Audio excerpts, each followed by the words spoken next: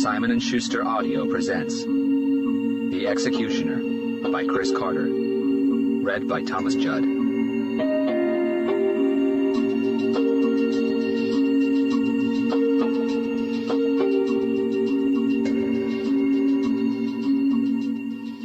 Chapter 1. Ironic how the only certainty in life is death, don't you think? The man's voice was calm, his posture relaxed. Please, you don't have to do this. In contrast, the man on the floor was petrified and exhausted, his voice strangled by tears and blood. He was naked and shivering. His arms were stretched above his head, chained by his wrists to the raw brick wall. The dark basement room had been transformed into a medieval-looking dungeon, all four walls fitted with heavy metal shackles.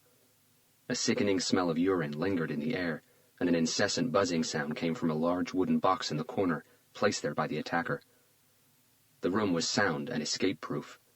Once locked inside, there was no way of getting out unless someone let you out. It doesn't matter how you've lived your life, the other man continued, disregarding the bleeding man.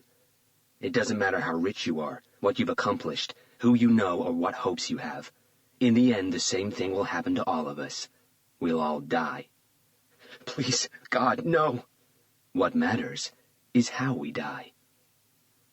The man on the floor coughed, spitting out a thin red mist of blood. Some people die naturally, painlessly, as they reach the end of a natural cycle. The man laughed a bizarre, gurgling laugh. Some people suffer for years with incurable diseases, fighting every minute to add just a few more seconds to their lives. I'm not rich. I don't have much, but whatever I have you can take. Shh. The man brought a finger to his lips before whispering, I don't need your money. Another cough, another mist of blood. An evil smile parted the assailant's lips. Some people die very slowly, he continued. His voice was cold. The pain of death can drag on for hours, days, weeks. If you know what you're doing, there's no limit. Did you know that? He paused. Until then, the chained man hadn't noticed the nail gun in his attacker's hand. And I really do know what I'm doing. Allow me to demonstrate. He stepped on the bone protruding from the victim's fractured ankle, bent over, and quickly fired 3 nails into the man's right knee. Intense pain shot up the victim's leg and sucked the air out of his lungs, blurring his vision for several seconds. The nails were only 3 inches long, not long enough to puncture through to the other side, but sharp enough to shatter bone, cartilage, and ligaments. The chained man took quick, shallow breaths. He tried to speak through the pain. Please, I have a daughter. She's ill. She suffers from a rare condition, and I'm everything she's got. The strange gurgling laugh filled the room again. You think I care? Let me show you how much I care. He grabbed the head of one of the nails lodged into the man's knee, and, as if using a screwdriver to pop open a can of paint, slowly forced it to one side as far as it would go. The crunching noise was like stepping on broken glass. The victim roared as he felt the grinding of metal against bone. His attacker applied just enough force to overcome the resistance and splinter the kneecap. Shards of bone perforated nerve and muscle. Nausea flooded through the chained man's body. His assailant slapped his face several times to keep him from passing out. Stay with me, he whispered. I want you to enjoy every moment of this. There's more to come. Why are you doing this? Why? The man licked his cracked lips and smiled. I'll show you why. From his pocket, he produced a photograph and held it inches away from the chained man's face. The man's eyes rested in confusion on the picture for several seconds. I don't understand. What? He froze as he finally realized what he was looking at. Oh my God! His tormentor moved closer, his lips almost touching the bleeding man's right ear. Guess what? He whispered as he glanced at the wooden box in the corner. I know what scares you to death. Chapter 2. Christmas was a week or so away, and Los Angeles was embracing the festive spirit. Streets and shop windows everywhere were decorated with colorful lights, Santa Clauses, and fake snow. At 5:30 a.m., the drive through South Los Angeles felt eerily calm. The white front of the small church glowed against the tall, naked California walnut trees on either side of the arched wooden doorway. Picture postcard scenery. Except for the police officers swarming around the building and the yellow crime scene tape that kept curious onlookers at a safe distance. Dark clouds had started to gather as Robert Hunter stepped out of the car, stretched his body, and blew onto his hands before zipping up his leather jacket. Bracing himself against the strengthening cold Pacific wind and studying the sky, Hunter knew that rain was no more than a few minutes away. The Homicide Special Section of the LAPD Robbery Homicide Division, the HSS, is a specialized branch. It deals with serial killers and high-profile homicide cases requiring extensive time and expertise. Hunter was its most accomplished detective. His young partner, Carlos Garcia, had worked hard to make detective, and he'd done it faster than most. First assigned to the LAPD Central Bureau, he'd spent a few years busting gang members, armed robbers, and drug pushers in Northeast LA before he was offered a position with the HSS. As Hunter clipped his badge onto his belt, he spotted Garcia talking to a young officer. Despite the early hour, Garcia looked bright and alert. His longish, dark brown hair was still damp from his morning shower. "Weren't we supposed to have today off?" Garcia said under his breath as Hunter approached them. "I made plans." Hunter nodded a silent good morning at the officer, who returned the gesture. "We're Homicide Special, Carlos." He tucked his hands into his jacket pockets. "Words like day off, pay rise, holiday, and vacation don't apply to us. You should know that by now." "I'm learning fast." "You been inside yet?" Hunter asked as his pale blue eyes focused on the church. "I just got here." Hunter faced the young officer. "You?" 6'2" and well-built, he ran a hand through his short, cropped black hair nervously under Hunter's attentive eye. "I haven't been inside either, sir, but apparently it isn't a pretty sight. See those two over there?" He pointed to two pale-faced police officers standing to the left of the church. "They were first response. I heard it took them less than 20 seconds to come running out, puking their guts all over the place." He mechanically checked his watch. "I got here 5 minutes after they did." Hunter massaged the back of his neck, feeling the rough, lumpy scar on his nape. His eyes scanned the crowd already gathered behind the yellow tape. "Do you have a camera with you?" he asked the officer, who shook his head, frowning. "How about a phone cam?" "Yeah, my personal cell phone's got a cam. Why?" "I want you to take a few pictures of the crowd for me." "The crowd?" the officer asked, confused. "Yeah, but do it discreetly.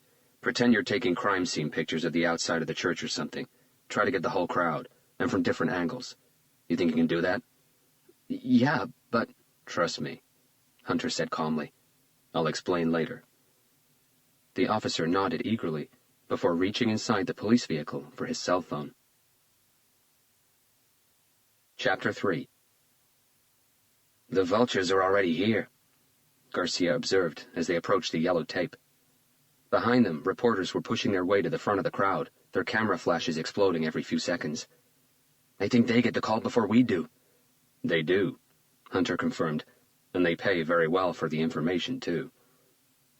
The policeman standing behind the tape nodded as Hunter and Garcia stooped under. "Detective Hunter," a short, round, and bald reporter called out, "do you think this is a religious kill?" Hunter turned to face the squad of reporters. He understood their apprehension. Inside that small church, someone had been robbed of his or her life, and they all knew that if Robert Hunter had been assigned to the case, the murderer had used overwhelming violence to do it. "We just got here, Tom," Hunter answered evenly. "We haven't even been inside yet. At this point, you probably know more than we do." "Could this be the work of a serial killer?" a tall, attractive brunette asked. She was wearing a thick winter coat and holding a small tape recorder. Hunter had never seen her before. "Did I stutter?" he murmured, looking at Garcia. "I'm going to say it slower this time for those of you who have trouble keeping up." He stared straight at the brunette. "We just got here. We haven't been inside yet. And you guys know the drill. If you want any information, you'll have to wait for the official police press conference, if there is one." The brunette met Hunter's stare before disappearing towards the back of the crowd. A crime lab agent waited on the worn stone steps of the church's entrance, ready to hand Hunter and Garcia white Tyvek coveralls. As they stepped inside, they were hit by the smell, a combination of perspiration, old wood, and the sharp, metallic odor of blood. 2 long rows of red oak pews were separated by a narrow aisle that ran from the entrance to the steps of the altar. On a busy day, the Seven Saints Catholic Church could receive close to 200 worshippers.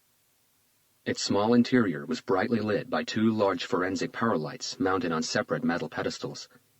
In their unnatural brilliance, everything was harsh and clinical. At the end of the aisle, 3 crime lab agents were photographing and dusting every inch of the altar and the confessional on the right-hand side. The door closed behind them. Hunter felt the anxiety that came with the first steps into every new murder scene.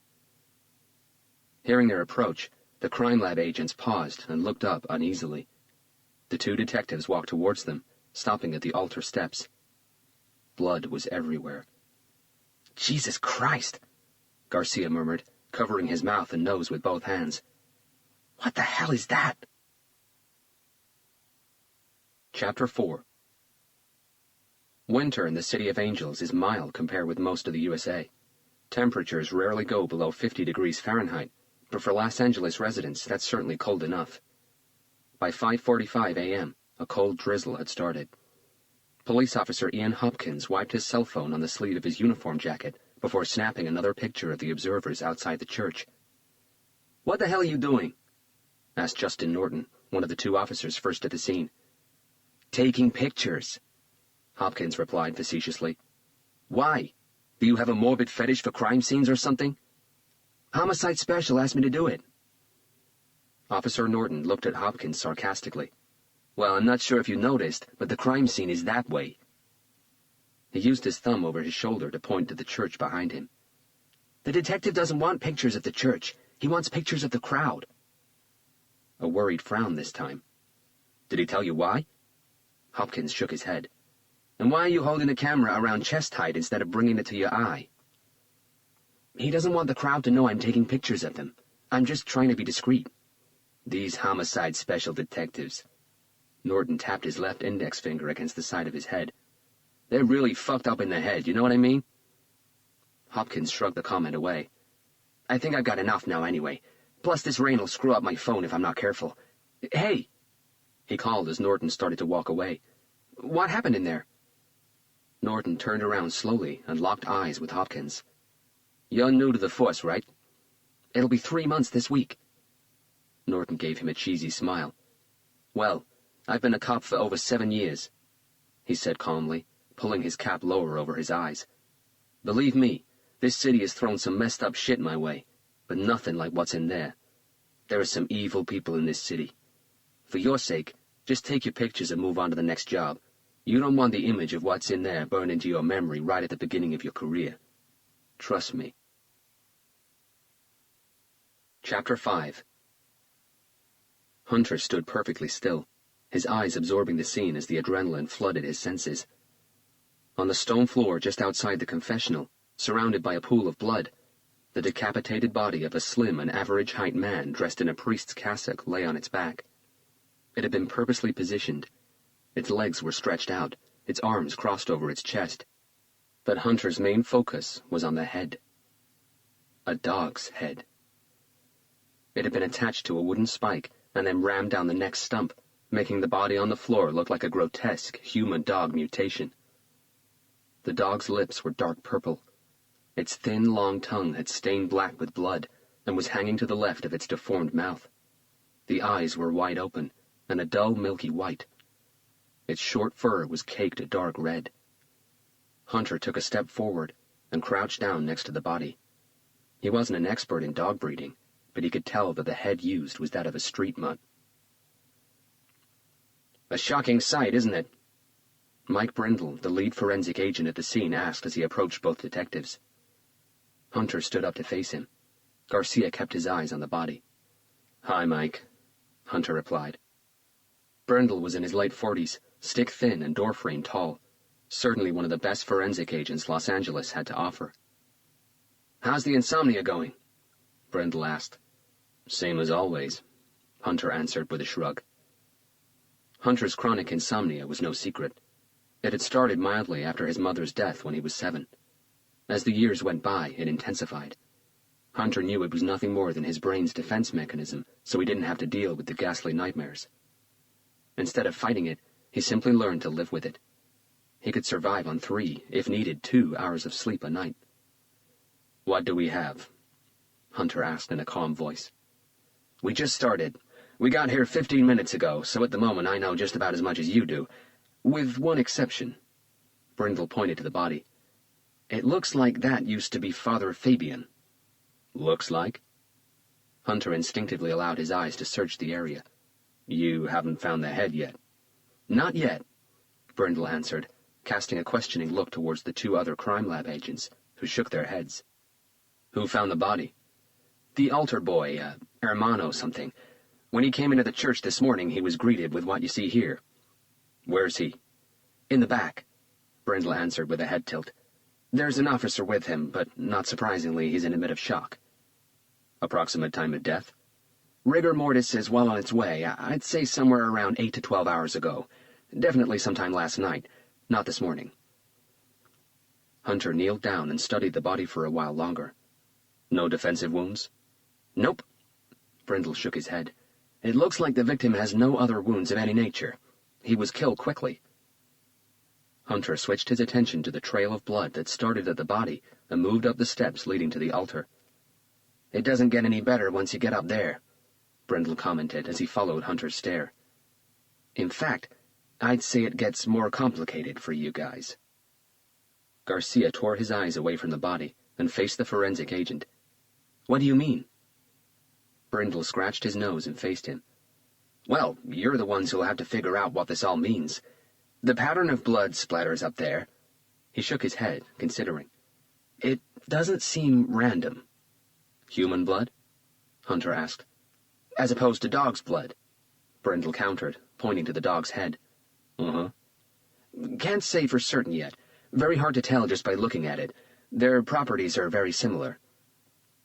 Hunter climbed up the altar steps in one smooth movement. Garcia and Brindle followed. The place was covered in blood, but Brindle was right. There was definitely a pattern. Some sort of symmetry. On the floor, a thin, continuous crimson trail created a circle all around the altar. On the wall directly behind it, there was a long, uneven, diagonal splash, as if someone had dipped a paintbrush in the blood and flicked it against the wall. Hundreds of smaller splatters littered the once crisp white altar cloth. "Usually when the distribution of blood covers such a large area, it's due to one of 2 types of struggle," Brindle explained. "A fight where both parties involved run around punching each other and bleeding all over the place, or an injured victim struggling to get away from his attacker." "The splatters aren't consistent with a fight scenario or a runaway struggle," Hunter said, analyzing the pattern. "The distance between them, the shapes, it's all too symmetric, almost calculated. This blood trail was intentionally created by the killer, not the victim," he added calmly. "I agree," Brindle said, folding his arms over his chest. "This wasn't a fight, and Father Fabian didn't get a chance to run away from anything. What gets me is, if the priest was killed down there," Garcia pointed to the body, "how did all this blood get up here?" Brindle shrugged.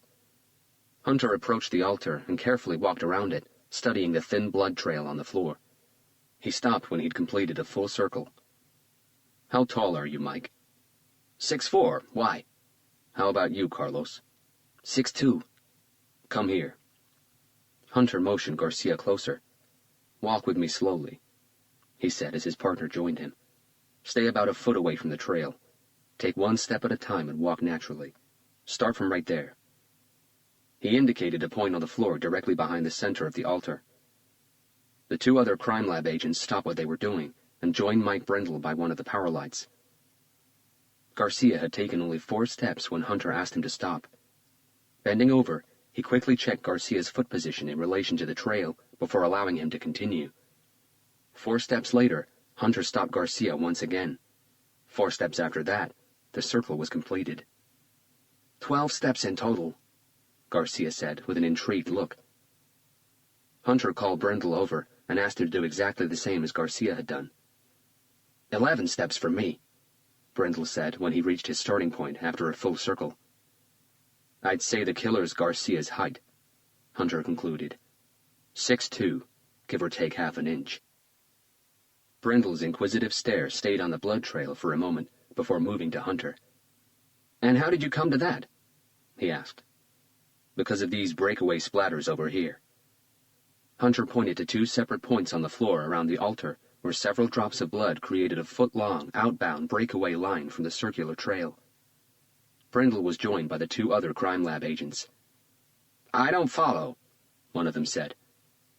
"If you had to draw a circle of blood around this altar, but you had no paintbrush, what do you do?"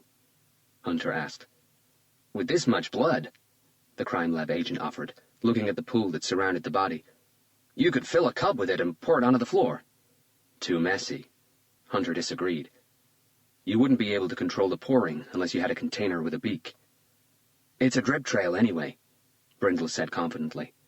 "Blood wasn't poured onto the floor, it dripped onto it." "That's also my understanding." Hunter nodded. "Okay. Still, how does that give you the unsub's height?" the crime lab agent pressed. "Imagine someone walking around the altar holding a small object saturated with blood," Hunter explained, moving to the front of the altar. "The excess dripping onto the floor." "A small object like a candle?" the shorter of the 2 agents asked, lifting a half-melted altar candle by its wick. Its bottom half was stained red, as if it had been dipped in a shallow glass of blood. "I found it to the left of the altar." He brought it closer, allowing both detectives and Brindle to have a look at it. "This is it," Hunter agreed. "Bag it," Brindle commanded. "So the killer dips the end of the candle into some blood and uses it to create the circular trail," the agent said, dropping the candle into a cellophane bag. "What about the breakaway splatters?" "A candle isn't absorbent enough," Hunter explained. "It can hold only a very limited amount of blood before it stops dripping." "So the killer had to redip it," Garcia confirmed. "Exactly." Brindle thought about it for a few seconds. "So you figured the killer managed only 4 steps before having to redip the candle in blood?" Hunter nodded. "I'd say he was holding the blood container close to his body. The breakaway lines are the drips from the blood container back to the trail." "And they come at exactly 4 of Garcia's steps apart," Brindle concluded. Another nod from Hunter. "Your steps overshot it, and mine fell short of the mark. I'm 6 foot tall." "But why create the circle around the altar?" Garcia asked. "Some sort of ritual?" There was no answer. Everyone went quiet for a while. "As I've said," Brindle broke the silence, "you're the ones who'll have to figure out what all this means. The blood splatters, the dog's head shoved down the priest's neck. It looks like the killer is trying to get a message out." "Yeah, and the message is, I'm a fucking psycho," Garcia murmured, looking back down at the body. "Have you ever seen anything like this before, Mike?" Hunter asked, tilting his head towards the body. "I mean, a dog's head shoved down someone's neck." Brindle shook his head. "I've seen a lot of bad and weird stuff, but this is a first for me." "It's gotta mean something," Garcia said. "No way the killer did it just for the heck of it." "I'm guessing if you haven't found the head, you haven't found a weapon either," Hunter said, now studying the blood splatters on the wall. "Not so far." "Any guess what it could be?" "Hopefully the autopsy will be able to answer that question, but I can tell you the cut looks smooth. No edges, no signs of hacking. Definitely a very sharp instrument, one that could have performed the cut in one clean sweep." "An axe?" Garcia inquired. "If the killer is skillful and strong enough, sure." Hunter frowned as he studied the altar again. Other than the blood-stained cloth, there was only one object left on it, a gold-plated chalice adorned by silver crucifixes. It was lying on its side, as if someone had knocked it over. Its shiny surface was sprinkled with blood. Hunter bent down and twisted his body so he could have a look inside its bowl without touching it. "There's blood inside this chalice," he said as his eyes carried on analyzing the holy cup. "Does that surprise you?" Brindle asked with a chuckle. "Look around. There's blood everywhere, Robert. It's like a blood bomb exploded in here." "I'd say that's what the killer used as a blood container to dip the candle in," Garcia emphasized. "I agree, but..." Hunter made a come-here gesture with his left hand. Garcia and Brindle joined him, both bending down to draw eye level with the chalice. Hunter pointed to a faint print on its border edge. "I'll be damned. It looks like a mouth print," Brindle said, surprised. "Wait a sec." Garcia shot back, wide-eyed. You think the killer drank the priest's blood? The room was small, badly lit, and devoid of any luxury. The walls were papered in a dull blue and white pattern, with several framed religious drawings hanging from them. Against the east wall stood a tall mahogany bookcase lined with old-fashioned hardcovers. To the right of the entrance door, the room extended out into a small kitchen. A terrified-looking boy was sitting on an iron-framed single bed that occupied the space between the kitchen and the back wall. He was small and skinny, around 5'6", with a narrow chin, tiny brown eyes set closely together, and a pinched nose. "We'll take it from here. Thank you," Hunter said to the officer standing next to the bookcase as he and Garcia entered the room. The boy didn't seem to notice them. His stare was cemented on the untouched cup of coffee in his hands. His eyes were bloodshot and puffy from crying. Hunter noticed a kettle sitting on a 2-burner hot plate. "Can I get you another cup of coffee? That one looks to have gone cold," he asked, once the officer had left. The boy finally looked up with terrified eyes. "No, sir, thank you," his voice a whisper. "Do you mind if I sit down?" Hunter asked, moving a step closer. A shy shake of the head. He took a seat on the bed next to the boy. Garcia chose to stand. "My name's Robert Hunter. I'm a detective with the Homicide Division. That tall and ugly guy over there is my partner, Detective Carlos Garcia." A hint of a smile graced the boy's lips as his eyes stole a peek at Garcia. He introduced himself as Hermano Cordobes. "Would you rather we spoke in Spanish, muchacho?" Hunter asked, leaning forward to mimic Hermano's position, both elbows resting on the knees. "No, sir. English is fine." Hunter breathed, relieved. "I'm glad, 'cause muchacho is pretty much the only word I know in Spanish." This time the icebreaker worked, and they got a full smile from the boy. For the first few minutes they talked about how Hermano came to be the altar boy at the Seven Saints Church. Father Fabian had found him begging on the streets when he was 11. He'd just turned 14 2 weeks ago. He explained he'd run away from home and from a violent father when he was 10. Daylight had started to crawl into the room through the old curtains covering the window just behind Hermano's bed, when Hunter decided the boy was relaxed enough. It was time to get serious. "Can you run me through what happened this morning?" Hunter asked in a calm voice. Hermano looked at him, and his bottom lip quivered. "I got up at 4:15, showered, said my prayers, and made my way to the church at 4:45. I always get here early. I have to make sure everything's set up properly for the first Mass at 6:30. Hunter smiled kindly, allowing him to continue in his own time. "As soon as I entered the church, I knew something wasn't right." "How come?" Hermano brought his right hand to his mouth and chewed on what was left of a nail. "A few of the candles were still burning. Father Fabian always made sure they were all put out after closing the church." "Did Father Fabian always close the church by himself?" "Yes." He started chewing on another nail. "It was the only time of day he had the church all to himself. He liked that." Hermano's voice trailed off as tears started to roll down his cheeks. Hunter fetched a paper tissue from his jacket pocket. "Thank you, sir. I'm sorry." "There's no need to be sorry," Hunter said understandingly. "Take your time. I know how difficult this is." Hermano wiped the tears from his face and drew another deep breath.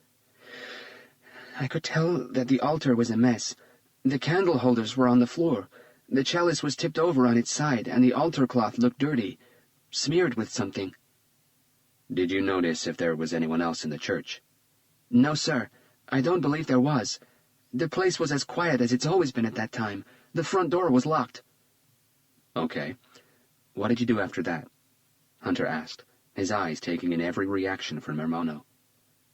"I walked up to the altar to check what was going on. I thought that maybe someone had broken into the church and sprayed paint everywhere. Like graffiti, you know? This isn't the best of neighborhoods. Some of the gangs around here don't have no respect for nothing, not even our Lord Jesus Christ." "Have you had problems with gangs in here before?" Hunter asked while Garcia checked the kitchen. "That's the funny thing, sir. We never had any trouble. Everyone loved Father Fabian." "How about break-ins? Either into the church or into these sleeping quarters?" "No, sir, never. We don't really have anything of value." Hunter nodded. "So what happened next?" "I didn't know what to do. I knew there was no way I'd be able to get the church cleaned and ready for the 6:30 Mass. When I got to the other side of the altar, I saw it, on the floor next to the confessional. I panicked. I thought it was the devil." "The devil?" Hunter arched his eyebrows. Hermano was crying again. "The man with the dog's head all covered in blood. He looked like the devil. But it was Father Fabian." "How could you tell?" Garcia asked. "The ring." "What ring?" "Big gold ring with the image of St. George slaying a dragon on the left hand," Hunter said, lifting his hand and dangling his ring finger. Garcia bit his bottom lip, half annoyed he'd failed to notice the ring back in the church. "That's right, sir," Hermano said, impressed. "Father Fabian never took it off. A present from his grandmother, he told me. When I saw the ring, I knew it was him. It was Father Fabian." Hermano broke down, burying his head in his hands. His sobs were violent enough to jerk his body every few seconds. Grief and silence are perfect partners. Hunter understood this very well. He'd been around people suffering from the shock of discovering a dead body too many times. Words, no matter how comforting, rarely made a difference. He offered the young altar boy a new paper tissue and waited as he dried his tears. When he turned to face Hunter, his eyes were cherry red. "I don't understand, sir. Who'd do something like that to Father Fabian? He never hurt a soul. He was always willing to help, no matter who, no matter what time. If anyone needed him, he'd be there." Hunter kept his voice calm and steady. "Hermano, you look like an intelligent boy, and I'm not going to lie to you. We don't have the answers right now, but I promise we'll do our best to find them. If it's okay with you, we still need to ask you a few more questions." Hermano blew his nose into the paper tissue and nodded nervously. Hunter retrieved a pen and a small black notebook from his jacket pocket. "When did you last see Father Fabian?" "Last night, sir, just before confession started." "And what time did it start?" "At 8:45. "That late?" Garcia cut in. "Usually confessions go from 4 to 5 in the afternoons," Hermano explained. "But on the weeks leading up to Christmas it gets a lot busier. The afternoon sessions aren't enough to deal with the number of people who come in. Father Fabian runs a second session around an hour before closing time." Hunter scribbled something down in his notebook. "After I left the church, I came back to my room, said my prayers, and went to bed. I got up at 4:30 yesterday." "Did you hear anything at all after you went to bed?" Hunter's eyes roamed the room. "No, sir, I didn't." Hunter wasn't surprised Hermano hadn't heard anything. His room was in a separate small building at the back of the church. Through closed doors and thick walls, unless the killer had broadcast his attack over loudspeakers, nothing would have been heard. "I take it Father Fabian's room is just down the hall, the next door along?" Hunter asked with a slight tilt of his head. "Yes, sir." Hermano massaged his closed eyelids while nodding slowly. A new tear rolled down to the tip of his red and sore nose. Hunter gave him a few more seconds before carrying on. "Did you notice if Father Fabian seemed different in the past few days? Anything at all, maybe agitated or nervous?" Hermano sucked a deep breath through his nose. "He wasn't sleeping well. Sometimes I heard him in his room in the early hours praying." Hunter leaned back on the bed and used his pen to lift the bottom edge of the heavy curtain. "You said you clean the church, right? Do you also clean this building, including Father Fabian's room?" "Not his room, sir." He shook his head. "Father Fabian was a very private man. He always kept his door locked. He cleaned it himself." Hunter found that peculiar. "Do you know how we could get access to his room?" A timid headshake. "Father Fabian was the only one who had the key." Hunter closed his notebook and placed it back in his pocket. As he stood up, his eyes quickly scanned the religious drawings on the walls. "Do you know what his real name was?" he asked as Hermano got to the door. Garcia shot Hunter a questioning look. Hermano turned to face both detectives. "His real name was Brett." Garcia frowned. "And where did the name Fabian come from?" "Saint Fabian," Hunter replied, nodding towards one of the religious drawings, a man dressed all in white with a white dove on his right shoulder. "That's right," Hermano commented. "Did you know that before becoming a saint, he was elected pope and—" He froze, suddenly realizing something. His eyes widened. "Oh my God!" "What?" Garcia asked, surprised. His stare moved back and forth between the boy and Hunter. "Saint Fabian," Hermano said in a weak voice. "What about him?" "That's how he died. He was beheaded." Hunter went back to the church after he left Hermano. Brindle had found Father Fabian's room key in the left pocket of his cassock. That wasn't what the killer was after. The priest's room was larger than the altar boy's, but just as simple. Another bookcase lined with hardcovers, an old desk, and a small bed. In the far corner, a private shrine was overloaded with religious figures. On the opposite side of the room sat a small wardrobe. The place was spotlessly clean, but an old, musty smell lingered in the air. The bed was perfectly made. No one had slept in it last night. Father Fabian's closet revealed work clothes, a few long-sleeved shirts, jeans, a dark blue pinstriped suit, and worn-out shoes. "This room smells like my grandparents' house back in Brazil," Garcia commented, checking the desk while Hunter slowly browsed through the titles on the bookcase. "Hermano was right," Garcia said, lifting his latex-gloved right hand to produce a passport. "Our priest's real name was Brett Stewart Nichols, born 25th of April 1965, right here in Los Angeles. I'm not surprised he went for a different name. Father Brett doesn't have a good ring to it, does it?" "Any stamps on the passport?" Hunter asked with interest. Garcia flipped through the first few pages. "Only one. Italy, 3 years ago." Hunter nodded. "Anything else from the drawers?" Garcia rummaged through them a little more. "A few notes, St. George cards, pens, pencils, an eraser, and a newspaper clipping." "What about?" "Father Fabian." Hunter joined Garcia to have a look at it. The article was 11 months old, and it had come from the LA Daily News. A photograph of a kind-looking priest surrounded by smiling children topped the article. The headline read, "Compton Priest, the Real Santa Claus." The rest of the article went on to explain how Father Fabian had saved out of his own allowance to put a smile on the faces of homeless children in 6 different orphanages by handing out presents. "It sounds like he was a good man," Hunter commented, walking back to the bookcase. Garcia agreed with a nod and returned the news clipping to the drawer. "I guess tonight won't be such a party for us after all," he said, now looking through the figurines on the small shrine. Captain Bolter's leaving due was scheduled to start at 5 in the afternoon at the Redwood Bar and Grill. "I guess not." Crouching down, Hunter pulled a leather-bound volume from the bottom shelf and flipped through a few pages before putting it back and repeating the process with the next one, and the next, and the next. They were all handwritten.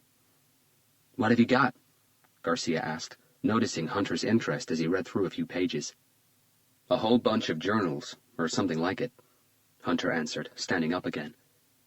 He flicked back to the first page, and then all the way to the last one. "There are exactly 200 pages here." A few more flicks, and they're all filled from top to bottom. Garcia joined Hunter by the bookcase, twisting his body to get a better look at the bottom shelf. "There are over 35 volumes. If every page means a day's entry, he's been documenting his life for what?" "Over 20 years, Hunter said, flipping open the volume in his hand. "His days, his thoughts, his doubts, they're all here on paper. Listen to this," he said, turning towards Garcia. "With a heavy heart I prayed today. I prayed for a woman, Rosa Perez. For the past 5 years she'd been coming to this church. She'd been praying for one thing and one thing only, to be able to bear a child. Her womb was severely damaged after she'd been sexually assaulted by 4 men almost 8 years ago. It happened only a block away from here. She was 16 then. Rosa got married 3 years after the assault.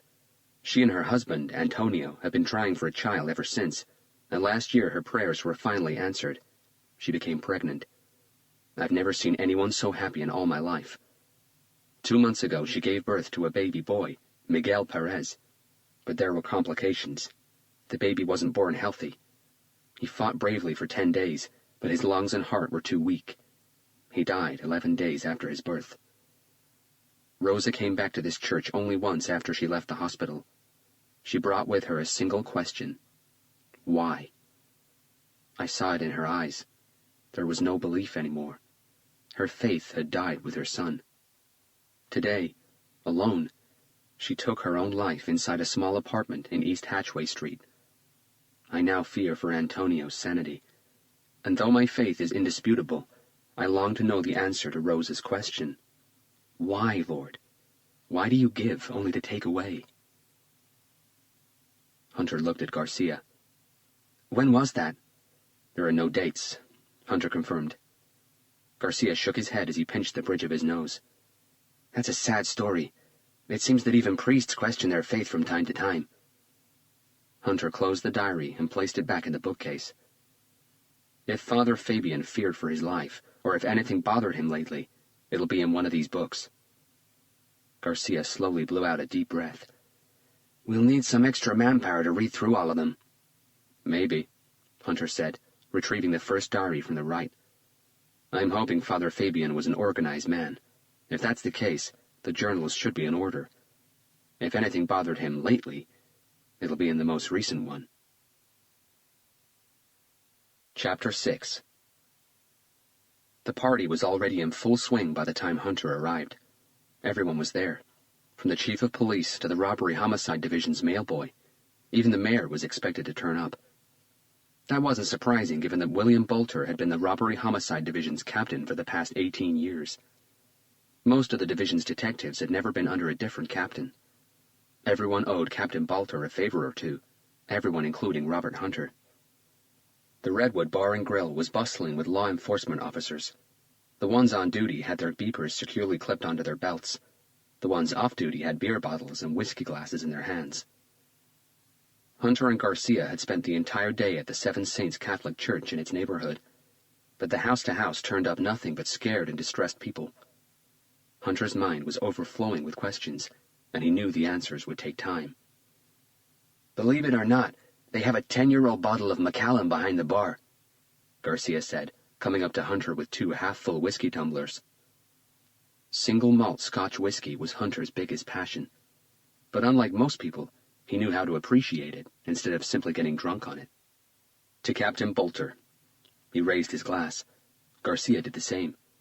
Where's Anna? Hunter asked, looking around. Anna Preston had been Garcia's high school sweetheart, and they'd married straight after graduation. She's at the bar chatting to some of the other wives. Garcia made a silly face. We ain't staying long. Me neither, Hunter agreed. Are you going to go back to the church? Robert! Detective Kyle Byrne interrupted, grabbing Hunter by the arm and raising the bottle of Bud in his hand. A toast to Captain Bolter. Hunter smiled and touched his glass against Kyle's bottle. Where are you going? Kyle asked as Hunter started towards the bar. Have a drink with us, he slurred, pointing towards a table where a handful of detectives sat drinking. They all looked wasted. Hunter nodded to everyone at the table.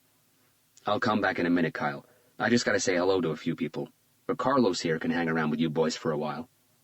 He patted Garcia on the back, who gave him a, you didn't just do that to me look. Carlos, come and have a drink. Kyle dragged Garcia towards the table. A firm hand grabbed Hunter by the shoulder before he reached the bar. He turned around, ready to raise a new toast. So you finally decided to show up. Captain Bolter was an impressive-looking man, tall and built like a rhinoceros. Despite being in his late 60s, he still had a full head of silvery hair. His thick mustache had been his trademark for the past 20 years. His menacing figure demanded respect. Captain? Hunter replied with a pleased smile. Did you actually think I wouldn't turn up? Captain Bolter placed his right arm around Hunter's shoulders. Let's step outside, shall we? I can't bear to raise another toast to myself. Clear skies made the night feel even colder. Hunter zipped up his leather jacket, while Captain Bolter pulled a Felipe Power cigar from his jacket pocket. Want one? He offered. No, thanks. Come on, it's my leaving due. You should try one.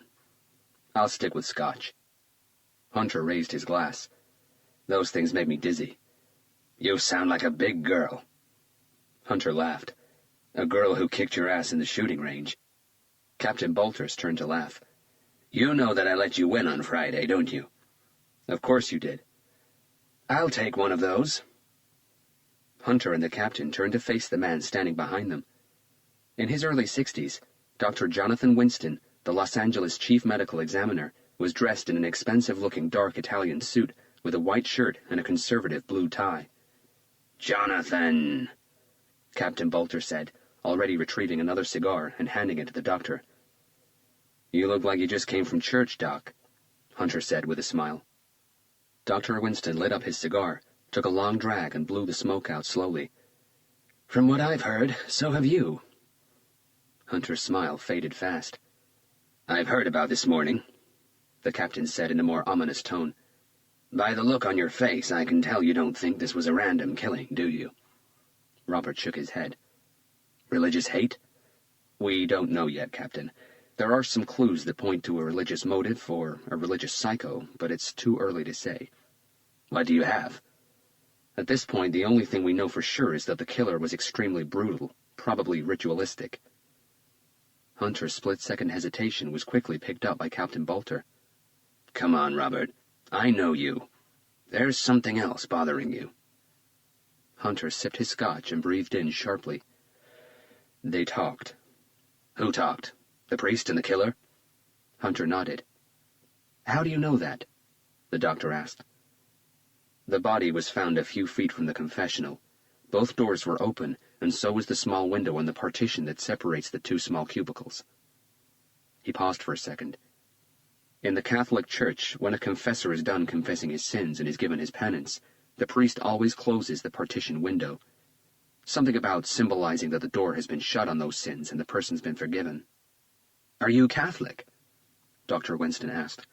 No, I just read a lot. Captain Bolter moved his cigar to the right edge of his mouth. So you think the killer confessed before... He shook his head, giving Hunter a chance to fill in the blank. Dragging the priest out of his cubicle and decapitating him. The captain closed his eyes, threw his head back, and let out a slow and heartfelt sigh. Forgive me, Father, for I'll rip your head off. Something like that. We all know what that means, the doctor said, taking another puff on his cigar. That this is just the beginning, Captain Bolter said. And if we don't catch up with this killer soon, he'll claim another victim. The wind had strengthened, and Dr. Winston pulled the collar of his suit blazer tighter around his neck before cocking a questioning eyebrow at the captain. We? He's right, Captain. Hunter smiled. From midnight tonight, you're a retired man. You don't have to worry anymore. Your work here is done, my son, Dr. Winston said in a low, Darth Vader-like voice. It's gotta feel good, hasn't it? The captain gave Hunter an unconvincing smile. Force of habit, I guess. I've given 50 years of my life to law enforcement agencies in this city. It's not something I can drop overnight, but, I'll get there. Hunter saw straight through the captain's brave face. He was sad to be leaving. So what are you going to do with your life now that you don't have to worry about catching criminals anymore? Dr. Winston asked. Beth wants to move. Really? Where to? Somewhere far away from here. She's had enough of this city, and I don't blame her. L.A. has gotten too violent. I can vouch for that, Dr. Winston agreed. As the years go by, what we see down at the morgue just gets more gruesome and sadistic. It's like there's no respect for life anymore. And the numbers are rising. We can barely keep up with our daily workload. Hunter quickly saw the need for a change of subject. Maybe you won't miss L.A. He turned towards Captain Bolter. But I know you're going to miss us.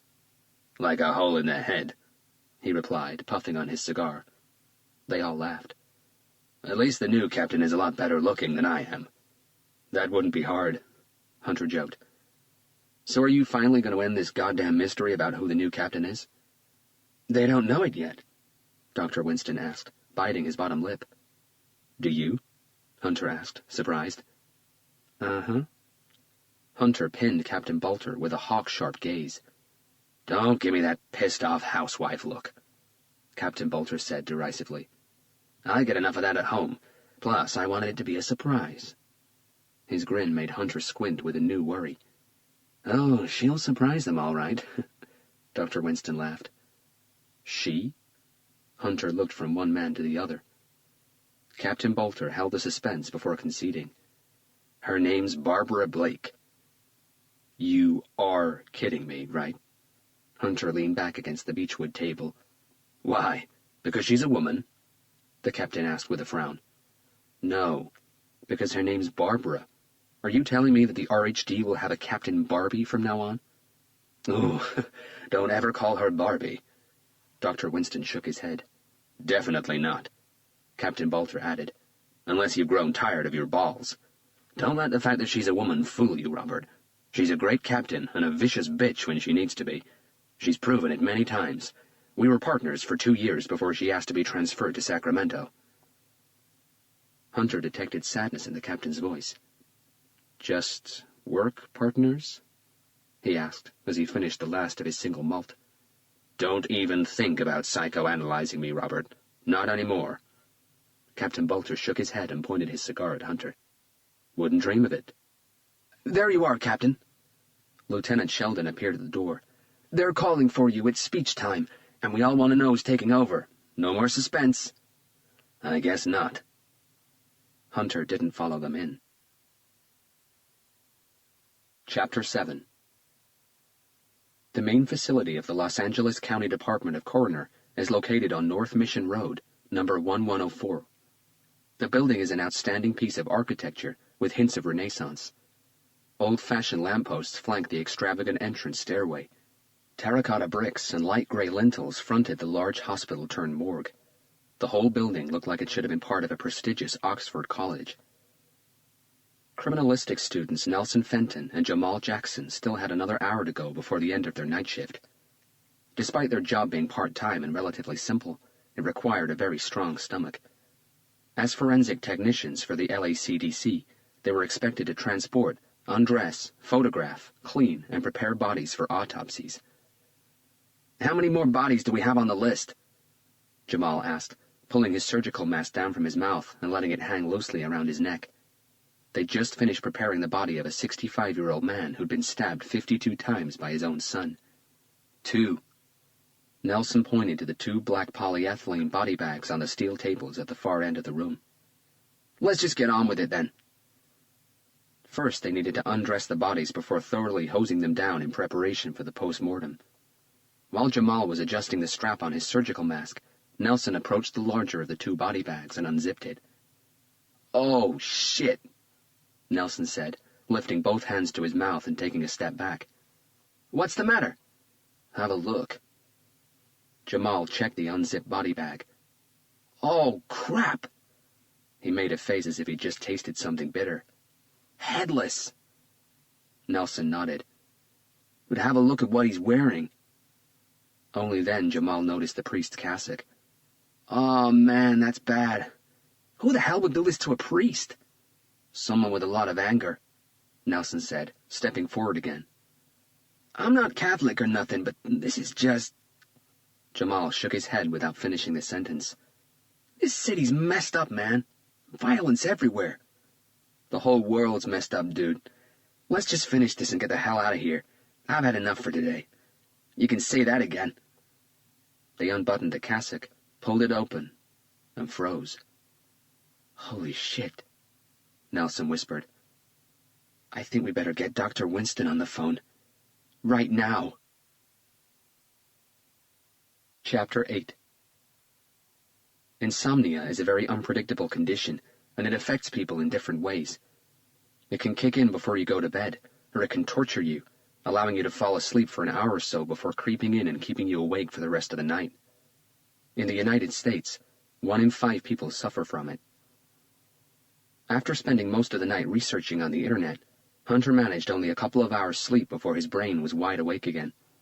The images of the church and Father Fabian's murder played at the back of his mind like a film stuck on an agonizing loop. To disconnect, Hunter hit the gym at 4 a.m. At 6 a.m., after a heavy workout and a hot shower, Hunter was staring out of the window of his small 1-bedroom apartment in South Los Angeles. He was trying to organize his thoughts when his cell phone rang. Detective Hunter speaking. Robert, it's Jonathan Winston here. Hunter checked his watch. What's the matter, Doc? Can't sleep? At my age, I rarely sleep past 5 in the morning anyway, but I ain't calling to discuss my sleeping habits. The ominous tone in Dr. Winston's voice cleared the grin from Hunter's face. What's wrong? Well, you'd better get your partner and get here. I need you to see something before I start the autopsy on the decapitated priest. Before you start the examination? Hunter inquired skeptically. That's right. Are you at the county coroner's? Yep. I'll call Carlos. We'll be there in half an hour, Doc.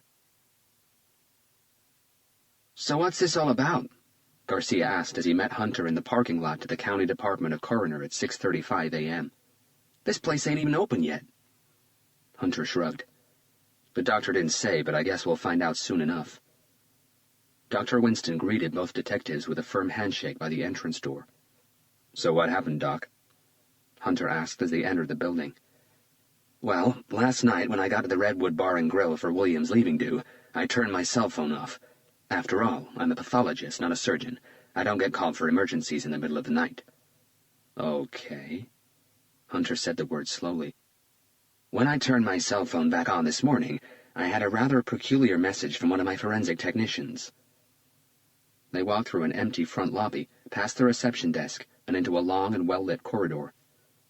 As you might expect, we're one of the busiest coroner's departments in the entire United States. Most of the gritty autopsy preparatory jobs are delegated to forensic technicians, who are usually university students. They reached the stairwell at the end of the corridor and went up to the first floor. The corpses arrive here in a regular polyethylene body bag. In the specific case of your priest's body, the coroner's investigator at the scene was kind enough to remove the dog's head from the body before sealing the bag. I can imagine a student's surprise as he unzips a bag to find a human body with a dog's head stuck to it, Hunter said. Exactly, the doctor confirmed. I haven't seen the head yet. Where's it now? Garcia inquired. In the lab. It'll be undergoing forensic tests this morning. If we're lucky, we might get something. They stopped in front of the changing room door. Suit up, the doctor said. I'll meet you at Autopsy 2B, second to last door on the left. He pointed down the corridor. After Hunter and Garcia rejoined him, Dr. Winston continued. Okay, so last night the forensic technicians were preparing bodies for this morning's examinations. He opened the door to room 2B and switched on the lights. Immediately, the smell of ammonia hit them and burned their lungs. A stainless steel table occupied the middle of the spotlessly clean tiled floor. On one wall there was a large double sink and a metal counter with several tools neatly lined up on it, including a striker saw. On the opposite wall, shelves held numerous microscopes, vials, and test tubes. 2 state-of-the-art computers sat on 2 separate small desks. The body needs to be washed before the examination is carried out, Dr. Winston said, stepping closer to the stainless steel table. A body lay on it covered by a long white cloth. Needless to say that before being washed, the body needs to be undressed. Hunter could already predict what would come next. When the forensic technicians undid the priest's cassock, this is what they found. Dr. Winston uncovered the body. All 3 men stared at it in silence for a few seconds. Fuck, Garcia whispered, breaking the tense silence.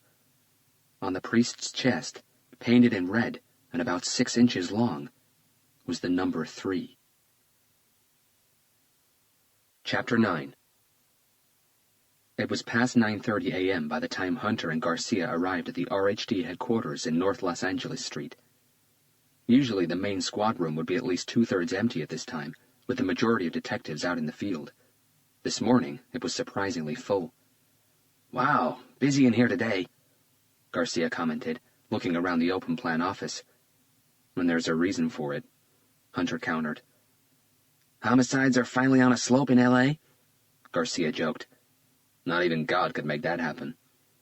Hunter pointed to the door at the far end of the squad room. That's the reason. The placard on its door read, Captain Barbara Blake. Damn! I forgot all about the introductory meeting with the new captain this morning at 8. We had more important things to do, Hunter said, taking off his jacket and placing it on the back of his chair as he reached his desk. Before he had a chance to sit down, The door to the captain's office was pulled open, and Captain Bolter poked his head through. "Robert, Carlos, get in here." Without knocking, both detectives entered the spacious office. A stylish rosewood desk was positioned by the large back window. Casebooks lined the various shelves on the wall to the right of the desk. Most of the framed photographs that once decorated the room were now gone. Hunter guessed they were packed inside the boxes neatly arranged against the west wall. Captain Bolter was by the coffee machine in the corner. Standing beside the desk was a striking-looking woman. "Robert Hunter, Carlos Garcia, meet your new captain, Barbara Blake," William Bolter said as he stirred the cup of coffee in his hand. Captain Blake's long dark hair was elegantly styled into a twisted bun. Her skin, under light makeup, looked smooth and well cared for. She wore a pale shade of lipstick, a pearl necklace, and matching earrings. Her designer white silk shirt was neatly tucked into a black tube skirt. Hunter knew she was in her early 50s, but she looked no older than 40. "Please, have a seat." She pointed to the 2 leather chairs in front of her desk. "This will be the last time any of you 2 walk into my office without knocking," she said as both detectives sat down. William Bolter chuckled. "I told you she can be a right bitch." Hunter kept silent. His eyes studied the new captain. She was playing her cards right. Straight away she was making a stand, showing she wouldn't take crap from any of her detectives. The right thing to do on her first day in such a powerful and male-dominated job. "I'm going to skip the bullshit speech I gave the other detectives earlier. I'm sure you've heard it all before, and I'm not here to patronize you," she said, taking a seat behind her new desk. "Nothing's going to change. You'll carry on doing your job, and you'll report to me as your captain, just as you did with William."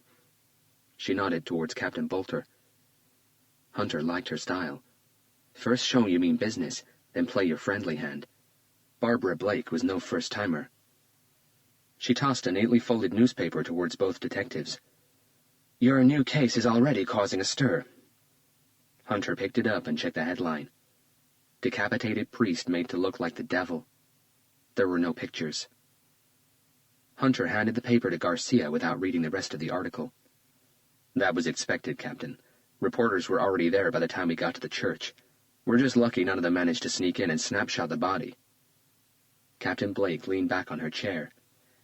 "I just came off the phone with Mayor Edwards. As you probably know, he's a Roman Catholic. He's also very good friends with Bishop Patrick Clark, who's the Episcopal Vicar of the San Pedro region. The Seven Saints Catholic Church belongs to that region." She paused and locked eyes with Hunter. "Mayor Edwards called to pressure me. He wants this investigation to be the very definition of swift justice. I reassured him that, as always, we'd be doing our best. He asked who I had on the case, and when I gave him your name, he freaked out." Carlos frowned. "He demanded I handed the investigation to someone else." "What?" Garcia looked at Hunter. "He's got some issues with you." She continued staring. "I'd say he hates your guts. What did you do? Bet his wife?" A slight head tilt from Hunter. William Bolter kept his eyes on his coffee cup. "Oh, hell no," she said as her eyes widened. "Please tell me you didn't bet the mayor's wife."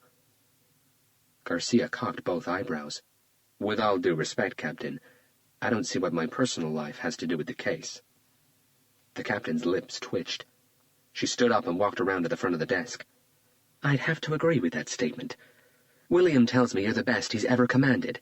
I trust his judgment, and I'll be damned if on my first day as the RHD captain I'll allow some snob-ass politician to try and intimidate me, much less tell me which of my detectives I should or shouldn't assign to an investigation." William Bolter smiled.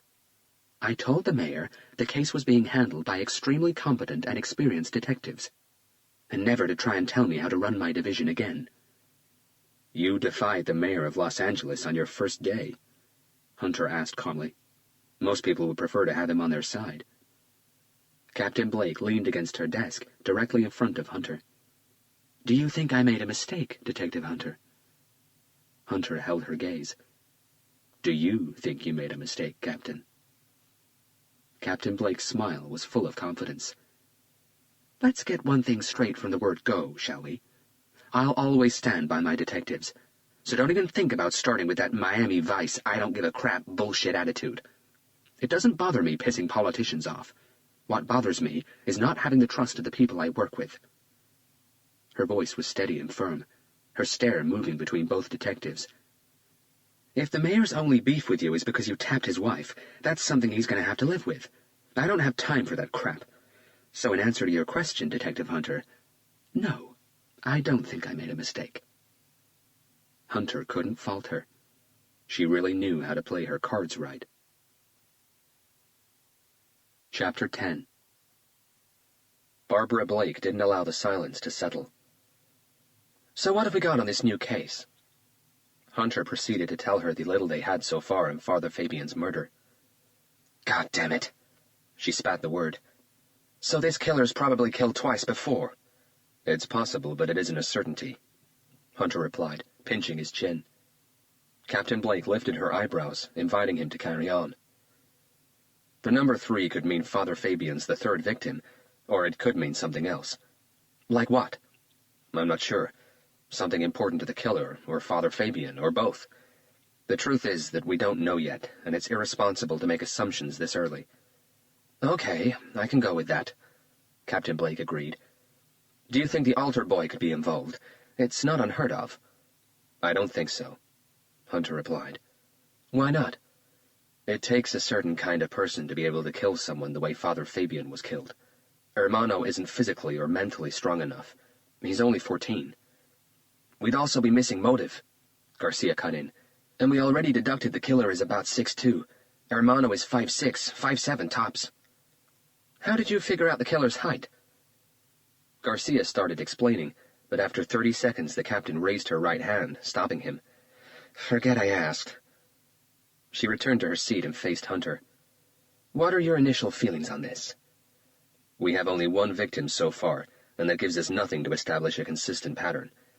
Initial analysis of the crime scene indicates the unsub is very strong, skilled, intelligent, methodical, and brutal.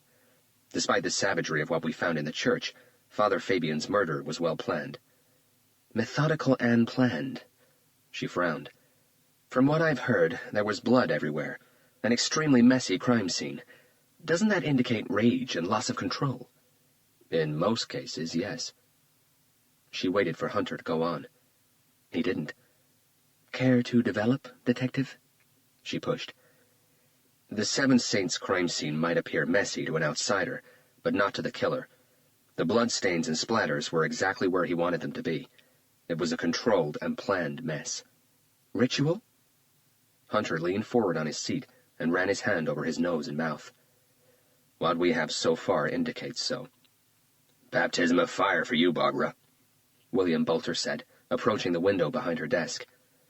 "I'll assign an extra officer to you," she announced, looking at Hunter. "It should help with the legwork. If you need any more, let me know.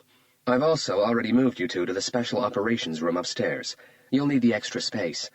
I've set up an anonymous tip line. I know they usually cause more headaches than anything else, but who knows? We might get lucky." Captain Blake paused and flipped through a few pieces of paper on her desk. "With the press already all over this case and a pissed-off mayor, there'll be a lot of pressure on us to come up with answers. And fast." Chapter 11. The Special Operations Room was spacious and well lit. 2 metal desks already equipped with computer terminals and telephones occupied the center of the room. A fax machine sat on a small wooden table in the corner. A large non-magnetic marker board and a half-empty bookcase covered most of the west wall.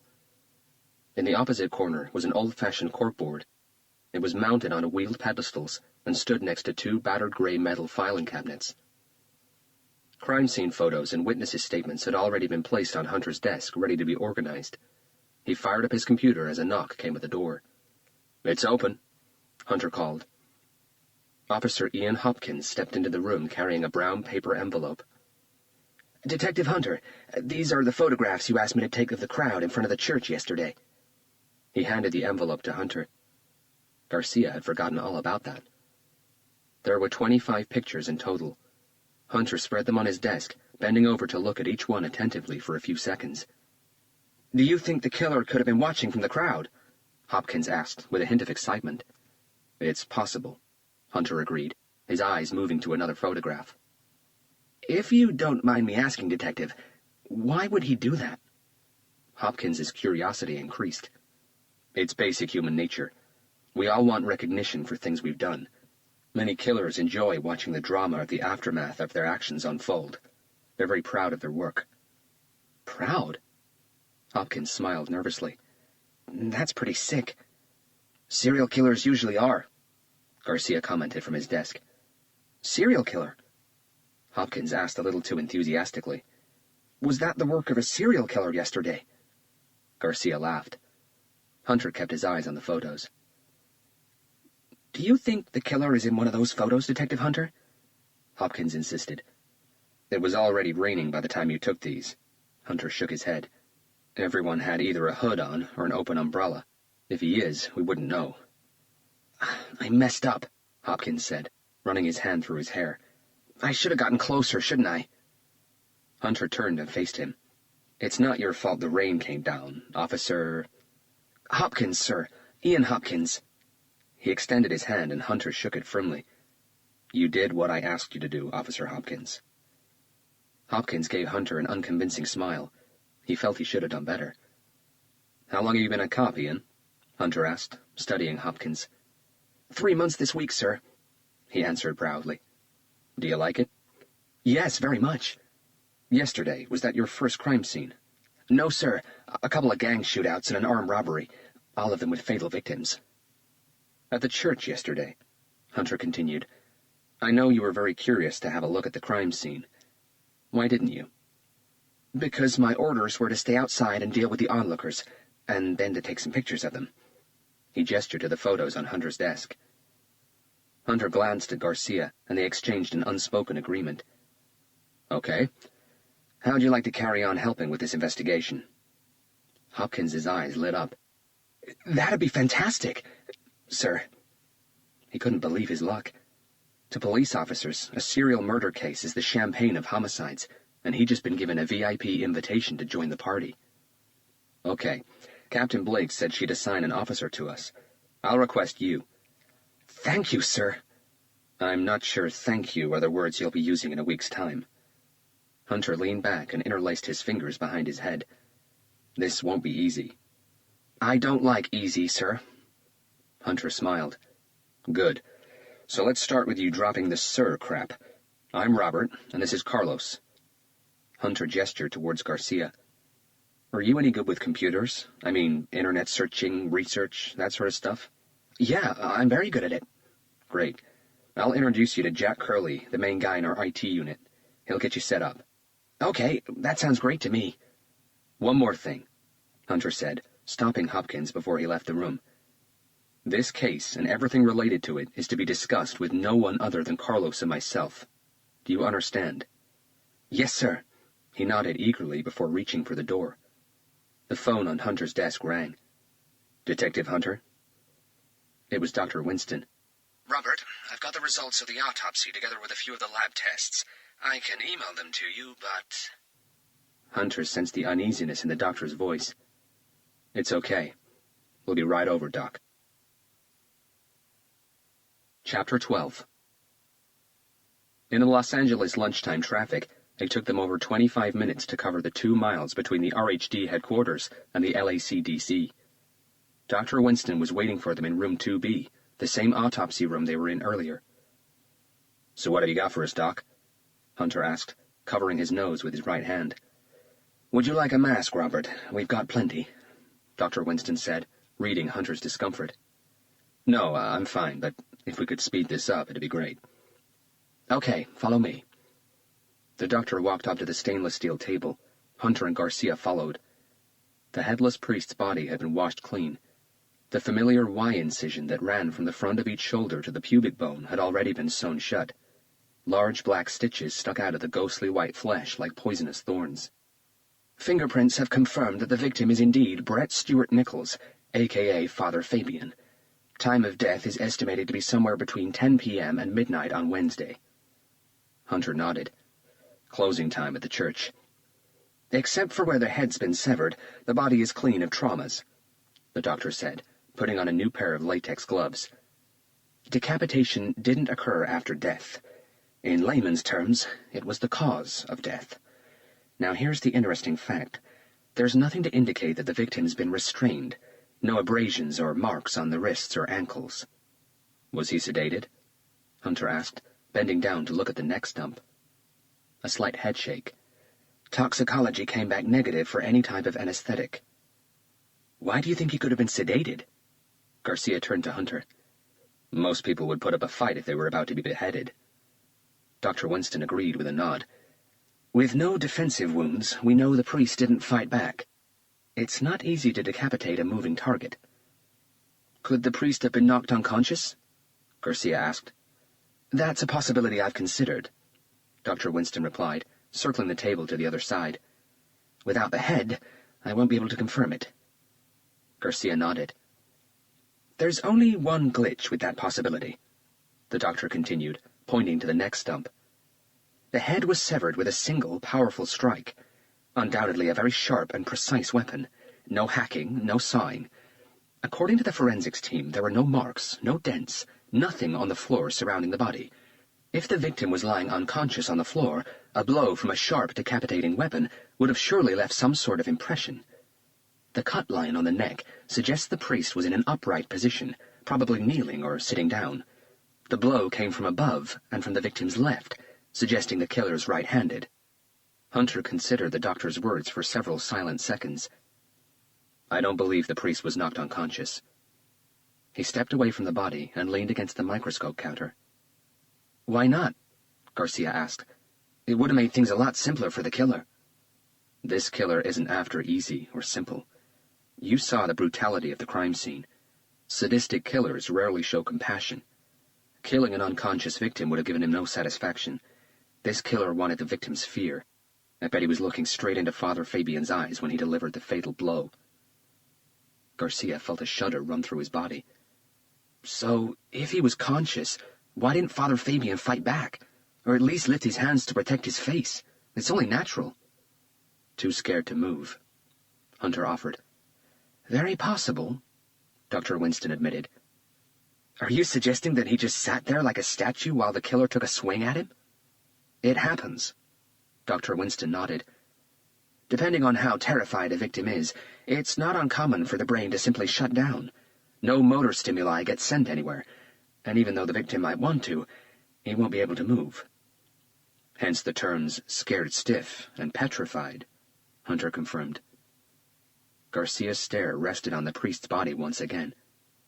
Poor man. How about the weapon used, Doc? An axe?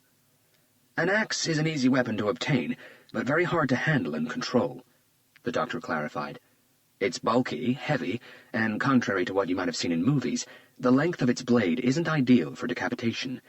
The killer would have to be a master lumberjack to achieve this sort of precision with a single swing.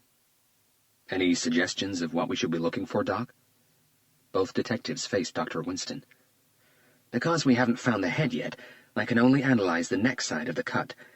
Judging by how smooth and precise it is, I'd say it's very consistent with the type of cut achieved by a samurai sword. Samurai? Garcia's eyes widened.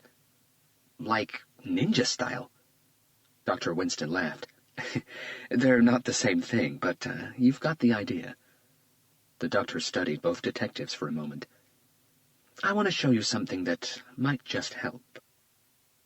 From the counter behind him, Dr. Winston retrieved a remarkable-looking sword. Its long, slightly curved blade had a distinctive mirror polish finish.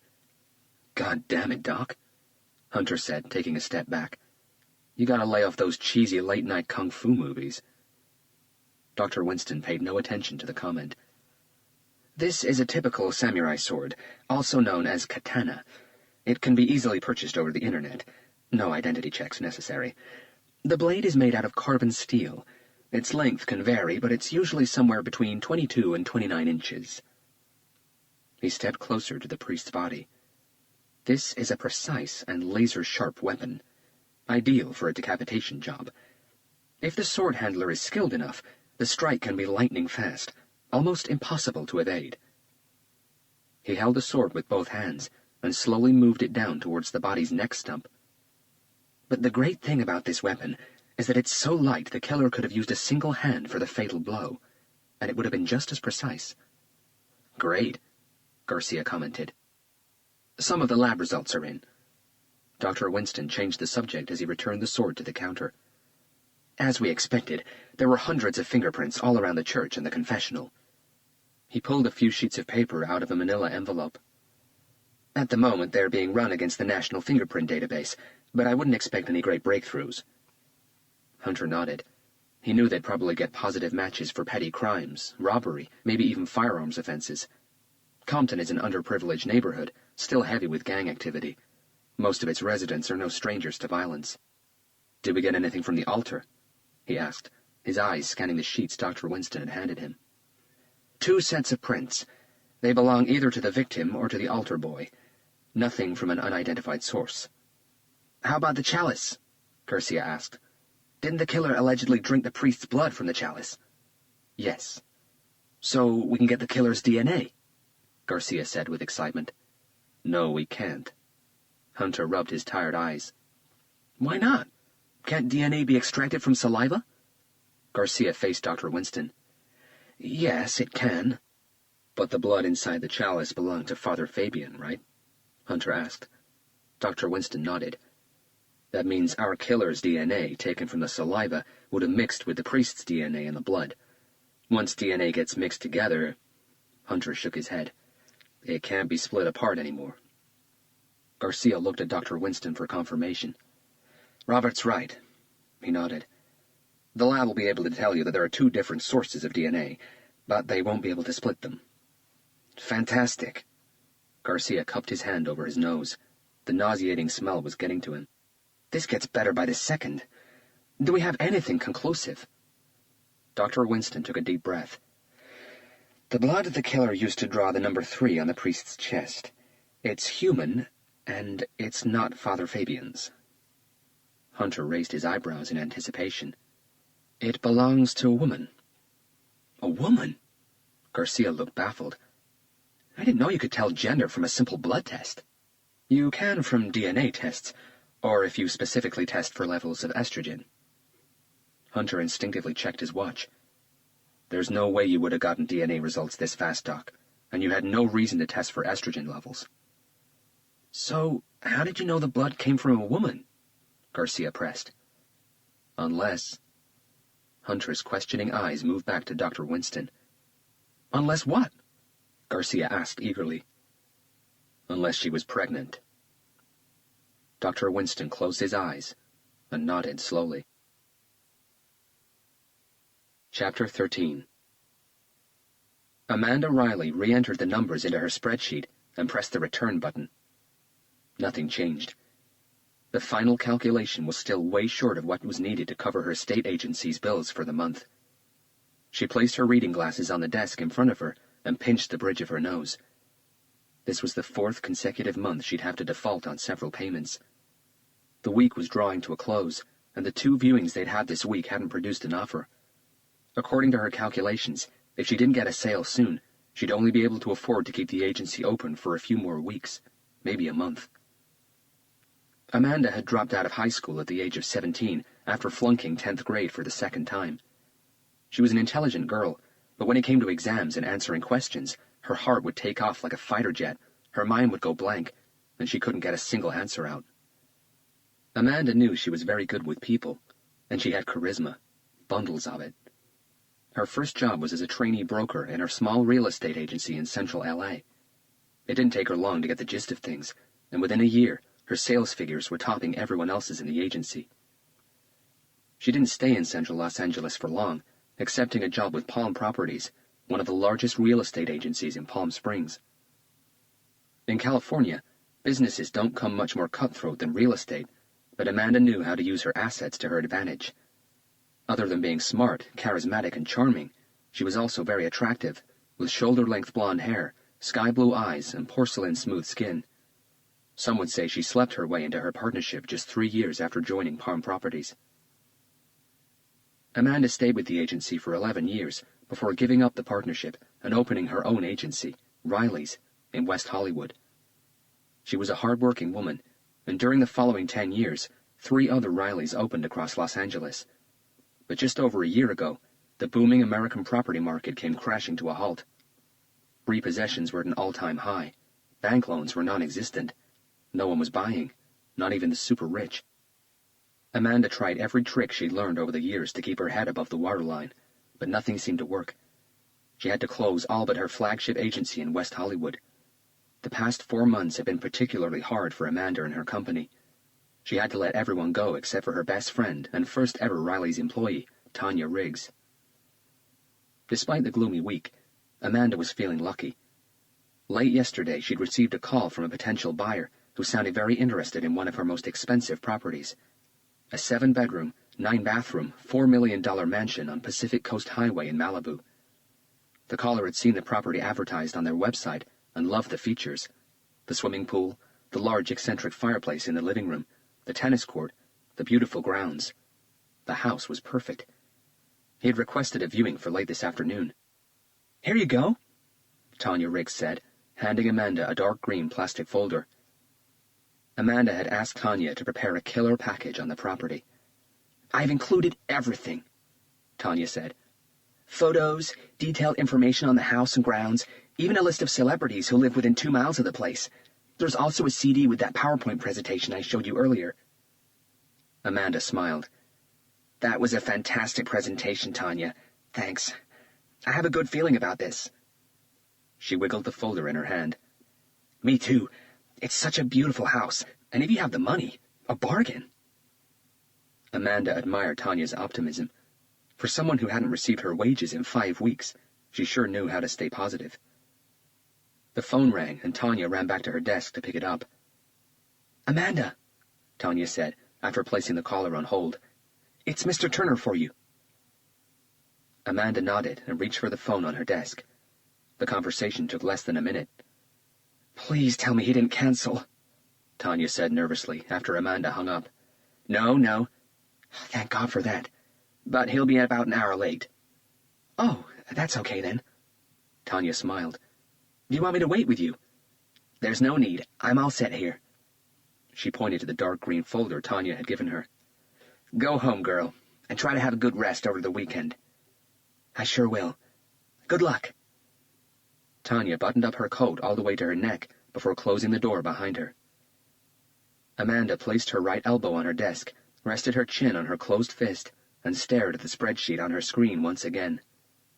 Things were about to change. She could feel it. Chapter 14. Hunter and Garcia was studying the forensic photographs taken at the church when Captain Blake entered the room without knocking and closed the door behind her. Her eyes rested on the piles of leather-bound notebooks on both detectives' desks. "Are these the priest's journals?" she asked, approaching Garcia's desk, picking a volume up and flipping through the first few pages. Hunter nodded. "Anything interesting?" "Depends what you consider interesting." Captain Blake gave Hunter a look that told him she didn't have time for bullshit. "We're going through them as fast as we can," Hunter explained, "but there's a lot of stuff in those books. They're not proper journals or diaries. They're just books the priest used to write his thoughts, the way he felt, things he'd done. There's no sequence. Most of the entries read like dissertations, and they go back a long way." He walked back to his desk. "The problem is, we're not really sure what we're looking for. It could be anything, a word, a phrase, or it could be hidden between the lines. If Father Fabian feared for his life, we were hoping to find something in the most recent diary, but they aren't dated. The idiots who brought them over after forensics were done dusting them didn't think to number the books in the same order they were found on the shelves inside Father Fabian's room. They've been shuffled like a deck of cards," Garcia commented. "So, if by interesting you mean stories of a tormented priest, then yes, they're very interesting," Hunter continued. "But if you mean, have we found something that might give us a clue why he was murdered, then the answer is, not yet." Captain Blake closed the diary and placed it back on the pile. Only then she noticed how neat and tidy Garcia's desk was. Nothing was out of place. No clutter. All the objects on it were arranged symmetrically. "What do you mean by a tormented priest?" "It seems like he'd questioned his faith more than once," Garcia offered. "We all do that every now and again," she replied with a shrug. "That's true." Hunter looked for something inside his top drawer. "But it looks like what Father Fabian saw and heard over the years made him doubt priesthood was really his call." "Why?" "You need to believe in God if you're going to be a priest. At times, he questioned God's existence. Plus, there were a few passages that make it clear that he was struggling with the whole celibacy concept, Garcia noted. How many of these have you been through so far? 3 each, and we've been reading through the night, Hunter answered. The captain folded her arms and exhaled a deep breath. Bishop Clark is worried about these journals. Worried how? Hunter cracked his knuckles, and Captain Blake cringed. He fears Father Fabian might have written things he shouldn't have. Can you be a little more specific, Captain? Hunter asked. We don't have a lot of time for guessing games. The celibacy dilemma, for one. Garcia coughed. So, Bishop Clark is more worried that Father Fabian could have jumped the fence than with the fact that he was brutally decapitated inside his own church. That's messed up. He's also very worried that Father Fabian might have written down things he heard in confessions. To the Catholic Church, that's like a felony. Only if Father Fabian had verbally discussed any of his confessions with someone else. Hunter disagreed. Writing them down in a private diary constitutes no sin or Catholic crime. Are you Catholic? She asked with a frown. A shake of the head. So how do you know that? I read a lot. Garcia smiled. I suggest you read faster, then. Why? Bishop Clark is pressuring to get the journals back. Let him pressure. Hunter wasn't worried. The contents of these journals may turn out to be evidence in an ongoing investigation. The last I heard, the police still have the authority to seize any evidence from a crime scene. He ain't going through a court of law. Captain Blake faced Hunter. Let me guess. My old friend, Mayor Edwards. Who no doubt will talk to his old friend, the chief of police. After that, it gets complicated. Complicated is what we do, Captain. We need to go through those journals. Just get through them as fast and as thoroughly as you can, will you? Captain Blake approached the corkboard and studied the photographs that were pinned on it. I can see what you meant about this being ritualistic. The decapitation, the dog's head, the circle around the altar, the blood-drinking theory, the numbering of the victim. It's all there, isn't it? Neither detective replied. You see, that bothers me, the captain carried on.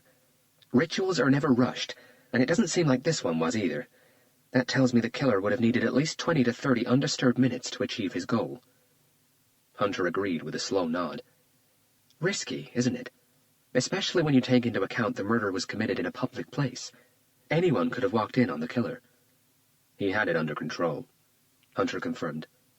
How so? It looks like the killer was inside the church dressed as a priest just before closing time. What? The estimated time of death coincides with the church's closing time, around 10 o'clock. Hunter searched through a few pieces of paper on his desk. Confessions were due to end at 10 to 10. At 20 to 10, the church was almost empty, except for 2 people, a Mrs. Morales and a Mrs. Willis. According to their statement, they were asked to leave at that time by a priest they didn't recognize. Captain Blake squinted. The priest told them he was there to help Father Fabian, and that they were closing early because they needed to prepare the church for a special mass the next morning. Hermano, the altar boy, knows nothing about a priest helping out, and he said there was nothing special about any mass. Have you talked to these 2 women? Do we have a sketch of this mysterious priest? I've talked to them, yes, but no sketch. Why not? Hunter picked up 2 sheets of paper from his desk and handed them to Captain Blake. These are the witnesses' statements concerning the priest who asked them to leave. The captain read them attentively. Her brow creased as her eyes jumped back and forth from one page to the other. Is this serious? Afraid so, Hunter said.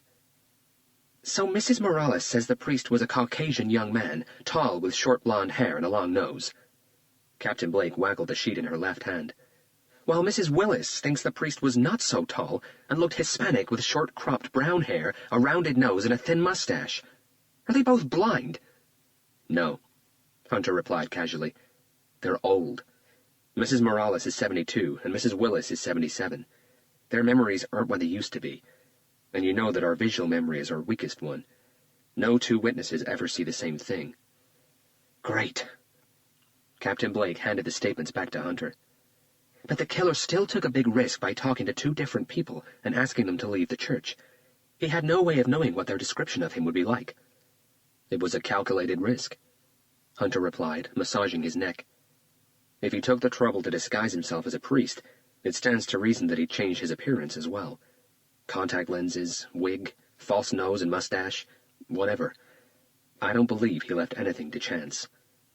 Very methodical. Ritualistic killers usually are. What if the killer wasn't disguising himself as a priest? The captain asked, leaning against Garcia's desk. What if he was a priest? Priests are usually very methodical people. We're also looking into that. Hunter poured himself a glass of water. You don't sound very sure. At the moment, I'm not sure of anything, Captain. There are too many loose ends. Like what? The importance of the ritual, for one. You lost me already. Hunter left his glass on the desk and approached the picture board. In a ritual, the ceremony itself is the most important thing. The victim comes second. And you don't believe that's the case here, do you? The captain asked, joining Hunter by the board. He subtly shook his head. The victim was the most important thing in this murder. The killer specifically wanted Father Fabian dead, and he gave us a clue to that. What clue? She looked at Hunter. The number 3 drawn on the priest's chest. The captain pouted her lips as she thought about it for a few moments. The fact that the killer went through the trouble of undoing Father Fabian's cassock, writing the number on his chest, and then buttoning him back up. Hunter nodded. That means that the attack was very personal. Captain Blake pulled a strand of loose hair from over her right eye. Do you think all that could have been a diversion? The killer made the murder look like a ritual when, in fact, it was just a plain sadistic homicide. To divert us from what? Garcia asked. It wasn't a diversion, Hunter said confidently as he returned to his desk and had a sip of his water. If the killer wanted to stage a ritual, the decapitation and the circular blood trail around the altar would have done the job. He didn't have to go as far as drinking the priest's blood or shoving a dog's head down the body's neck. There's a deeper meaning to all this. Captain Blake closed her eyes and let out a long sigh. So what's your next move? We need to find out as much as we can about Father Fabian, including his personal life. Any family? Father Fabian was an only child, Garcia replied, reading from a sheet on his desk. His father's unknown, and his mother died of liver cirrhosis 6 years ago. Our best bet is Father Malcolm, Hunter cut in. Who's Father Malcolm? He's the head priest at the Our Lady of the Rosary Catholic Church in Paramount. He was also Father Fabian's closest friend. Hunter instinctively checked his watch. I'm taking a drive there later on. I'll stay and get on with the journals. Garcia pointed to the pile of books. How about this? The captain asked, pointing to the dog's head photograph. Any leads? Not yet, Garcia replied. We found references to Greek mythology and the Eastern Orthodox Church, but nothing relevant so far. They were interrupted by the phone on Hunter's desk. It rang twice before he picked it up. Detective Hunter? He turned towards Captain Blake. It's for you. Yes, she said, bringing the receiver to her right ear. Put him on hold and transfer the call to my office. I'll take it in there. She handed the phone back to Hunter. Just a few days on the job, and the mayor is already becoming a pain in my ass. She headed for the door. Chapter 15. Ryan Turner arrived at Riley's estate agency in West Hollywood an hour and 15 minutes late. Amanda had only talked to the prospective buyer over the phone, and she wasn't really sure of what to expect. She was pleasantly surprised. Ryan was around 6'2", in his early 40s, and well-built. His dark brown hair was short, conservative, and clean, in harmony with the rest of him. He was executively dressed in an expensive-looking dark suit with perfectly polished shoes. He spoke with a hint of a southern accent. I'm sorry for being late, he said, as he firmly shook Amanda's hand. Business people always babble on more than they should. It's no problem at all, Mr. Turner, she replied, giving him her warmest smile. I'm glad you could make it. I'm really looking forward to seeing this house. From what I saw on your website, it looks perfect. Amanda's smile widened. And please, he continued, call me Ryan. Only if you call me Amanda. Deal. Ryan convinced Amanda to ride with him. With traffic, the drive took them just over an hour. Amanda spent the first 25 minutes telling Ryan how wonderful the property was. Her rehearsed speech rolled off her tongue like poetry. For the rest of the drive, they talked about everything, from business to Christmas presents. The first thing Ryan noticed as they drove through the grand electronic iron gates of the property in Malibu was the tennis court to the left of it. "Impressive," he said. Things were going just as Amanda hoped they would. The rest of the house didn't disappoint Ryan. Over 6,000 square feet of living space, with high wood-beam ceilings in places and magnificent marble floors. Its interior had been luxuriously decorated with modern and stylish furniture. Ingenious light fixtures made every room relaxed and warm. Outside, the spacious entertaining and seating area and large pool with spa provided the final touches to the house. As he explored each room, Ryan tried to conceal his excitement by keeping his leather-gloved hands tucked into the pockets of his long black overcoat. But the smile on his face gave him away. In this case, the house was literally selling itself. "Do you mind if we take another look in the living room before we go?" he asked as he stared out of the window of the master bedroom on the second floor, overlooking the beach. "Of course not," Amanda replied, trying hard to curb her enthusiasm. As they entered the living room, Amanda stood by the large, hand-carved wooden double doors. She seemed a little apprehensive. Ryan was standing behind a lavish white leather sofa, positioned just off the center of the immense room, his eyes glued to the ostentatious river rock fireplace that occupied part of the south wall. "I take it that the fireplace works?" he asked, turning to face Amanda. "Yes, everything in this house works perfectly. And I'm guessing it's a gas fire instead of log, or else I'll need a small forest to fire up this thing." Amanda noticed he said, "I'll need," and bit her lip to conceal her smile. "You're right, it's a gas fire. Could we light it up so I can have a look?" The question caught Amanda by surprise, and she stared at Ryan wide-eyed. "Are you okay?" Yes, I'm fine." It took her a few seconds to regain her composure. "I guess it'll be okay if you want to light it up, but, if you don't mind, I'll wait in the kitchen." Ryan narrowed his eyes and took a couple of steps towards Amanda. "Is there something the matter?" "Not at all. Everything is just fine." Though she put on a brave face, she failed to convince him. "Everything isn't just fine. The color is gone from your face, Amanda. Did I miss something?" Ryan's eyes searched the room. No. Her reaction had startled him, and she knew it. "There's nothing wrong with the house or the fireplace, I guarantee it." "So what's wrong? I'm very good at reading people, and something is definitely bothering you." Amanda took a deep breath. I don't like fires very much." Her eyes found the floor like a timid little girl. Ryan let out a nervous chuckle. He stepped within 2 feet of her and tried to catch her eyes once again. "Really?" Amanda lifted her head and stared into Ryan's caring eyes. "A bad experience?" he asked in a soft voice. Her lips made a thin line as she nodded. Ryan placed a comforting hand on Amanda's left shoulder. "You want to know something?" he said after a short silence. "I'm petrified of spiders." Her lips widened into a tentative smile. "When I was a young kid, I had an attic room in this old timber house," he said calmly. "One night, I fell asleep reading. It must have been around 3 or 4 in the morning when I felt something tickling the back of my neck." "Oh, God!" Amanda exclaimed with a quick shiver. Still half asleep, I tried to scratch the annoying tickle. I ended up pissing the spider off and pushing it into the collar of my shirt. "Oh!" It was a common brown recluse spider, the type that bites more than once. I guess the one in my shirt was really hungry because it bit me several times. Amanda made an irk face and rubbed her hand urgently against her nape. "Unfortunately, my body reacted really badly to the bites. I had fever, chills, nausea, and these large white blisters popped up where I've been bitten. Since then, every time I see a spider, I act like the biggest wimp you'll ever see. Even my voice changes to a high-pitched one, and I sound like a Barbie doll." "Really?" Amanda chuckled. "Trust me." He nodded and smiled. "It's very embarrassing." She didn't like talking about what had happened, but she felt comfortable with him. She also needed to convince Ryan that there was nothing wrong with the house. I was young when it happened, she said, brushing her fringe from her face. My friend and I were playing, pretending we were cooking. I don't really know how it happened, but my clothes caught fire.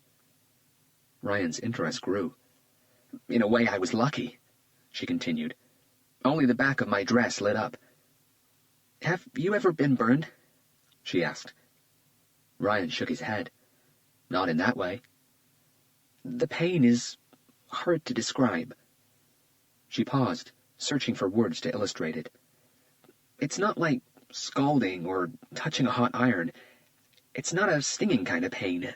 It's something so intense your brain ceases to work and you pray for death. I felt my skin melting. I could smell my hair burning. Amanda softly touched her hair with her right hand, her gaze distant. We were alone in the house that day. By the time my friend managed to find some water and throw it over me, most of my back and neck had burned. They looked at each other in silence for a while. I'm truly sorry, he said. It's okay. It's not your fault. I should learn to control it, really, but I just can't. Any type of fire simply freaks me out.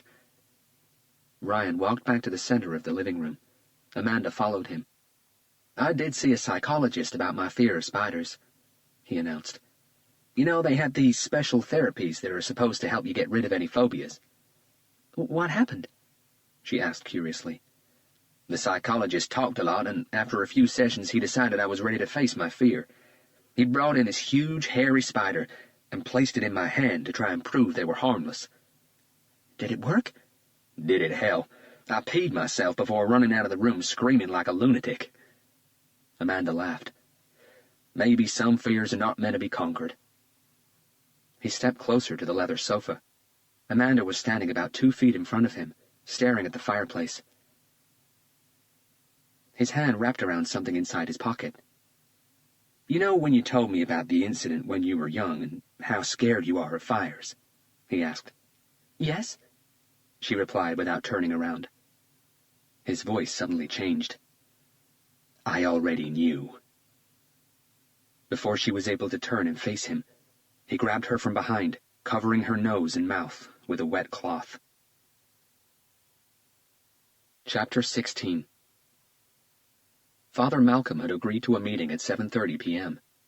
At 7:20, Hunter parked his Buick LeSabre in front of the Our Lady of the Rosary Catholic Church in South Paramount Boulevard. The streetlights, together with the Christmas decorations, created a warm carnival of colors. The church was a large white building flanked by 2 small green yards.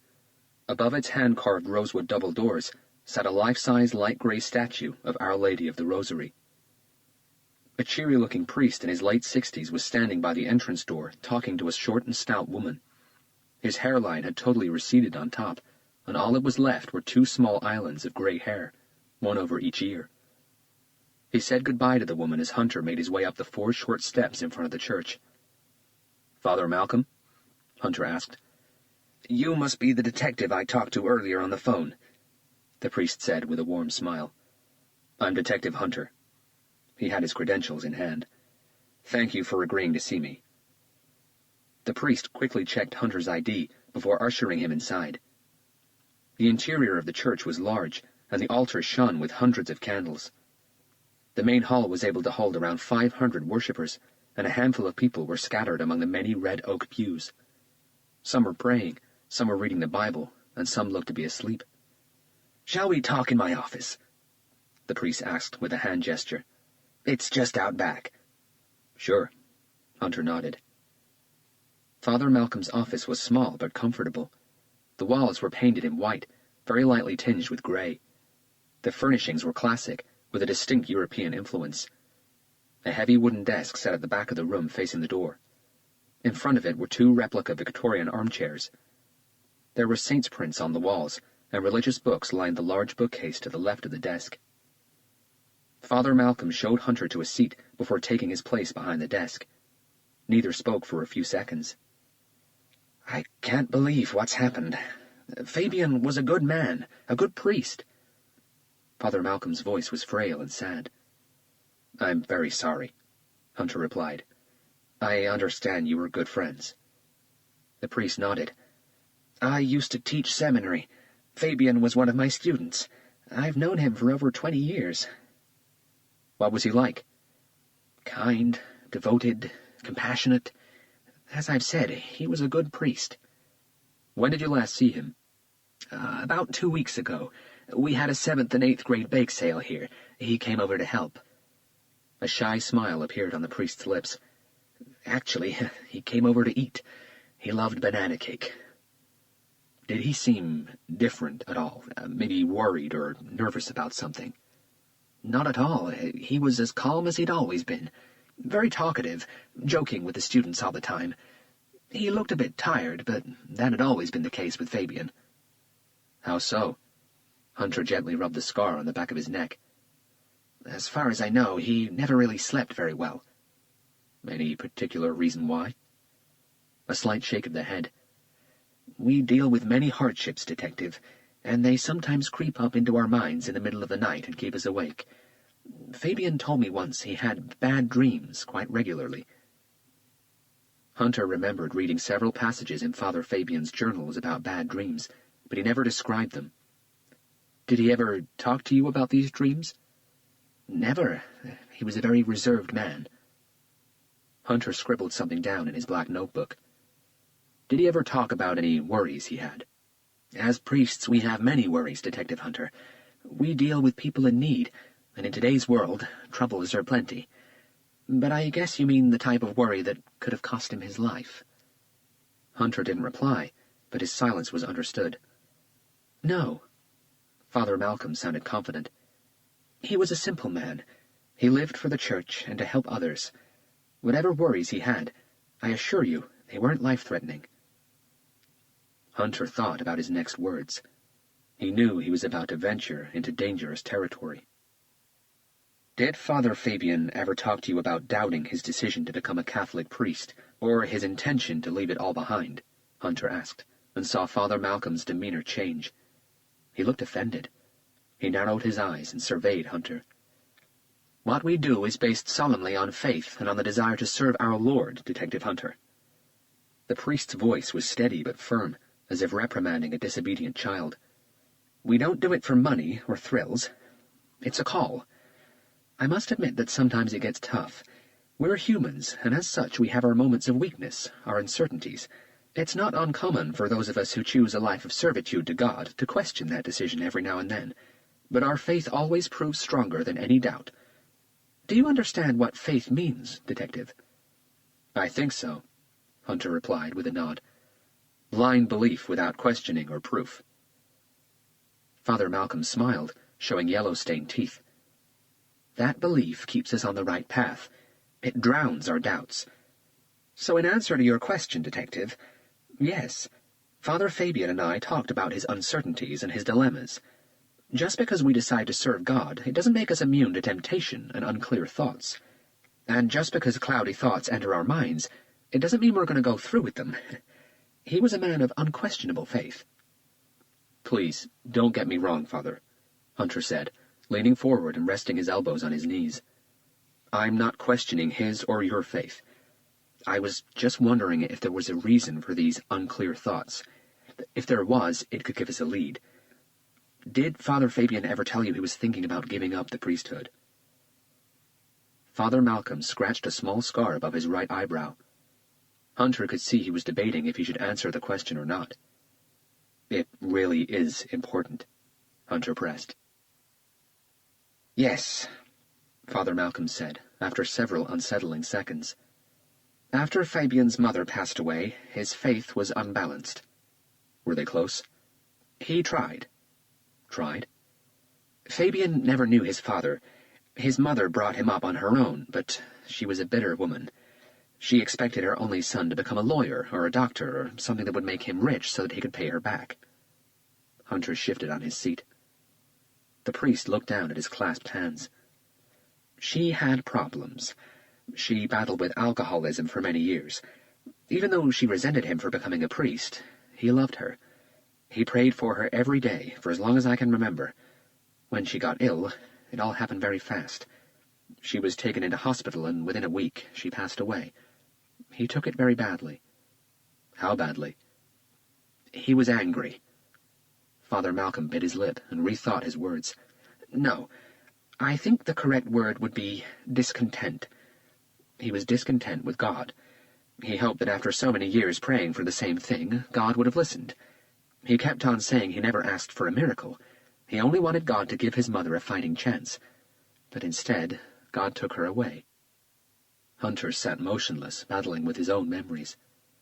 His eyes were fixed on the priest, but unfocused. I know exactly how he felt. Father Malcolm noticed pain in Hunter's expression and leaned forward. Can I ask you something, Detective? Of course. Is it true, what the paper said, about Fabian being decapitated? About the dog's head? Yes. The priest let out a deep sigh. You probably already know that Saint Fabian, who Father Fabian got his pseudonym from, was beheaded. Hunter nodded. Do you think there's a relation?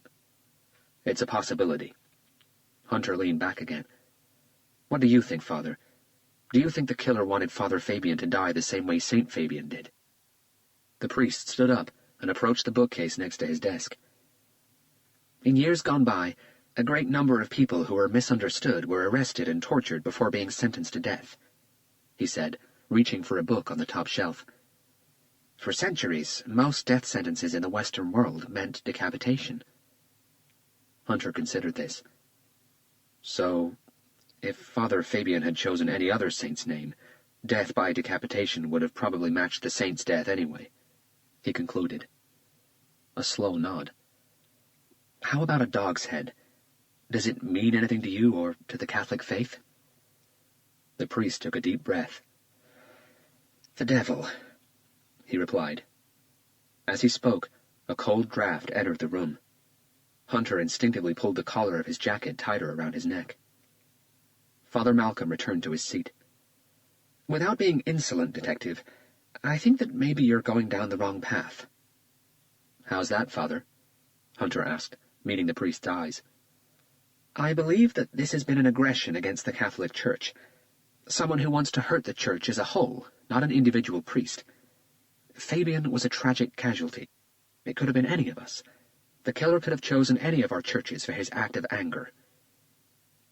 He paused as his next words worried him. And something tells me he will kill again.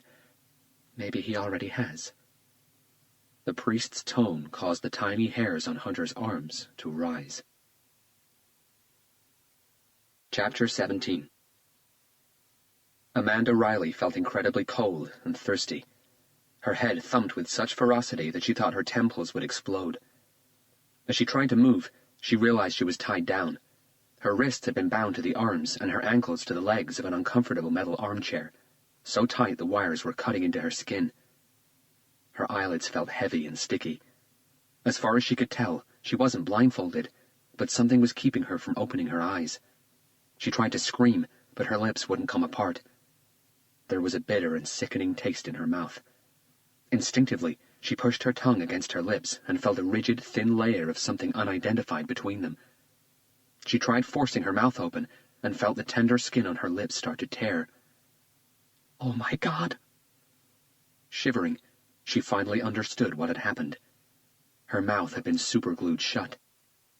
Panic took over, and she jerked her body violently from side to side, kicking out, trying to free herself. Blood started dripping from where the wires had cut into her wrists and ankles. The chair didn't budge. It was either too heavy or it had been nailed to the floor. Her screams, muffled by her tightly shut lips, sounded like animal grunts. An uncontrollable shudder came over her body, and she fought to keep her teeth from chattering. Tears sprang in the corners of her closed eyes, forced their way through, and started rolling down her face, washing away some of the sticky substance that had been smothered over her eyelids. She felt them coming unstuck. Very slowly, she managed to get them open. They stung as if burned by fire, forcing her into a blinking frenzy. It took several minutes for the pain to subside and for her eyes to regain some focus. They were puffy, and their whites had turned crimson.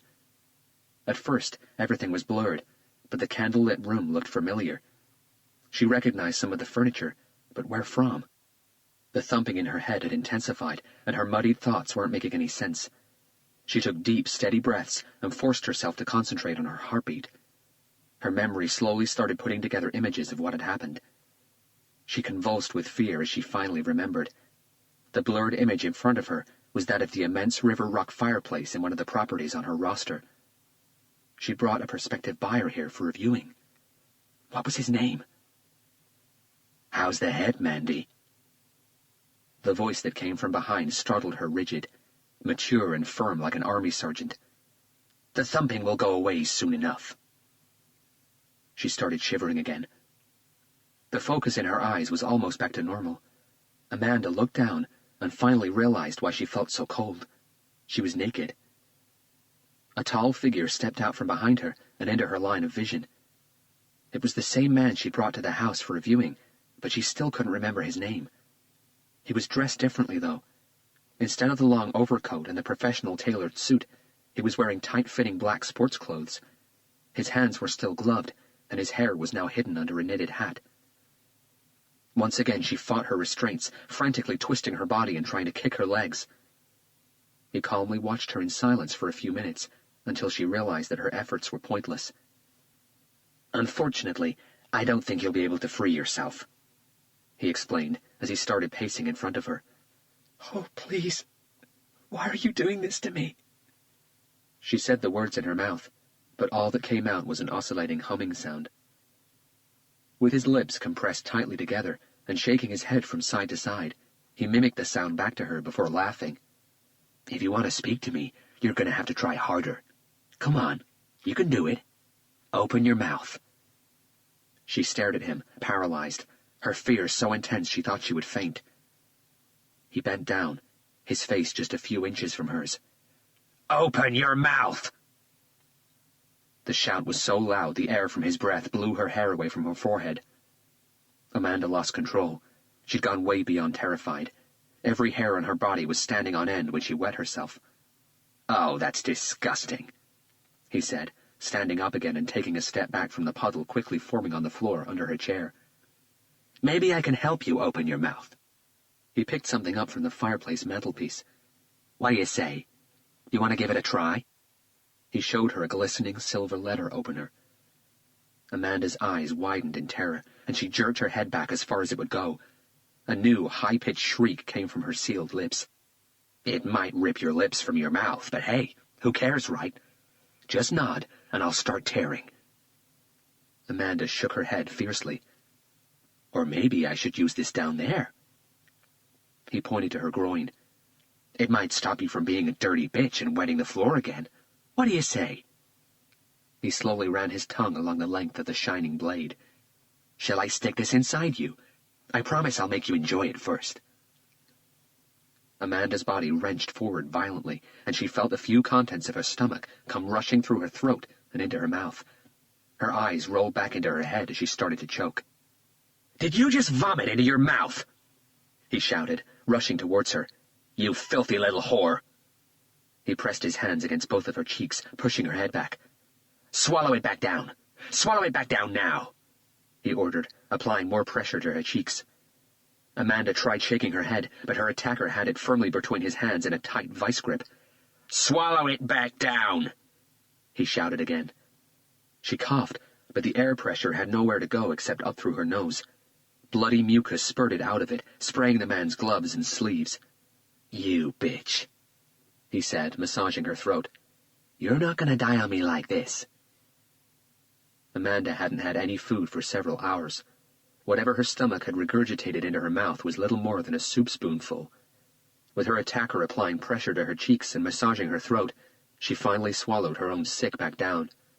"Good girl," he said, retrieving a paper tissue from his pocket and attending to her nosebleed. He waited in silence for about 5 minutes, while Amanda sat shivering. "I can see you're cold," he finally said, his voice changing. He sounded serene. He stepped closer. "I have something to show you." From his pocket, he pulled an old black-and-white photograph and held it in front of Amanda's face. "Look at it. Do you remember?" She was weak, dehydrated, and feeling too dizzy to concentrate. Come on, Mandy. He snapped his fingers a couple of times. Pay attention to the photo. Do you remember? Still feeling confused, she stared at it with unsteady eyes. Nothing was making sense. And then she saw it. It can't be. Welcome to your fear, Mandy, he whispered. I know what scares you to death. Chapter 18. Some say Los Angeles Union Station is America's last great railway station. Built in 1939 to consolidate passenger terminals from 3 different railways, the station still serves as a transit hub. Though its exterior is a successful merging of Spanish Mission, Moorish, and streamlined modern architectural styles, Los Angeles Union Station is best enjoyed from inside. It's been carefully renovated, with original light fixtures, inlaid stone floors, and tiled walls. Beauty aside, the station is a constant hustle of passengers and tourists, but today it seemed busier than normal. The girl ran as fast as she could, constantly swerving her body to avoid colliding with other commuters. People were coming from all directions, and everyone seemed to be in a hurry. After successfully negotiating her way around the large woman pushing a baby in a pram, she almost ran over a little girl in uniform, who seemed to have detached herself from her parents. By the time she reached the escalator going down to the station's underground, she was puffing and sweating. "Excuse me, please," she called in a hurried voice as she squeezed her way through, skipping down the steps. She saw the doors of the Red Line subway train closing as she stepped onto the platform. "Oh, no, no!" The train started to move away. She dashed towards it, but she knew it was no good. "Late again. Great," she whispered. "Just what I need." Her eyes searched for the notice board. At least 15 minutes before the next Red Line service. Despite the departing train, the platform was still rammed. Where the hell are all these people going today? She thought, looking around. Her eyes rested on an empty glass poster box, and she caught a glimpse of her reflection. Her long dark brown hair was still neatly tied back in a ponytail, but beads of sweat had formed on her forehead, and her nose looked pink from a combination of the cold outside and her running effort. She desperately needed a makeup retouch. The main floor was heaving with people. Tourists were noisily walking around, marveling at the many twinkling lights and shining baubles. She hadn't even noticed the colorful Christmas decorations until now. They reminded her of her hometown and of her parents' house. Places and people she'd do anything to forget. She checked her watch before making her way towards the ladies' room at the far end of the hall. No hurry this time. A tall, skinny man carrying a red leather briefcase gave her a malicious smile, and her whole body shuddered. "Ladies and gentlemen," a voice announced through the loudspeakers, "due to a signal failure in Pershing Square, there will be a 5-minute delay to our next Red Line service. We apologize for the inconvenience." "Fantastic," she murmured. "This just isn't my day." Suddenly, she felt her chest tighten around her heart. A burning heat took over her body with incredible speed as her throat knotted, making it hard for her to breathe. The station started to spin. Her vision was invaded by tiny circles of light, but they quickly got bigger and brighter until all she could see was a blinding white light. And then it happened. The bright light was replaced by grainy black and white images, like a short segment from an old movie. But what she saw was no classic. "Oh, God, no!" Her voice was drowning on tears. "Please, not again." The images played for only a few seconds, but it was enough to fill her with terrifying fear. Her nose started bleeding. Something pirouetted inside her stomach, and she gagged on the bile as it surged into her mouth. She desperately needed to get to the ladies' room. "Someone, please, help me." Her lips moved, but no sound came out. Her legs buckled beneath her, and she fell to her knees as something erupted from her stomach. Right there, in the middle of the main floor of Los Angeles Union Station, she lost control and vomited. Chapter 19. Hunter lived alone. He'd never been married, and the relationships he had never really worked out. They'd always start well.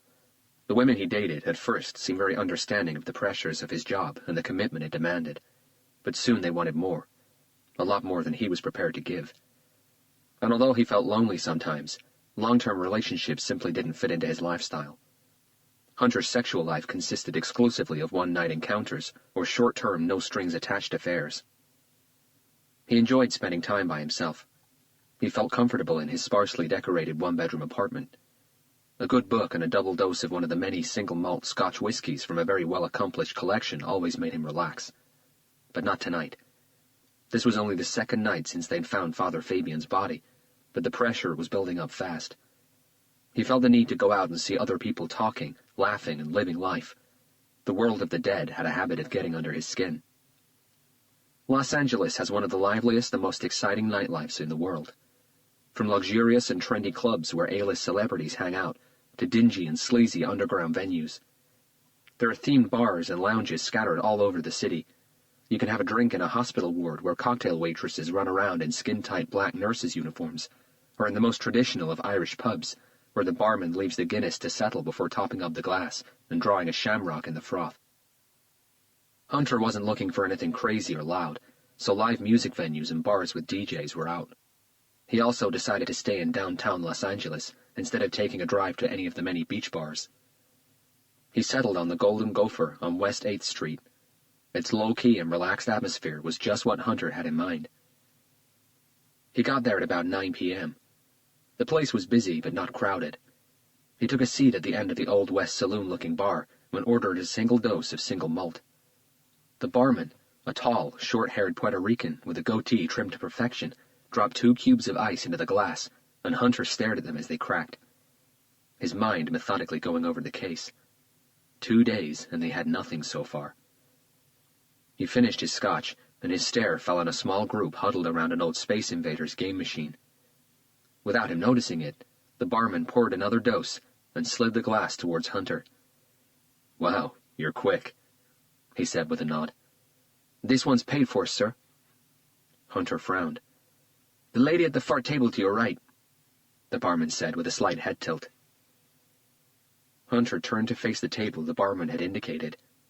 A tall, attractive brunette was sitting by herself. Streaked hair fell in ringlets over her shoulders. She had olive-tanned skin and seductive brown eyes. The top 2 buttons of her cream blouse were strategically undone, revealing a jaw-dropping cleavage. Hunter lifted his glass and accepted the drink with the most subtle of smiles. She held his gaze, blinked, and then smiled back, gesturing for him to join her. "You're in luck," the barman said. "Does she do this often?" "I've never seen her in here before," he replied, running a hand over his goatee. "She looks like a man-eater to me," Hunter said without breaking eye contact with the brunette. The barman grabbed a glass and started polishing it. "She could eat me any time." Hunter gave the barman a friendly wink. "Okay, here goes nothing." He made his way towards the brunette's table. "Thanks for the drink. It's very kind of you," Hunter said, taking the seat directly in front of her. She gave him a dentist's magazine smile. "It's no problem. It's good to find a man who appreciates a real drink." Hunter noticed she was drinking the same as he was. "You're a Scotch drinker?" "I like my drink strong." She had a sip of her single malt under Hunter's watchful eye. "I'm Robert," he said, extending his hand. "I'm Claire Anderson." They shook hands, and Hunter noticed how smooth her skin felt. "Do you come here often?" she asked. "Not really. I needed a drink tonight, and I didn't feel like going to a hip or noisy place. They serve a good single malt in here, and the atmosphere is, sedated. How about you?" "I come in here every once in a while. My apartment's just a block from here." "Great location, but this isn't really a reporter's drinking joint, is it?" he said casually. Her smile didn't disappear. It simply morphed into a more believable one. "I guess you've recognized me, then." "Your hair is different, curlier, but I remember you from the Seven Saints Church. You asked me if I was attributing the murder to a serial killer even before I had a look at the crime scene." Claire arched her eyebrows, accepting it. "So, now that you've seen the crime scene, do you think it could be the work of a serial killer?" "You started so well," Hunter said, shaking his head disappointedly. "Buying me a drink and all. Wasn't there supposed to be a little bit of sweet-talking, maybe even flirting before the questions start?" "We can do that if you like." "I think that would be better." "So, what would you like to sweet-talk about, Detective Hunter?" "You can call me Robert. It's okay." "So what would you like to sweet-talk about, Robert?" Let's start with this. He leaned forward, reached for her glass, and poured its contents into his own. What do you really drink? She regarded him for a second. How do you know Scotch isn't my drink? A tone of defiance in her voice. Hunter cocked his eyebrows. She held his gaze for a second before her lips broke into a new smile. Okay, you got me. Gin and tonic. A moment later, Hunter came back to the table with a tall, icy glass of G&T. Thanks, she said before sipping her drink. Let's try this again, shall we? She offered her hand. I'm Claire. Oh, so you did give me your real name. She nodded. Hunter made no effort to shake her hand this time. So which paper are you with? Claire put her hand down without looking offended. The LA Times. She thought about it for a second. Actually, I'm on a trial period. Oh, I see. And you're thinking that maybe a serial killer story would provide the key you need to cruise through your trial period with flying colors. It wouldn't hinder my chances, let's put it that way. Hunter had another sip of his drink. Unfortunately, I don't think I can help you. Come on, Robert. I just need a little lead. Something that the other reporters don't have. And that won't be difficult, since no one has anything. That's because there's nothing to have. Are you joking? Someone decapitated a priest and shoved a dog's head down his neck. The killer practically painted the church with blood. That's the behavior of a deranged psychopath, not a one-off killer, and you know it. The whole thing was well planned. I think he's going to do it again, or he's done it before. What do you think? Hunter smiled. That's clever, trying to induce me into a comment by disguising the question as your own opinion. Did you learn that in journalism class? Claire ran her left hand through her hair. 2 semesters of psychology at Idaho State University. You're from the potato state. There's more to Idaho than just potatoes, she replied, unamused. I'm sure there is. I've also read your book. Hunter looked up, allowing the silence to stretch. I've never written a book, he shot back, shaking his head. Okay, your PhD thesis on criminal behavior and conduct. It was made into a book, and it's still mandatory reading at the FBI's NCAVC. Claire noticed Hunter's questioning look. I dated an FBI trainee, she explained indifferently. Your thesis makes for very intense reading, but it's extremely good. No wonder every FBI profiler has to study it. I'm surprised they don't have you as a lecturer. She's switching tactics, Hunter thought. She's gone for the flattering approach now. I did a quick checkup on you as well, she continued. A prodigy, a whiz kid. You attended Merman School for the Gifted, sped through university, and got your PhD when you were 23. Impressive. How does someone like you end up as a detective instead of a millionaire? Guns N' Roses started playing on the jukebox. My life story won't make a bestseller. I'm not looking to write one, she replied casually. But about your book, I'm intrigued. I was particularly fascinated by the part about ritualistic murderers. I really do believe your theories are right on the money, but there's something that bothers me. And what would that be? Unless you've drastically changed your mind, or you're willing to contradict your own thesis, I know you don't believe the church murder was a one-off. Am I right? See, there you go again, Hunter replied, pushing your thoughts onto me and expecting me to agree or disagree with them. Come on, Robert. Let me work this story with you. I'll do a great job. I can make you famous. Hunter chuckled, crossed his legs, and let his arms slump down onto his knees. Famous? You're a great detective. I know it because I researched you.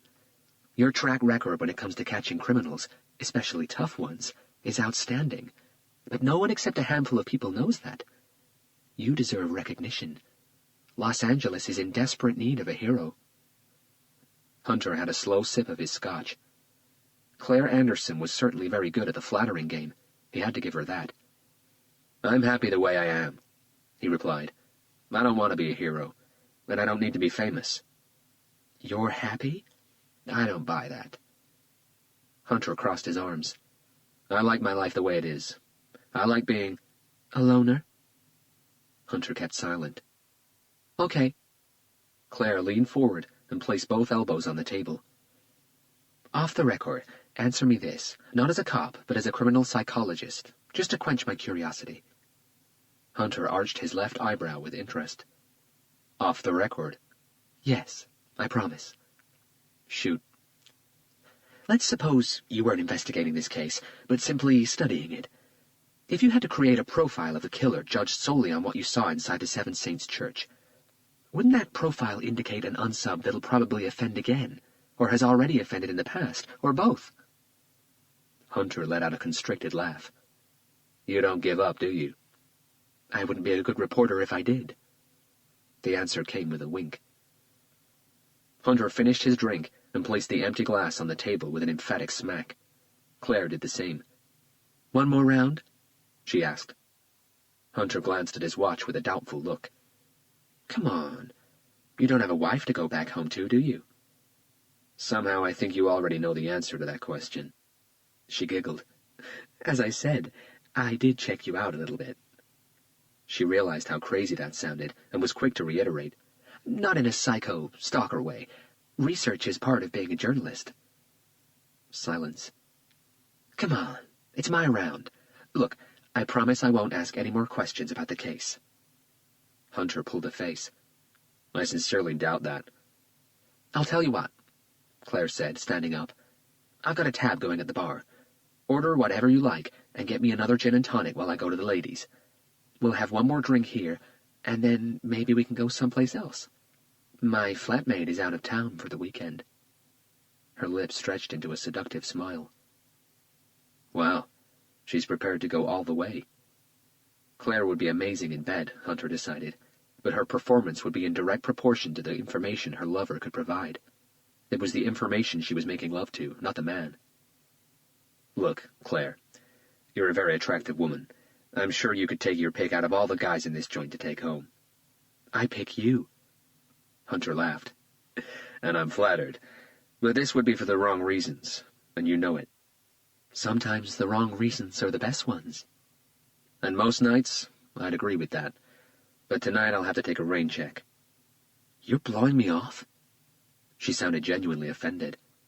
Not really. Hunter paused for a second.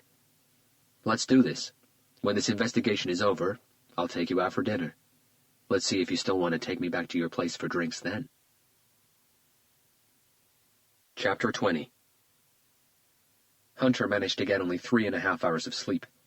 Though he'd been up since 4:30 a.m., it was just past 8 by the time he walked into his office. Garcia was at his desk reading one of Father Fabian's journals. His eyes were bloodshot, framed by dark circles. What time did you get here? Hunter asked, closing the door behind him. Garcia placed the journal on his desk, leaned back on his chair, and massaged his stiff neck.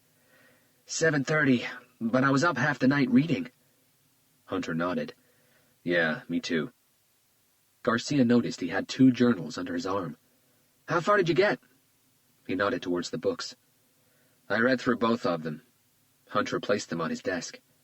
You read 400 pages in one night? I read a lot. I read fast, and I don't sleep much. Did you find anything? Nothing that could really help the investigation. But Father Fabian was a troubled man. Hunter leaned against his desk and shoved his hands deep into his pockets. He thought about suicide, twice. Garcia rubbed his eyes with the tips of his fingers. Well, I'm getting cross-eyed, and I still haven't found anything either. Any joy from the tip lines? Every night before going home, Hunter personally went through the day's tips collected by the tips team. Nothing. Over 200 calls so far, and all of them bullshit. A knock came at the door. Come in, Hunter called. Officer Hopkins stepped into the office carrying a blue plastic file. He also looked tired. I have some preliminary results to the searches you asked me for, he told Hunter, who raised a hand, stopping him before he was able to continue. I think we could all use a break from the office and from computer screens. It's not a bad day out there. What do you say we go grab a coffee in Little Tokyo? Change of scenery would do us good. I'm in. Garcia raised his hand. Sure, I love that place. Hopkins nodded. Little Tokyo is a small district in downtown Los Angeles, just across the road from Parker Center and the RHD. It's one of only 3 official Japan towns in the United States, and if you like Japanese food, there's no better place to be in L.A. Hopkins suggested Poppy Coffee Shop, on the south side of Little Tokyo. He'd eaten there many times, and their coffee was the best. Despite the early hour, the cafe was packed. They all ordered black coffees, and Hopkins had a chocolate-sprinkled donut to go with it. "You guys should try one of these donuts," Hopkins said as they took the last available table by the door. "They're so rich, they're practically a food group." "I'm good," Garcia said, lifting his right hand. "Knock yourself out." Hunter smiled and frowned at the 4 cubes of sugar Hopkins dropped into his coffee. "So, what have you got?" he asked. "Not much." Hopkins sounded disappointed. "I researched what you've asked. Any acts of violence against any churches in the past 5 years. He retrieved a few sheets from his file and started flipping through them.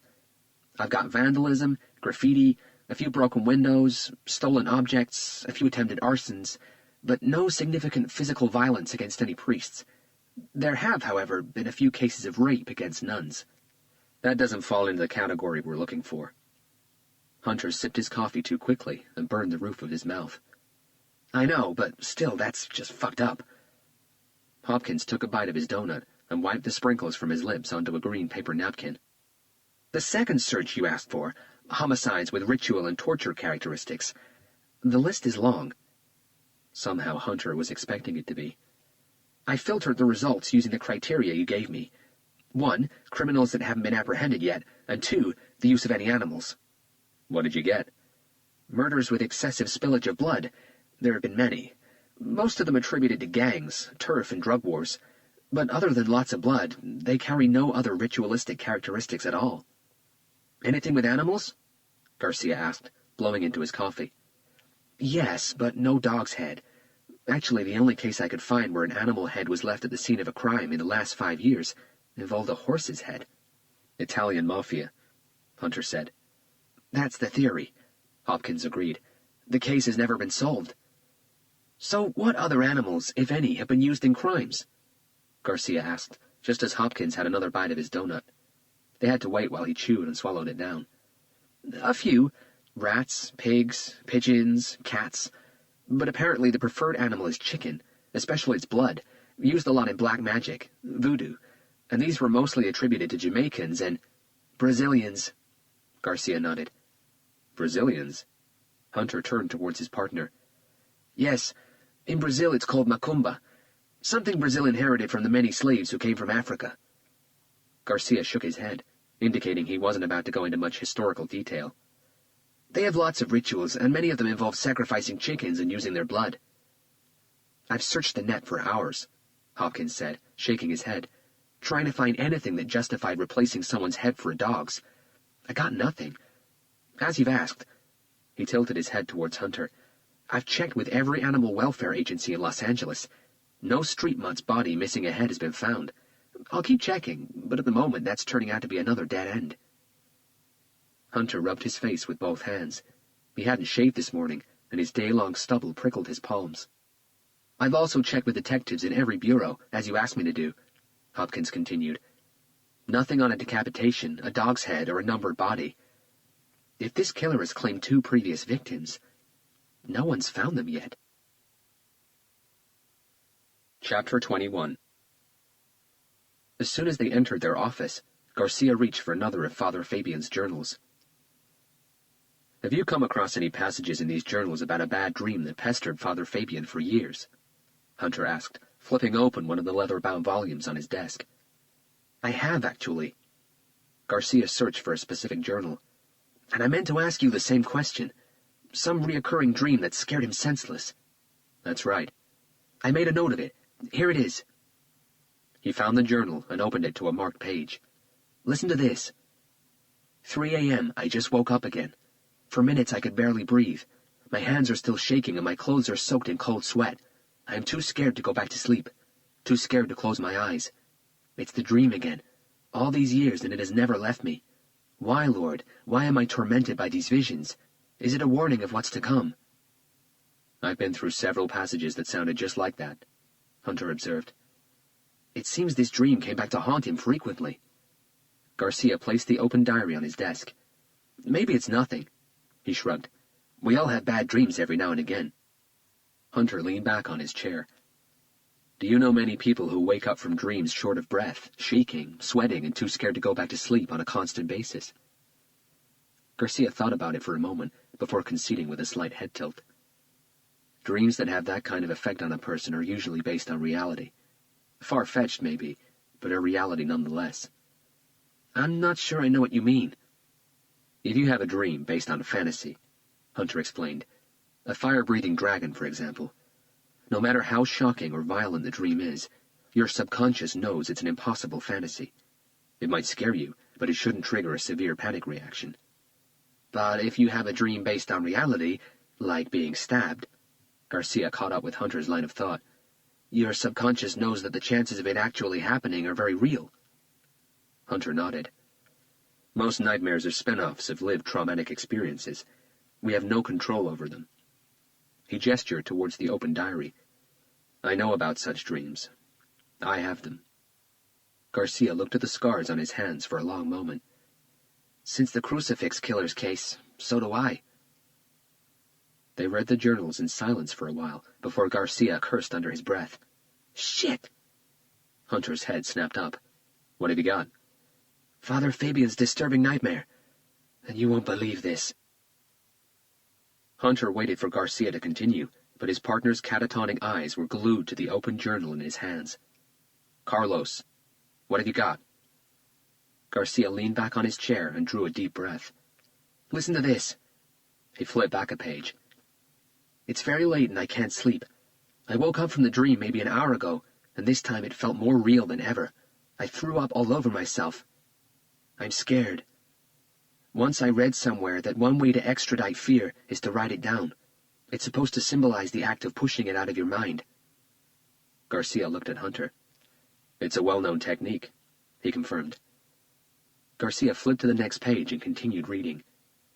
This is the first time I'm writing about this. I didn't always have my faith. When I was young, I thought I was invincible, me and my gang of friends. We terrorized everyone, from school students to teachers and families in our neighborhood. We thought we were cool, real badasses. Garcia's lips stretched into a thin, nervous smile. He found it hard to think of Father Fabian as a badass.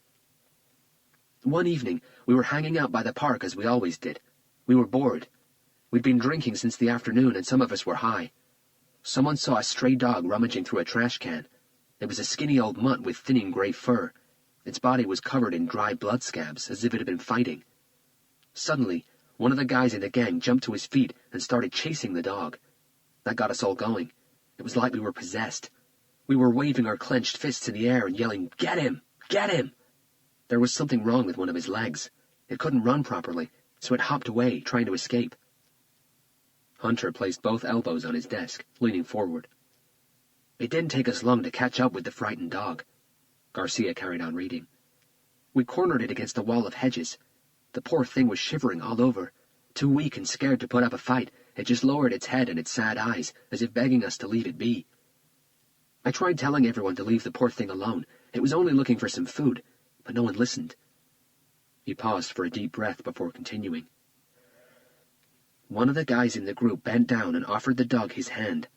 The trembling mutt lifted its head and gingerly took a few steps forward. When it got close enough, my friend grabbed it by the fur on its head and violently lifted it off the ground. Its tiny body kicked and writhed in the air. Everyone could see the dog was in pain. It was so weak that it couldn't even bark. It tried, but the sound that came out was more like a petrified shriek. Garcia stretched his neck awkwardly, as if trying to fight off an incoming migraine. I told my friend again to put the dog down and let it go. The rest of the gang was cheering him on. Fuck him up! Got the old bag of fleas! I didn't even see where the knife came from. All I know was that all of a sudden, my friend had a meat cleaver in his hand. Garcia's eyes left the page and wandered over to Hunter for a second. Under shouts of, "Do it! Do it!" he raised the crying dog high in the air. Its eyes were filled with dread. It knew what was about to happen. My friend swung the meat cleaver hard at its neck. Blood gushed everywhere. I was sprayed across the face and chest, and my stomach knotted. The dog's small body slumped to the ground. For another 30 seconds or so it twitched and kicked, draining the last breaths of life out of it. They all cheered and laughed until their eyes rested on me. Without realizing, I'd started crying. Garcia leaned forward and placed the book on his desk before running the tip of his finger slowly over his eyes. Soon after that, I started distancing myself from the group. I haven't seen any of them since then. I couldn't say for sure how long after the park incident the nightmare started. Maybe a couple of months, but they've never left me. Get ready for this, Garcia said, making a face as if what he was about to read was hard to believe. In my dream, instead of the dog, it's me who's held by the hair. I'm as petrified as the poor animal was. I try, but I can't escape. I can't see my attacker's face, but I know it's not my friend, the one who beheaded the dog. He has a sword in his hand. As the blade comes towards me, I freeze, unable to move. I open my mouth and try to scream, but no sound comes out. I'm terrified. In slow motion, the cold blade strikes me at the base of my neck. A new pause. A new awkward neck movement. I feel it gradually slicing through my flesh, tearing my head from my torso. The pain is unbearable. I feel my blood soaking my clothes. My body starts to get cold. The strike is clean, but for some reason I'm still not dead. My head tumbles to the ground, rolling several times, just like the dogs that night in the park. But my body isn't headless. Garcia placed both elbows on his desk and rested his forehead on his closed fists. Above my shoulders, there's a mutt's head, its eyes wide, its tongue black and sticking out of its crooked mouth. The person with the blade spills my blood all around me like a ritual. My head is taken away to be burned. That's when I wake up. Garcia rubbed his exhausted eyes. No fucking way this was a coincidence, he said, shaking his head. The decapitation, the mutt's head, the splattering of blood. Father Fabian's been dreaming his own grotesque murder for years. How can that be? Hunter thought about it for a moment before looking up slowly. You're looking at it from the wrong angle, Carlos. Father Fabian hadn't been dreaming his own death. The killer knew about the nightmare and decided to make it come true. Well, listen to the next line. Garcia leaned forward over the book. I've never told anyone about that day in the park or about the dreams that torment me. Hunter went silent for a few seconds while his mind kept going over the facts, digesting what Garcia had just told him. A secret nightmare that had tormented and scared Father Fabian for over 20 years. A nightmare that someone had gone to great lengths to make a reality. Garcia spoke first. The killer could have read the journal just like we did, but the altar boy told us there had never been a break-in and no one had access to the priest's room except the priest himself. He stood up, approached one of the windows and pushed it wide open. Their office wasn't particularly stuffy, but he suddenly felt the need for some fresh air. Hunter let out a constricted breath. I don't believe the killer found out about the nightmare through the diaries. Why not? We did. Exactly. There are two of us. Hunter leaned back on his chair. We read solidly for almost 3 days. How many journals did we get through before you came across the pages that told us about the dream? Several, Garcia admitted, slowly running his right hand over his face. The killer would have needed either a lot of luck or a lot of undisturbed time with the journals to have found out about the dream the same way we did. And if that's the case, why didn't he just take the book with him? Why leave it behind? The journals aren't numbered or dated. We would have never known one was missing. So how? Garcia stopped in front of Hunter's desk, his hands resting on his hips. The journal entries aren't dated.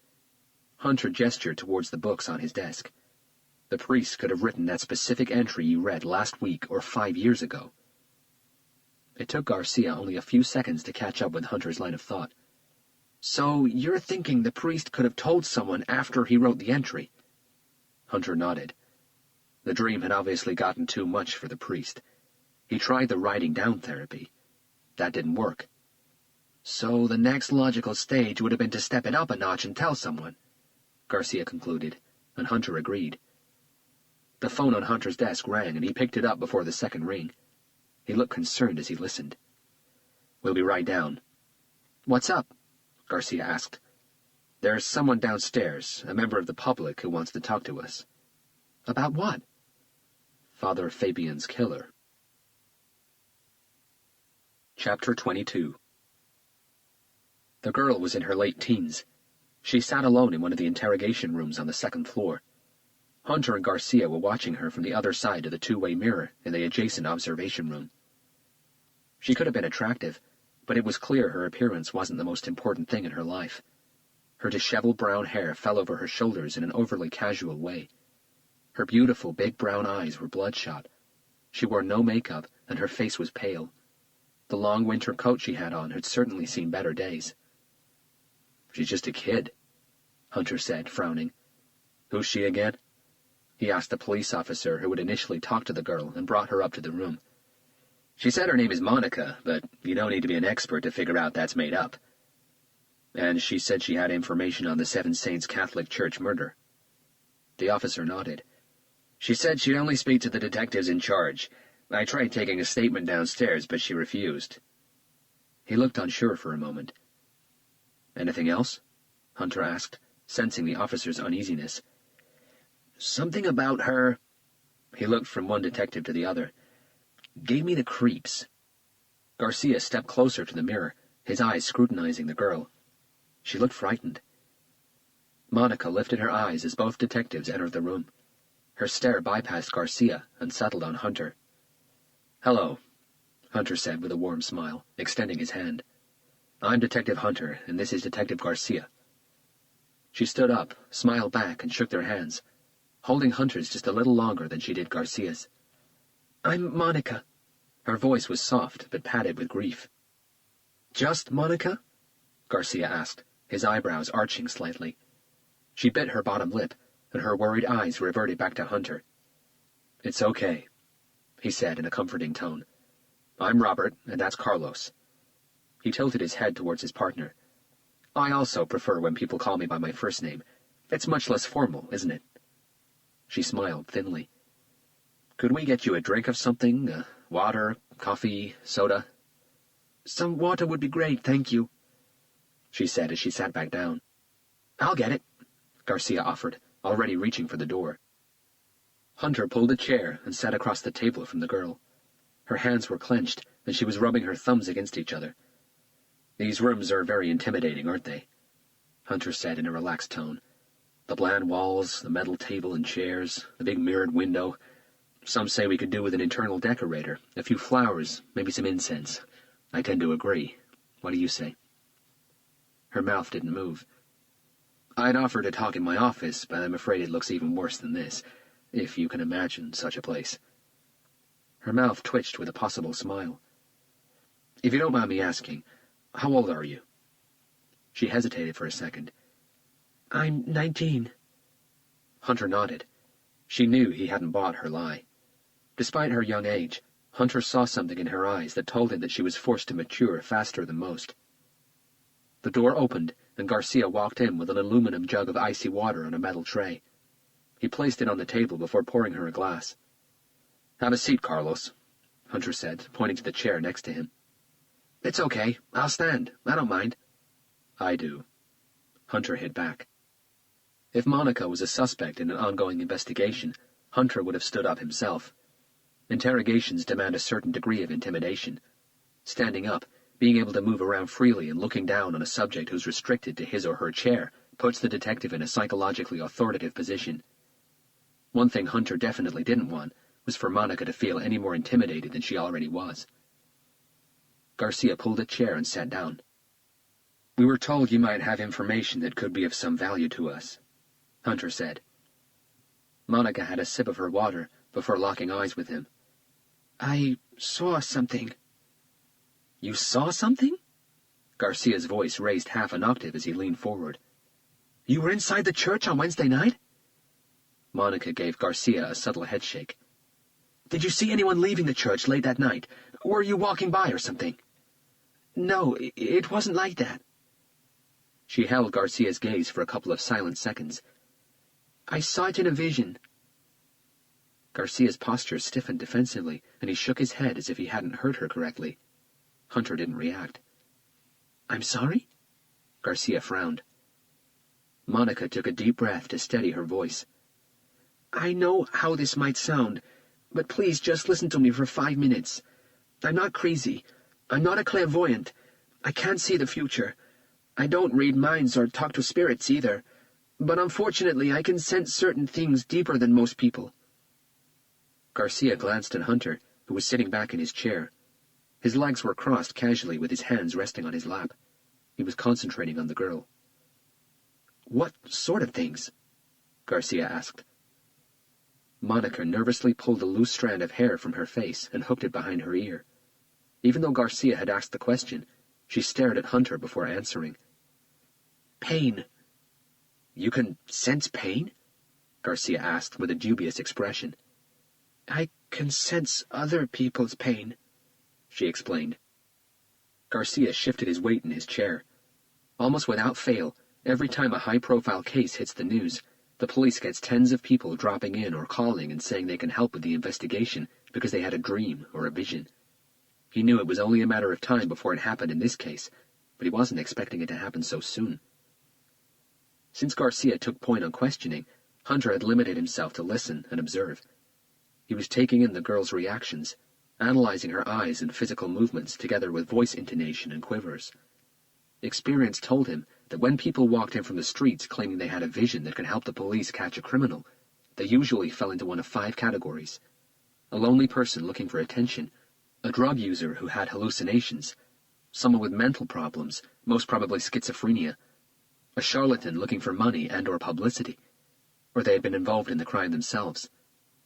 Monica, so far, gave no indication of any.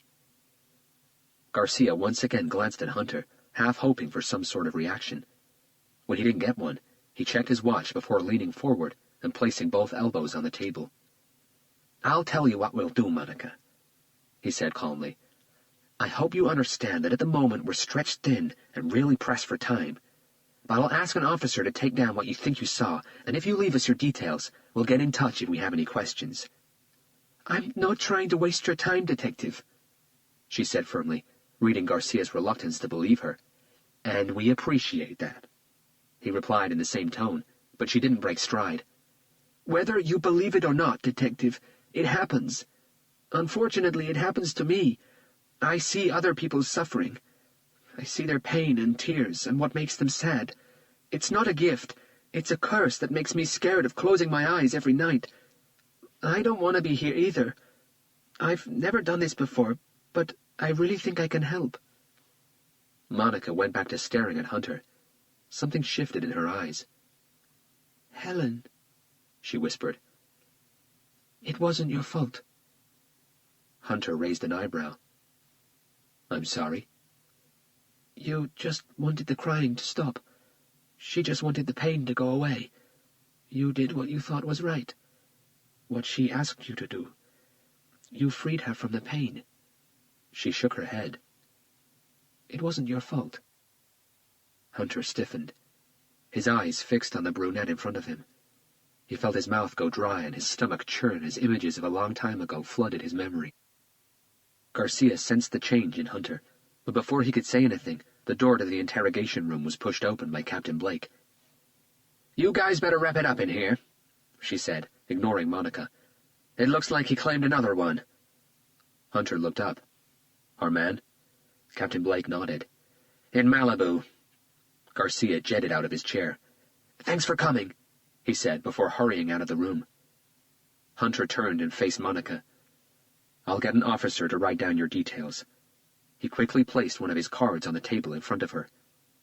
Detective, she called as Hunter got to the door.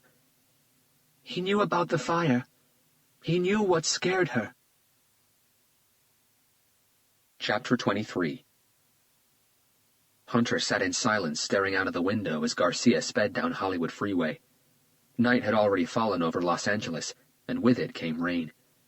Not your typical heavy Californian downpour, but a steady, annoying English-type drizzle. The sky was covered by gray clouds. The wet weather would go on for hours. Hunter was softly massaging between his eyebrows with his index finger, focusing his attention on the raindrops on the passenger's window. His thoughts were tangled in a tight cluster, and he was trying hard to unwind them. In the space of half an hour, the whole complexion of the case had changed. Now they knew about the priest's dream. The idea of the killer being ritualistic took a knock. Hunter was certain that what happened a few days ago inside the Seven Saints Church was not a ritual. The killer had simply acted out Father Fabian's nightmare. But why? Garcia's attention was on the road, but he noticed his partner's change in mood inside the interrogation room. Something that girl said had really got to Hunter. "Can I ask you something?" Garcia asked tentatively. "Shoot," Hunter said without breaking his stare. "Who's Helen?" "Sorry." "Monica, the—" Garcia searched for the correct word. "Psychic girl we just talked to. She said something about Helen and it not being your fault. Who's Helen?" Hunter closed his eyes. Garcia knew better than to push for an answer. He allowed the silence to stretch. "My mother," Hunter finally replied, returning his attention to the window. "Helen was my mother." He'd only been 7 when it happened, but the memories crowding his mind now were still fresh. Chapter 24. He sat alone in his room watching the heavy rain hammering against the window. He liked rain, especially heavy rain. Its thundering noise was almost enough to cover the crying, the moans of pain that came from the room next door. Almost. He'd asked his father why the doctors didn't do something, why they didn't take her into hospital and make her better. "There's nothing more that can be done," his father had said, with tearful eyes, as he placed 2 tablets next to a glass of water before hiding the medicine bottle deep inside the highest cupboard in their small kitchen. "Can't we give her some more tablets, Dad? They help with her pain. She doesn't cry so much when she takes them." "No, Robert," his father replied in a nervous voice. "Too many aren't good for her." He had to take care of her when his father wasn't home, and back then his father worked nights. Nights were always worse. Her screams sounded louder, her groans deeper and heavier with pain. They always made him shiver. Not like when he felt cold, but an intense shiver that came from deep within. Her illness had brought her so much pain, and he wished there was something he could do to help. He cautiously opened the door to her room. He felt like crying, but his father had told him he mustn't. She was curled up on the bed, her knees pushed up against her chest, her arms wrapped tightly around her legs. She was crying. "Please help me," she whispered. "It hurts so much." He was shivering, trying to keep his tears locked in his throat. "What can I do, Mom?" His voice was as weak as hers. She curled up into a tighter ball. "Do you want me to call Dad?" She shook her head. Tears were streaming down her face. "Dad can call the doctor. He'll come and see you." "Dad can't help, honey. Neither can the doctor." His mother looked like a different person now. She was so thin he could see her bones poking at her sagging skin. Her eyes had the darkest bags under them. Her once beautiful long blonde hair was now fine and frizzled and sticking to her sweaty face. Her lips were cracked and crusted. "I can heat some milk up for you, Mom. You like hot milk." She managed a delicate shake of the head. Her breath was coming in short gasps. "Would you like me to get you some biscuits? You haven't eaten much today." She winced as a new surge of pain took over her body. "Please, baby, help me." He couldn't hold his tears anymore, and they started rolling down his cheeks. "You can help the pain go away," she said in a trembling voice. "You can get me my pills. You know where they are, don't you?" He ran the back of his right hand against his running nose. She could see he was scared and shaking. "They're very high up," he said, hiding his eyes from her. "Can't you reach them for me, baby? Please. The pain has been going on for so long. You don't know how much it hurts." His eyes were so full of tears, everything appeared distorted. His heart felt empty, and he felt as if all his strength had left him. Without saying a word, he slowly turned around and opened the door. His mother tried calling after him, but her voice was so weak that only a whisper left her lips. He came back a few minutes later carrying a tray with a glass of water, 2 cream biscuits, and the bottle of medicine. She stared at it, hardly believing her eyes. Very slowly and through unbearable pain, she pushed herself up into a sitting position. He stepped closer, placed the tray on the bedside table, and handed her the glass of water. She gave him the most honest smile he'd ever seen. "I'm not strong enough to open the bottle, darling. Can you do it for me?" He took the bottle, pressed down on the cap, and twisted it anti-clockwise. Pouring 2 pills onto his hand, he offered them to her.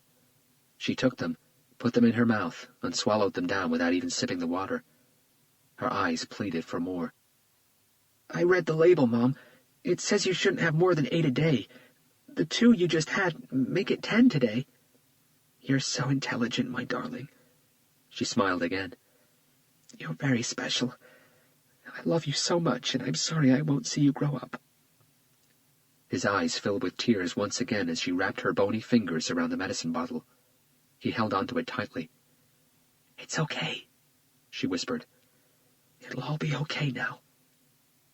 Hesitantly, he let go. "Dad will be angry with me." "No, he won't be, baby. I promise you." She placed 2 more pills in her mouth. "I brought you these biscuits." He pointed to the tray. "They're your favorite, Mom. Please have one." "I will, honey. In a while." She had a few more pills. "When Daddy comes home," she whispered, "tell him I love him. Can you do that for me?" He nodded. His eyes locked on the now almost empty medicine bottle. "Why don't you go read one of your books, darling? I know you love reading." "I can read in here. I can sit in the corner if you like. I won't make a noise, I promise." She extended her hand and touched his hair. "I'll be okay now. The pain's starting to go away." Her eyelids looked heavy. "I can guard the room. I'll sit by the door." She smiled a pain-stricken smile. "Why do you want to guard the door, honey? You told me that sometimes God comes and takes ill people to heaven. I don't want him to take you, Mom. I'll sit by the door, and if he comes, I'll tell him to go away. I'll tell him that you're getting better and not to take you." "You'll tell God to go away?" He nodded vigorously. She smiled again. "I'm going to miss you so much, Robert." Chapter 25. As they drove down Pacific Coast Highway, the scenery had changed from the hustle and bustle of downtown Los Angeles to the tranquility and breathtaking ocean views of Malibu. Hunter continued to stare out of the window. Malibu is famous for its warm, sandy beaches and for being the home of countless movie stars and celebrities, a place reserved for the rich and mega-rich. "No need to check for the address," Garcia said, slowing down. "I guess that's it." About 100 yards ahead on the left, several police vehicles were parked at the gates to a large mansion. News vans from various channels were already at the scene, satellite antennas raised high in the cold and wet night sky. Garcia slowly zigzagged his way around the cars and came to a stop in front of the intimidating electronic iron gates. An officer wearing a standard-issue LAPD vinyl raincoat came up to the driver's side. "Detectives Garcia and Hunter," Garcia said, after lowering his window. "Homicide special." The officer nodded and used the remote control in his hand to open the gates. "Forensics and the 2 other detectives have been in there for a while now," he said. "2 other detectives?" Hunter asked, leaning across Garcia. "That's right," the officer replied, stepping back from the car and gesturing for them to drive through. As Garcia drove forward, Hunter caught a glimpse of Claire Anderson standing under a large white umbrella with the other reporters. The perfectly cement-paved driveway must have been at least 100 yards long, flanked by numerous palm trees. Just past the gates, on the left, there was a tennis court. The large green area between the court and the impressive 2-story mansion had been impeccably mown, and the hedges around it were neatly cropped. Garcia entered a circular parking bay and pulled in next to a forensics unit van, just in front of a 4-car garage. "Wow, would you have a look at this place?" Garcia said, stepping out of his car. "Someone knew how to live in style." The house was white and modern, with a terracotta tile roof and large glass windows. On the 2nd floor, the room at the corner of the house had a wraparound balcony offering panoramic views of the beach. A few police officers were standing on the stone steps that led up to the front door, sheltering themselves from the rain. With his badge in hand, Hunter took the steps 2 at a time. All the officers at the house's entrance were unnaturally quiet. The look on their faces was a mixture of sorrow and skepticism. Double doors let them into a reception area that was bigger than Hunter's entire 1-bedroom apartment. It was a rich, sterile room, full of money and devoid of character, the kind of elegant space in which it was hard to believe people actually lived. A strange, unidentifiable smell lingered in the air, the sort of smell that could make you sick if you were exposed to it for long enough. A short and bulky man in a white Tyvek coverall noticed the two detectives as they stepped into the house. "Detective Hunter?" he asked, approaching them. "Yes." Hunter turned around. "I'm Detective Martin, Thomas Martin from the LASD Malibu Lost Hills station." They shook hands firmly. Malibu is actually an incorporated city in western Los Angeles County. Any homicides committed in that city initially fall under the Los Angeles Sheriff Department jurisdiction. "What do we have?" Hunter asked, looking around. "A fucking mess, that's what we have. It started as a missing persons call to the West Hollywood station." "West Hollywood?" Garcia inquired, surprised. Martin nodded. "I suggest you guys suit up while I fill you in." He pointed to 2 coveralls on a table, together with surgical masks and latex gloves. "A realtor called Riley, Amanda Riley," Detective Martin continued after Hunter and Garcia stood ready. "She owned her own estate agency called, funny enough, Riley's in West Hollywood. This morning she didn't turn up for work. Her work colleague—" Martin snapped his fingers a couple of times as he tried to remember her name. "Oh, damn. It's on the report. I'll check it later. Anyway, her colleague got worried. She said she's never known Miss Riley to come in late in over 10 years they'd worked together, never mind not turning up." A tall and skinny black man, also wearing a Tyvek coverall, entered the reception area from the door at the far end of it. "Hey, CJ," Martin called, gesturing for him to join them. "What's up, Tom?" CJ said, freeing his nose and mouth from the surgical mask he had on. "Are these the homicide special guys?" Martin nodded before turning towards Hunter and Garcia. "This is my partner, Detective C.J. Simmons." "Call me C.J. Everyone does." They all shook hands. "C.J., what's the name of the lady who reported Miss Riley is missing? I can't remember it for the life of me." "Mrs. Riggs, Tanya Riggs. The report's in the car. I'll go and get it before we hand the case over to you guys." Hunter noticed the look of relief on C.J.'s face. "Miss Riley's car is parked back in West Hollywood," Martin continued. "It's been in the same spot for 2 days." C.J. took over. "The last Mrs. Riggs knew about Miss Riley was that she was supposed to show this house to a prospective buyer on Saturday, early evening." "So this house is for sale. No one lives here at the moment?" Hunter asked, zipping up his overall. "That's right," C.J. nodded. "You know the protocol. So in the middle of the afternoon, a request was sent to our station asking us to dispatch a black and white unit down here to check it out. And then—" C.J. shook his head slowly without finishing the sentence. "And then all fucking hell broke loose," Martin picked up. "What's in there's just fucking insane. Someone had a lot of hate for this Miss Riley." "How do we come into all this?" Hunter asked curiously. "That's what I was wondering," Garcia added. "Forensics," C.J. replied. "When they got here and had a good look at the body, the lead agent said that we needed to contact Homicide Special and ask for the 2 of you. Apparently this case is linked to one that you're already investigating." "Mike Brindle, the lead forensic agent?" Hunter asked. "That's him," Martin agreed with a nod. "And the victim's this Amanda Riley," Hunter pressed on. Martin and C.J. exchanged a nervous look. "We can't tell." "Okay, let's go and have a look." Hunter knew he wouldn't get any more answers out in the reception area.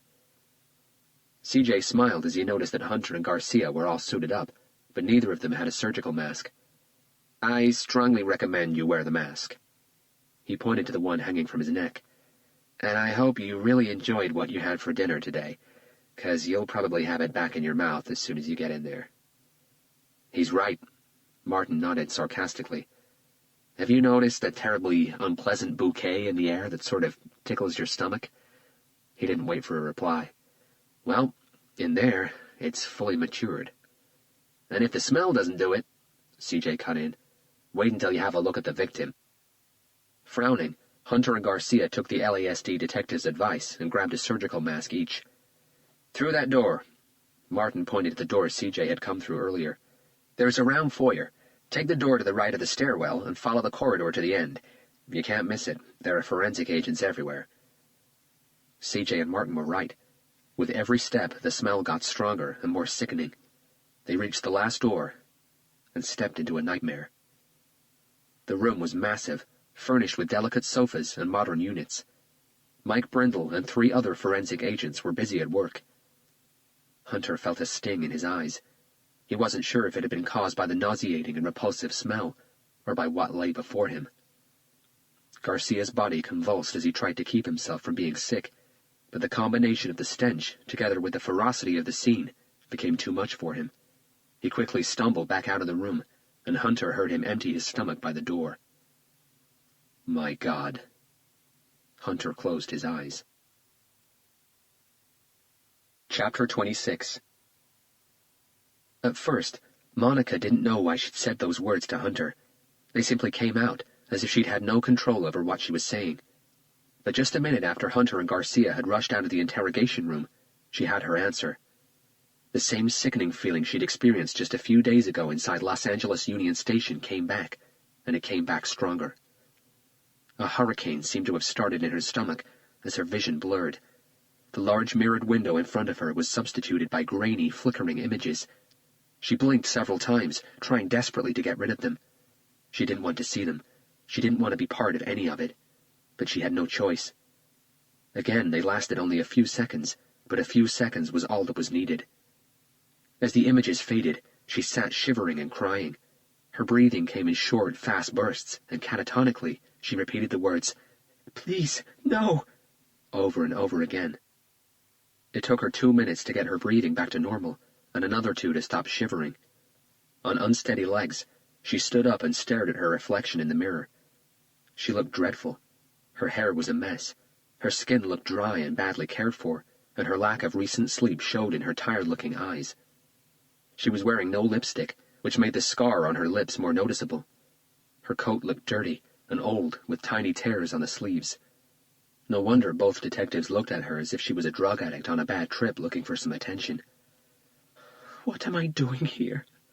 she whispered to herself, as if waking up from a strange dream in an unknown place. "I must be insane thinking someone would have believed me." She checked her watch and wondered what to do next. The detective had said he'd send an officer to take her details, but no one had showed up yet. Maybe that was a sign. Maybe telling others about the appalling things she saw wouldn't help them. It wouldn't help her. Deep down, she had hopes that if she could help any of the people she saw suffering, then maybe the images would go away, and she could go back to having a normal life. But standing there, alone, in a police interrogation room, all she had were doubts. "I need to get out of here. This is crazy," she said, as her eyes rested on Hunter's card on the table. Chapter 27. Mike Brindle was in a crouch position next to a large white leather sofa when he noticed Hunter standing by the door. Getting to his feet, he approached the detective in silence. Brindle had been with the Los Angeles Scientific Investigation Division for over 15 years, but the look in his eyes told Hunter that even he hadn't seen anything like what had happened in that room. They stood face to face without saying a word for a while, before Brindle checked his watch. "I guess you take the prize," he finally murmured through his surgical mask. Hunter narrowed his eyes and faintly shook his head. "Other than yours truly, nobody who's come through that door has managed over 40 seconds in here before losing their dinner," Brindle explained. "I didn't have dinner." "I guess he did."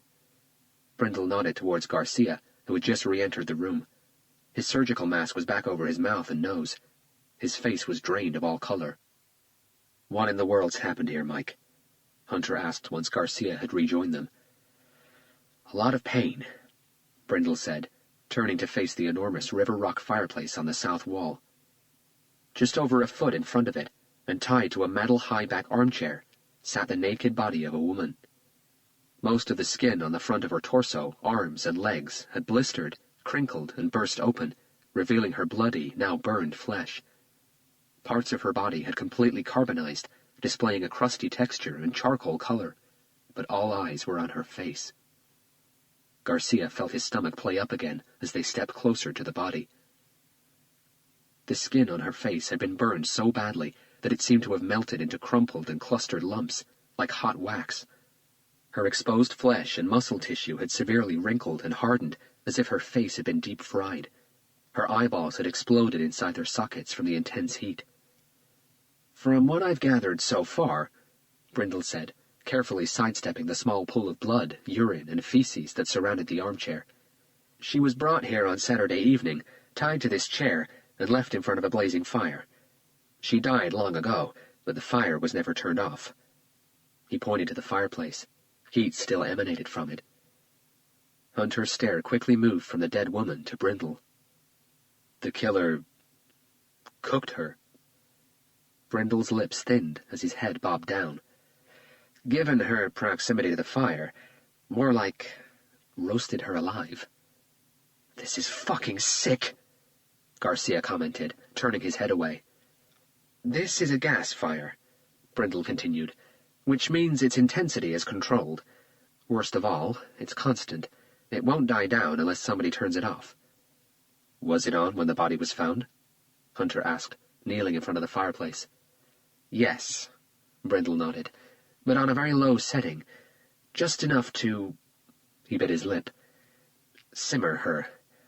But look at the size of this fireplace, Robert. On its higher setting, it would feel like a proper bonfire." Hunter cleared his eyes, took a deep breath, and forced himself to study the body for a moment.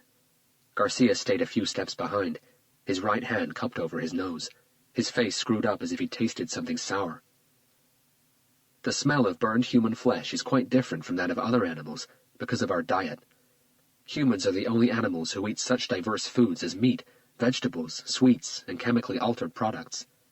The combination of their smells gets embedded in the human flesh, and then released, together with several toxins, when the flesh burns." Garcia felt something start to rise in his throat again. "We cut her loose," Brindle said, noticing Hunter's look as he studied her severed restraints. "And that's the reason why the two of you are here." Hunter's brow creased in anticipation. "We've been here for a while. Her body and the scene have already been photographed. The two local detectives we thought would be taking the case had seen enough. The body was ready to be taken to the morgue." Brindle gestured for one of the crime lab agents to come and give him a hand. Very carefully, they moved the dead woman's back away from the armchair's backrest. "And then we saw this." Hunter and Garcia repositioned themselves so they could have a better look. "Oh, fuck," Garcia murmured through gritted teeth, pinching the bridge of his nose. Hunter massaged his temples with the tips of his fingers, trying to rub away the headache he knew was on its way. "Shit," he said softly. His eyes were focused on the victim's back and neck. They had been badly scorched, but these were old burn marks. The skin had already healed, showing lumpy, leathery, and irregular patches. But the surprise in both detectives' faces wasn't caused by the disfigurement. Halfway down her back, painted in red and about 6 inches long, was the number 4. "There's more." Brindle lowered her body back to the original sitting position before asking one of his agents to bring him the large evidence bag they'd collected earlier. He lifted the clear plastic bag in the air so Hunter and Garcia could have a look at its contents. Inside lay a badly burned skull. "This was found in the fire after it was turned off." Garcia looked confused for a moment. Hunter let out a deep sigh. "Father Fabian's head?" he asked, already knowing the answer. "You've got to be kidding!" Garcia's eyes widened.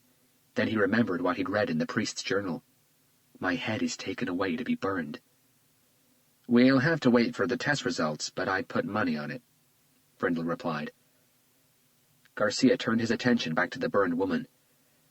"What I don't get about this is, how come it looks like she's got different degrees of burns all around her body?" He cautiously moved a step closer. "The skin on her torso, arms, and thighs is blistered and ruptured open. You can tell that the exposed flesh is simply cooked, as you put it." He nodded at Hunter. "But her lower legs, feet, and hands have burned to a fucking crisp. Most of it is carbonized, for Christ's sakes. And what in God's name has happened to her face? It's like different parts of her body have been exposed to different intensities of heat." "And they have," Brindle admitted. "As I've said before, this thing at full tilt would feel like a forest fire." He pointed to the fireplace. "She was just about a foot away from it. I'm sure the killer was controlling the heat. torturing her, but because of her armchair sitting position, her lower legs and hands are about a foot closer to the fireplace than the rest of her body. That extra proximity could mean a rise of 2, maybe 3 degrees Celsius. Given the probable amount of time she was exposed to such intense heat, the body parts closer to the fire would have sustained considerably more damage, as you can clearly see. Now, when it comes to her face... He shook his head with uncertainty. I've seen enough burn victims, but I've never seen anything quite like this before. The skin on her face has crumpled into melted-looking lumps, like a dinner candle. Could the killer have used an accelerant? Hunter asked.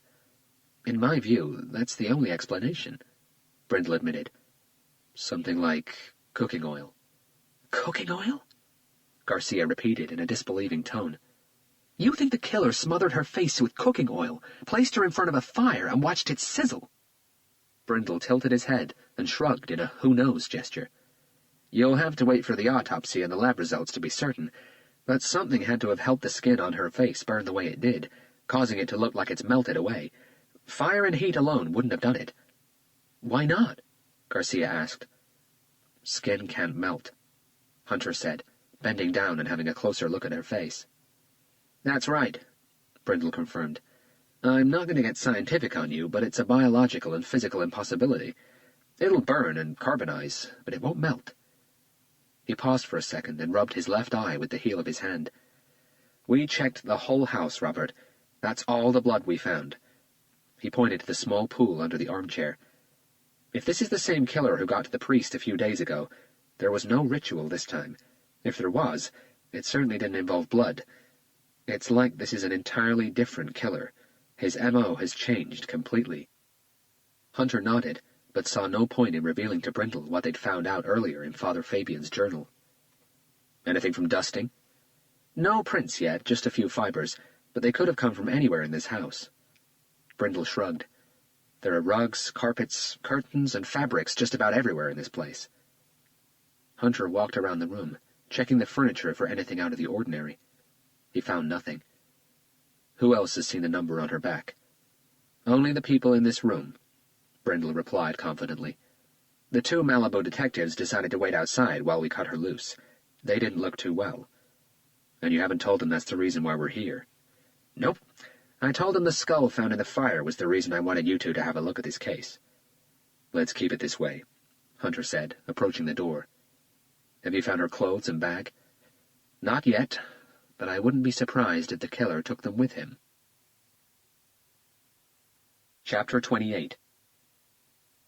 Hunter closed the door to his apartment behind him, leaned back, and shut his eyes. The headache that had started at the house in Malibu had intensified on the way home. It now felt as if a rat had woken up inside his skull, panicked, and tried to scratch its way out through his eyes. The obnoxious smell of burned flesh had managed to bypass his coverall, and it had impregnated his clothes. A bitter tang so strong that it unsettled his stomach, stung at his eyes, and constantly made him gag. He needed a shower, urgently. Hunter undressed quickly. He grabbed a black trash can liner from the kitchen and dumped his clothes into it, knowing that washing them, no matter how much detergent he used, would never fully get rid of the smell. In the bathroom, he ran the shower as hot as he could tolerate and leaned against the white tiles, letting the water sluice over his head, shoulders, and back. Now, away from everyone's eyes, his chest heaved, and he finally threw up. By the time he turned off the water, his skin had gone a dark shade of pink, and his fingertips were soft and wrinkled. He'd been through almost an entire bar of soap, but still the smell lingered. It wasn't on his skin, he knew that. The unsettling odor had clung to the hairs inside his nose, and no amount of blowing was getting rid of it. For the time being, the only solution he could come up with was to numb his brain. The first 2 shots went down neat, and in one single gulp. The third, a double, was poured over a single cube of ice and sipped slowly. It was late, but Hunter knew sleep would be bordering on impossible. It was already hard enough on a regular, non-eventful day. He paced the room for a while before stopping by his living room window. He stood there for a moment, staring at the empty street, his mind full of thoughts. Nothing made sense. The single malt seemed to be doing the trick where the smell of burned flesh was concerned, but his head still felt like a ticking bomb. Headache tablets had never really worked for him, so he discarded the thought as it entered his mind. But pills reminded him of something else, and it made his pulse race. Monica, the girl who'd stopped by the station earlier. Over the years, he'd seen his fair share of crazy people and charlatans, all of them positive they could lead the police to an unfound body or to an elusive killer. But something told Hunter that wasn't the case this time. There was something different about Monica. Hunter saw a conviction in her eyes he'd never seen before in any of the so-called psychics. She wasn't after a free publicity ride or attention. In fact, she looked scared, as if talking to the police would expose her to something or someone she'd been running away from. Hunter took a deep breath and ran his hand through his wet hair. Her words still echoed in his ears. "Helen, it wasn't your fault." How could she know? He said out loud. No one does. He felt the same old destructive guilt creep up on him, and he finished the rest of his scotch in one large swig. It burned the back of his throat, and that's when he remembered the last thing she'd said to him. He knew about the fire. He knew what scared her. Chapter 29. Hunter was leaning against his car in the empty LACDC parking lot, his hands deep inside his jacket pockets. It was a clear day, but cold according to LA standards. A cup of flavorless machine coffee purchased from a gas station rested on the hood of his old Buick. It was 7:10 a.m. Dr. Winston had called him about half an hour ago, saying he'd already concluded the autopsy on the new body. Hunter had been waiting less than 5 minutes when Garcia pulled up and parked next to him. As he stepped out of his Honda Civic, Hunter noticed his reddish eyes and pale complexion. "I guess I wasn't the only one who got no sleep last night," Hunter said, reaching for his coffee. Garcia shook his head slowly. "I freaked Anna out last night." "What do you mean?" A slight headshake. "I called Anna to let her know I'd be home late yesterday, but she decided to wait for me so we could have dinner together." "That's nice." Hunter sipped his coffee and pulled a bitter face. "When I got home, Anna was in the kitchen." Garcia buttoned up his coat. "As soon as she heard me walk in, she threw 2 steaks onto the grilling pan. The sizzling noise, together with the smell of cooking meat, hit me like a ton of bricks. I puked right there on the kitchen floor." "Oh, shit. That can't be good." They started walking towards the LACDC building. "Obviously, I didn't tell her about the investigation and the real reason why, all of a sudden, a sizzling steak was making me throw up."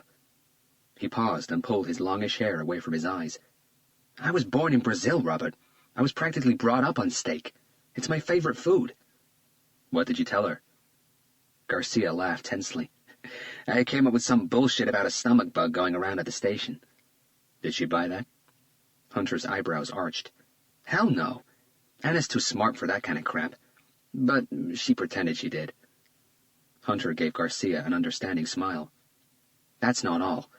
I needed to have a shower. That godforsaken smell was all over me like zits on a teenager, and I was sure Anna could smell it too. I passed on dinner and locked myself in the bathroom for about an hour.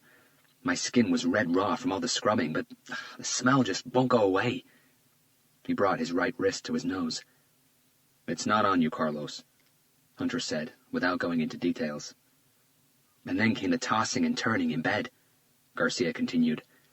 "It was like her melted face and burned body were hiding behind my eyelids. I couldn't close them. Not only did I get no sleep, but I kept Anna up all night. I know I'm starting to scare her again, Robert. She ain't exactly over what happened during the crucifix killer's case, you know." They reached the main building and were allowed in by the security guard, who told them Dr. Winston was waiting for them in autopsy room 2A.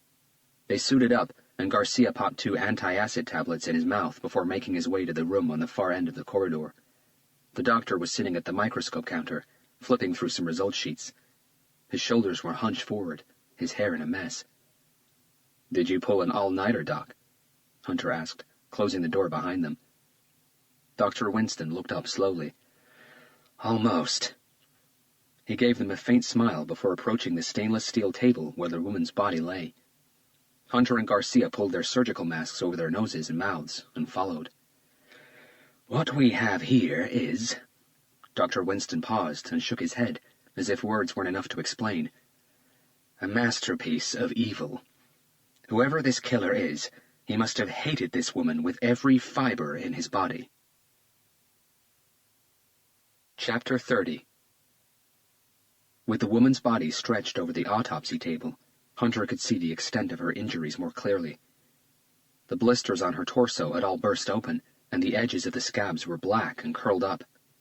The exposed flesh had dehydrated from the intense heat, but some of it had still kept a deep pink, sunburn-type color.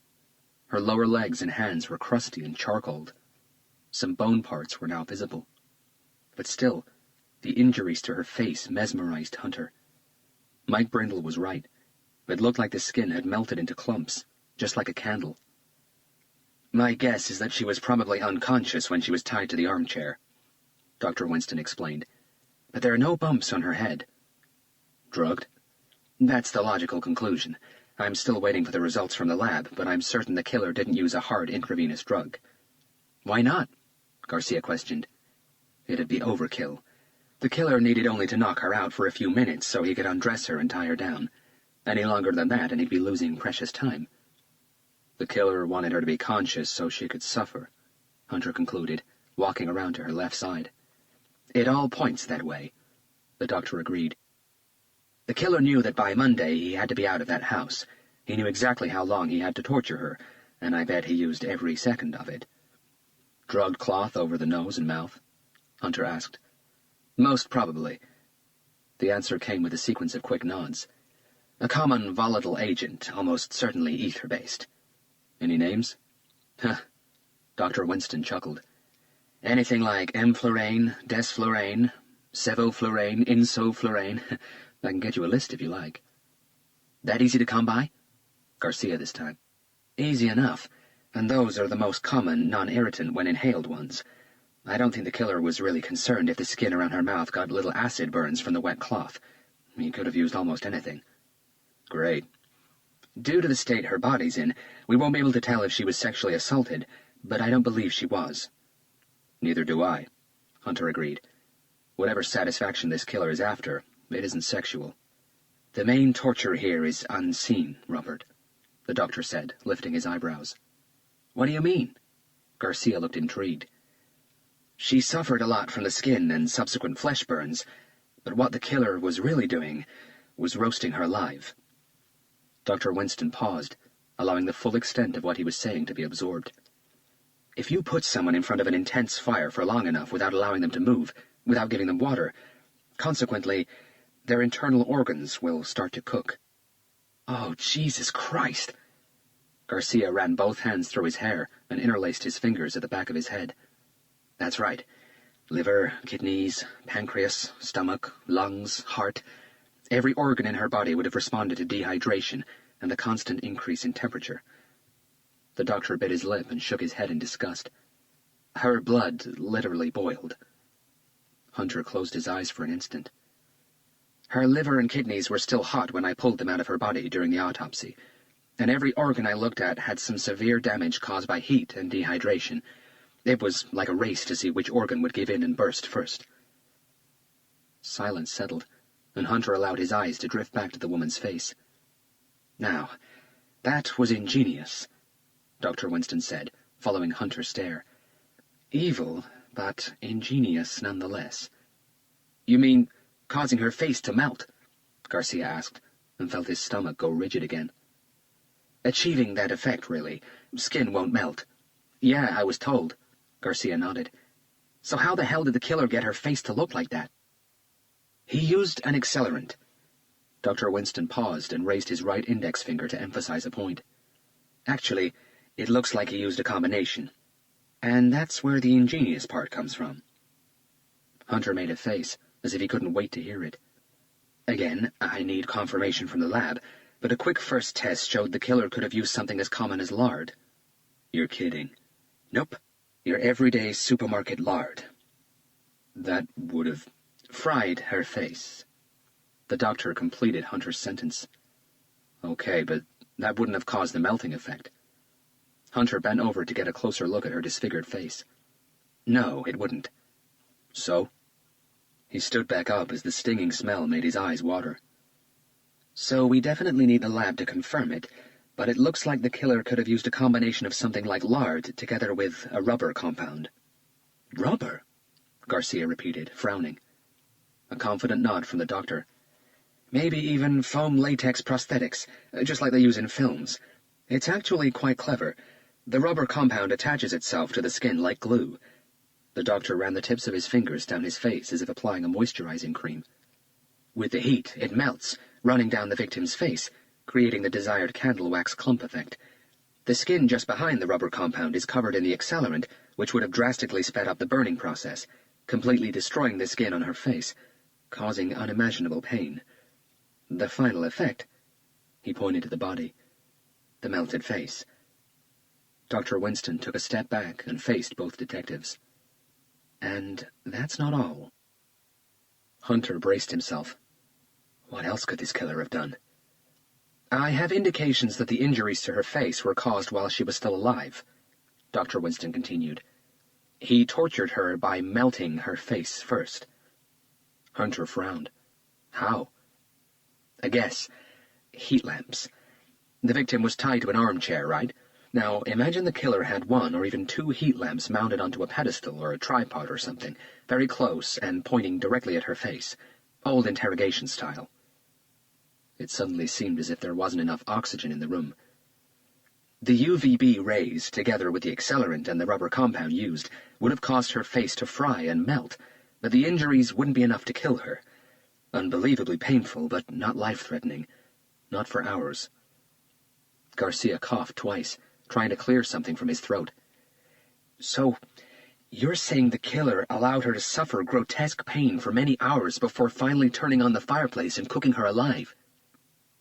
The doctor used his thumb and index finger to rub his eyes, and he nodded slowly. That's my theory, anyway. Hunter circled the autopsy table. What about her back, Doc? Yes, she's no stranger to fire. The doctor stepped away from the body, approached a metal cabinet by the west wall, and retrieved a paper envelope from the top drawer. Her body's in a very fragile state, and I don't want to keep on moving it, so let me show you on these pictures. He pulled 4 photographs out of the envelope and arranged them neatly over his desk. She's been severely burned before. As you can see, most of her back and neck are scarred. The doctor pointed to the first 2 photographs. Any idea of how long ago? Very hard to be precise, but she was probably a young girl or a teenager. That long? Dr. Winston nodded. The skin has stretched quite a bit since it's healed, meaning she's grown. I'm certain those burn marks aren't from her adult life. The number drawn on her back. Hunter pointed to the 3rd picture. Did the killer use blood again? Definitely. It's already been sent to the lab, and I'll have a result sometime today. Both detectives looked at all 4 photographs. How long would you say she was exposed to the heat, Doc? Hunter asked. Probably from Saturday night all the way until when she was found. I heard the fire was still on when the police came into the house yesterday. Hunter bit his lip and nodded. The killer didn't stop cooking her after she died, Robert. This was more than torturing a victim. This was a demonstration of his resolve. He knew we'd find her, and he wanted us to find her looking like this. He's showing off how evil and brutal he can be. I'm just not sure why. Maybe he isn't showing off, Doc. Hunter shook his head. Maybe he only stops when the monster inside him is satisfied. That's not uncommon. Sometimes death alone isn't enough to soothe the killer's rage or evil or whatever the hell it is made him want to kill. There are cases upon cases of killers who carry on shooting, clubbing, stabbing, cutting their victims or whatever, way after they're dead. Some even keep them for days, weeks, months. Maybe you're right, Dr. Winston agreed. Maybe just killing them isn't enough for him. He took a deep breath and let it out slowly. There's something else I need to show you. The doctor's tone made Hunter stare in his direction. Pulling a round magnifying lamp mounted onto a pedestal towards the autopsy table, the doctor summoned Hunter and Garcia closer. He positioned the lamp sideways, its beam illuminating the right side of the victim's abdomen. Have a look. He moved out of the way. Hunter stared through the magnifying lamp, unsure of what he was looking for. A few seconds later, his eyes narrowed as they locked their focus on something just under her right breast. No way, he exclaimed, feeling a chill electrify his body. Dr. Winston nodded calmly. You've got to be shitting me, Doc. Chapter 31. 2 distinct groups of crime scene photographs, separated by a white marker line, were now pinned onto the corkboard in Hunter and Garcia's office. On the left, the Seven Saints Catholic Church and the brutality of a priest's decapitation. On the right, the mansion in Malibu and the sadism of a body left to roast in front of an enormous fireplace. With the discovery of a new body, Captain Blake had demanded a team meeting from now on, every day at 9 in the morning. Hunter and Garcia made it to the office with 10 minutes to spare. The forensics report from Amanda Riley's crime scene revealed that they'd found a partial print in one of the rooms upstairs. They'd also found a utilities room and a vacuum cleaner that had apparently been used recently. The lab report would take a few days to come through. The information they had so far on Amanda Riley was basic. Born and raised in Los Angeles, left high school before graduating and had been in the property business ever since. Her mother passed away 7 years ago. Her father was never a strong presence in her life. Alcohol and gambling problems. His location is unknown. Amanda was divorced. Ex-husband ran his own restaurant in San Diego. He'd been living there for 6 years. He was working all through the weekend. Alibi verified. She was also experiencing heavy financial difficulties. Her agency wasn't doing well. The house in Malibu is owned by a stock market investor millionaire named Dan Tyler. At 9 a.m., Captain Blake entered the room without knocking, carrying a copy of the LA Times. "Have you seen this?" she asked Hunter. "I tend not to read newspapers. They depress me." "Well, then this will make your day." She calmly placed the paper on his desk with the front page headline facing up. Hunter let his eyes glide towards the paper without reaching for it. Garcia stood up and approached Hunter's desk, curious to read it himself. "The executioner strikes again. New victim scorched to death by sadistic serial killer. Los Angeles police baffled."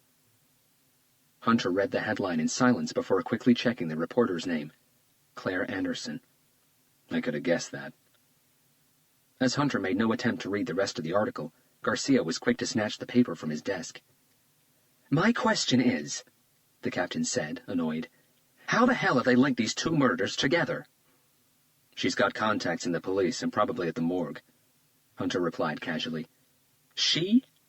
the captain asked with a worried frown. "Claire Anderson, the reporter who wrote the article." Captain Blake stared at Hunter with inquisitive eyes. "By the look on your face, I gather you know her." "We've met." The captain held Hunter's gaze for a few seconds, but he was giving nothing away. "No one else at the RHD, apart from the three of us, knows that these two cases are connected." She started pacing the room. "If neither of you talked to her, the tip couldn't have come from here. Dr. Winston has guaranteed me that only he and 3 very reliable forensic agents know about the connection. He's sure the leak isn't on his side." "It says here," Garcia interrupted, reading from the paper, "Special Homicide Detective Robert Hunter is leading the investigation. Though he's declined to comment, there's no question that both murders have simply baffled the police. The executioner—" He paused and raised his eyes at Hunter. "Cute name. Who the hell comes up with these?" Hunter shrugged indifferently. Garcia continued reading.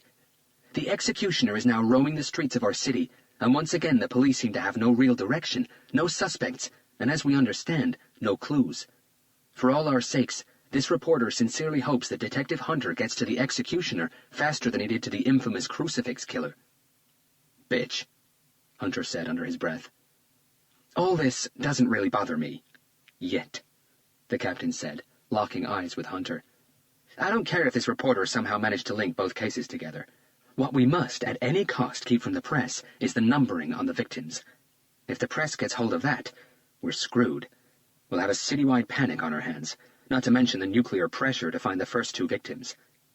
"They obviously don't know anything about that," Garcia said, waving the paper in his hand, "or else it would have made the headlines."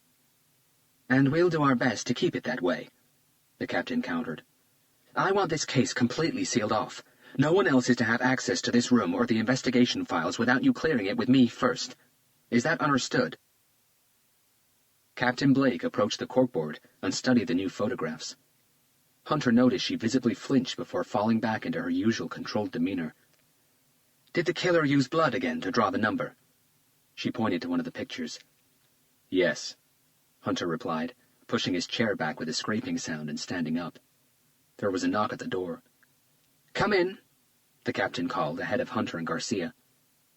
Ian Hopkins entered and was instantly surprised to see Captain Blake in the room. "Oh, I'm sorry. I didn't know you were having a meeting." "It's okay," Hunter said, motioning him to stay. Captain Blake turned to face Garcia with a questioning expression. "He's okay." Garcia gently shook his head. "He's the officer you assigned to us to help with the legwork, remember? I just came in to tell Detective Hunter that no one took down the Monica girl details," Hopkins said. "When the officer got to the interrogation room, she was gone." "Monica?" the captain asked, turning around. "Is this the girl who came in yesterday saying she had some information on the Seven Saints Church murder?" "That's her," Garcia replied, leaning against his desk. "So what came of that?"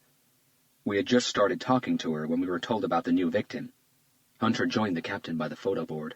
"She never got a chance to tell us what she came here to tell us." "Was she at the church? Did she see anything?" The captain's interest grew. "No to the first, and, in a way, to the second," Garcia replied, scratching his chin. "And what the fuck does that mean?" "She wasn't at the church," Hunter said calmly. "All she told us is that she had a vision." The captain's posture tensed. "Hold on," she said firmly, lifting her right hand. "She came in claiming she was psychic." "Not as far as we know," Hunter replied. The captain stared around the room and came to rest on Garcia. "Somebody better tell me something." "According to the officer who first talked to her, she didn't say anything about being a psychic or having any visions. She claimed she had some information, but that she'd only talked to the detectives in charge." The captain took a packet of mints out of her dark blazer's breast pocket and popped one in her mouth.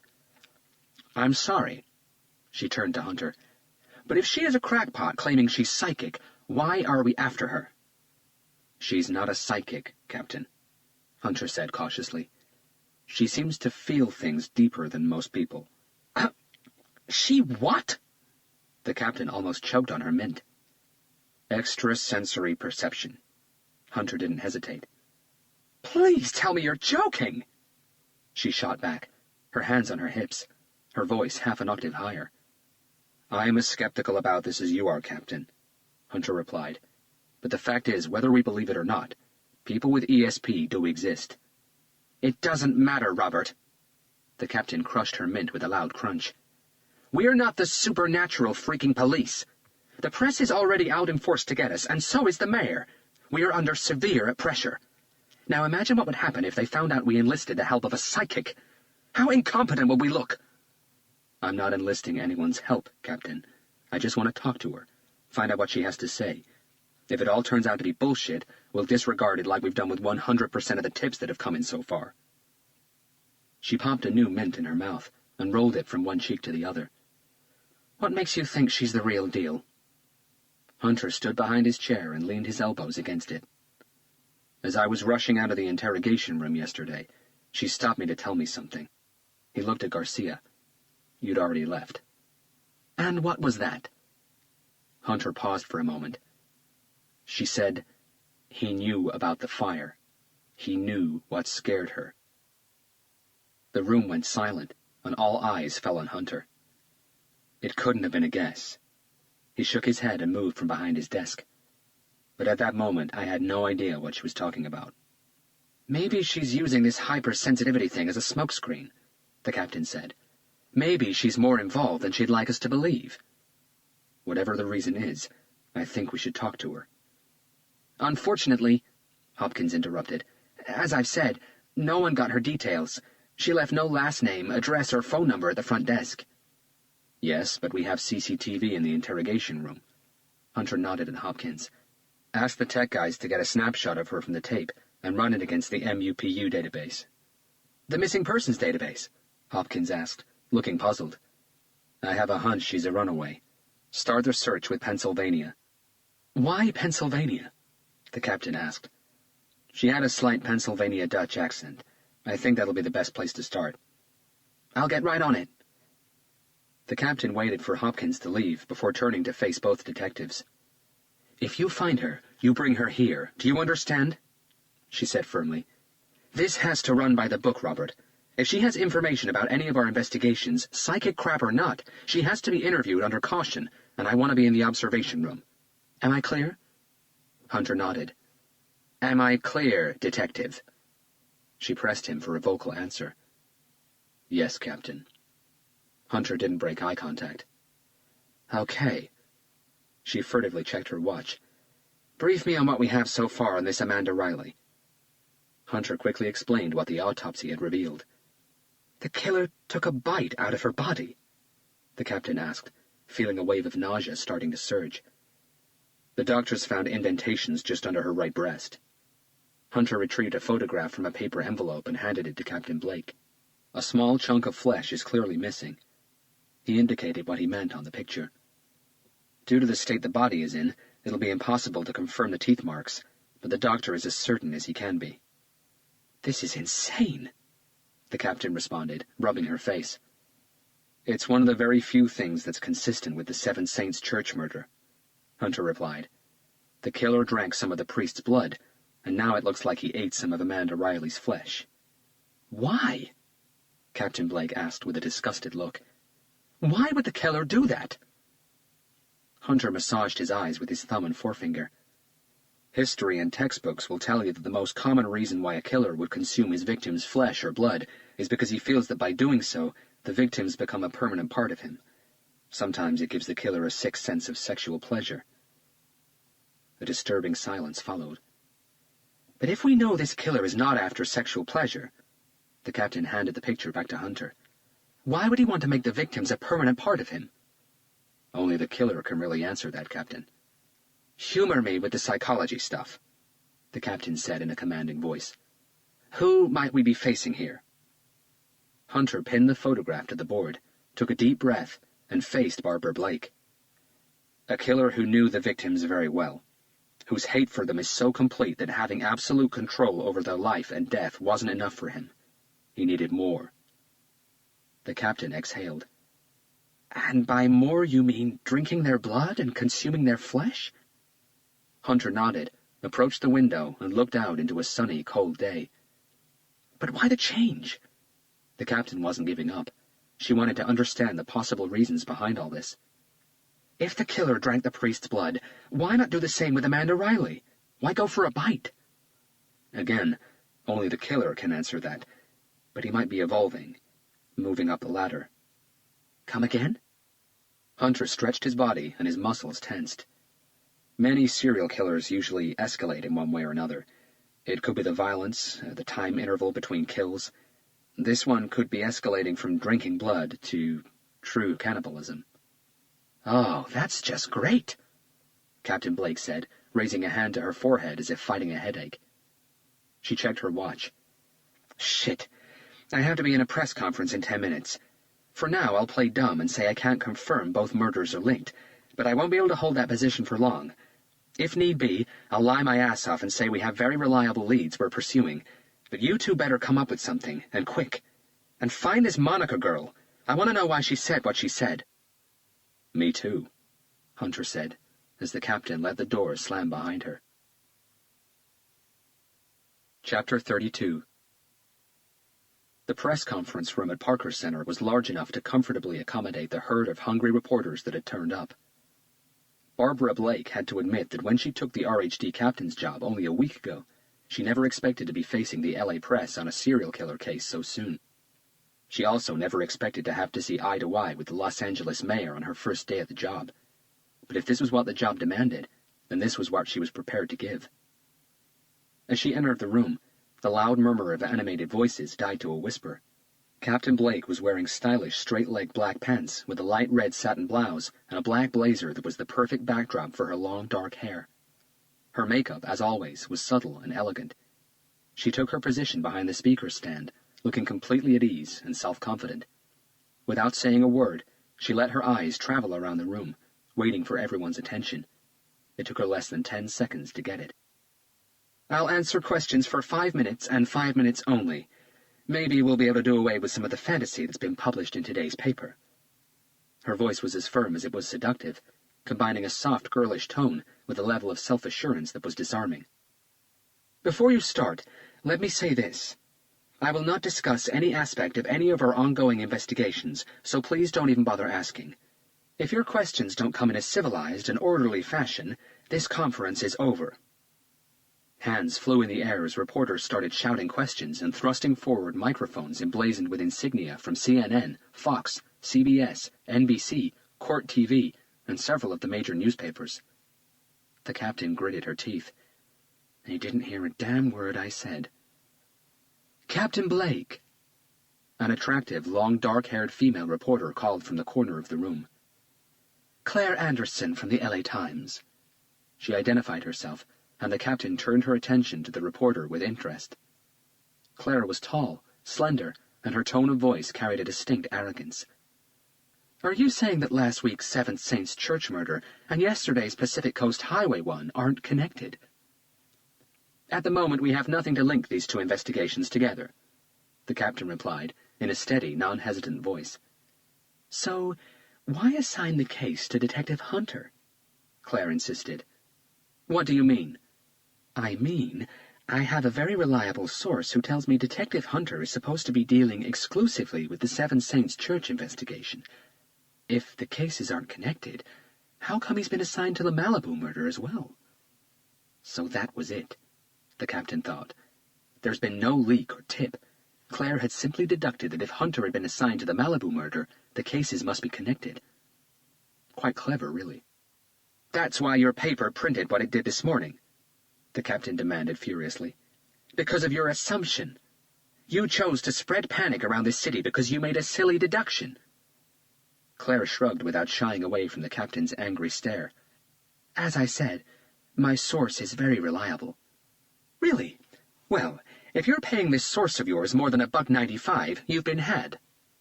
Restrained chuckles echoed throughout the room. "Let me clarify this for you," Captain Blake said confidently. "In an ideal world, this department would have as many detectives as it has cases, and the ratio would be 1-to-1. But this isn't an ideal world, is it? This is a world where someone enters a church during confession time and decapitates a priest. This is a world where someone ties an innocent woman to a chair and tortures her in front of a large fire until she's dead." The room went completely silent. "Unfortunately," the captain continued, "the number of violent crimes committed in this city surpasses that of detectives exponentially. Detective Robert Hunter and Detective Carlos Garcia were supposed to deal exclusively with the Seven Saints Church investigation. You're right." She nodded at Claire, widening her eyes. "But all my other detectives are overloaded with cases. Maybe the LA Times could publish a request to all violent murderers out there, asking them to take a few years' break so we can catch up. How does that sound to you?" Nervous laughter came from around the room. Claire kept her face steady. "So you're admitting Detective Hunter is leading the Malibu investigation as well?" "Detective Hunter brings us the advantage of also being a forensic psychologist. His knowledge and understanding of how the mind of a violent criminal might work proves indispensable in many of my department's investigations. Due to the extreme brutality of the crime committed in Malibu over the past weekend, I have asked Detective Hunter to take the investigation, yes," the captain finally admitted. "Why isn't he attending this press conference?"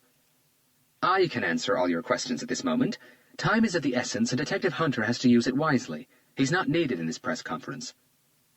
More hands shot up, and shouts filled the room once again. "I guess Mayor Edwards won't be best pleased," Claire said, raising her voice above all others. "It's my understanding that he wanted your best detective to work exclusively on the Seven Saints Church murder."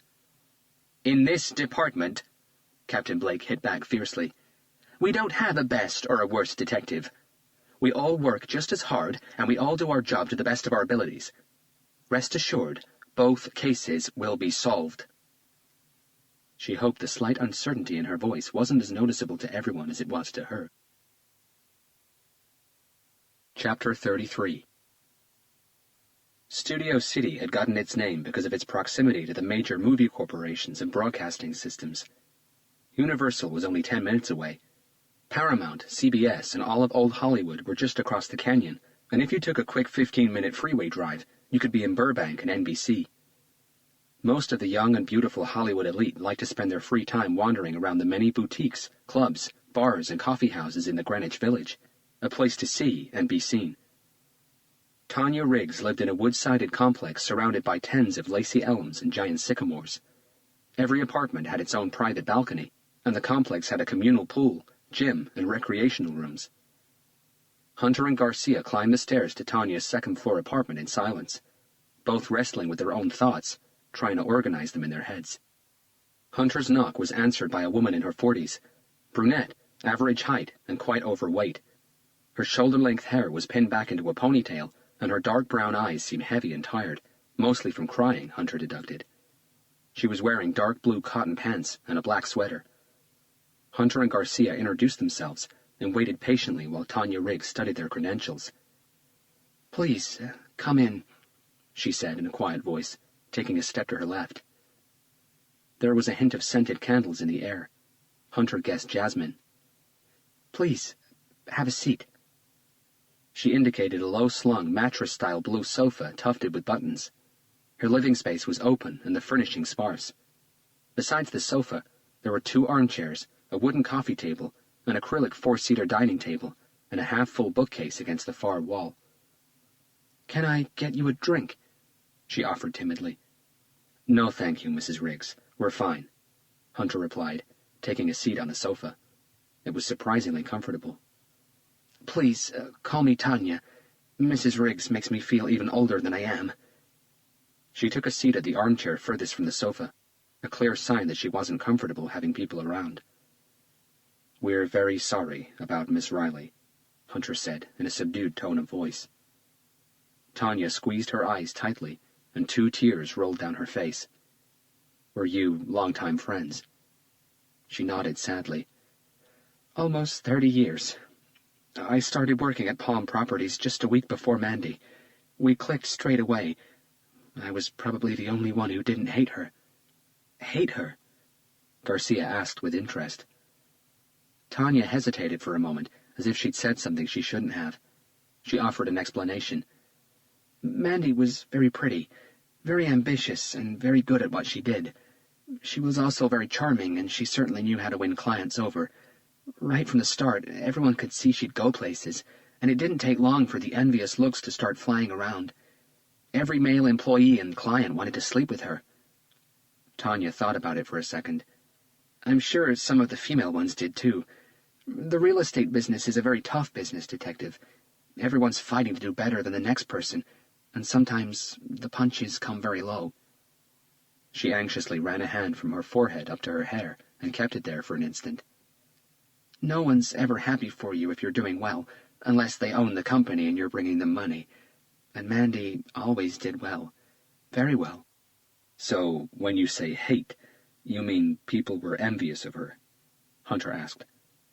"Yes, of her beauty and of her success." "But you weren't?" Garcia this time. Tanya shook her head. "Look at me," she said with a coy smile. "I'm no Miss America, and this isn't something of late. I've always looked like this. I've always been a big girl. I knew I could never be like Mandy, so it didn't really bother me. I never had the sort of ambition she had either." She paused and used the back of her right hand to clear her tears. "Truthfully, I was happy that she became my friend. In school, I had very few friends. People made fun of me all the time because I was fat and not very pretty. I pretended it didn't affect me, but deep inside, it was awful. I'd never cry in school, but when I got home, I broke down almost every night." Hunter nodded understandingly, and for a brief moment he remembered how skinny and awkward he used to be in school. "I knew how Mandy felt in the office with everyone giving her the eye and whispering behind her back. I think that's probably why we became such good friends." "How was she as a boss?" Garcia asked, crossing his legs and leaning his elbows on them. "Fantastic. The best boss I ever had. I guess because of what she went through, she had no patience for bullies. She treated everyone equally." Tanya reached for the box of tissues on the coffee table. "Did she ever have a problem with an employee?" Garcia asked. "She had to let a lot of people go, didn't she?" "Everyone who worked for Mandy loved her. She did everything she could to keep every job in the company intact, but it wasn't up to her. The property market in LA has collapsed, and everyone in the business knows that. No one held her responsible." A brown cat appeared at the kitchen door, looked at both detectives for a long while, and decided it didn't want to come any closer, disappearing back into the kitchen. "Do you know if she was seeing someone?" Hunter asked. "Since her divorce, Mandy didn't care much for relationships. She had flings, but nothing serious." "Any recent ones?" Garcia asked. "Not that I know of." "Did she date clients?" "No, never." Tanya shook her head vigorously. She might have flirted with some, but that's part of the job. We've got to be charming, sometimes flirty, but that's all. As far as I know, Mandy never broke that rule. I understand Mandy showed the house in Malibu to a prospective buyer on Saturday evening, Hunter said, now using Amanda's nickname as if they were chatting about an old friend. Tanya dabbed the corners of her eyes with the paper tissue and nodded. He was the killer, wasn't he? Hunter leaned forward and held Tanya's gaze for a short moment before tilting his head. We can't say for certain, but he's a person of interest. What can you tell us about him? Not very much, Tanya replied in a strangled voice. Anything would help, Garcia insisted. He booked the viewing over the phone. He said his name was Turner, Mr. Ryan Turner. Hunter wrote it down in his black notebook. When was that? When did he call to book the viewing? On Friday. Who talked to him, you or Mandy? I did the first time. Was there a second? Hunter pressed. Yes, he called on Saturday to say he'd be a little late. The cat appeared at the kitchen door again. This time it moved into the living room tentatively and laid down under the acrylic table. Do you remember the conversation you had with him? She nodded. It wasn't a very long one, though. Do you remember his voice? Was there anything particular about it? An accent, for example? Yes, she said with a series of quick nods. He definitely had a southern accent, like a hillbilly twang, maybe Texas or Mississippi. Was his tone of voice aggressive, subtle? Was the voice high-pitched, low? She shook her head. Not aggressive at all. Very polite, actually. There wasn't anything particular about his voice. She looked down at the floor. I'm sorry. That's okay, Tanya. Hunter reassured her. You're doing great. Did it sound to you like he could be someone you and Mandy knew from before? A client? Someone who visited the agency recently, maybe? A new pause. Tanya stared at her unsteady hands for a moment before shaking her head. I don't think so. We haven't had that many clients come in lately. Did he come to Riley's before going up to the house in Malibu, or did Mandy meet him there? Garcia inquired. Tanya dabbed her eyes with the paper tissue again. We have a policy of not giving out our property addresses to clients we've never met. He came to the agency. Did you meet him? No, Tanya said in a deflated breath. He'd booked the viewing for late afternoon, but called saying he was running an hour late. I asked Mandy if she wanted me to wait with her. A new wave of tears started rolling down Tanya's cheeks. But she said that she'd be okay. She told me to come home as it was the weekend. She took a deep breath and her voice faltered. I should have stayed with her. There's nothing you could have done, Tanya, Hunter said, comforting her. Mandy was so petrified of fires, Tanya said as she stared at the floor again. Hunter and Garcia exchanged a quick look. How's that? Hunter asked. Tanya took her time. Her bottom lip quivered as she spoke. When she was a young girl, she was badly burned. Do you know what happened? Not exactly. Mandy never really talked about it. She just told me that when she was young, her dress caught fire. Since then, she developed a terrible phobia of fires. In her house, she doesn't even have a gas stove or anything. It's all electric. Even candles make her nervous. She paused for a deep breath and then started sobbing. Why?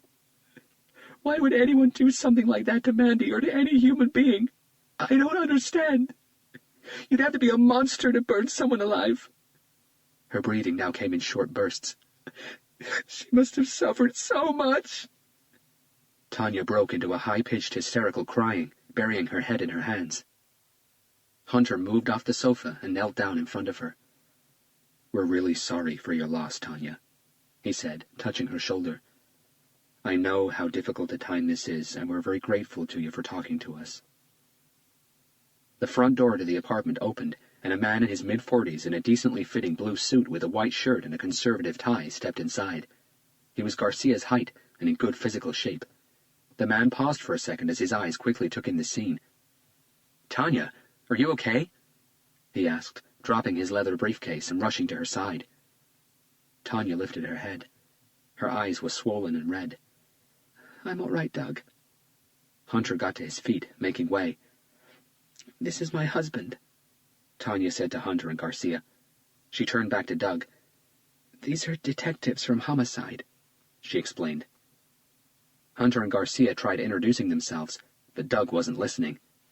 "What the hell are you guys doing?" he demanded. "Can't you see what she's going through?" "We're very sorry, Mr. Riggs," Hunter said. "It's okay, Doug," Tanya intervened. "They're simply doing their job, and I want to help if I can." "But you don't know anything. You said you never saw the man." "Any kind of information is always helpful, Mr. Riggs," Hunter said, taking a step back. "Tanya was able to give us some background on Amanda Riley, and that'll certainly help us with the investigation." Doug cradled Tanya in his arms. "I should have stayed home with you today. You're in no condition to be by yourself, and certainly in no condition to be interviewed by the police." He shot Hunter and Garcia a furious look. "I'm not handicapped, Doug. I'm just upset." "You were very helpful, Tanya," Hunter said, before nodding at Garcia. "We have to be going anyway. Once again, we're sorry for your loss, but if I could ask you just a couple more questions." Tanya nodded, despite Doug's irritation. "Mandy's bag is still missing. We'd like to have a look in her house. Do you know if she kept a spare key in the office?" Tanya wiped her tears with the heels of her hands and looked at Doug for an instant. "Yes, in her bottom drawer. She was always locking herself outside her house, so she started keeping a key in the office, just in case." Hunter nodded.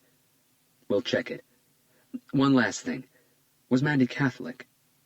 Tanya shook her head nervously. "She wasn't religious at all. I don't even think she believed in God.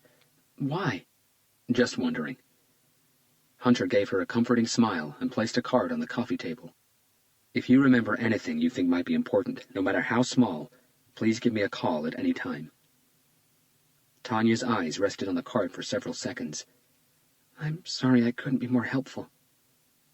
Hunter and Garcia got off the sofa and walked towards the door. "Wait!" Tanya suddenly called. "He called her Mandy." "What do you mean?" Hunter asked. "On the phone, when he called to let us know he'd be late for his viewing, after he said hello to me, he said, 'Can I speak to Mandy?'" Chapter 34. Claire Anderson had wanted to be a reporter for as long as she could remember. Born in Haley, Idaho, she was a country girl with a big city woman mentality. Her parents still lived in Haley, with thick accents and country ways. In school, Claire had been an exceptional student, but her size made her unpopular with boys. She started gaining weight very early, fueled by her mother's extraordinary talent for baking the most amazing cakes. By the time she finished high school, she'd become positively tubby. Her excellent grades gave her a wide choice of universities. She picked Idaho State University in Boise, simply because she liked being close to home. Haley was home, but the big city became her playpen, the place where she first experienced drugs and decided they weren't for her. The place where she lost her virginity to someone she only saw twice, and the place where she decided she didn't want to be overweight anymore. With irrefutable determination, she changed her eating habits and jogged herself down to 118 pounds. Her transformation was astounding, and she went from unpopular to the girl everyone wanted to sleep with. Upon graduating top of her class, Claire was offered a job with the Idaho Statesman, the highest circulation newspaper in Boise. Through the paper, she met Noah Jones, a freelance reporter from Los Angeles, who told her he could put in a good word for her with some of his friends at the LA Times. She had to sleep with him for that, but Claire considered it a small price to pay to join one of the biggest newspapers in the USA. Claire sat perched on the edge of Matt Paskier's desk. Paskier was a legend when it came to crime reporting in Los Angeles. He was old school, condescending, a heavy drinker, and thought nothing of journalism degrees, but he was very smart, and he liked Claire Anderson. She had something he hadn't seen in years, raw ambition to be a good reporter. She wasn't doing it for the money. "Okay, what's the problem?" Paskier let go of his cup of coffee and leaned back in his chair. "I'm doing something wrong," she said in a half-defeated voice. "I can't get an angle on this story, and now the TVs are getting involved." "I take it you met Robert Hunter. I mean, properly met him." Claire nodded. "He blew me off." Paskier let out an animated but strange laugh. "You tried to seduce him? Oh, Claire, Robert certainly saw you coming a mile away. He doesn't fall for those tricks. I could have used that information a few days ago, she replied, looking around the newsroom. Everyone looked busy staring at computer screens or talking on telephones. I'll tell you what. Let's go talk someplace else, Pasquier said, rolling his chair away from his desk and standing up. He scowled sadly at the large room. This place depresses me. It's full of university geeks who know shit about journalism. Hey! Claire tried to look offended. I'm a university geek. Yeah, but you're hot.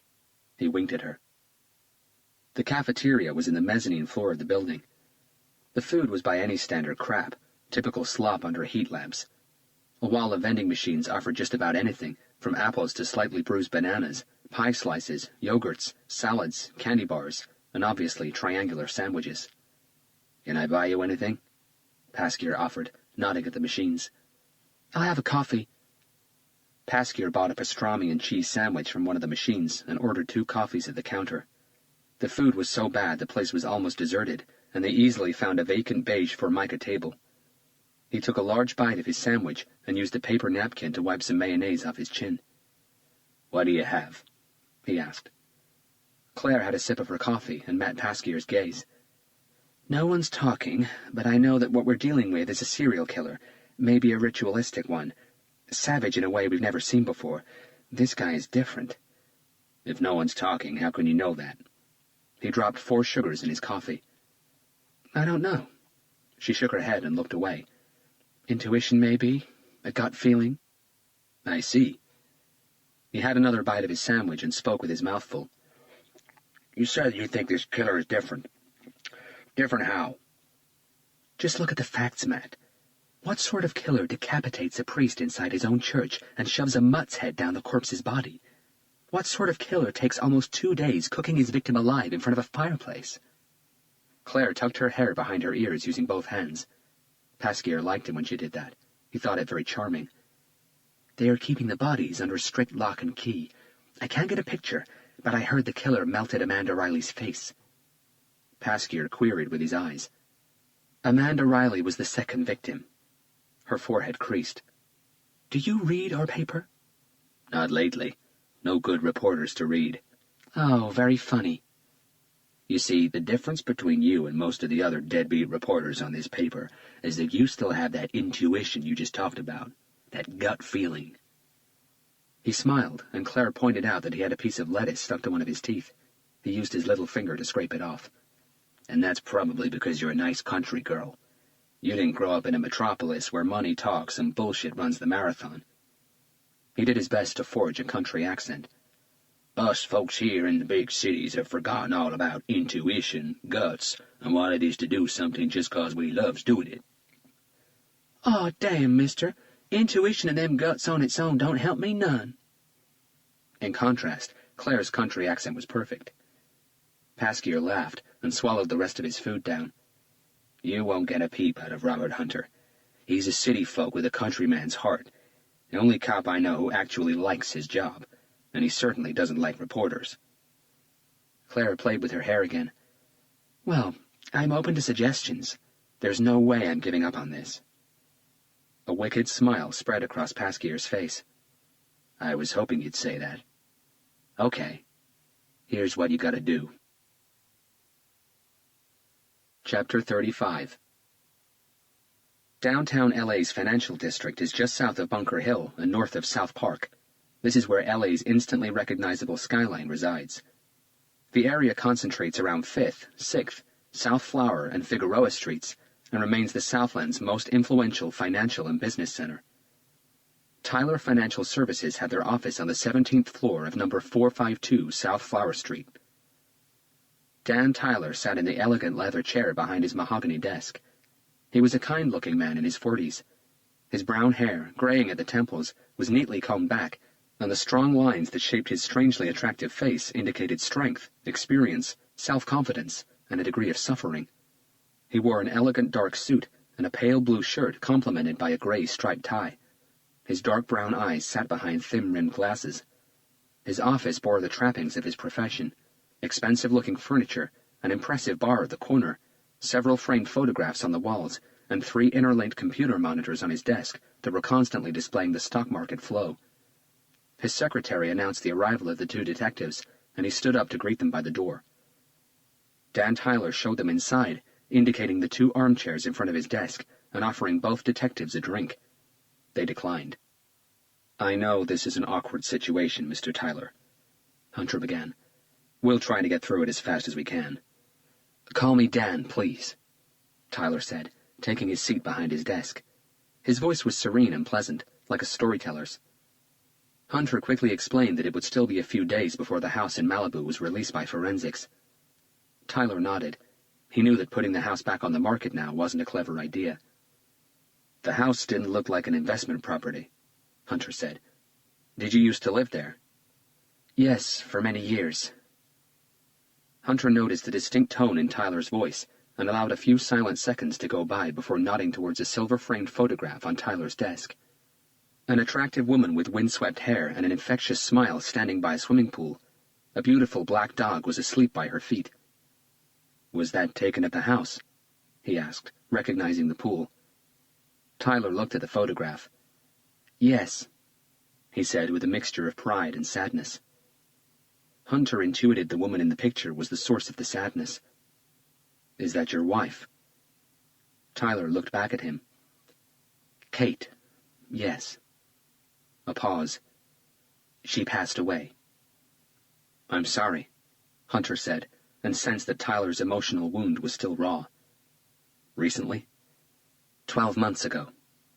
He pressed his lips together. "It feels recent to me." "I understand." Tyler took a deep breath. "A lot of people say that, but surviving the woman you love..." He gave Hunter a quick headshake.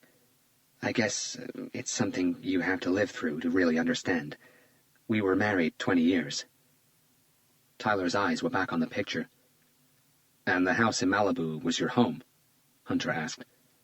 "It was her pride and joy," Tyler said, nodding. "We built it from scratch. Kate was involved in every aspect of the architectural design. It was her dream house. She chose every piece of furniture, every curtain, every color, every detail. Kate's in every inch of that house." Tyler paused and looked down at his clasped hands. "After she was gone, I just couldn't live there anymore. I tried for a while, but..." His eyes drifted away. "Without realizing, I used to find myself talking to the walls, curtains, pictures." He smiled. "I don't need the house or anything else to remind me of what Kate and I had." "No children?" Hunter asked, already guessing the answer, judging by the lack of any other family pictures in the office. "Unfortunately, no." A different sorrow coated Tyler's words, and Hunter understood that having no children hadn't been his choice. He allowed the awkward moment to subside before proceeding.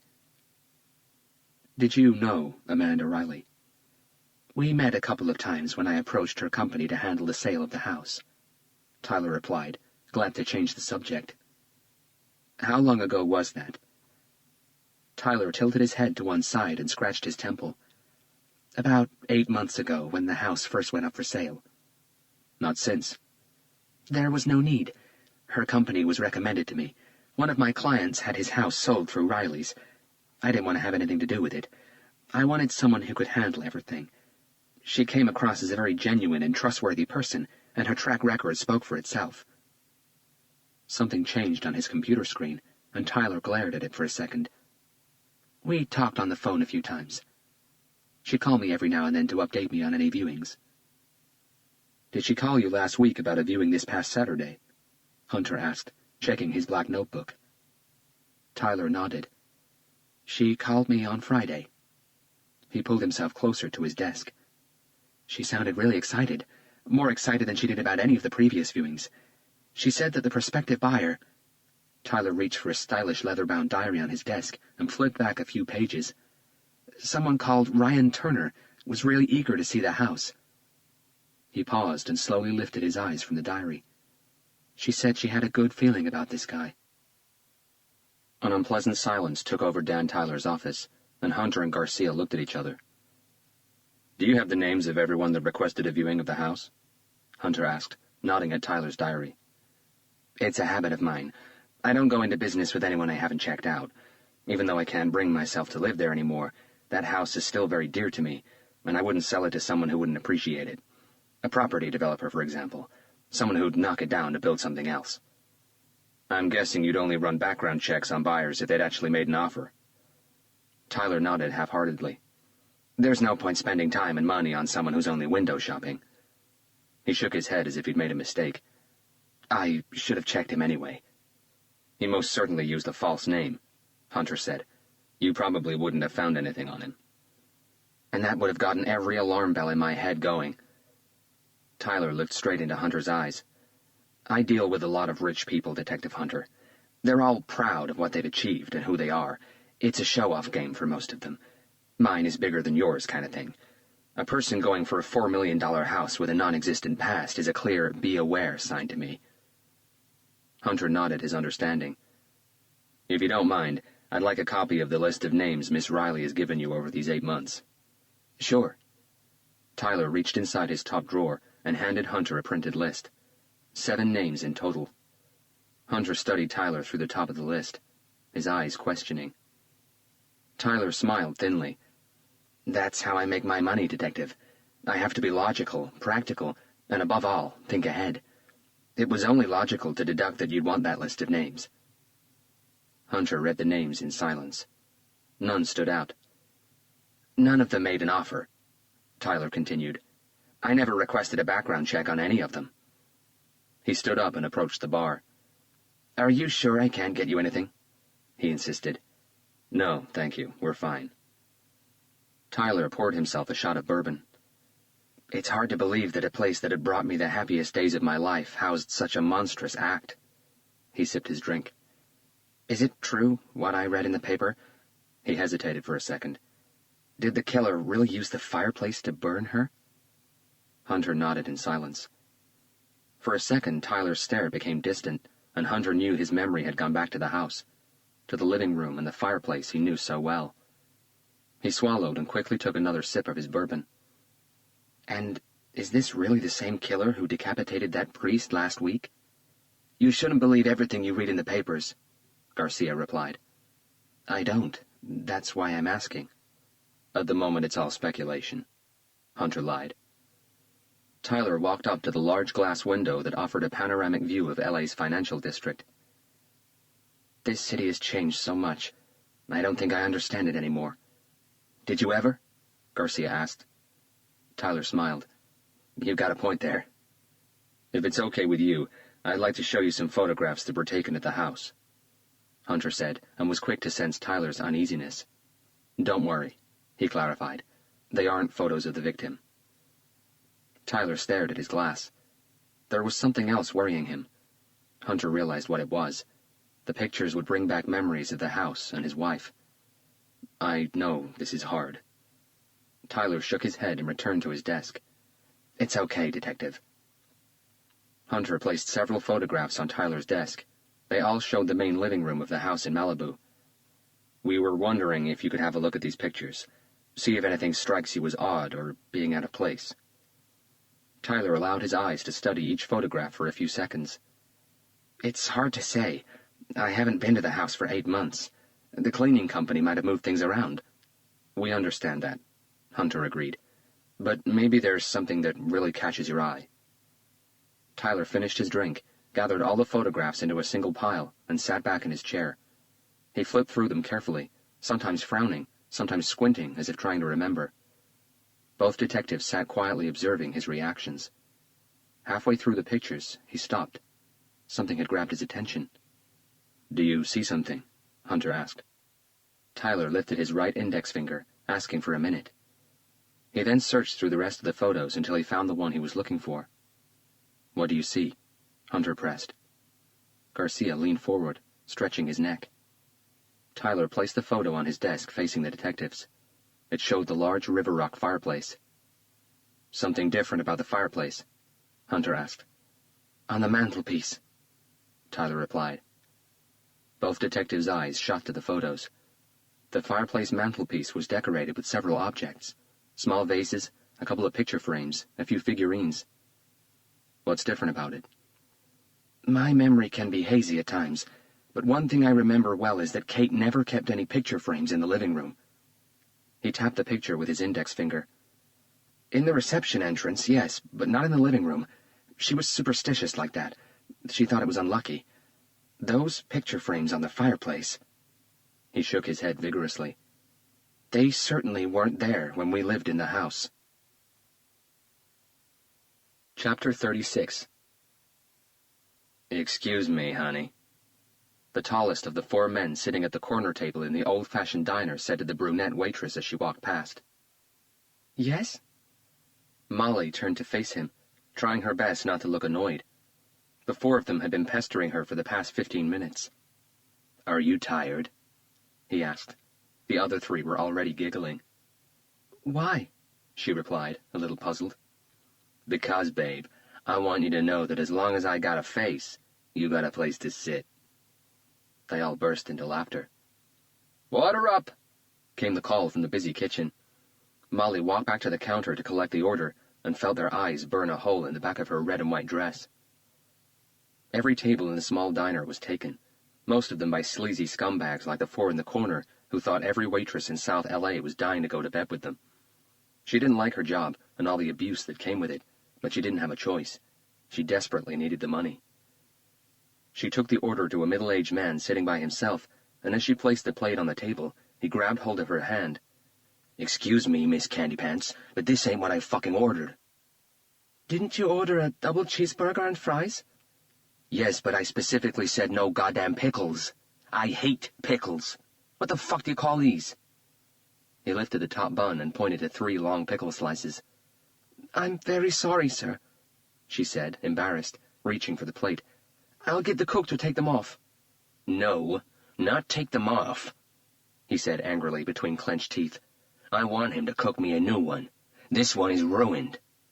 No problem, sir. I'll get you a new one right away. Stupid bitch, he murmured as she took the plate. On her way back to the kitchen, Molly noticed a Mexican-looking man in his early 30s wearing old, dirty, and ripped clothes standing by the entrance door.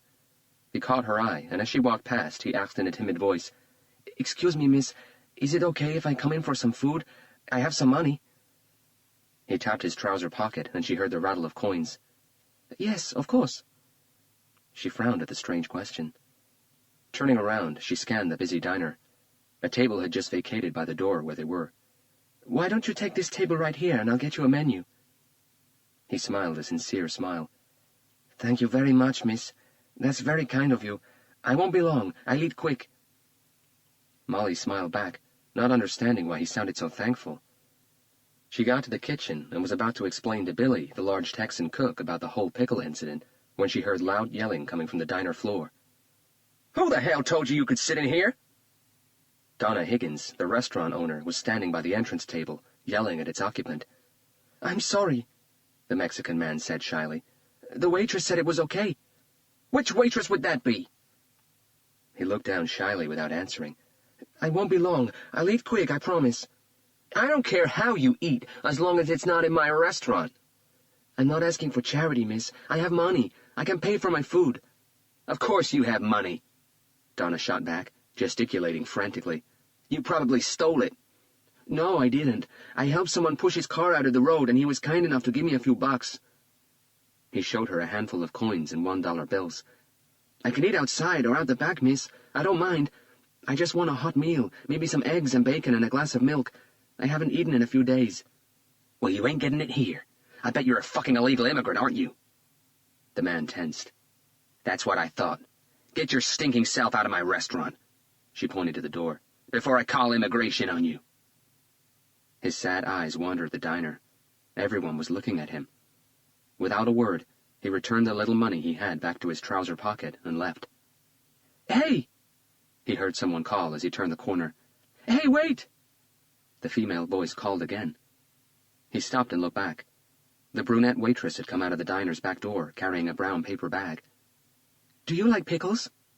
Molly asked. He frowned. You know, pickles, like cucumbers. He nodded. Yes, they're nice. Here. She offered him the paper bag.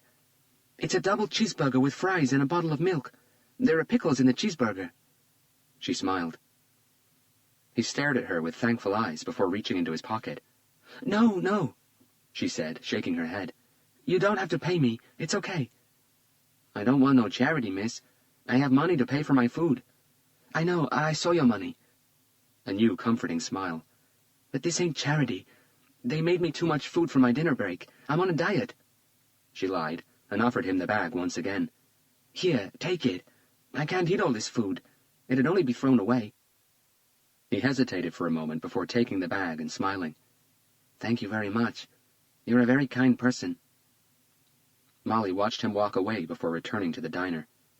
"You can find yourself another job, you little bitch," Donna Higgins told her as soon as she walked through the back door into the kitchen. "What? Why?" "Who told you could take a break when I have a packed floor in there?" "It was only a 3-minute break." "I don't give a shit. You took a break when you weren't supposed to, and you stole food." The waitress's jaw dropped. "I didn't steal any food." "Oh, no? How about the cheeseburger and fries and the bottle of milk you took from the fridge?" Her face tightened.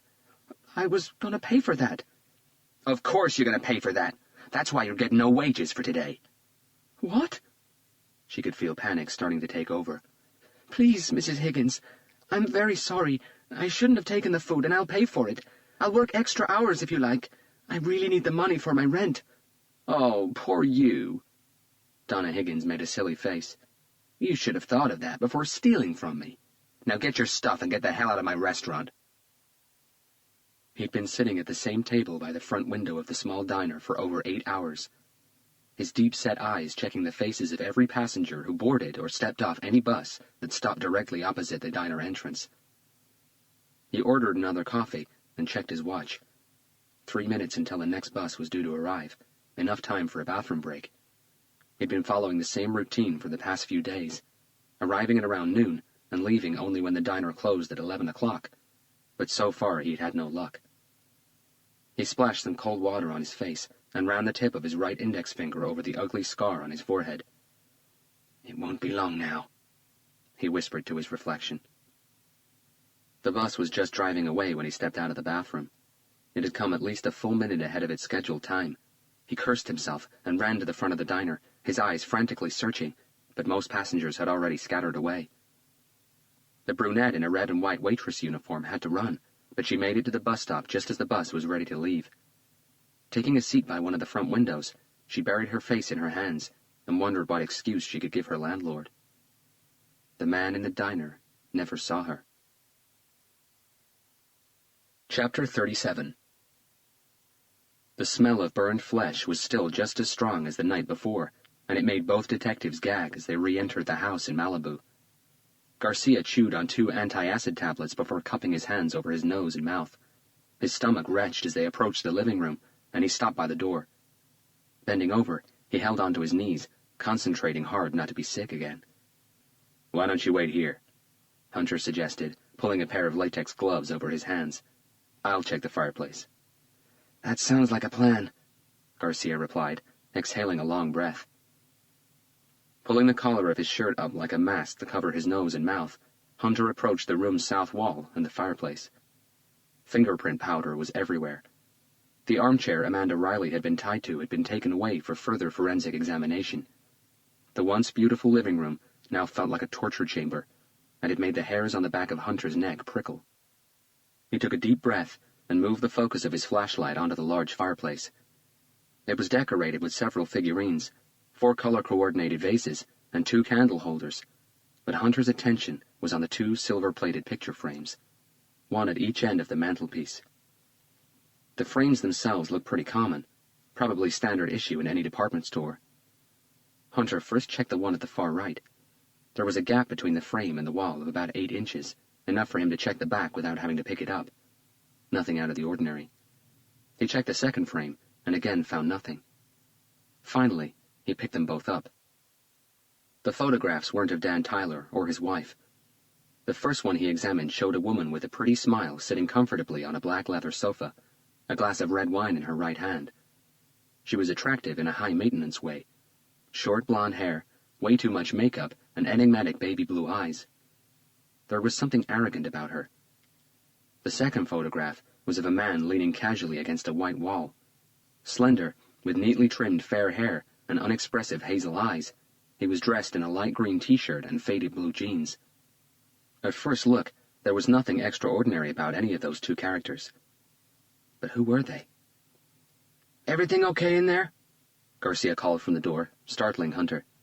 Yeah, give me a minute. Turning one of the frames over, Hunter slowly lifted the 4 security clips that held its back in place. All of a sudden, he felt cold, as if someone had opened a window in the room, allowing a chilling draft in. He looked up, his eyes and flashlight searching the room.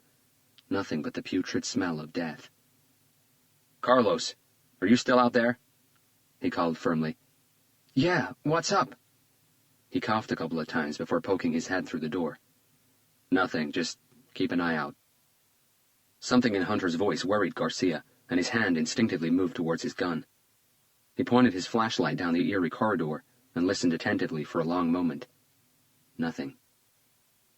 Hunter returned his attention to the picture frame. Carefully, he pulled the back cover of the first one apart. As it came unattached, his eyes rested on the underside of the photograph. Oh, fuck. Hunter closed his eyes for a moment as adrenaline rushed through him. He put the first frame down and quickly reached for the second one and repeated the process of lifting the security clips. Even though he was certain of what he'd find, Hunter held his breath as he slowly pulled the back cover apart. Son of a bitch. "Everything all right in there, Robert?" Garcia called, concerned. "Have you found the pictures?"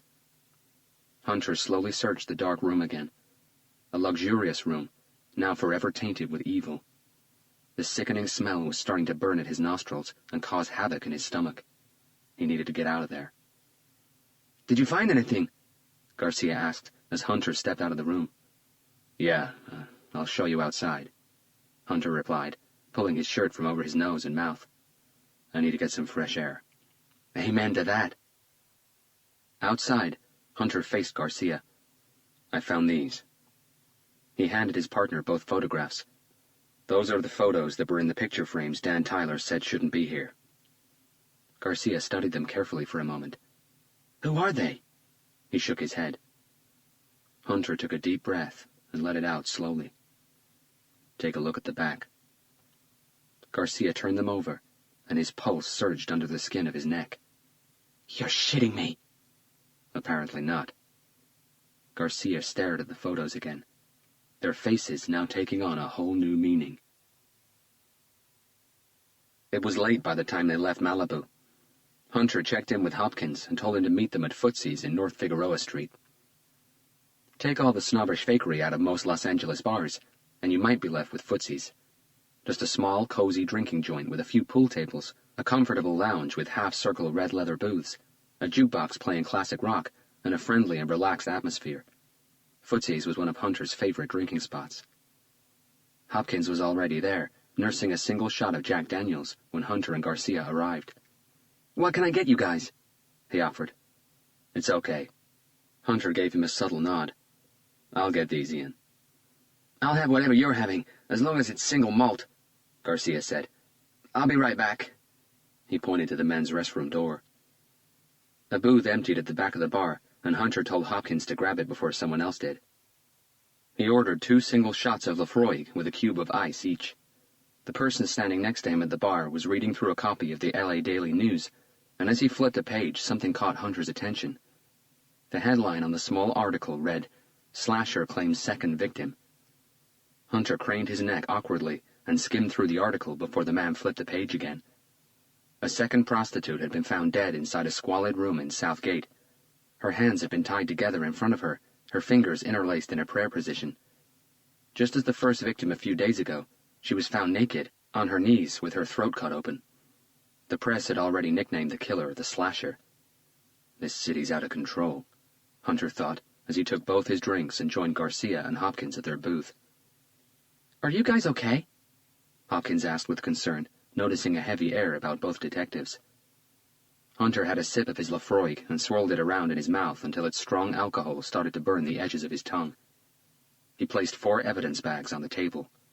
The first 2 containing the disassembled picture frames, the other 2 the photographs. Hopkins's brow lifted, and Hunter explained about their meeting with Dan Tyler and why they went back to check the misplaced pictures. So, who are these two? He asked skeptically. Garcia reached for the evidence bag with the photographs and turned them over. Hopkins's eyes widened, and he let out an excited gasp. On the back of the man's photograph, written in blood and about 6 inches long, was the number 1. On the back of the smiling woman's, the number 2. Hopkins kept his eyes on the photographs for a while, his jaw half open. I don't get it. He locked eyes with Hunter. Why would the killer do this? I mean, why would he leave the pictures of the first 2 victims on the fireplace? Obviously he knew that sooner or later we'd find them. Hunter sat back and ran his fingertips over his whiskey tumbler rim. He wants to make sure we know these 2 victims are his. He doesn't want their murders attributed to someone else. He's a proud killer. Hopkins twisted uncomfortably in his seat. The world of the evilly sick was going way over his head. So, where are these 2 victims? He asked after a moment's silence. And if they've been numbered like Father Fabian and Amanda Riley, why don't we know about them? Hunter had another long, slow sip of his scotch. Why do you think? Hopkins's eyes reverted back to the photos on the table. Hunter could almost hear him thinking. Maybe the numbering thing is something the killer only started doing after victim number 2. Hopkins offered tentatively. Go on, Hunter urged him. Of course, he couldn't go back and number the first 2 bodies. This is the best he could do, given the circumstances. Why would the killer only start numbering from victim number 3 on? Garcia asked. I'm not sure. Hopkins gave him a slight shrug. Maybe he never thought of it at first. Maybe he expected the police to realize the first 2 victims were killed by the same person, and that never happened. It's a good theory, Hunter said, giving Hopkins an approving nod. Yeah, but I don't buy it, Garcia said, shaking his head. We know this killer is extremely organized and methodical. He plans his kills to the very last detail, leaving nothing to chance. He's proven that with Father Fabian and Amanda Riley. That's right, Hunter nodded. Such an organized killer wouldn't change his plan halfway down the line. I'd say he's been numbering them from the word go. Okay, Hunter agreed. So, going back to the question, where are these 2 victims, and why don't we know about them? Maybe we just haven't found them yet, Garcia ventured, leaning forward. The order in which they were killed isn't necessarily the order in which they'll be found. Maybe they're still missing, locked inside a car trunk somewhere, or in a ditch up in the mountains. That's possible, Hunter agreed, stretching his neck. There's just one thing that bothers me about that theory. The killer made no effort to hide the bodies of victims 3 and 4. They were found the day after they were killed. So why would he hide the bodies of victims 1 and 2 in a car trunk or up in the mountains somewhere? It doesn't go with his M.O. He wants us to know about them. That's why he left the pictures on the fireplace. Hopkins half stated it, half questioned. Exactly, Hunter confirmed. He wants to be credited with their murder. They all went silent for a few seconds. What do you think, Robert? Hopkins asked eagerly. Why don't we have victims 1 and 2 yet? Hunter watched a long-legged brunette approach the jukebox on the corner, slide a few quarters into it, and make a selection. An old Skid Row song started playing. I think you hit on a very good point in your theory, Hunter said to Hopkins. Which point was that? He asked, intrigued. The fact that the killer couldn't go back to the bodies. That's why he used the photos. The bodies have already been found. Garcia and Hopkins exchanged a quick, uneasy look. Skid Row was still blasting through the speakers at Footsie's. If the bodies have been found, what happened to the numbers? Garcia tapped the evidence bags with his index finger. Hunter pointed to the picture of the first victim and the number 1 on its back. Have a look at the way the killer wrote this number. Anything peculiar? Garcia and Hopkins studied it for a moment. It's very simplistic, Garcia admitted. There's no horizontal baseline or anything. This really is nothing more than a single vertical line. Holy shit! Hopkins exclaimed. He's right. On a body, this would have looked like a simple splash of blood. Anyone could have missed it. Okay, that might explain number 1, Garcia said, dragging the next picture to the center of the table. How about number 2? Hunter shook his head as if anything was possible. Maybe the number washed off. What? Garcia and Hopkins asked in unison. The brunette returned to the jukebox, and this time her stare lingered on Hunter for several seconds before she followed it with a sparkling smile. Bon Jovi started playing. The killer doesn't carve the numbers onto the victims. He uses blood to draw them, Hunter explained, leaning forward. What if Victim 2 was left in a humid or unsheltered place, like the woods? What if something happened after he left the body that smudged the number? Garcia and Hopkins looked thoughtful. Rain would have easily washed the number off, or at least enough for it to be unrecognizable, Hopkins admitted. And it's been raining a hell of a lot lately, Garcia noted. Hunter checked his watch. I'll get this to forensics and get you digital copies of the photos, he said to Hopkins. I want you to run a search against the missing persons and the homicide databases. Damn! Hopkins slapped his forehead with the palm of his hand. That reminds me. You were right on the money when you suggested starting a missing persons search for the Moniker girl with Pennsylvania. He handed Hunter a black and white photograph printout. This is what I got from the Pennsylvania Missing Persons Archive. Hunter and Garcia analyzed the photo for just a few seconds. Wow, Garcia said. With the exception of her hair and that scar on her lips, she hasn't changed much at all, unless she's got an identical twin. Not the case here, Hopkins confirmed, handing them a new sheet of paper. The girl on the photo was Molly Woods, born on Christmas Day 17 years ago in Huntington County, Pennsylvania. She's been missing for almost 4 years. Her father, John Woods, reported her missing 2 days after her mother was run over by a drunk driver. She died instantly. John Woods moved from Huntington County to York, still in Pennsylvania, shortly after his wife's death. I haven't tried to contact her father yet, Hopkins said as Hunter finished reading the report. Don't. At least, not yet, he agreed. Garcia looked concerned. Don't you think we should? He's probably worried sick about his daughter. It's been almost 4 years. There's a reason why she ran away from home. Hunter gave Garcia a quick headshake. She's 17. If she wanted to get in touch with her father, she would have done it herself. In the interrogation room, I got a feeling she was really scared of something. And it wasn't just her visions. Chapter 38. The LACDC's official public opening time is 8 a.m. Monday to Friday, but Hunter had no intention of waiting until then. Knowing that he was an early riser, Hunter rang Mike Brindle at around 6:45. The forensics agent was already on his way to the coroner's, and Hunter met him by the staff entry door at 7 a.m. Brindle was surprised by Hunter's discovery of the 2 photographs, but he couldn't hide his disappointment for his team not having found them. Brindle told Hunter they'd already had a few results from the house in Malibu. The partial print they'd found in one of the rooms upstairs had yielded no matches against the National Fingerprint Database so far. The fibers retrieved from the vacuum cleaner found in the mansion's utility room were too common to really give them any sort of lead. Dental records confirmed that the skull found in the fireplace belonged to Father Fabian, but the blood used to draw the number 4 on Amanda Riley's back, unlike the blood used on the priest, didn't come from a pregnant woman. So what have you got? Hunter asked. Brindle handed him the lab report. Hunter speed-read it and frowned. It's Father Fabian's blood? Brindle nodded. Mechanically, Hunter checked the number on the back of the 2 photographs they found on the fireplace. His thought process went from A to Z in 2 seconds flat. The woman was number 2, he said to himself, but Brindle picked up on it. So what are you thinking? Hunter quickly shook his head, as if snapping out of a trance. The killer uses the blood of the previous victim to number his next one. Brindle pinched his bottom lip as he thought about it. Hunter pointed to the woman's photograph. Number 2. This is the pregnant woman whose blood was used to draw the number 3 on the priest's chest. I'd bet on it. Brindle agreed it made sense. I'll get the blood used on the back of these photos analyzed straight away, he said.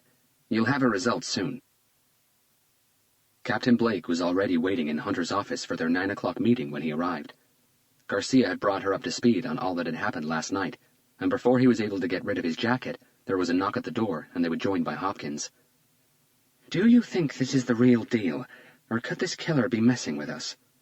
The captain asked calmly, staring at the pictures on the corkboard. Messing with us how? Giving us 2 unknown people to run after. I'm sure he's well aware it will take us time to come up with their identities, even longer to confirm they're really dead. By placing these 2 pictures on the fireplace, he's tied our hands together. He could be trying to slow us down, throwing us into a completely bogus investigation while he's free to find his next victim. Hunter shook his head. This killer's actions seem to have more purpose than that. I don't think he's interested in diverting us. The reason he gave us the photos of the first 2 victims is because he wants to make sure we know they were killed by him. Why? Captain Blake sounded irritated. Is he saying we're not competent enough to find that out on our own? If for some reason the numbers have washed off the victims, maybe we wouldn't be able to find out on our own, Captain. Hunter agreed, to the captain's surprise. Take the last 2 victims, for example. The only reason why we know Amanda Riley was murdered by Father Fabian's killer is because the killer wanted us to know. Take the numbering away, and her case would have been sitting on the desk of 2 detectives from the sheriff's department in Malibu. At least until the skull found in the fire was processed and we got confirmation it belonged to Father Fabian. That's true, Garcia agreed, leaning against his desk. We thought Father Fabian was murdered by a ritualistic killer, remember? Everything pointed to it. Hunter turned to face the picture board. Amanda Riley's murder has a completely different M.O. Father Fabian was killed quickly, with almost 0 pain.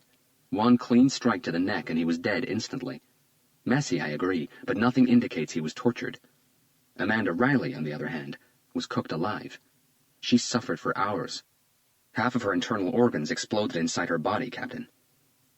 Captain Blake grimaced and popped a mint in her mouth. Without the numbering, not even Sherlock Holmes would have been able to attribute these 2 victims to the same killer. Hunter cleared his throat before continuing in a calm voice. We're dealing with a very different type of serial killer. How so? The captain asked. Serial killers very rarely divert from an M.O. they're comfortable with. When they do, it's just a small deviation, mainly a steady progression into something crueler. This killer is cool and organized enough to totally change his tactics from one victim to another without panicking. Aren't serial killers usually after some sort of satisfaction? Hopkins asked. Yes. What satisfaction is this one after? Hunter rubbed his face slowly, taking his time. Their fears. Their fears? The captain echoed Hunter's words. You read Garcia's report on what he found in Father Fabian's journal, right? Hunter asked. The dream thing. Yeah, the dream thing. It might seem crazy to all of us, but to the priest, it was something that scared him out of his skin for over 20 years. In Amanda Riley's case, she was so petrified of fires she wouldn't have a gas stove in her house. Hunter searched his desk for his report on their interview with Tanya Riggs and handed it to Captain Blake. Or candles, Garcia added. She's been that scared since she was a teenager. Hunter paused, allowing Captain Blake some time to reflect and scan the interview transcript. There's no way in hell the killer guessed that, right? Hunter gave her an almost imperceptible headshake. So how does the killer know about their fears? Does he force them to tell him before killing them? I don't know how yet, Captain, but he knows about them beforehand, Hunter stated. How can you be so sure? She challenged. The amount of research and planning he puts into his kills. He tapped one of Father Fabian's photos on the board. To bring Father Fabian's nightmare to life, the killer needed a sword and a dog's head. Which he had with him, Garcia cut in. In Malibu, Hunter continued, the killer picked the perfect empty house where he wouldn't be disturbed. A house with an intensity-controlled fireplace so big he could have cooked a hippo. This is L.A., Captain. Our winter sucks. Large fireplaces aren't exactly a common residential feature in this city. He leaned shoulder first against the wall to the right of the photo board. The killer knew them well. How well? That's the money question. Tanya Riggs told us that when the killer called to say he'd be late for his appointment with Amanda Riley, he asked to speak to Mandy. The captain narrowed her eyes and searched the interview transcript in her hands. That's an affectionate nickname. Precisely, Hunter agreed. Not your regular customer-client way of addressing each other. A slip of the tongue, maybe. Have we run the 2 new pictures against the missing persons in the California homicide databases? She addressed Hopkins. I started this morning. Nothing yet, he replied shyly. But it's still early. Dan Tyler, the owner of the Malibu house, has no idea who the 2 on the pictures could be. He never saw them before. I ran the pics by him. Hunter paused as his gaze locked onto the 4 faces pinned side by side on the corkboard. Garcia recognized that look. What have you got, Robert? Hunter lifted his hand in a wait-a-minute gesture. If the killer knew the victims well. He let his words float in the air for a moment. There's a chance they knew each other, Garcia deducted. I think there's a good possibility, Hunter confirmed. But Amanda wouldn't have known Father Fabian from the Seven Saints Church, Garcia continued. Why not? Captain Blake questioned. Tanya Riggs said Amanda wasn't religious at all. She didn't even believe in God. If she knew Father Fabian from somewhere, it wasn't from his church. And that knowledge can save us some time, Hunter said. How's that? From what we found out so far, Father Fabian was some sort of recluse, Hunter clarified. He lived for the church and its community, but that was all. His social life outside the Catholic Church was non-existent. Yeah, so? The captain deposited the report back on Hunter's desk. So we know Amanda Riley didn't go to church. It'll be easy to find out if she was a charitable person linked to any of the charities Father Fabian was involved with. He tilted his head in Hopkins's direction, who made a mental note of finding that out. If not, then when would they have met? Nobody answered. They didn't live in the same part of town. They didn't shop in the same stores, Hunter carried on. I'm certain Father Fabian never rented or bought a house from Riley's real estate agency. Their paths had no reason to have crossed, other than by extreme coincidence. So if they knew each other, they must have met a long time ago. The captain finally picked up on what Hunter was getting at. He turned to Hopkins. Find everything you can about Amanda Riley and Brett Stewart Nichols. Who? Brett Stewart Nichols was Father Fabian's real name, Garcia explained. Find out where they lived, where they went to school, anything you can, starting from when they were teenagers. I'm on it. Hunter's cell phone rang. He returned to his desk and retrieved it from his jacket pocket. Unknown caller. Detective Hunter? The conversation was hurried and hushed. When he disconnected, Hunter had a surprised look on his face. What's wrong? Garcia asked. I gotta go.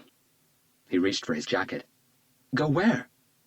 But Hunter was already halfway down the corridor.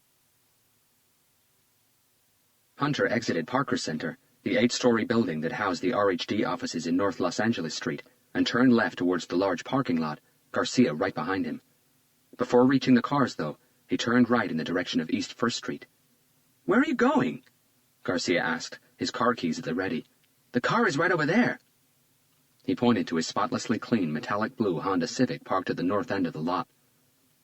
Hunter disregarded the question and hurried his step, crossing to the other side of the road. Garcia had to wait for a gap in traffic before dashing across to join his partner. Are we going somewhere in particular, or are we just playing follow the leader here? Starbucks.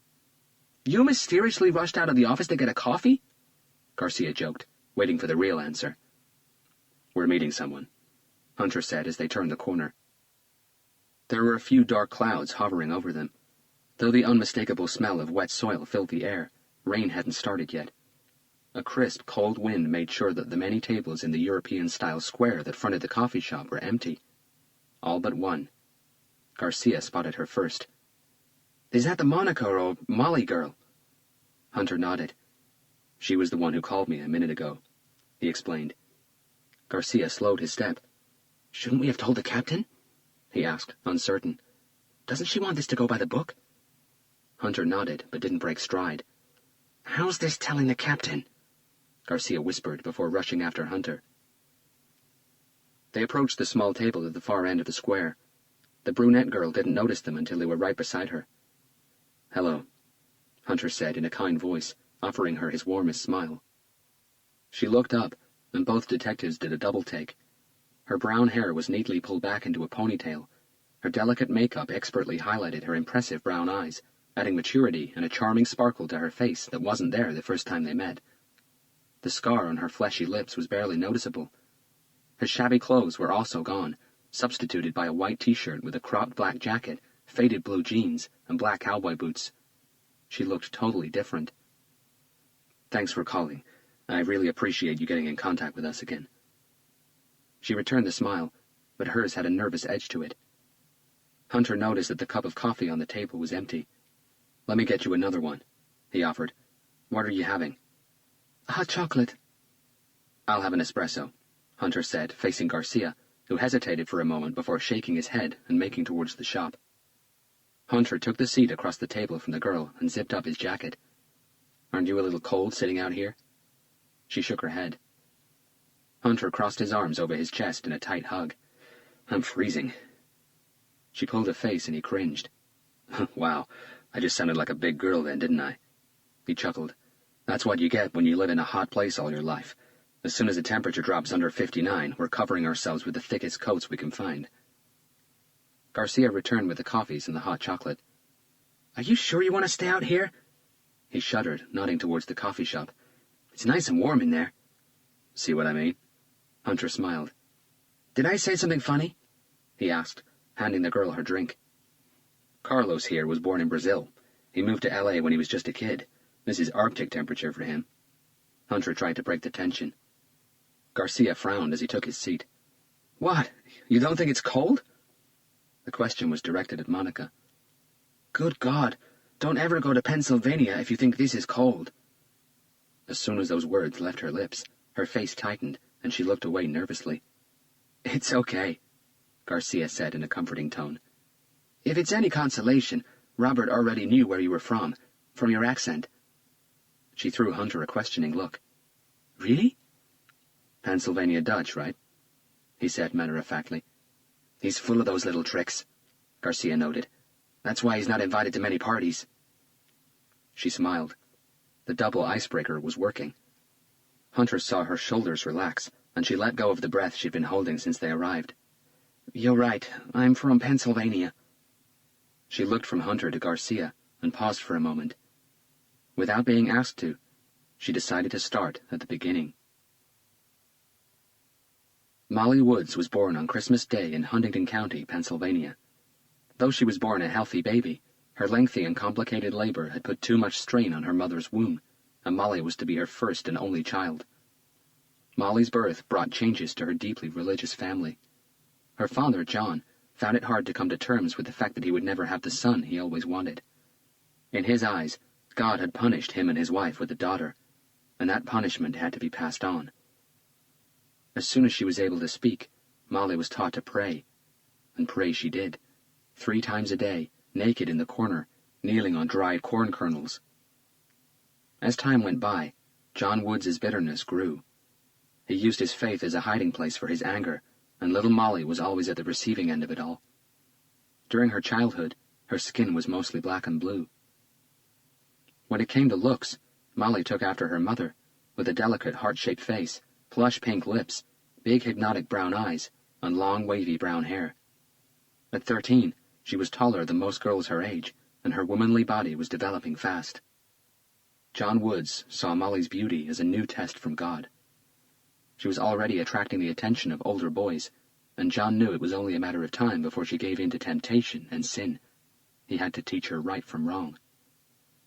The teachings started just after her 13th birthday.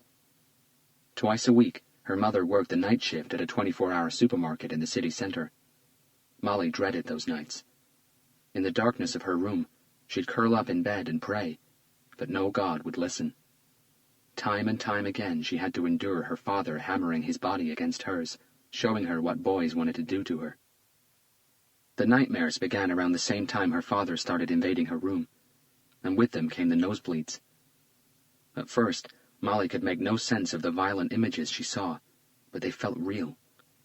Falling asleep was so frightening she'd do anything to stay awake. But soon her troubling visions expanded. They weren't confined to her nightmares anymore. She started having them in broad daylight. Kids being beaten and abused by their parents, wives by their husbands. The images just kept on coming, until the day one petrified her soul. She had a vision of her mother being run over by a drunk driver. That night, in vain, she begged her mother not to go to work. Her father had slapped her across the face and sent her to her room. He'd had enough of her crazy dreams. He smiled the secret smile and told her that once her mother had gone to work, he would go to her room and pray with her. The knock on the door from the police came an hour after Molly's mother had left. She'd been involved in a hit-and-run accident and died instantly. That was the night Molly ran away. The night something snapped inside her father's head. Both detectives listened to Molly's story in silence, but she didn't tell them everything. She was careful not to mention her real name, anything about the beatings she received, or any of the abuse and humiliations she was subjected to at the hands of her father. She was ashamed. Hunter had been right. Having run away at the age of 14, Molly had to mature faster than most. She told them about how the nightmares and visions had stopped once she'd left Pennsylvania, and how she thought she'd finally got rid of them. But a few days ago, inside Los Angeles Union Station, the visions came back. What exactly did you see? Hunter kept his voice low and even. She tensed and cupped her hands around her hot chocolate mug. Unfortunately, I can't control anything about these visions. The images are hazy and not always clear. Most of the time I see them as if I was watching a movie on a screen. Like a spectator, Hunter suggested. Yes. A quick nod. But that day inside Union Station was different. Different how? She breathed deeply, and her gaze lowered. I was part of it. I was the one attacking him. Her voice weakened. You saw it in the first person? Garcia asked. A subtle nod. I was the killer. Garcia looked uneasy for a second. Wait. Hunter interrupted. Attacking him? Who? Another deep breath. A priest. Hunter kept a steady face, knowing that sudden emotional reactions, even facial expressions, could make this even harder for her. We were inside some dark church, I don't know where. The priest was just kneeling in front of me, crying. She had a sip of her hot drink, and Hunter noticed her shaky hands. I showed him something, a piece of paper, I think. A piece of paper? Garcia queried. She nodded. Could it have been a picture, or maybe a drawing? Hunter asked. It could have. I can't be sure. Traffic was heating up. A car stalled on East First Street, and a barrage of horns came alive. She waited for them to die down. I never got to see it. I just showed it to the priest. Hunter noted something down in his black notebook. What did you see next? She hesitated for a second, as if what she was about to say made no sense. A dog's head. I showed the priest a dog's head, and it terrified him. Where did the head come from? Garcia this time. I don't know. She shook her head. I just had it with me. Another quick hesitation. Together with the sword I used to... Her voice trailed off. Hunter allowed a few silent moments to go by before asking her if she remembered which hand held the sword. The right one, she said with conviction. Can you remember anything specific about the hand? Skin color? Were there any rings on the fingers? A watch? She thought about it for a second. Black gloves. The wind had picked up as more dark clouds gathered in the sky. It was getting colder, but the girl didn't seem to notice it. Anything else you remember from your vision? She nodded as she stared straight into Hunter's eyes. The number 3. I drew it onto the priest's chest after I killed him. This time it wasn't the cold wind that made Garcia shiver. Hunter held her gaze. Up to now, all the information Molly had given them could have been obtained from the papers. The story that the killer had shown his victim a piece of paper could have been made up. They had no way of confirming it. But not the numbering. There was no way she could have known about the numbering.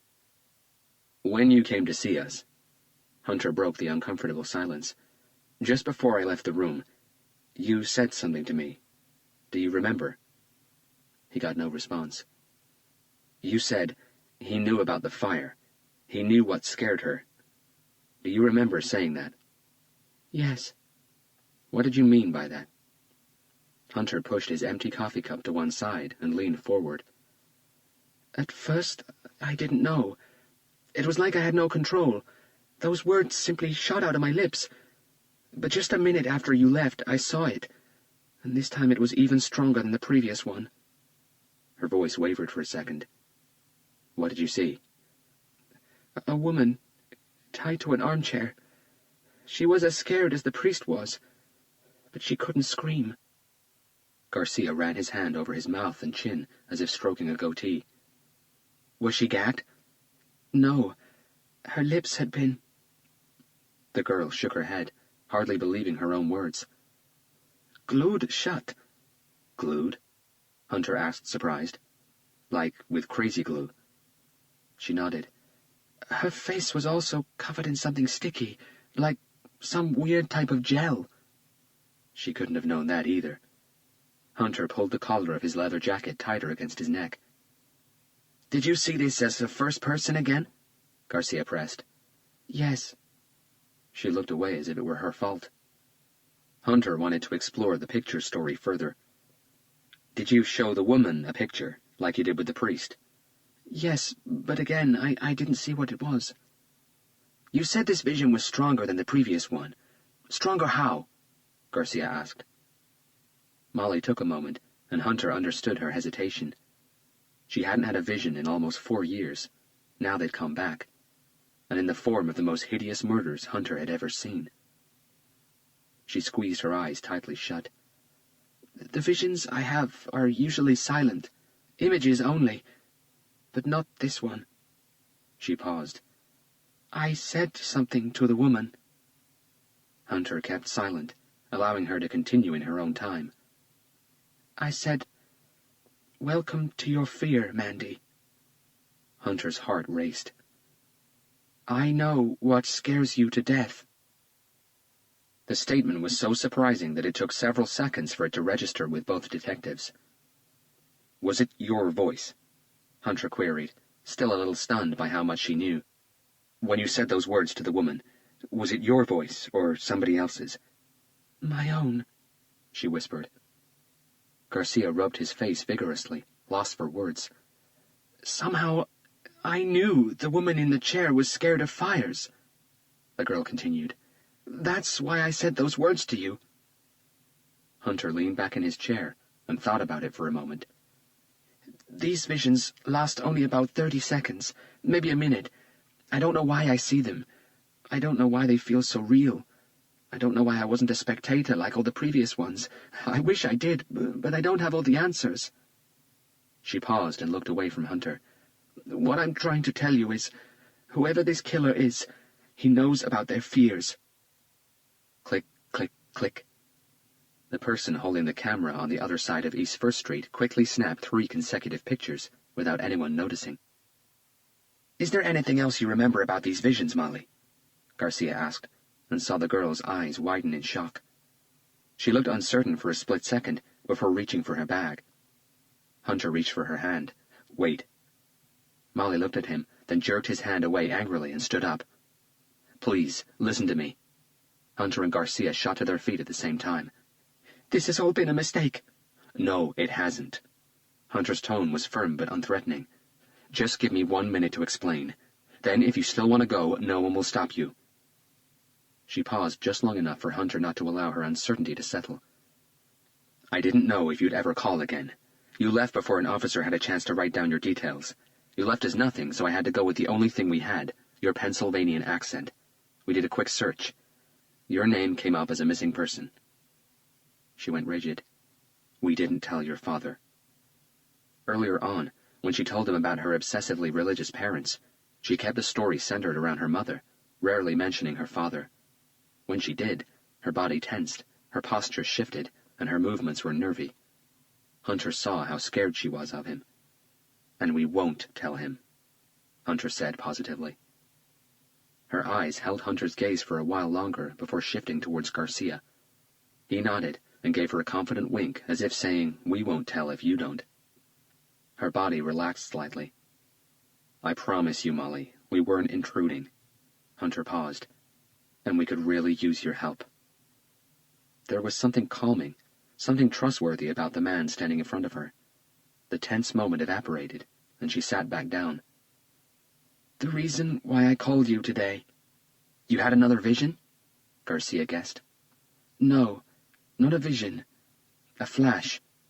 Click, click, click. 3 more pictures. What do you mean, a flash? Sometimes I have quick flashes of one of my previous visions, something that wasn't there before. They last only a couple of seconds. They're called residual flashes, Hunter said without going into a detailed explanation. Molly looked at him curiously. He reads a lot, Garcia explained. So, what was this flash about? Something I said. Something you said to who? Hunter this time. To the priest, just before I killed him. Click, click, click. But you said there was no sound in the priest's vision, Garcia said. There wasn't. Not in the vision. But there was in the flash, Hunter acknowledged. Molly nodded and sighed. So what did you say? A deep breath. They will all die. Chapter 39. 15 days before the first murder. Staring at his reflection in the mirror, he ran his tongue over his dry and cracked lips. It's been almost 4 years, but he looked to have aged at least 10. His face now showed several deep lines, and his eyes seemed to have sunken further into his skull. But anyone who knew John Woods knew that the lines weren't an indication of age, but of heavy anguish. After his wife's death, he'd relocated from Huntington County to York in south-central Pennsylvania. He couldn't stay in Huntington anymore. Everything about the place reminded him of his daughter. Her demonic dreams had cursed his life. He splashed a handful of cold water on his face and combed what was left of his thin black hair back over his ears. Tonight, the York Catholic High School and church was hosting a Christmas charity event. Over 300 students and parents were expected. John worked as a janitor at the school, and he always helped Father Lawrence with anything needed, from plumbing to gardening and party decorations. There was still an hour before the party was due to start, but various parents were already arriving, bringing with them a variety of baked goods ready to be sold at the massive bake sale that had taken place inside the school gymnasium. John's task was to keep the bathroom floors and toilets clean during the party. With his eyes still fixed on his reflection, he crossed himself and said a quick prayer before leaving the small apartment he rented just a block away from York Catholic High School. Father Lawrence had asked John to concern himself only with the bathroom inside the gymnasium. That's where everyone would be. The main classroom building had been deemed out of limits, but John knew students liked to break rules. It was past 8 o'clock when John walked into the dark hallway of the main building. After checking the 2 bathrooms on the ground floor, he moved upstairs to have a look at the one right at the end of the hall. He'd walked those corridors so many times he didn't need a flashlight. As he approached the door to the bathroom, John could hear giggling coming from inside. He slowed his step and listened for a moment. There seemed to be at least 3 voices, one of them female. The lights were off, allowing John to sneak in quietly without being noticed. Slowly he tiptoed his way towards the last cubicle where the sounds were coming from. The door was wide open, and in the faint light that came from a cell phone, he could see someone standing behind a girl who was bent over the toilet. They were both naked, and the boy standing behind her slapped her bare butt with his right hand while thrusting himself into her. They were both moaning with pleasure. John was wearing dark trousers and shirt, which helped hide him in the shadows.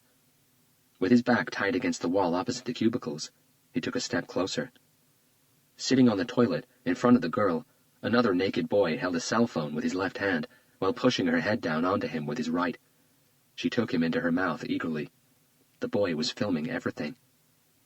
John felt himself getting hard. "Nick, I want you inside me now," the girl said, lifting her mouth from the boy in front of her. "And Sean," she faced the boy behind her, "I want all that in my mouth." She pointed to his erect penis. John moved 2 steps back as quietly as he could. He didn't want to disturb them. The 2 boys swapped positions, and everything started again. Nick, the boy now standing behind the demanding girl, still had his cell phone firmly in his left hand. Her moans quickly got more urgent, and John knew she was about to climax. And so was he. John eased himself into one of the cubicles, 2 from where the boys were. He didn't need to see them. Her moans were enough to drive him crazy. He closed his eyes and allowed his imagination and his hand to do all the work, but his mind didn't bring back the images he'd seen just a few seconds ago. All he could think of was Molly and the nights he'd walked into her room and delivered her from the temptations of this world. With his thoughts of those nights, it took John only a few seconds to climax. He sat there for a few minutes trying to control his body. It wrenched every couple of seconds from his ecstasy. When he was steady enough to stand, he cleaned himself up and left the bathroom as quietly as he'd come in. The students were still going at it. "John!" he heard someone call as he walked back into the gymnasium. Keeping his head low and his eyes on the floor, he carried on walking, pretending he didn't hear it. "John Woods!" A hand touched him on his right shoulder. "Didn't you hear me call?" John turned around nervously, and his eyes widened in surprise. The old man standing in front of him had thin white eyebrows that matched the little hair he'd combed over from left to right. His round nose and rosy cheeks, together with his kind-looking eyes, gave him the friendliest of looks. "Father Louis," John said, looking shocked before kissing the old priest's right hand. "God bless you, my son. I didn't know you were coming. It was a last-minute decision, John." Father Louis had been the priest of the Most Holy Trinity Catholic Church in Huntingdon for as long as anyone could remember. John Woods had worshipped there his whole life. "How's the church, Father?" "Fine, John. We had a new coat of paint about a year ago. You should come back to visit us sometime." John's eyes saddened. I know," Father Louis said before John was able to form a reply. "The memories are still too vivid, right?" A shy nod. "I've known you since you were a little kid, John. You've always been a very devout Catholic, and I have you in my heart as family. It pains me to know that you needed to leave us to be able to cope with your loss." John couldn't bring himself to lock eyes with the priest. Father Louis smiled a comforting smile. "But the reason I'm here is to bring you good news." John finally looked up. "Can we step outside for a moment? It's a bit too noisy in here." They found a quiet corner outside the school gym. "Do you remember Sarah Matthews?" Father Louis asked. John squinted. "Short lady, curly blonde hair, nice eyes, laughs real loud every time I tell her one of my not-very-funny jokes," the priest reminded him. He shook his head. "She always brought apple pies to all our bake sales. Has a very pretty daughter named Emily." John smiled. He remembered Emily Matthews very well, a slender and tall girl who at 14 had all the boys drooling over her already voluptuous figure. John remembered the way she used to look at him during Sunday Mass, like she knew she was a bad girl and she wanted him to deliver her from carnal temptation, just the way he did with Molly. "Oh, I remember her now," John said, hiding his excitement. "The woman with the apple pies and the very loud laugh." "That's her," the priest nodded. "Well, Emily, her daughter, moved to Los Angeles about 2 years ago. She wants to go to drama school and become an actress." Father Louis shook his head disapprovingly. "Kids these days, they all want fame and stardom, no matter what we try to teach them." John didn't comment. "She came back this past weekend. She'll be spending Christmas with her family in Huntingdon. I was talking to her after Sunday's Mass, and she told me something that I just needed to come and tell you. It might bring some comfort back into your heavy heart." John frowned, not really knowing where the priest was going. "To pay her rent," Father Louis continued, "Emily has taken a job as a waitress in a diner in a busy area of Los Angeles." He paused, as if what he was about to say filled him with joy. "And she swears she saw Molly just a week ago." John's heart skipped a beat. He stared blankly at Father Louis. "I know," the priest nodded enthusiastically. "It's hard to believe, but Emily said she was very sure. There's a bus stop just in front of the diner where she used to work, and that's where she saw Molly. Apparently Molly hasn't changed much, apart from her hair and a small scar on her lip." John remembered the night Molly ran away. He'd given her that scar. "Emily didn't manage to speak to her. She was serving customers, and by the time she was done with her order, Molly had already boarded a bus. They used to be friends in school, remember?" John felt his body starting to shiver as words evaded him. "Isn't that just great news, John?" The priest smiled. "Molly is alive and well. I was so overjoyed when Emily told me that I had to come over and see you. I know how worried you've been." John wasn't listening anymore. The voices in his head now doing all the talking. Chapter 40. It was early evening when Hunter received an email with an attachment containing the latest lab results sent from the LACDC. The combination used on Amanda Riley's face to produce the melted wax effect was similar to what Dr. Winston had suggested, but not quite. The killer had created a mixture of rubber and petrolatum that was of a soft jelly consistency. The jelly, when mixed with a small amount of lead oleate, creates a gelatinous plaster that is readily adhesive to the human skin, and it doesn't run or soften. When exposed to intense heat, the entire mixture melts away. Depending on the strength of the adhesive property of the plaster, it can rip the skin clean off a person's body as it melts. The wax-like clumps on Amanda Riley's face were actually a mixture of her torn-off skin and the melted rubber petrolatum combination used by the killer. "Where would the killer get hold of that stuff?" Garcia asked after Hunter read the printout out loud. "Petrolatum is really just petroleum jelly," Hunter explained. "It can be bought over the counter at any drugstore. Lead oleate can be easily ordered over the internet, and the killer could have gotten the rubber simply by melting a common Halloween mask. The amount needed to create enough jelly to cover Amanda's face would have been distinctively small." Garcia accepted it, but still looked unsettled. "What's bothering you?" Hunter asked, placing the printout on his desk. Garcia pulled his hair into a ponytail.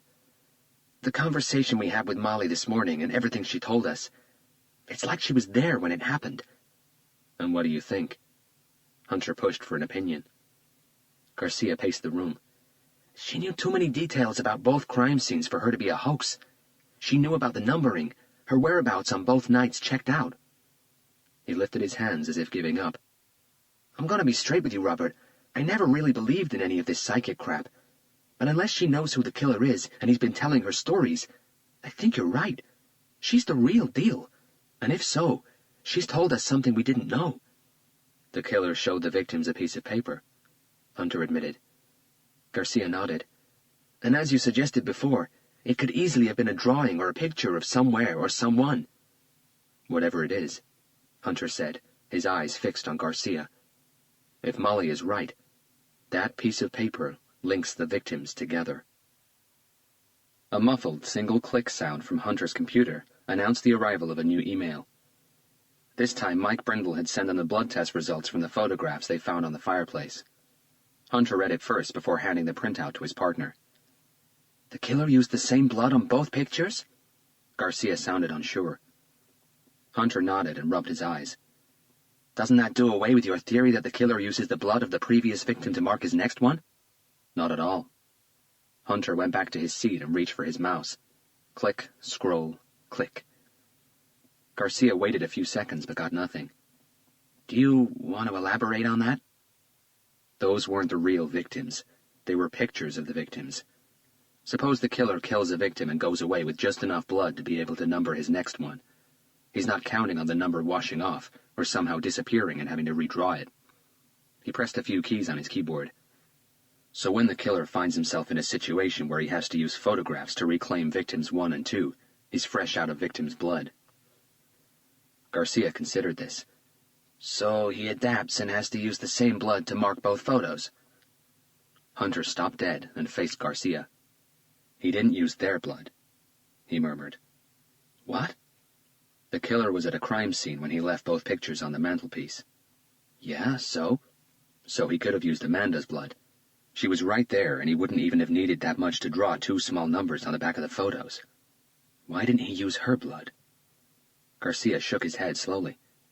"He also could have used Father Fabian's blood," Hunter carried on. "He obviously had some with him to draw the number 4 on Amanda's back. He wouldn't have needed any more than a small dab for each number." Garcia chewed on his bottom lip as he thought about it.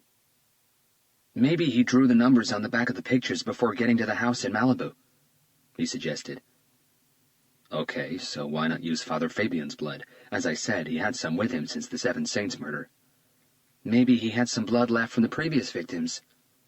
"According to the test results, it's not Amanda's blood, it's not Father Fabian's blood, and it's not the same blood as the one the killer used on the priest, the pregnant woman's." "So if your assumptions are correct, and the killer really is using the blood of a previous victim to mark his next one, the blood used on the pictures wouldn't have come from victims 2, 3, or 4. "That's right." Garcia leaned against his desk. His eyes studied Hunter for a brief moment. "I can see from the look on your face that you don't believe the blood belongs to the first victim either." "I think the killer keeps only a small amount of victim's blood so that he can number the next one. After that, my guess is that he disposes of what he has left." Garcia pinched his chin, his brow creased with worry. If your theory is right, why is he doing it? Why is the killer using the blood of a previous victim to mark the next one? Hunter's eyes widened, and he felt his pulse race.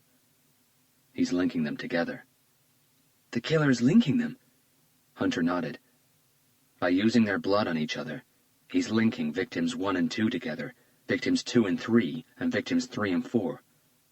Maybe they were all connected. We don't know yet. But the killer's telling us that there is a connection. Garcia paused for an instant as a new thought entered his mind. Okay, then I've got 2 questions for you. If your theory is correct, then whose blood did the killer use to number the first victim, since there was no previous one? And if you don't think the killer used the blood of any of the victims to write the number on the back of those 2 photographs, where do you think the blood came from? Hunter stopped by the window and watched the hectic traffic outside for a moment. Maybe the answer to both questions is the same. Garcia's left eyebrow lifted in expectation. The killer used his own blood. Chapter 41. 2 days before the first murder. He rang the bell and stood waiting at the reception window of an old and derelict hotel in Linwood, South Los Angeles. It was one of those hotels that rented their rooms by the hour, day, week, or month. Any kind of arrangement could be reached, as long as you had the money. No questions asked. The entry lobby was small and neglected. In fact, it looked like it hadn't been cleaned in years. There were water infiltration stains on the ceiling, cigarette burn marks on the carpet, cobwebs in every corner, and the wallpaper was peeling off the walls. He thought places like this existed only in police movies, but this was exactly what he was looking for, a place where no one would notice him. He rang the desk bell a few more times. Okay, keep your fucking pants on. The heavy, southern-accented voice came from behind the wooden partition at the back of the reception office. A few seconds later, a black girl, who couldn't have been older than 18, appeared, followed by a massively overweight man. She was wearing tight blue jeans and a sleeveless yellow cotton blouse, and seemed to be in a hurry to get out of there. As she unlocked the door and stepped out into the small lobby, the fat man gave her a sleazy wink while adjusting his elasticated trousers around his balloon waist. Now next week you bring me the rent on time, you hear? The girl kept her eyes low, embarrassed, and disappeared up the narrow stairs. What can I do you for? The fat man asked, finally coming up to the reception window. He smelled of garlic, and his greasy and thinning hair was in desperate need of a wash and cut. I need a room. The fat man stretched his neck out of the reception window and checked the lobby. Empty, except for a small suitcase by the man's feet. When people came looking for a room in his hotel, they usually had a hooker or 2 hanging from their arms. It's $5 an hour, or if you're feeling like a stag, you can get 6 hours for $20. He used his right index finger's nail to scrape something off his front teeth. I need the room for a few days, maybe longer. The fat man frowned and looked at the 6'2" guest skeptically. I'll pay cash. The worried look vanished as the fat man saw an opportunity presenting itself. You know, Christmas is just around the corner, and we're quite busy in here, but I might be able to get you something. The guest waited patiently for the fat man to carry on. If you want to stay for a whole week, I can give you the room for... He paused, pretending he was calculating the correct amount. $200. The guest let out a bizarre laugh, picked his suitcase up, and silently made for the door.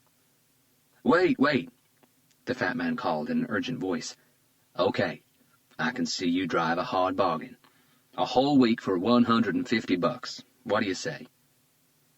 The man thought about it for a moment before pulling $450 out of his wallet. I'll take 3 weeks, until New Year's Day. The fat man took the money and counted it eagerly. If you want to get a real good deal, I can give you a whole month for $500. That's a great price. The man calmly returned his wallet to his back pocket and stared at the fat man. Okay. He lifted his hands in surrender before pushing a guest book through the window. Just sign your name there and we're all set. The man didn't move. Several silent, uncomfortable seconds rolled past. Okay, the receptionist said, picking up on the man's look. I'll sign you in as Jim Bob. How's that? You'll be the 3rd Jim Bob we have staying here. He scribbled something down, threw the guest book onto his messy desk, and grabbed a key. "Room 34B," he said, handing the key over. "Third floor, facing the street. It's a good room, one of the best we have." He let his mouth stretch into a smile, showing stained and dirty teeth. "If you, need any entertainment." He gave the guest the same sleazy wink he'd given the black girl just a few minutes ago. "Girls, boys, you know what I mean.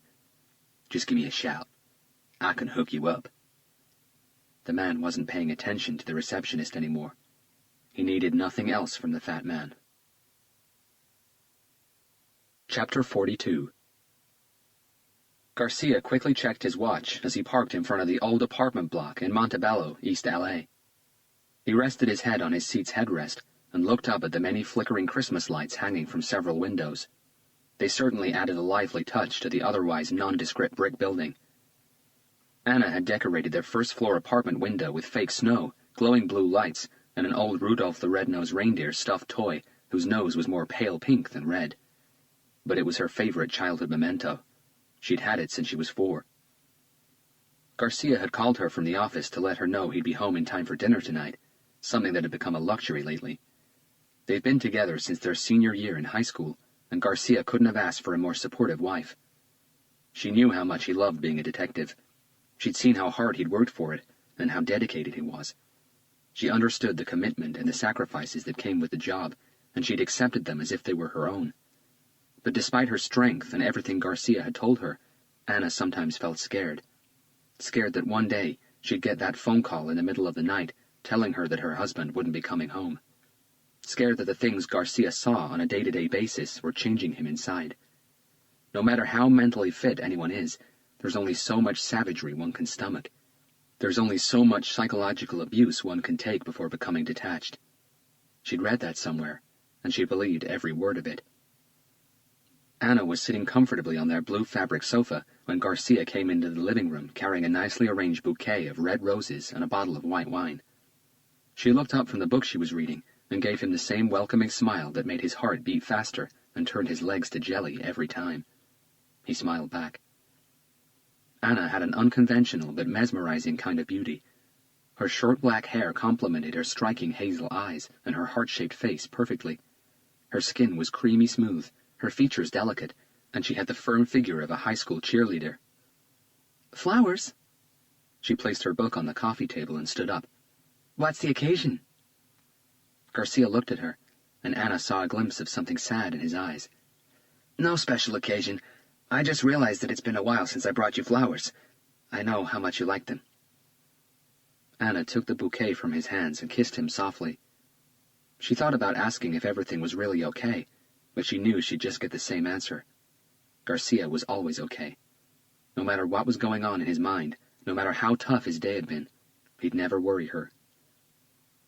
Because of Garcia's new aversion to grilled steak, Anna had prepared her grandmother's famous lasagna al forno, and the meal was nicely complemented by the Pinot Grigio Garcia had bought. They had fruit salad and vanilla ice cream for dessert, and he helped her clear the table when they were done. In the kitchen, he turned on the hot tap and started washing the dishes, while Anna sat at the small breakfast table finishing her wine. "Can I ask you something, babe?"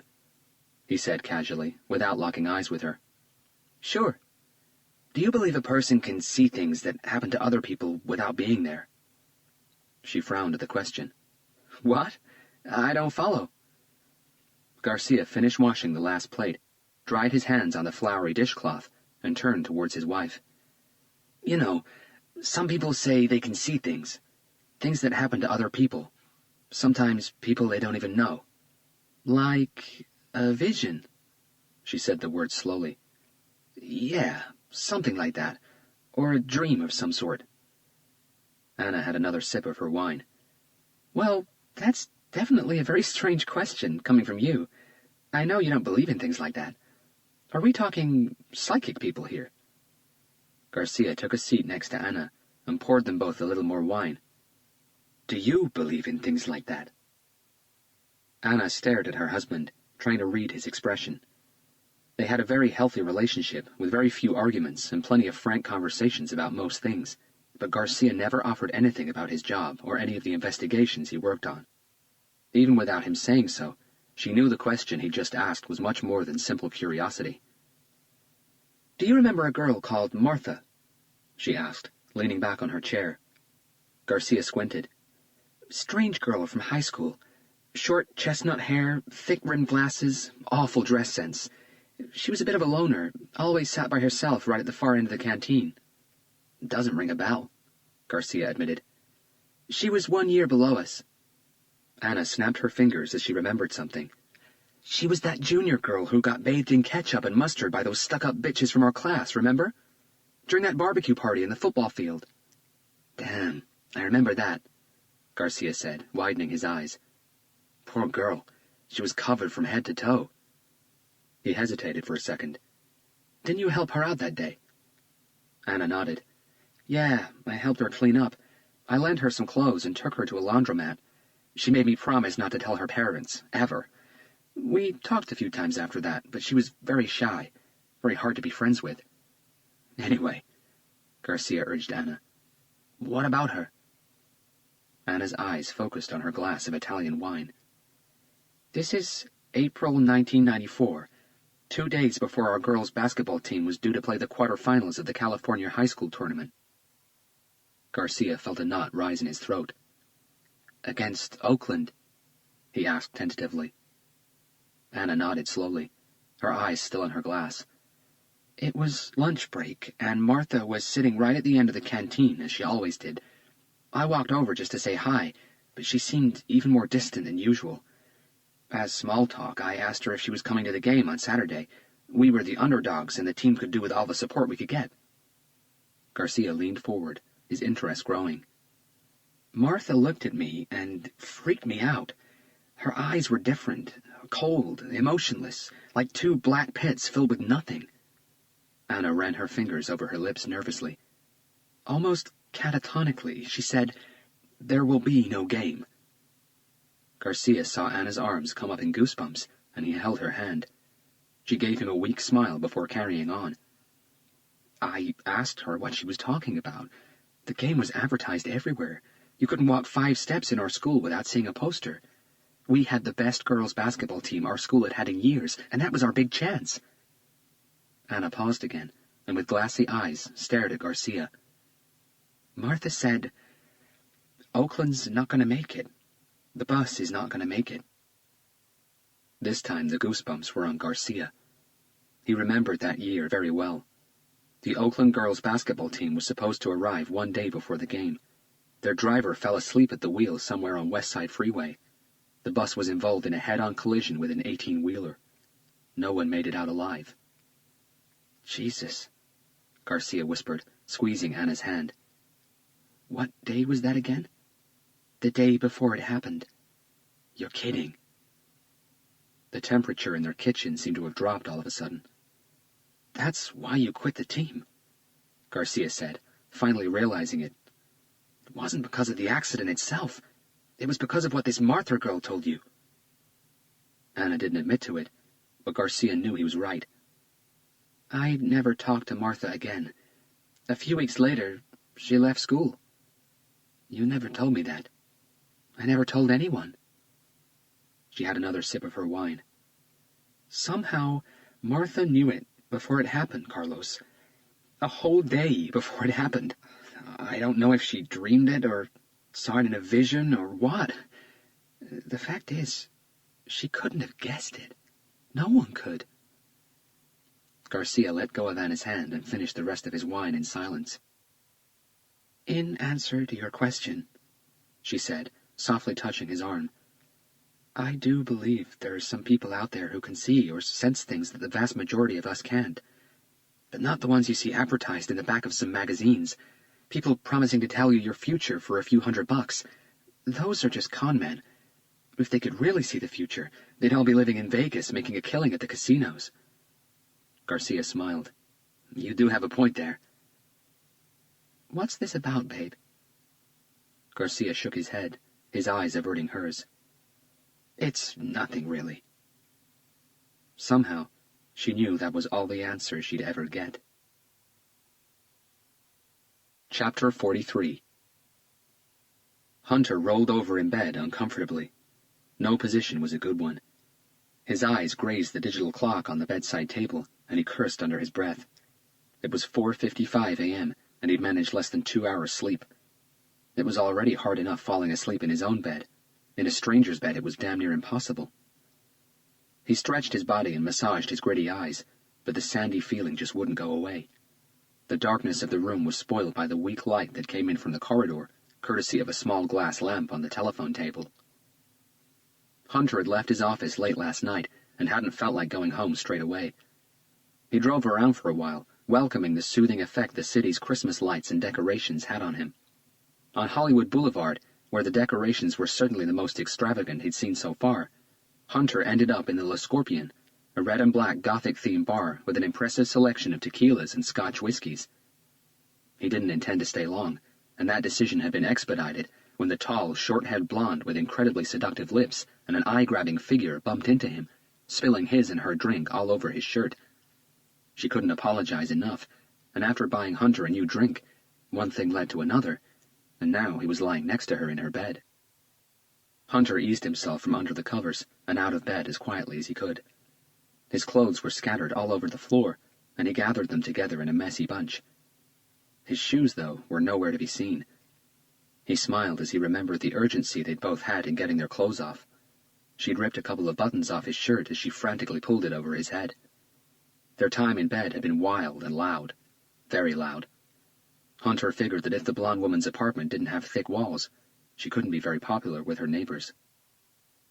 He got down on his hands and knees and checked under the bed for his shoes, but it was too dark for him to see anything. "Did you lose something?"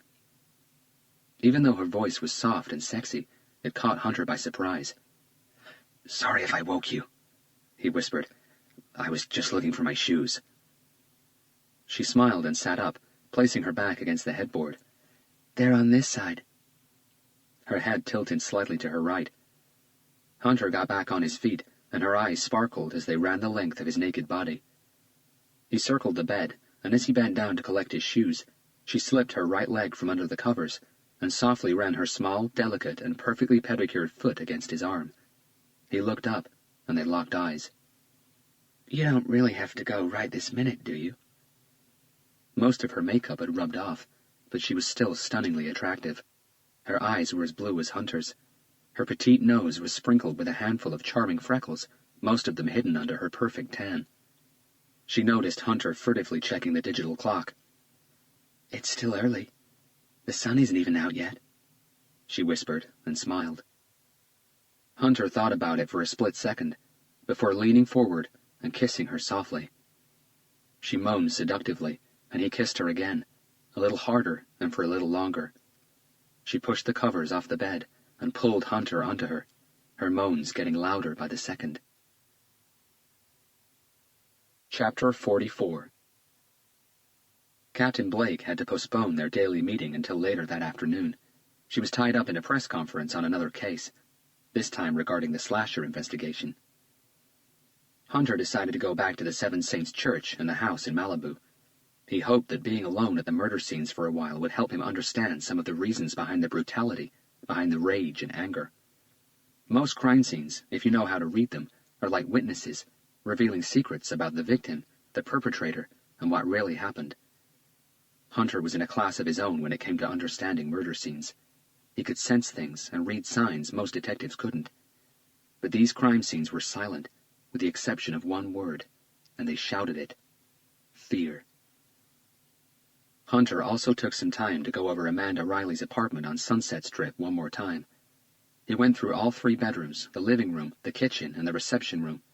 He looked in every drawer, every storage box, every cupboard and wardrobe in the apartment. He wasn't sure of what he was hoping to find. Maybe a diary or old pictures of her and her friends. But Amanda kept nothing.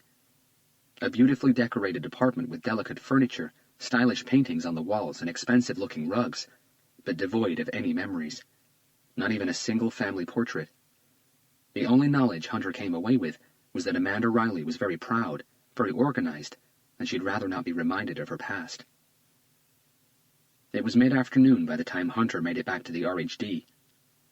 The Investigative Analysis Unit of the LAPD, the IAS, is confined to a large basement room in Parker Center. Hopkins was gathering a few printouts together when Hunter and Garcia entered the room. "I was just about to go up and see you guys," Hopkins said, waving the sheets in his hands. "I guess we beat you to it," Hunter said, looking around the young officer's working space. Hopkins's tiny desk was in the far corner of the room. It was just big enough to hold his keyboard, computer monitor, and a telephone. "I can see they gave you the child's desk." Hunter's gaze fell on Jack Curley, the IT unit supervisor. "Hey, it's the best we could do with such short notice," Jack replied, getting up and firmly shaking Hunter and Garcia's hands. His shaved head shone as if it had been waxed just moments ago. "How are you doing, Robert?" Hunter nodded but didn't voice a reply. Jack placed a hand on Hopkins's left shoulder. "He's a good kid, fast learner. We could do with more like him down here. We've got work coming out of our fucking asses." The phone on his desk rang. "See what I mean? That'll certainly be a new request." He returned to his desk. "Did we get anything on Father Fabian and Amanda Riley's backgrounds?" Hunter faced Hopkins, who was already flipping through the printouts. "Father Fabian's charity work involved only his parish community. He didn't do anything on a citywide level. Amanda Riley has no record of being a charitable person.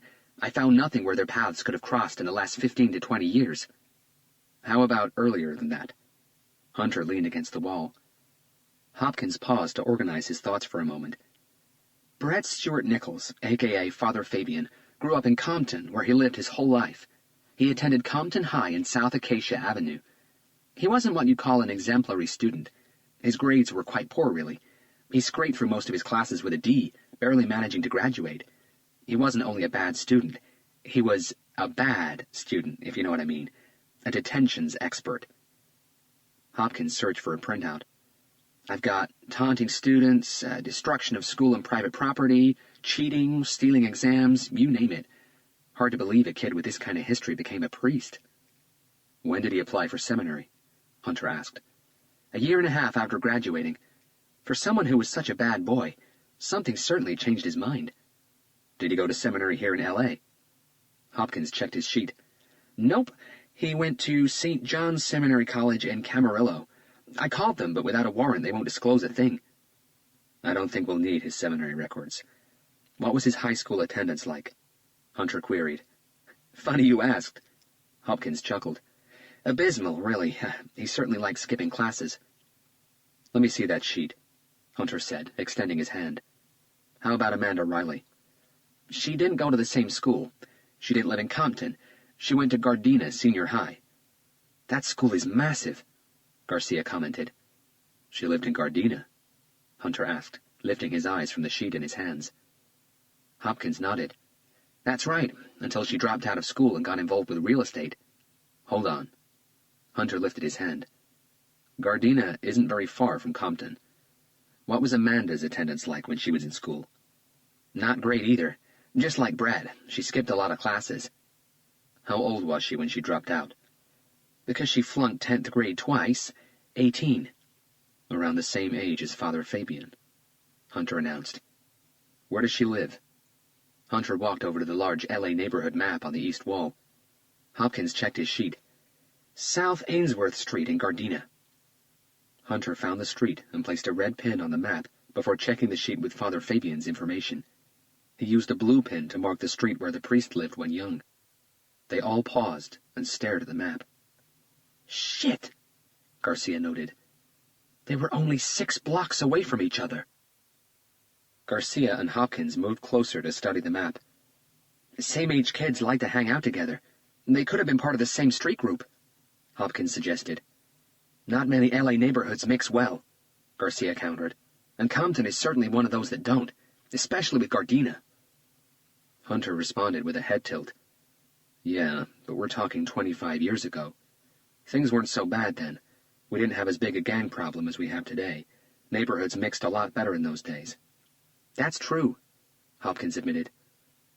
Hunter kept his eyes on the map for a while longer before checking his watch.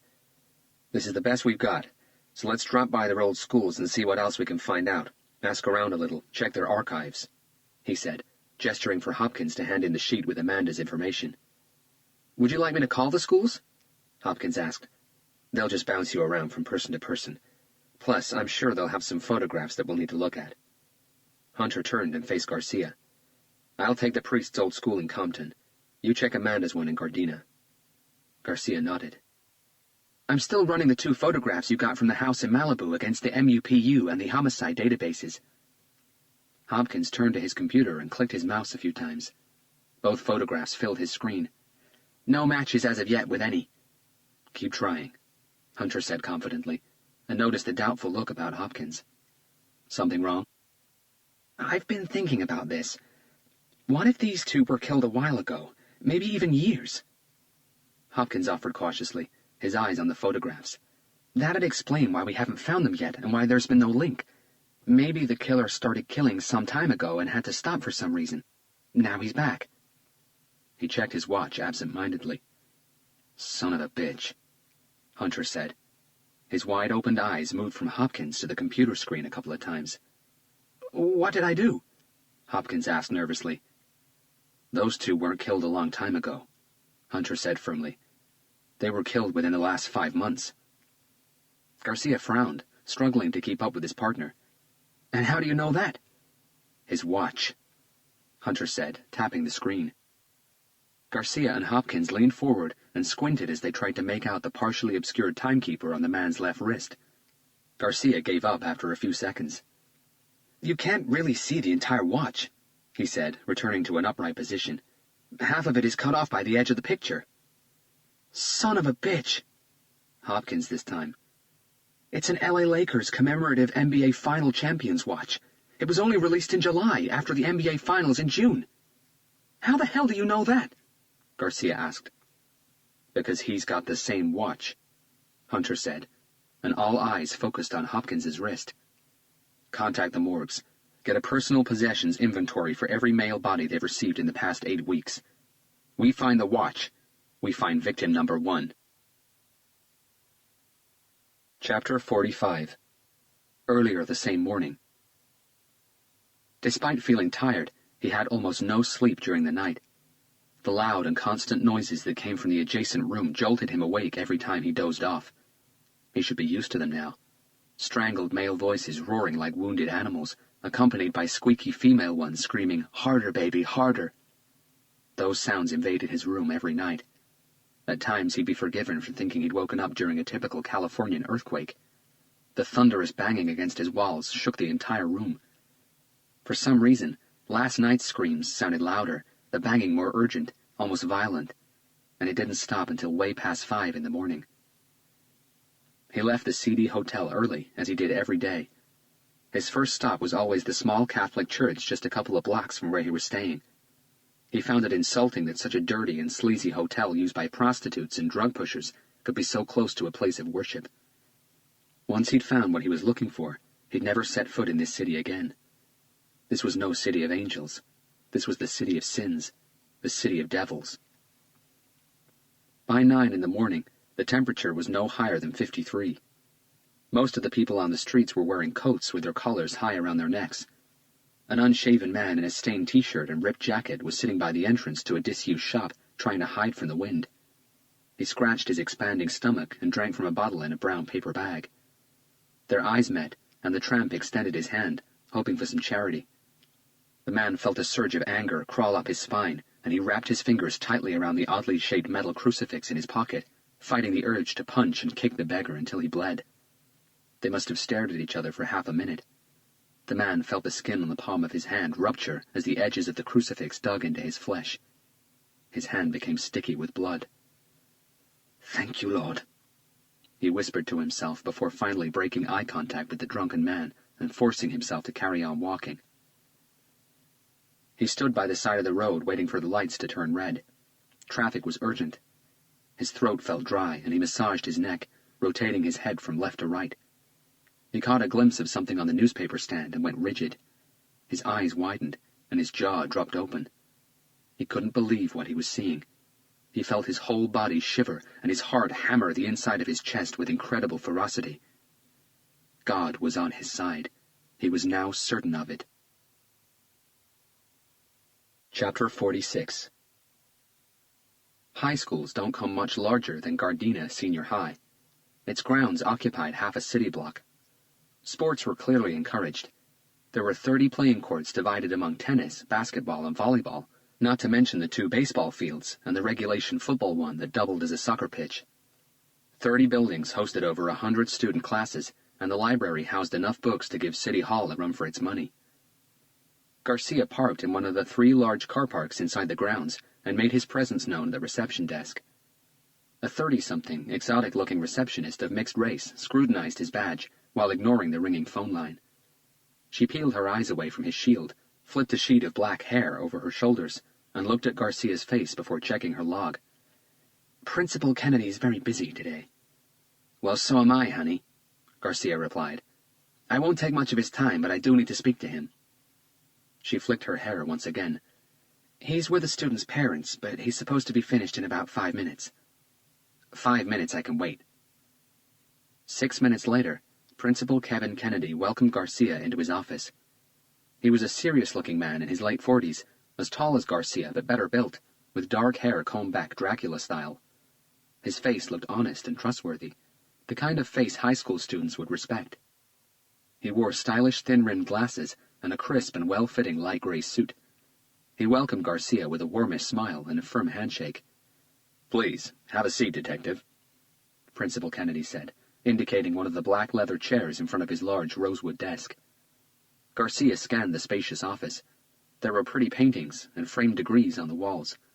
Dozens of tiny primitive figures adorned several wooden shelves. 2 metal filing cabinets sat to the left of the principal's desk. The large window on the east wall overlooked the main students' playing area outside. Kennedy stood by it. "I'm sorry about keeping you waiting," he said, giving Garcia a sympathetic smile with a nervous edge. "Even though the students broke for Christmas vacation 5 days ago, things are still a little crazy, made more hectic by the fact that today is the last day of the faculty. You're lucky that you came in today. Tomorrow you would have found nobody here. So, how can I help you, Detective?" Garcia explained about Amanda Riley and how keen they were to find any information concerning the people she used to hang out with when she was a student at Gardena High. Principal Kennedy pressed a few keys on his computer keyboard and repositioned his monitor so Garcia could have a better look. "We've migrated many of our past students' records into an electronic database," he explained. "But not all, at least not yet. It's a slow, expensive, and lengthy process, and it requires manpower, something that at the moment we're experiencing a shortage of." Another edgy smile. "Anyway, our records wouldn't mention her friends. This is pretty much all I have on this Amanda Riley." Garcia read the information on Kennedy's computer screen. It revealed nothing that Hopkins hadn't yet found out. "How about yearbooks?" he asked. Principal Kennedy pushed his glasses up his nose. His expression didn't fill Garcia with hope. "We used to have a section in our library dedicated to yearbooks," he explained. "We had a copy from every year, but a few years ago they started disappearing." "Stolen?" "That's what we figured. The problem is some kids steal out of habit. It's not because they really want or need the particular item they're stealing." Garcia smiled. "I'm sorry," Kennedy said, half embarrassed, remembering he was talking to a detective. "I guess you know all this already. Anyway, most of our old yearbooks were taken." "You didn't order new copies?" "Yes, once."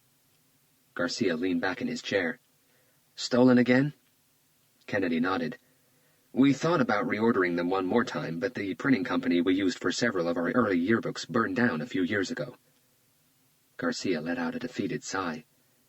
"A lot of them were stolen, but not all. Let me check if we're in luck." Kennedy reached for the phone on his desk and dialed the library internal line, replacing the receiver on its cradle after a quick conversation. "Mrs. Adams, our librarian, will check and let us know. Can I offer you a drink in the meantime? Coffee? Water?" Garcia declined with a quick headshake. The phone on Principal Kennedy's desk rang, and he answered it promptly. His conversation was restricted to, "Okay," and "I see."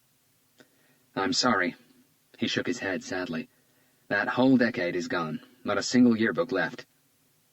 Garcia pinched the bridge of his nose as he wondered what to do next. The phone rang again. Kennedy excused himself and answered it.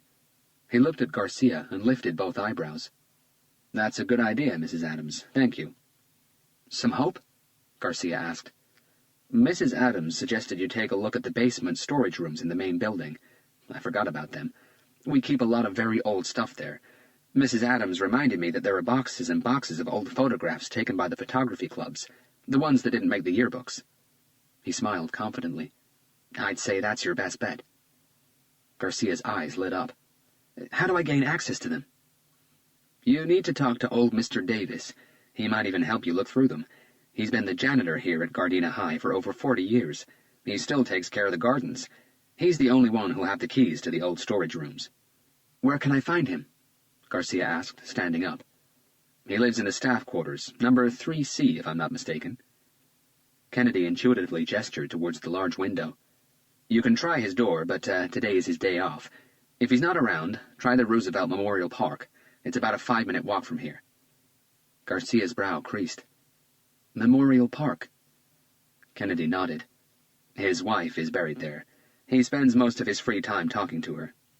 He shrugged, as if that was a crazy thing to do. Chapter 47. Darnell Douglas observed a man checking out the raven-black Cadillac Escalade in the lot with eager eyes. He'd been a car salesman for 15 years, and if there was one thing he was proud of, it was his ability to split the real buyers from the bullshitters just by looking at them. And the tall gentleman wearing the dark, expensive-looking overcoat was as real as they got. Darnell quickly checked his reflection against the shop window. It was a good-looking black man with a shaved head and a perfectly trimmed goatee over a squared jaw. He centered his blue and white check tie and made his way towards the customer. This one is all mine. It's a beauty, isn't it? He said, giving the customer a welcoming but not over-enthusiastic smile. The man nodded and walked around to the front of the car. It's only got 4,000 miles on the clock. The owner had to get rid of it. Financial problems. The customer walked over to the driver's door and pulled it open. Both the exterior and interior were in pristine condition. It still has that new car smell, doesn't it?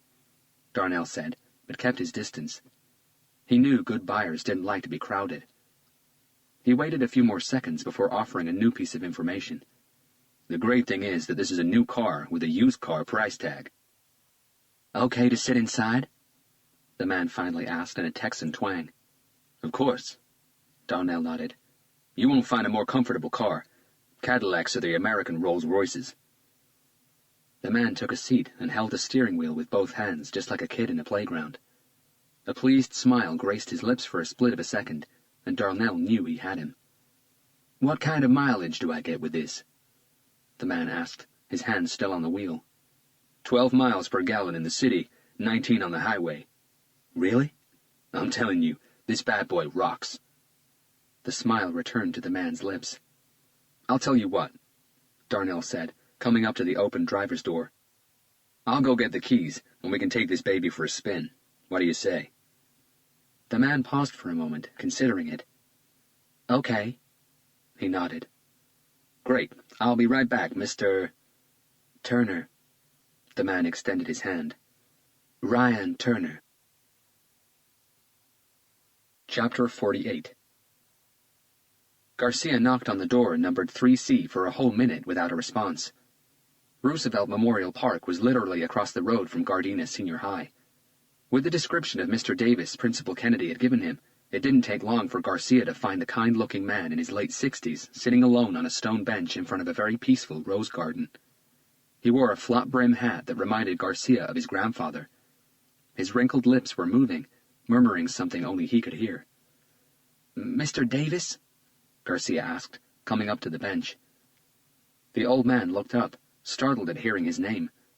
He saw Garcia towering over him, and squinted as if looking directly into the sun, searching the thousands of faces in his memory for a match. My name's Carlos Garcia. The squinting intensified, the old man's memory now searching for the name. You don't know me, Garcia said, displaying his badge and ending the old man's struggle to remember. I'm a detective with the LAPD. For the moment, he thought it was better not to mention he was with Homicide Special. Those two words together tend to make most regular citizens nervous. Is there a problem? Mr. Davis asked in a frail and worried voice. Has there been an accident in the school? The concern in his eyes was touching. Garcia smiled gently and told him that there was no need for alarm. He explained the reason for his surprise visit, but was careful not to mention that Amanda Riley had been murdered. Principal Kennedy said you could allow me access to the storage rooms and maybe even help me look through the pictures. I'd love to help if I can. The old man nodded before forcing his tired body to stand up. His gaze went back to the rose garden, and he raised a liver-spotted hand in a half-wave. Goodbye, Bella. I'll be back in 2 days. The large rose garden at the Roosevelt Memorial Park is where cremated remains are scattered. In a respectful gesture, Garcia nodded at it as if also saying goodbye. The storage rooms were at the end of the long, dimly lit, brick-walled basement corridor of the main building in Gardena Senior High. The cobwebs and the heavy, stale smell were a clear indication that not many people ventured down here. Mr. Davis unlocked the door of the main storage room and pushed it open. Most of the old photograph boxes are stored in here, he said, flicking on the light switch. They stood at the entrance of the large room cluttered with old desks and chairs, disused gym equipment, and hundreds of cardboard boxes stacked on wooden shelves that covered 3 of the 4 walls. Dust was everywhere, and the corridor's stale smell had intensified 5-fold inside the room. The light bulbs that hung from the ceiling on thin wires were old and dim. Garcia coughed a couple of times and waved his hand in front of his face like a fan, but that just circulated the dust even more. Jesus, he said as his eyes scanned the disheartening number of boxes. Where do we start? Mr. Davis gave him an encouraging smile. It's not so bad. I spent many of my free days in these rooms trying to organize what we have. Garcia arched an eyebrow. I hate not having anything to do. He started moving around the many broken, old-fashioned wooden desks. It's a way of keeping busy. He shrugged. The damp and cold room made Garcia's fingers hurt, and he rubbed the scars on the palms of his hands for a few seconds. What year are we looking for? Mr. Davis asked, approaching the boxes stacked on the east wall. She dropped out of school in 85. Mr. Davis's eyes scanned the boxes in front of him. It should be right at that end. He pointed to the opposite wall. It didn't take Garcia long to find 4 large boxes marked 1985. Here we go. He pulled them out of the shelves and placed them on the floor. From his pocket, he retrieved a photograph of Amanda Riley they'd gotten from Tanya Riggs. This is the only picture I have of Amanda. It was taken just a year ago. Let's hope she hasn't changed much. The old man took it from Garcia's hand and studied it for a few seconds. She does look familiar, he said, nodding at the picture. There must have been over 2,000 photographs inside the 4 boxes. Individual ones, group pictures, whole classes together, students having fun and goofing around, playing sports, studying and eating lunch. Some were clearly posed, and some captured the students naturally, laughing, angry, crying. Garcia and Mr. Davis started the lengthy process of going through them and trying to identify someone they'd never really met. The school janitor would stop every once in a while as flashes of memory came back to him, and he'd tell Garcia a quick story concerning the students in the picture. They'd been flipping through photographs for hours when Mr. Davis stopped and squinted at one, bringing it up closer to his face. Let me see that picture you have of this Amanda girl again, he said, extending his hand. Garcia handed him the photo and waited impatiently. Here she is, Mr. Davis said with a pleased smile after just a few seconds.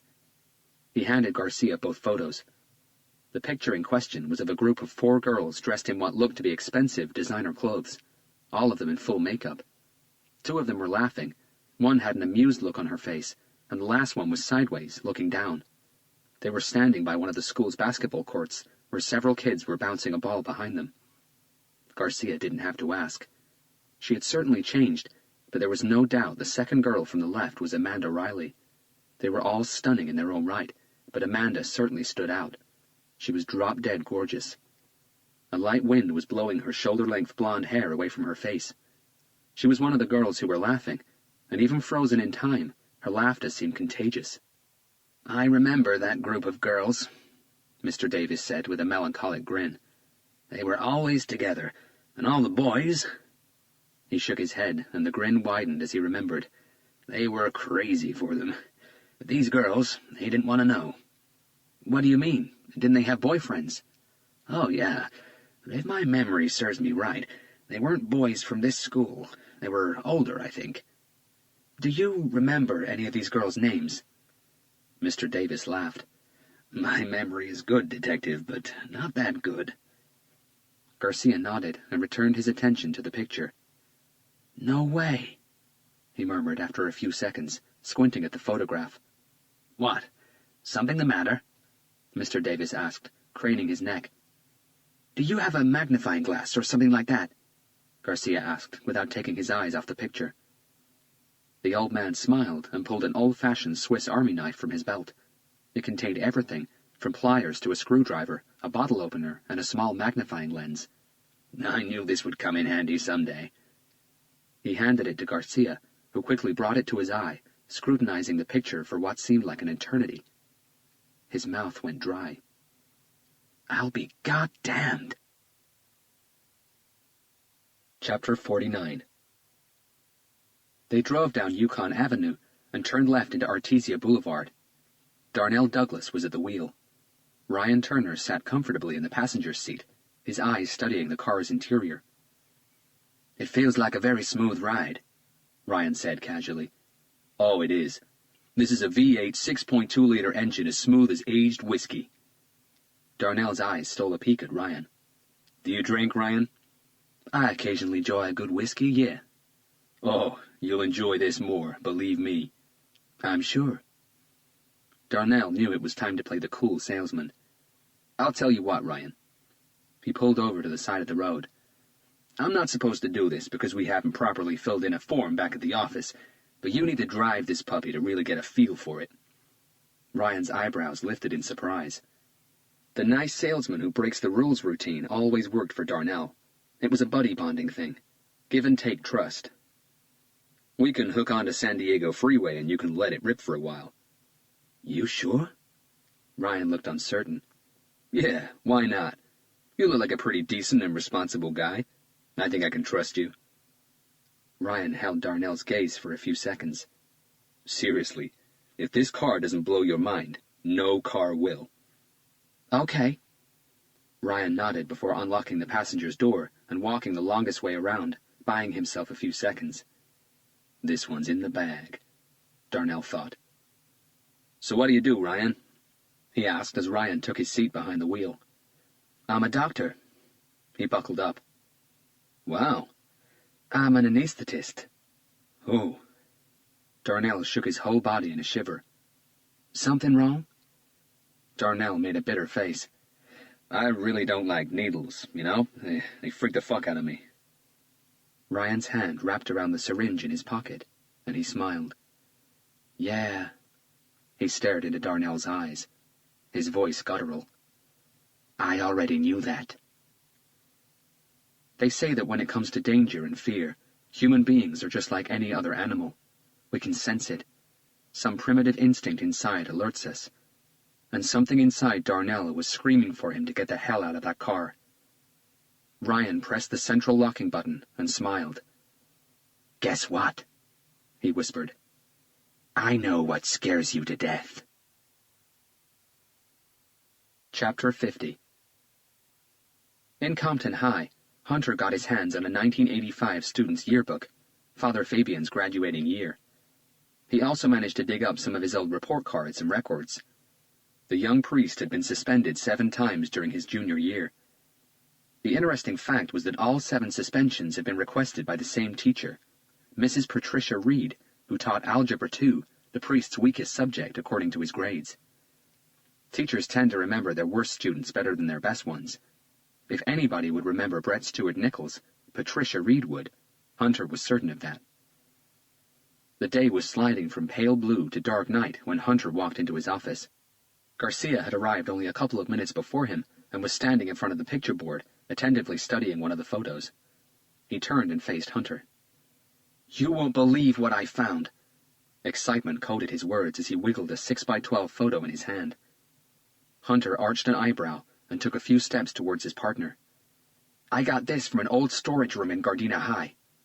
He handed Hunter the photo. Storage room? Garcia quickly summarized his day at Gardena High before stabbing at the picture with his index finger. Second girl from the left. Hunter studied the girl Garcia had indicated. It didn't take him long. Amanda Riley, he said confidently. That's right. Garcia retrieved an old-fashioned Sherlock Holmes-style magnifying glass from his desk and handed it to Hunter. "But that's not all. Take a look at the last girl on the right, the one who has a sort of amused look on her face." Hunter analyzed the picture once again, this time for a while longer. There was nothing peculiar about the girl, and he was about to ask Garcia what about her, when he saw it and stopped. "You're kidding me." "Looks familiar?" Garcia said, arching his eyebrows. Hunter turned to the picture board and unpinned the woman's photo they'd found on the fireplace inside the Malibu mansion, the one with the number 2 written on the back. He brought it back to his desk and sat it next to the schoolgirl's photo. His eyes jumped from one picture to the other several times before he looked at Garcia. "It's her." Garcia nodded slowly. "That's what I thought, but I didn't have that photo with me." He pointed to the woman's picture on Hunter's desk. "I needed to come back here to confirm it. Now I'm positive. They went to the same school, Robert. Amanda and the alleged second victim hung out together." "What's her name? Who is she?" "That I still don't know." "Did you get a yearbook?" Garcia told him about the stolen yearbooks and the burned-down printer. "The school might have a graduating picture, but I'm not sure. As I said, I needed to first confirm my suspicion, and by the time I got out of the storage room, everyone was gone. Today was the last day for the faculty. The school is closed for the holidays." Garcia returned to his desk. "If they have a graduating picture and it hasn't been stolen, it will probably be in the library." "Won't this Mr. Davis have the keys?" "Probably, but I wouldn't know where to start. Their library is massive. I would have ended up just wasting time. We need the librarian or someone who works there, and as of today, they're all on vacation." Hunter thought it over. "Okay, let's try and get back in contact with the school principal or anyone who might know where to find these graduating pictures." He glanced at the girl's photograph. 2 out of 4 girls on that picture are dead. The other 2 are probably in great danger. We need to find them, and we need to find them fast. Clang. The office door slammed shut with a thundering noise, making both detectives turn around. Captain Blake was standing inside the room. She looked furious. "What the fuck do you 2 think you're doing?" The question was spat out between clenched teeth. Both detectives frowned as they exchanged puzzled looks before facing the captain. "Are you sure you're yelling at the right detectives, Captain?" Hunter answered, cocking his eyebrows. Captain Blake's piercing gaze focused on him. "Are you sure you want to get cute with me today, Robert?" Hunter straightened his body. "Captain, we were out all day. I have no idea what you're talking about." He looked at Garcia. "Me neither." Garcia shook his head, his stare jumping from Hunter to Captain Blake. "Would you care to explain?" Hunter said calmly. "I thought I'd made myself clear about you going after that psychic girl, if that's what she is." Hunter's confused look intensified. "Did she call?" "How the hell would I know that? Do I look like your personal answering service?" Hunter glanced at Garcia, who was staring at the captain wide-eyed. "Maybe you should get to the point before that bulging vein on your forehead pops, Captain. We still don't know what this is all about." "Did you see the paper today?" Garcia shook his head. Hunter held a blank stare. "Oh, I forgot. You don't read the paper because it depresses you. Isn't that what you said?" Hunter was in no mood to carry on with the irony game. "What's in the paper, Captain?" "The 2 of you. Front page." Captain Blake slammed the copy of the LA Times she had with her on Hunter's desk. The paper was folded in half. A black-and-white photograph of Hunter and Garcia sitting at an outside table in the company of a young woman occupied a quarter of the page. Hunter snatched the paper. Garcia joined him by his desk, trying to read the article over Hunter's shoulder. The girl in the picture was Molly Woods. Hunter read the small article in silence. It went on to explain how detectives Robert Hunter and Carlos Garcia of the HSS were so stuck for leads in their investigation into the murders of Father Fabian and Amanda Riley that they had to resort to asking for the help of a psychic girl. The article had been written by Claire Anderson. "Bitch," Hunter murmured. Garcia grabbed the paper from Hunter when he was done. "You went behind my back on this," the captain said angrily. "We were just talking to her, Captain, listening to what she had to say. That's what we do in investigations, remember? We talk to people, we ask around." "According to that article, you asked her to help with the investigation. Did you do that?" No reply. "Without clearing it with your superior officer. In this case, me." The captain stood with her hands on her hips. Hunter ran a hand over his face and breathed out. "It's psychology, Captain." "What?" She was nervous, hesitant. I had to make her feel at ease and unthreatened. By telling her that we needed her help, I shifted the power balance. "So you did ask for her help?" the captain pressed. It was a play on words to get her to talk to us, Captain. I'm the lead detective in this investigation. I did what I thought I should do. That's how I work. Hold on. Captain Blake lifted a hand, stopping Hunter and glaring at him. Did you just throw a title at me? You're the lead detective in this investigation because I said so, a decision I'm starting to regret. We've now become the laughingstock of LA's law enforcement agencies. The article called us the Mystic Police, Robert. The Tarot Cops. She paused, and her stare bounced between Hunter and Garcia for a while. No surprise the mayor's been on the phone screaming like a lunatic, and he's now accusing me of being unable to run this department properly. He said I lack authority, unlike my predecessor. Do you know how much that pissed me off? She didn't wait for a reply. He's on a crusade to get you busted down to traffic duty, if not off the force for good. And let me tell you, he's gaining momentum. She started pacing the room. I told you I wanted this to go by the book. That if you found this girl, you were to bring her here. She needed to be interviewed under caution, and I wanted to observe. Hunter rubbed his eyes and leaned against his desk. She was scared, Captain, he said slowly.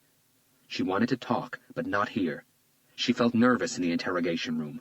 She wanted to meet in a public place. So you disobeyed my order because that's what she wanted. I had to make a decision, Captain, he replied firmly. Go by the book, or hear what she had to say. We couldn't have both. How the fuck did the paper get to know what we talked about? Garcia asked. High-powered directional mics? Hunter shook his head. Eavesdropping could lead to prosecution. Claire Anderson can be a bitch, but she ain't stupid. She wouldn't risk it. Plus, if she had eavesdropped, she would have published everything Molly told us about what she saw. And what exactly is it that this girl told you? The annoyance in the captain's voice was now reaching new heights.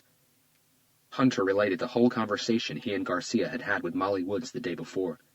The captain listened without interrupting, her perfectly threaded eyebrows lifting slightly at times, showing surprise. She knew about the numbering? The captain asked, her eyes fixed on Hunter, who nodded in silence. I've always been skeptical about this whole extrasensory perception thing, Captain, Garcia interrupted. But after yesterday, I think this girl's the real deal. Even if she is, the fact of the matter is that you disobeyed my orders. You made me and this whole department look stupid. She paused for a moment, considering what to do. It's obvious that your reporter friend has talked to this Molly girl. Now she's going to have a ton of reporters descending on her. Where is she? Silence. Don't fucking tell me you don't know.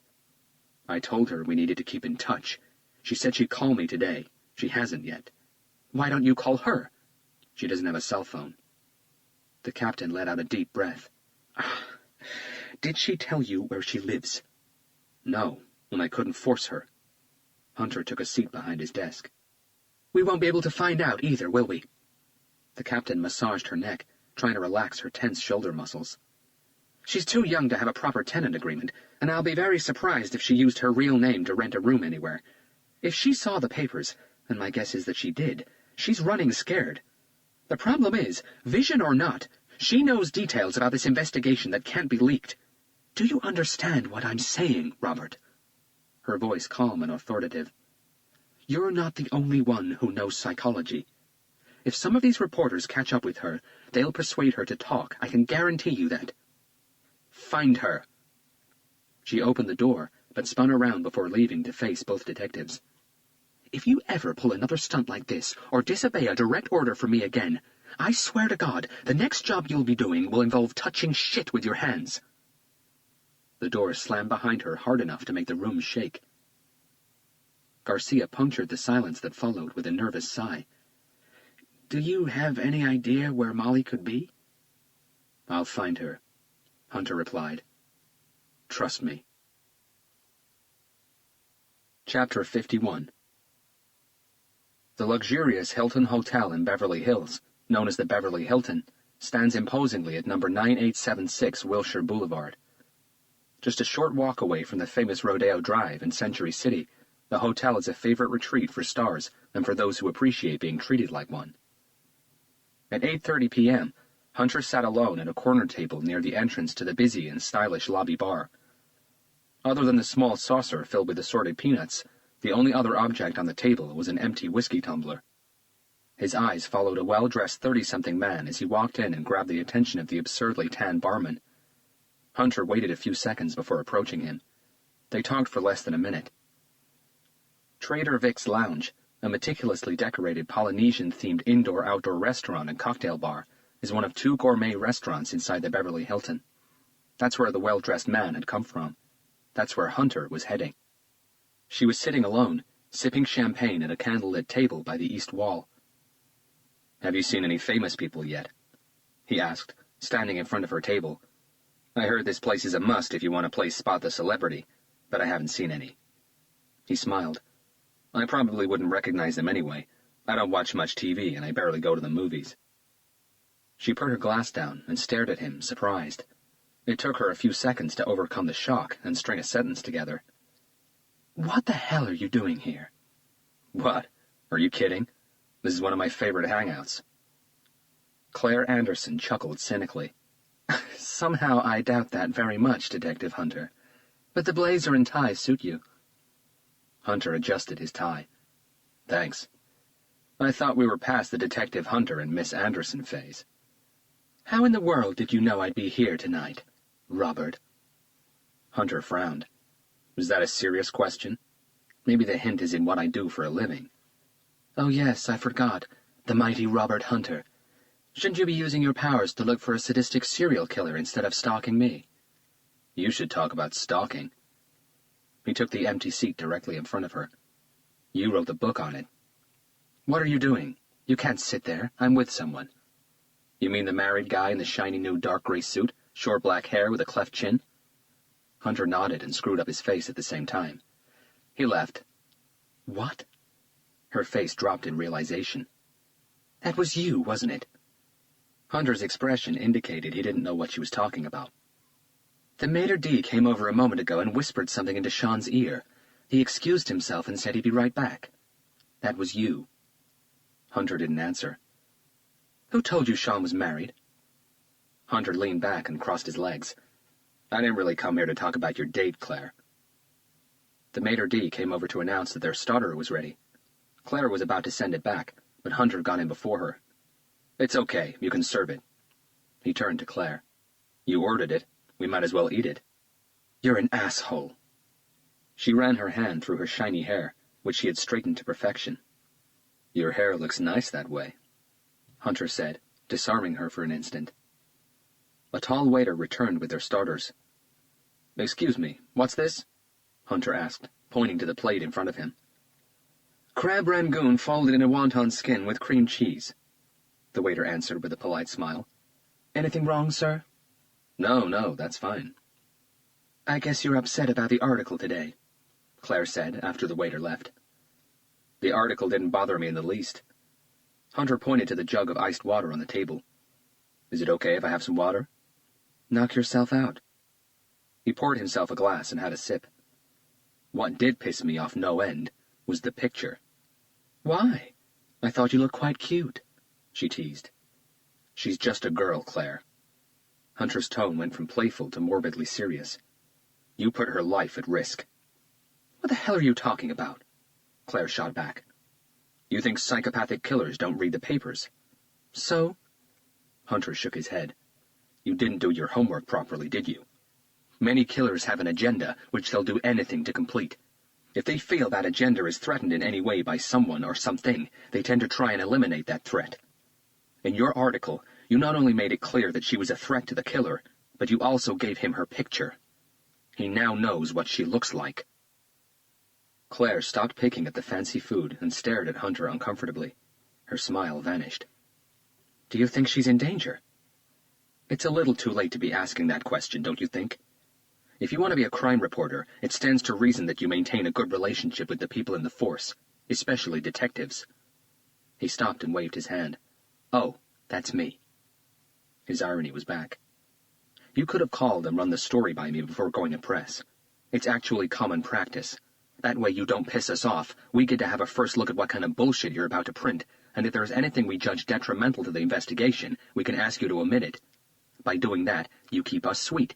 And, who knows, we might even share some information. I tried calling, she shot back with irritation, but you didn't return any of my calls. Do you even check your messages? Hunter ran his hand over his mouth. How did you get her to talk to you? I've got my methods. You just sounded like a torturer. There was no torture. Claire shook her head and smiled. Hunter glared. You lied to her, didn't you? What did you say? That you worked with me and you needed a few more details. Another enigmatic smile. You bitch. Fuck you, Robert. I tried talking to you, but you didn't want to know. Her voice got louder, and some of the neighboring tables sent a disapproving look their way. You tried taking me back to your place. You call that talking? Fuck you!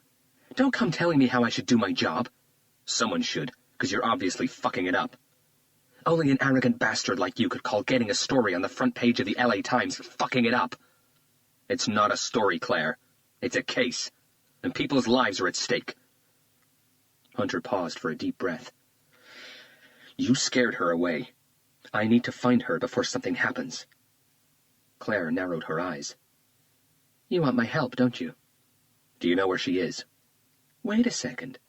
You did all this, played the macho detective, scared my date away, called me incompetent, and now you ask me for my help? She leaned back on her chair and put on a snobbish face. Oh, this is rich. No wonder you have no wife or girlfriend. You have no tact with women. Hunter kept silent, his eyes holding Claire's. If I tell you where to find her, what information will you send my way? Hunter's eyes narrowed. Are you serious? She studied him for a second. Dead serious. Have some decency, Claire. She's just a girl, and she's probably scared shitless. I'm just asking you to do the right thing. If you rub my back, I'll rub yours. A whisper of seduction in her voice. Nothing in this world is free. At least, not the good things. She gave Hunter the same inviting wink she'd given him the first time they met. Her life could be in danger. No reaction. You don't give a shit, do you? A lot of people die every day in this city, Robert. It's a fact of life. We can't save everyone. But we can help this girl. That's all I'm asking. And all I'm asking for is something in return. Hunter's cell phone went off. He held Claire's gaze for a tense moment. Aren't you going to answer that? She asked, conscious that heads were starting to turn. Hunter reached into his jacket pocket. Detective Hunter? Detective, it's Monica. A quick pause. I mean, Molly. She sounded like she was crying. Hunter turned away from Claire. Are you okay? Where are you? He asked, but the only reply he got was static noise. He quickly covered the mouthpiece with his hand and looked back at the reporter. You're wrong, Claire. Getting up, he placed 5 $20 bills on the table. There are a lot of good things in this world that are free. Chapter 52. Hunter covered the 25 miles between Beverly Hills and South Gate in record time. Molly had told him she'd be waiting in a coffee shop called Cafe Kashmir in Tweedy Boulevard. Hunter didn't need the address, he knew the place. After parking his Buick just outside, Hunter entered the cafe. At 10:35 p.m., it surprised him how busy it was. Even more surprising was that all of the customers seemed to be younger than 25. Molly was sitting at a round table by a terracotta brick wall, adorned with several oil paintings. A young artist's exposition. A small rucksack sat by her feet. Hello, he said, smiling as he joined her. She tried to mirror it, but failed. The sleepless night and apprehension showed on her face. Telltale dark circles, bloodshot eyes, flushed cheeks. She closed the notebook she was scribbling on and put it away. You write? Molly looked embarrassed. It's nothing. Children's stories. Hunter sat down. When I was young, I dreamed of becoming a writer someday. Really? I loved reading so much that it only seemed natural. Molly looked at her rucksack where she just stuffed her notebook. Me too. Were you thinking of going away? I made a mistake coming to Los Angeles. Her voice was firm, but it lacked conviction.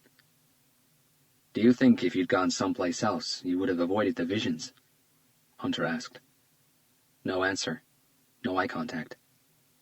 Hunter let the moment pass. I'm hungry, he said, turning to look at the cake display on the counter. I'd love some cheesecake or something. How about you? Molly looked unsure. Come on. I feel really guilty eating cake by myself. Just to keep me company. What do you say? How about a slice of that chocolate one? He pointed to a chocolate gâteau on the top shelf of the display. She hesitated for an instant before nodding. Okay. Hot chocolate? He gestured towards the empty mug on the table. Yes. A minute later, Hunter returned with 2 slices of cake, a coffee, and a hot chocolate. As Molly stirred her drink, Hunter noticed that her fingernails had been chewed to the nail beds. I'm sorry, she said, fidgeting with her teaspoon. You've got nothing to be sorry about. The woman I talked to, I didn't know she was a reporter. She said she was working with you. I never told her I was a psychic. You've got to believe me. I believe you, and it's not your fault, he replied in a serene tone. Unfortunately, this city is full of people who will do anything to try and get ahead. I'm the one who's sorry for exposing you like that. I should have known better. Hunter retrieved a brand-new cell phone from his pocket and handed it to Molly. He explained that his and Garcia's number were already programmed into it, and the phone had the latest GPS chip. It was the easiest way for them to keep in contact. She promised never to turn it off. The photo in the paper, she said after a short silence. I'm scared someone might recognize me. Hunter picked up on her fear. And maybe tell your father? Unconsciously, she ran her right hand over her left arm. Did he do that to you? She looked up with questioning eyes. The broken arm. Hunter nodded at her arm. How did you know? Just observation, really, he said with a subtle headshake. She looked at her arm and the minor irregular curvature just past her elbow. When she spoke, her voice carried a mixture of anger and sadness. He beat me up almost every day. Hunter listened while Molly told him about the beatings, the broken arm and fingers, and the never-ending hate her father had for her, simply because she was born a girl. She told him how much she missed her mother and how her father blamed her for her death. She still never told Hunter about the sexual abuse. She didn't have to. Hunter clenched his hands as he thought of the many psychological scars and how they'd affect Molly for the rest of her life. I know you're scared, Molly, but running away isn't the answer. It never is. It's the only answer I have, she shot back. You don't know what it's like. You don't know what it's been like. Her voice urgent. My father will never give up. I'm not trying to tell you what to do, Molly, Hunter said in an even voice. So don't. Hunter regarded her. Her reaction had been generated by fear, not anger. The same fear that made her run away and kept her running. The same fear that seemed to fuel her existence. I'm sorry. I didn't mean to make you angry. Molly took a deep breath and looked down at her mug. A whole minute passed before Hunter spoke. You sounded very worried on the phone, Molly. Did something happen? I had another vision, she announced quickly and in a steady voice. Hunter leaned forward. After I saw my picture in the paper this morning, I panicked. I wanted to run away again. She pointed to the rucksack at her feet. I made it all the way to the Greyhound bus station. Where would you go? Molly coughed a laugh. Anywhere the little money I had could take me. I didn't care. I just wanted to get away from here. And the vision changed your mind? Hunter asked. Molly nodded and started fidgeting with the teaspoon again. It happened while I was at the station, trying to decide where to go. What did you see? Her eyes met his, and Hunter saw fear. The visions, since they came back, are very different from the ones I had when I was younger. You said they're now in the first person, and sometimes they aren't silent anymore. Hunter nodded. What I saw today wasn't a person or a place or anything like that. It didn't play like a film, but I know it was something very important to the killer. Hunter waited. "I saw a date." He craned his neck. "What date?" Molly took a deep breath and shuddered. "New Year's Day." Chapter 53. Garcia picked Hunter up at 7 a.m. After a marathon of phone calls the night before, Mrs. Adams, Gardena High School's librarian, had agreed to meet them at the school at 7:30. "I found Molly," Hunter said as Garcia joined Hollywood Freeway heading northwest. The statement caught Garcia by surprise, and he glanced at Hunter. "What, really? How?" "Actually, she found me. She called me last night." "What did she say? Where is she?" "It took some convincing, but I booked her a room at the Travel Inn just a few blocks from my apartment." "You booked her a room? Is she okay?" Garcia asked, concerned. "She's scared. She was about to run away." "Where to?" Hunter tilted his head. "Anywhere but here." Garcia thought about it for a moment. "Because of the newspaper article." Hunter nodded. "She told me a little bit more about herself last night. She was abused in every possible way. She's terrified her father will find her." "How can you guarantee she won't run away from us again?" "I can't, but I'm earning her trust." Garcia knew no one who inspired trust more than Hunter. "I gave her a prepaid cell phone. Our numbers are programmed in, and it's equipped with GPS. I told her to never turn it off." They hit heavy traffic as they merged into Harbor Freeway. She had another vision. Garcia stared at Hunter in anticipation. "A new victim?" A quick headshake, and Garcia let out a relieved breath. "What did she see this time?" Hunter ran through everything Molly had told him the night before. Traffic started to ooze through, but Garcia didn't notice. "New Year's Day? What does it mean?" "I'm not sure, but Molly was certain it meant something to the killer. Something important." "Maybe it's when the killer plans to strike again," Garcia ventured. Hunter closed his eyes and massaged his forehead. "Or the day he plans to end it. Maybe it means that they'll all be dead by New Year's Day." "All? How many is all?" "I'm not sure, but whatever she meant by New Year's Day, it doesn't give us much time. 9 days, to be exact." Hunter understood and shared Garcia's frustration. So far they had nothing concrete, no real leads, just suppositions based on the little they knew and the visions of a 17-year-old girl. Angry drivers sounded their horns. Garcia inched his car forward.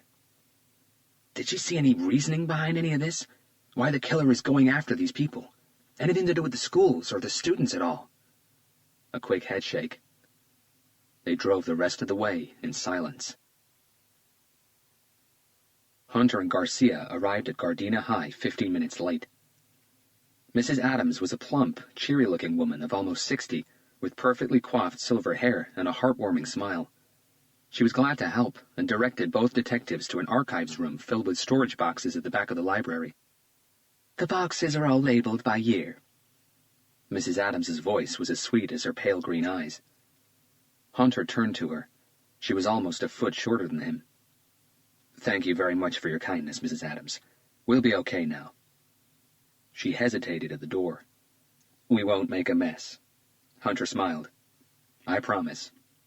"If you need me, I'll be in the main library floor." She closed the door behind her. From a folder he'd brought with him, Hunter retrieved the picture of the 4 girls Garcia had gotten from the old storage room the day before. He placed it on a large table in the center of the room. He also retrieved the male photograph they'd found on the fireplace in the house in Malibu. If the second victim had been a student at Gardena High, there was a chance so had the first one. This was taken in 1985. Hunter pointed to the girl's photo. "Let's include that year and go 2 above and 1 below, from 84 to 87. Garcia frowned. "Just because these girls hung out together doesn't necessarily mean they were in the same class," Hunter explained. They pulled the relevant boxes out of the shelves, and it didn't take them long to find 4 black and white 36 by 24 millimeter photographs of the graduating classes. Hunter started at the top, class of 87, the year Amanda Riley would have graduated if she hadn't dropped out of school. There were 126 tightly packed students in the photo. Using a magnifying glass, he took his time jumping from the graduating photo to the girls and the unidentified first victim one, comparing every face until he was sure. Nothing. He moved on to the next picture, and the slow, comparing process started again. 25 frustrating minutes later, Hunter struck gold. "I found her." "Who?" Garcia looked up excitedly. "Our victim number 2. Hunter turned the picture around and pointed to a girl hidden behind 2 quarterback-looking boys on the second-to-last line of students. Only her face was visible. Garcia used his magnifying glass, his eyes bouncing between pictures. "It's her, all right." Hunter consulted the name sheet attached to the back of the photo. "Her name's Debbie Howard." He quickly got on the phone to Hopkins with the news, asking him to dig out everything he could on Miss Howard. It took Garcia another 25 minutes to find the first of the remaining 2 girls. Emily Wells, class of '84. 15 minutes later, Hunter spotted the last one, Jessica Pierce, class of '85. They'd been through all the pictures as thoroughly as they could. Victim number 1 wasn't in any of them. They were both very sure of it. Emily Wells and Jessica Pierce's names were immediately passed on to Hopkins and the Investigative Analysis Unit. "Find them," was all Hunter said. Chapter 54. The address they had for Patricia Reed, Father Fabian's old Algebra 2 teacher, was in Pomona, the 5th largest city in Los Angeles County, and home to the famous California State Polytechnic University, Cal Poly. In stop-and-go traffic, the drive from Gardena Senior High took them an hour and a half. Minnequaw Drive was a quiet street about 10 minutes away from Cal Poly, and they had no problem in finding the building they were looking for. Modern in style and set back from the street, the large 2-story house was fronted by several perfectly trimmed hedges, a small patch of grass to the left, and a 2-car garage to the right. A black Dodge Journey was parked in the lavish black-and-white checked paved driveway. "Wow, this is quite a nice retirement home," Garcia said, parking on the street in front of the house. "Nice ride, too." They climbed the railed granite steps that led to the front door and rang the bell. After a few moments, it was answered by a diminutive, wiry Mexican woman in her 30s, dressed in a uniform like a hotel maid's. Her black hair was bundled tightly under a hairnet. "Good morning," Hunter said with a pleasant smile, quickly returning his badge to his pocket. He knew from experience that many private houseworkers in L.A. were illegal immigrants. A police badge only causes them to panic. "We're looking for Mrs. Reed." "Mr. Reed?" the maid replied in heavily accented English, returning the smile. No, Mrs. Reed. Patricia Reed." "No, no Mrs. Reed." "What do you mean, no Mrs. Reed? She isn't home?" "No, ella se ha ido para siempre." Hunter frowned. "She's gone forever?" "What's the problem, Amelia?" A man in his early 40s, dressed in a gray pinstripe wool suit, with a light blue tab-collar shirt and a blue-on-blue striped tie, appeared at the end of the entrance hall. He was tall, well-built, and movie-star handsome, with dark blue eyes and a strong, squared jaw. The maid turned to face him. "Creo que estos señores están en busca de su madre, Mr. Reed." "Está bien, Emilia. Tranquilo. I'll talk to them." He motioned her to go back to her duties. "Good morning, gentlemen. I'm James Reed," the man said as he got to the door. "Can I help you?" "I understand by what Amelia said that Patricia Reed is your mother," Hunter asked in a polite tone. "I thought you said you didn't understand Spanish," Garcia said under his breath. "Patricia Reed was my mother. She passed away 5 months ago." "We're sorry to hear that. We didn't know." "What's this about, gentlemen?" Hunter and Garcia introduced themselves, going over the customary badge-displaying ritual. "We were hoping to ask her a few questions about one of her old students from Compton High," Hunter said. A look of interest came over Reed's face. "What year are you talking about?" 1984, 1985. "I was a student at Compton High in '84. It was my freshman year. I graduated in 1987. "Really?" Hunter's interest grew. "Would you mind looking at some pictures for us? Maybe you might remember them." Reed checked his watch and screwed up his face. "I'm a professor at Cal Poly. I'm doing class soon. I've only got about an hour before I have to leave. Could you come back later this evening, maybe?" "It shouldn't take more than 10-15 minutes max," Hunter pressed. "I've got some papers I still have to go over. I have very little time." "It's very important, Mr. Reed," Hunter stated. Reed studied both men before relenting. "Please, come in," he said, showing them inside. James Reed's living room had a hardwood floor and an L-shaped sofa that faced a large wall-mounted flat-screen TV. The curtains were drawn shut. The only light came from a single pedestal lamp in a corner, positioned to illuminate a large round table. On it, thousands of pieces of an unfinished jigsaw puzzle were perfectly separated into color groups. All the border pieces had already been assembled, forming a large rectangular frame. Reed was an aficionado, and very organized, Hunter noted. 7,500 pieces, Reed confirmed, following Hunter's gaze. "It won't take me long to finish it," he admitted proudly. "I only started it yesterday. Do you like jigsaw puzzles, Detective?" Hunter looked up from the pieces on the table. "I do." "There's no better exercise for a human's analytical and visual mind." Reed paused by the table. His eyes studied the pieces, and he picked one up, slotting it into place at the top right-hand corner. "It's also very therapeutic," he said, before motioning both detectives to the seating area.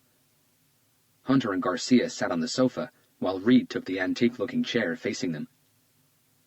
"Is it a particular student you're after?" Reed asked, crossing his legs and resting his hands on his knees. "Yes," Hunter replied, placing the old Compton High yearbook on the glass coffee table in front of them and flipping it open. "He wasn't from your year. 3 years your senior. His name's Brett Stewart Nichols." James Reed tensed and shuffled on his seat. "This is him."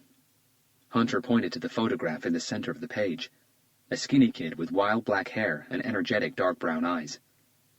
Reed made no effort to look at it. His unflinching eyes stayed on Hunter. "I don't need to look at the picture. I remember him." "What do you remember about him?" Reed ran a hand over his mouth a couple of times as he searched for the right words. "He wasn't a very nice person." "What do you mean?" "What did he do, Detective? Did he kill someone? That wouldn't surprise me. In school, he could easily have been classed as a psychopath in the making." Neither detective was expecting that statement. "Why do you say that? Can you tell us a little more about him?" Reed leaned back, his shoulders tense. "He was a bully. He didn't go to school to learn. School was just a place full of weaker kids he and his friends could push around." "Did he push you around?" Hunter watched every subtle movement and reaction. Reed chuckled nervously before retrieving a cherry chapstick from his pocket and running it over his lips. "They pushed everyone around. It didn't matter what grade you were in. They didn't care. People were scared of them." "Scared?" "You know, when the word bully was used back then, people just imagined a foul-mouthed pupil calling other students names, maybe teasing them because they were a little overweight, or dressed funny, or weren't very good at sports. But not Brett and his friends. If you could imagine a modern-day street gangster with a severe attitude problem being taken back in time, then you'd probably come close to what kind of person Brett was." Reed paused and scratched his chin apprehensively. "There was this girl, I remember. Catherine, I think her name was. She wasn't in my class. I was a freshman, she was a junior, but I remember she was quite shy, very chubby, always by herself. She wasn't an attractive girl.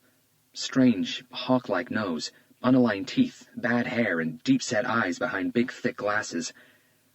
Brett and his friends loved tormenting her. Every time they saw her, they'd make loud pig noises and call her names. Anyway, one day, I think it was during 5th period, they followed her into a bathroom, and while she was in her cubicle, from over the partition of the adjacent one, they poured a bucket of human excrement over her." Garcia grimaced. "Did anyone see Brett doing it?" Hunter asked. "No, but everyone knew no one else in Compton High would have been capable of something like that." "Nobody ever notified the authorities or the school principal?" Garcia asked. "I don't think there were any witnesses to that specific incident." "How about bullying in general?" Hunter asked. "Did they simply get away with it all the time?" Reed looked at Hunter. "Do you understand how bullying works, Detective?" Hunter met his stare. "Yes. Intimidation." "That's right. Intimidation. And they were very good at it. In and out of school. They'd do things like what they did to this Catherine girl just for fun. No reason, no major grudge against anyone, just because they liked pushing people around and it made them laugh. Imagine what they'd do if you crossed them and they wanted to get back at you. This gang you refer to, how many were there? Could you point them out to us? Hunter pushed the yearbook towards Reed. I can't really remember. Reed shrugged, ignoring the book. It was 25 years ago. I was a freshman, Brett was a senior. I tried my best to keep out of their way, as did everyone else. But Brett wasn't the worst one. He wasn't the... He drew quotation marks in the air. Leader. Hunter exchanged a quick look with Garcia. So who was? Reed pinched his lip for a moment.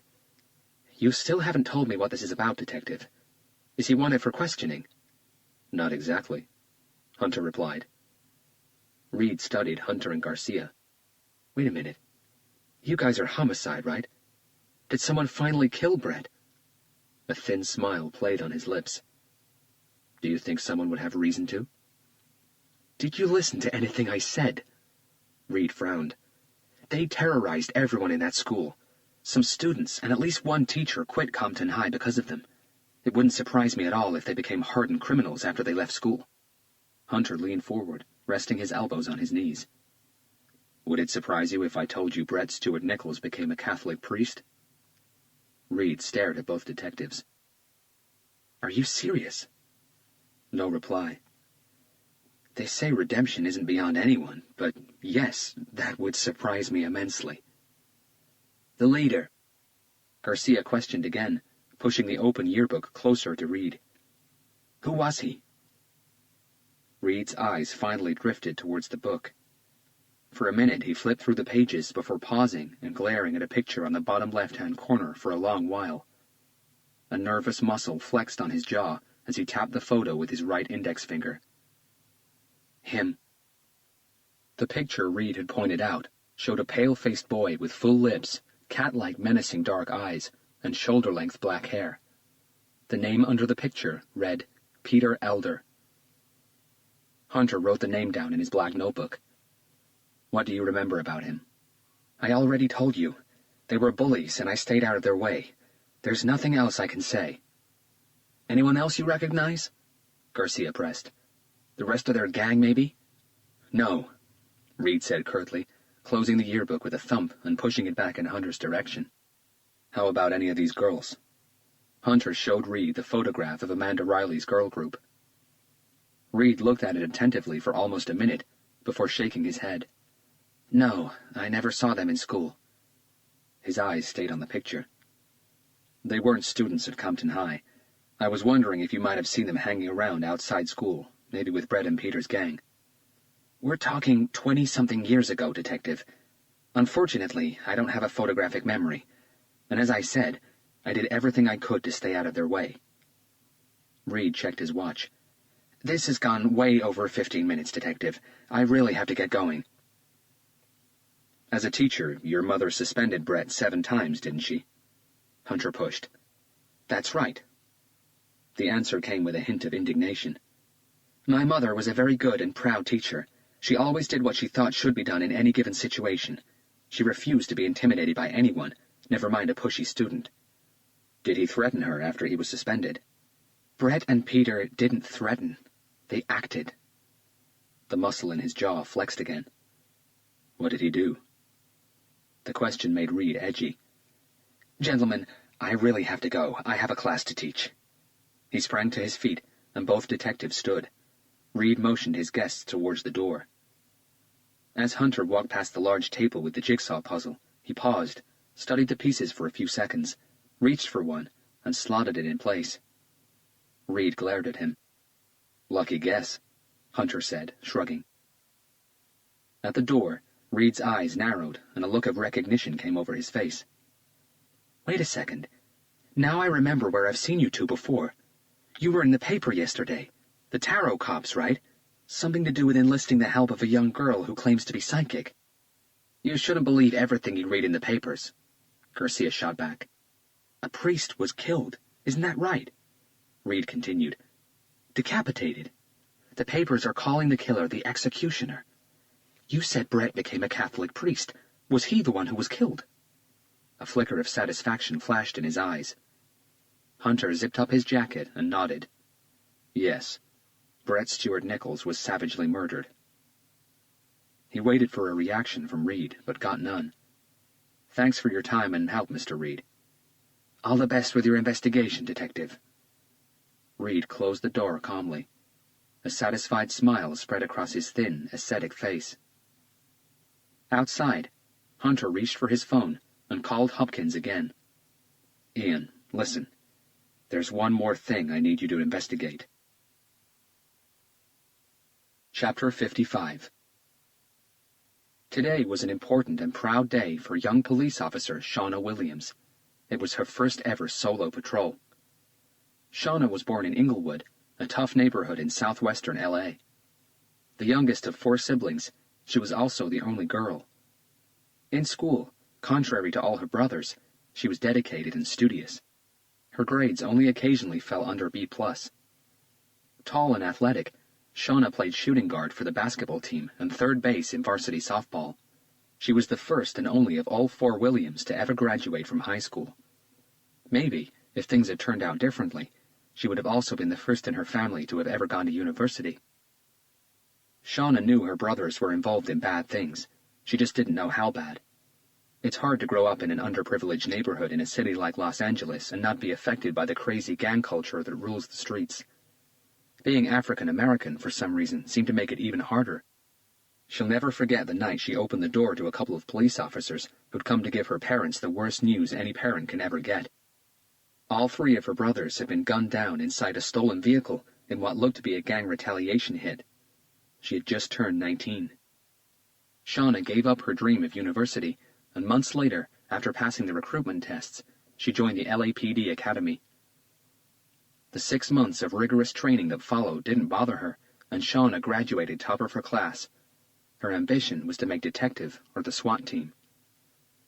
Shauna was assigned to the West Bureau Pacific Division and paired up with a more experienced officer, 12 years her senior. She's been out of the academy for only 5 months, but she was a quick learner, very intelligent and extremely focused. Lieutenant Cooper thought it was time Shauna did a few rounds by herself, and when her partner called in sick this morning, Cooper saw it as the perfect opportunity.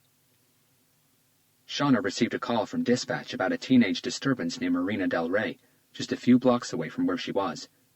The disturbance turned out to be nothing more than a couple of drunken kids making a mess and burning off steam near an abandoned construction site. Shauna was able to tactfully and quickly de-escalate the situation. As she returned to her vehicle, something caught her eye. A black Cadillac Escalade half hidden behind the unfinished building. She remembered an all-points bulletin that circulated the day before about a black Cadillac car that had been taken out from a dealer's in West Hollywood for a test drive and never went back. She checked her in-car computer. The plates matched. Shauna called dispatch requesting more information and was told that the salesman, an African-American citizen named Darnell Douglas, had taken the car out for a quick test drive with a potential buyer. They had no information on who the customer was. No dangerous warnings had been issued. Shauna told dispatch that she was going to investigate. The car's bodywork was intact. No bumps, no scratches. It didn't look to have been involved in any sort of accident. The doors were all locked. Shauna used her flashlight to illuminate the car's interior through the tinted windows. Nothing suspect. The car was parked on a cemented area. No footprints showed around the vehicle. Calling dispatch again, Shauna told them she was going into the building to make sure neither Darnell nor the unidentified customer were inside and in need of assistance. She'd call them back if she found anything. The first room was large and full of construction debris. The air inside was heavy with the pungent fragrance of urine. "Hello?" she called in a loud and firm voice.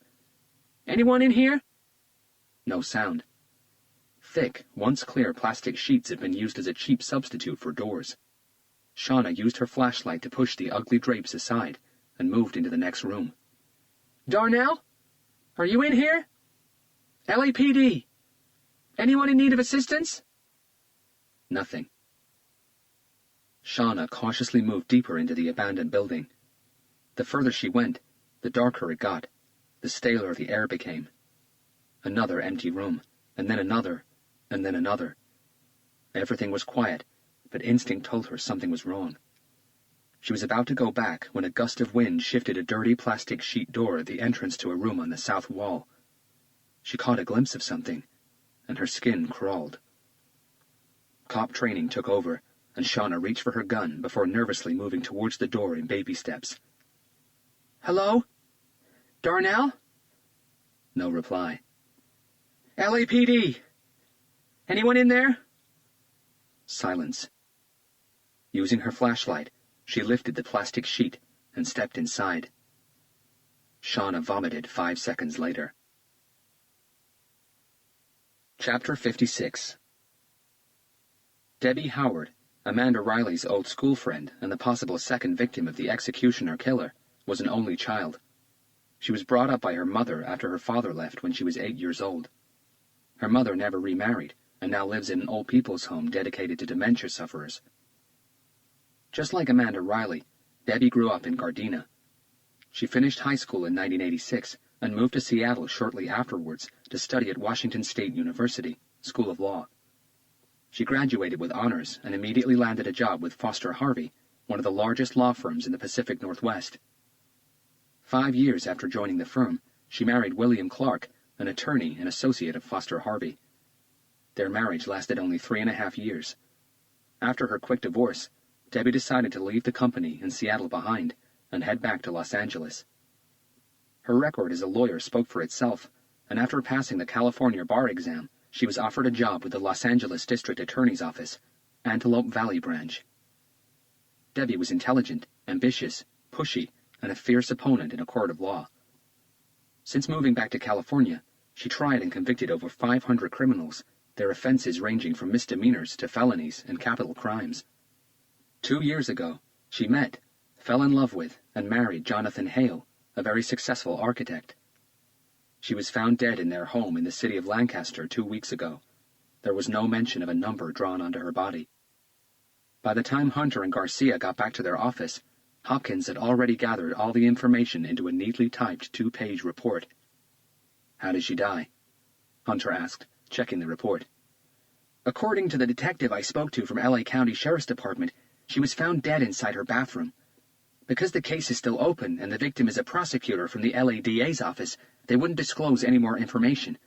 I talked to Captain Blake, and she got on the phone to them with an urgent and very demanding request." Hopkins nodded. "They'll share." "So where are the files?"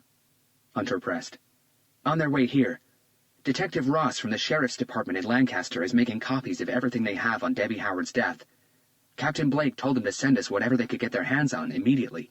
That was just half an hour ago. They should be here soon." "Good. What else you got?" Information on Peter Elder, Father Fabian's high school buddy James Reed identified via the yearbook, was a lot easier to come by. He never graduated, and unlike Brett, Peter never reformed. He escalated from bullying to shoplifting, muggings, armed robbery, and finally homicide. Hopkins handed the detectives Elder's shorter report. "He's in CCI State Prison?" Garcia asked, surprised. The California Correctional Institution State Prison in Tehachapi is one of only 3 Californian prisons with a security housing unit. The most secure area within a Level 4 prison designed to provide isolation and the highest possible coverage to maximum security inmates. "He was found at the scene of the crime covered in blood with a body at his feet, a shop owner," Hopkins explained. "The only reason he isn't sitting in death row is because of some technicality. The cops screwed up at the crime scene. He got life with no possibility of parole." "How about the 2 other girls in the Gardena High photo?" Hunter stood up.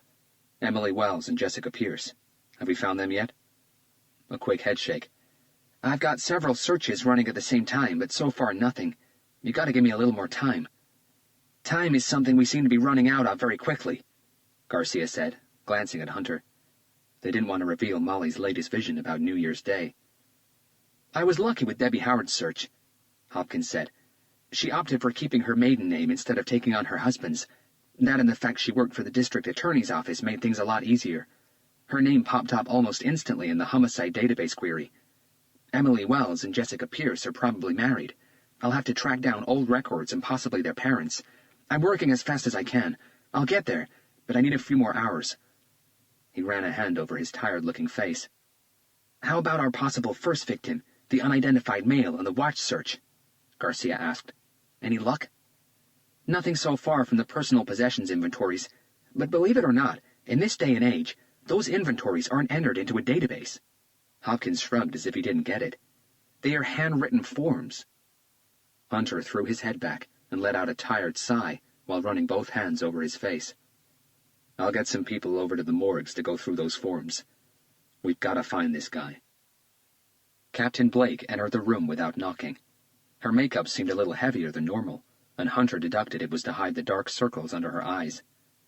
Is this for real, Robert? Is Debbie Howard the second victim? She tilted her head towards the pictures on the corkboard. There's a good possibility, yes, but I need the case files before I'm able to say for sure. They'll be here soon, the captain confirmed. A prosecutor with the DA's office. She shook her head disapprovingly. The shit will certainly hit the fan once the chief of police and the mayor hear about this. For now, we're only checking leads, Captain, Hunter said calmly. No one has to hear about anything. Since you made the front page of the Times yesterday, the chief wants a daily report from me on this investigation. He wants to keep an eye on us, the mystic cops, as I'm sure so does the mayor. So give him a report. Does anyone know you requested the files in connection with our investigation? The captain shot Hunter an arctic look. I'm not that dumb, Robert. So, we don't have to tell them. At least, not yet. Are you asking me to lie to the chief of police, Robert? No, Captain. Just to manipulate the truth for a day or two. The captain glared at Hunter and then Garcia. What's your problem with authority and following rules, Detective? Have you forgotten that we answer to the chief of police and the mayor? I'm not sure how William Bolter used to run this department, but lying and disobeying your superior's orders will no longer be officially sanctioned. Not as long as I'm captain. If we get confirmation that Debbie Howard really was our killer's second victim, it will make the report. She paused. So, what have we got so far? Hunter told her about the graduating pictures from Gardena Senior High and their meeting with James Reed. And this Peter Elder, the priest's old high school buddy, he's in CCI in Tehachapi, she asked. A homicide crime scene that the cops messed up, Hopkins confirmed. He should have been in San Quentin. I'd like to talk to him ASAP, Captain. Hunter consulted his watch. How fast do you think we can get a prisoner's interview request? The captain sighed, looking at Peter Elder's file. Elder is in a maximum security prison. Secure housing unit, Robert. Visitation privileges are few, if any. I'll need to send a formal request to the warden. Even if I overstress the urgency of it, it'd still probably take at least 24 hours. She returned the file to Hunter's desk. I have a very good friend in the California Department of Corrections and Rehabilitation Board who might be able to speed things up.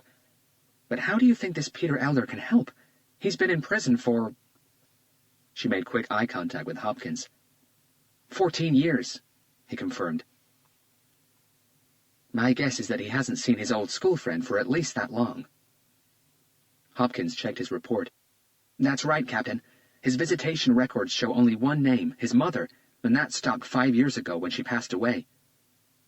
Hunter rubbed his eyes with the heels of his hands. We already know that Amanda Riley and Debbie Howard were school friends. Hunter pointed to the picture of the 4 girls together. But we've still to make a connection between the girls and a young Father Fabian. We know they didn't know each other from school, but look at this, Captain. Hunter called her attention to the large LA neighborhood map on the wall. Those pins indicate where Amanda and the young priest lived when they were teenagers, not that far from each other. He picked Debbie Howard's report from his desk. Debbie lived in the same street as Amanda.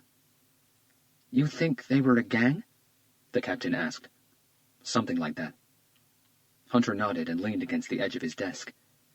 But the only way I can confirm that is if we find someone who knew them when they were young.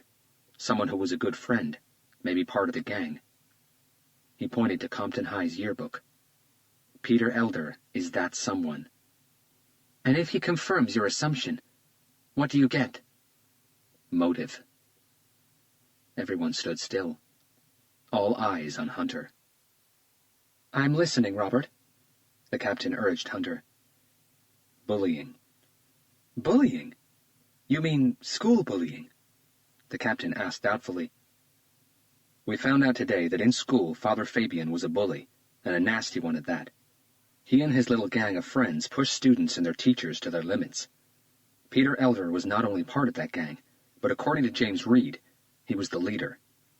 The priest was a bad bully in school. Hard to believe, isn't it? Garcia commented. Wait a second. Amanda and Debbie didn't go to their school. Hunter searched his desk. Have a look at this. He handed the captain Amanda Riley's high school records. Her eyes scanned the sheet for a moment. Bad grades, a few detentions, and poor attendance. She shrugged. Half the students in L.A. have a record similar to this one. So she wasn't an exemplary student, and most bullies aren't. The captain's eyes widened. Are you saying she was a bully simply because her grades weren't good? That's quite a harsh conclusion, Robert. No. Hunter shook his head calmly. Look at the number of detentions she got. Another quick look at the sheet. Quite a few. Your point is? No student gets a load of detentions because of bad grades, Captain. They've got to be disruptive, argumentative, even aggressive. All I'm saying is that there's a good chance Amanda Riley was also a bully. If she wasn't, she still might have hung out with Brett and Peter's gang. The captain considered this. You think this killer is going after the people who bullied him when he was young? I think so. Hunter nodded. That's over 20 years ago, Hopkins commented. You think someone could hold a grudge for that long? People can hold a grudge indefinitely, Hunter answered. But I wouldn't call it a grudge in this case. The captain tucked a loose strand of hair behind her ear. Carry on. Young people are very susceptible to psychological traumas. Teenagers are insecure by nature, no matter how tough they might want to appear. At that age, the doors to those insecurities are wide open, and nothing is stopping a bully from going in and making a mess of their subconscious without them even knowing. A mess strong enough that it'd make someone want to do this? The captain asked, pointing to the gruesome pictures of both murders. Bullying can be extremely destructive, leaving behind psychological scars that can take years to heal, if they ever do. But why come after these people 20-something years later, when their bullying days are well and truly over? You're not going to tell me that Father Fabian and Amanda Riley were still bullies, are you? Psychological traumas can sit in someone's subconscious for years just waiting to come out. Hunter approached the window and stared at the busy street down below. Haven't you ever wondered about homeless people? Everyone in the room frowned. Are you on medication? What the hell does that have to do with anything, Robert? The captain asked, shaking her head. Sometimes when I see a homeless person sitting in a corner, cold and hungry, I wonder how far back I'd have to trace that person's life to find the exact moment in time that broke him. Hunter watched an old man cross the street below. It could be the moment he lost his job, or his wife, or his kid. It could be anything. But there's always something, Captain. The proverbial last straw. Everyone has a breaking point. He faced the room. Now imagine if this killer was desperately bullied when he was a kid. His subconscious is full of rage and anger that not even he's aware of. 25 years later, his life isn't going that well. He lost his job, or his wife is about to leave him, or whatever. He's at boiling point. Then finally, the last straw happens. Something pulls the trigger inside his head and reopens the wound. All of a sudden, all that rage and anger isn't hidden in his subconscious anymore. And he goes back to what he considers to be the root of everything bad, the bullying when he was a kid, Garcia said, following Hunter's line of thought. Hunter nodded. Whatever that last straw was, it's awakened a monster. I can see that. Captain Blake nodded at the picture board. In one of his journals, Hunter continued, returning to his desk, Father Fabian mentions a group of street kids he used to hang out with, and from what we gathered, those kids were bad news. And you think maybe Amanda Riley, Debbie Howard, and Peter Elder were part of that group? The captain commented. It's very possible. So we aren't talking about school bullying, the captain concluded. We're talking about street bullying. Most students live close to the school they attend, Hunter said evenly. Shit! Captain Blake closed her eyes as she realized what Hunter meant. Double bullying. In and out of school. Double the possibility of a severe psychological trauma. Bullies have favorite targets, Hunter continued. Maybe, if I'm persuasive enough, I can get Peter Elder to identify them. Why would he cooperate? She challenged. Because he's got nothing to lose. Captain Blake let out a deep breath, but she was convinced. I'll put in a CCI prisoner interview request straight away. and contact Clayton on the rehabilitations board. If we're lucky, we might get you in tomorrow." "That works." Hunter nodded. "I can drive. Tehachapi is less than 2 hours away." The captain retrieved Debbie Howard's file from Garcia's desk and read through the little information they had. "How about Jonathan Hale, Debbie's husband?" "I can't interview him without having read the case files. We don't even know exactly how she died." "I'll call Lancaster again," the captain said resolutely. "Check where the hell these files are. They should have been here by now." The phone on Hunter's desk rang. "Detective Hunter?" He listened for a few seconds before putting the phone down and facing everyone in the room. Even before he said a word, they all knew. Chapter 57. This time, Captain Blake wanted to see for herself the brutality the executioner was capable of. They arrived at the derelict construction site in Marina del Rey 35 minutes later. Several police vehicles were already at the scene. Hunter recognized Dr. Winston's silver convertible BMW parked next to the crime lab van. A tall black female police officer was leaning against a black and white unit, being attended to by a paramedic. "What have we got?" Hunter asked, approaching the officer who was standing by the yellow crime scene tape at the building's entry point. "I know very little, sir," he replied, worried, and proceeded to explain about the APB put out on the black Cadillac the day before. "Officer Williams," he nodded in the direction of the tall officer with the paramedics, "located the vehicle about 2 hours ago. No occupants, so she decided to check in here." He lifted his thumb over his shoulder. His gaze met Hunter's, and he shook his head. "God only knows what's in there." He crossed himself. Garcia popped a couple of antacids in his mouth, and Captain Blake frowned at him. They put on their Tyvek coveralls in silence. The expectation of what this new murder scene would bring seemed to electrify the air. They stepped into the first room clattered with debris. The air was cold and pungent, laden with the sharp smell of urine and feces. The captain screwed up her face and cupped a hand over her nose. Moving through the plastic door drape at the far end of the squared structure, they delved deeper into the building. The uncomfortable cold intensified, and the light got weaker the further they went. After clearing the fourth room, they saw the powerful brilliance of the forensic lights shining through the dirty plastic curtains at the door to a new area. A crime lab agent was standing outside the doorframe, his eyes gazing at a distant nothing. He didn't register the 3 new arrivals. Hunter, Garcia, and Captain Blake stepped into the brightly lit room together. The cold that had accompanied them throughout the building evaporated from Hunter's body, not because of the heat produced by the power lights, but because of the extra blood his heart was pumping into his veins. It was beating twice as fast as moments ago. All 3 pairs of eyes stared at what occupied the center of the room. "Sweet Jesus," the captain whispered, bringing a trembling hand to her mouth.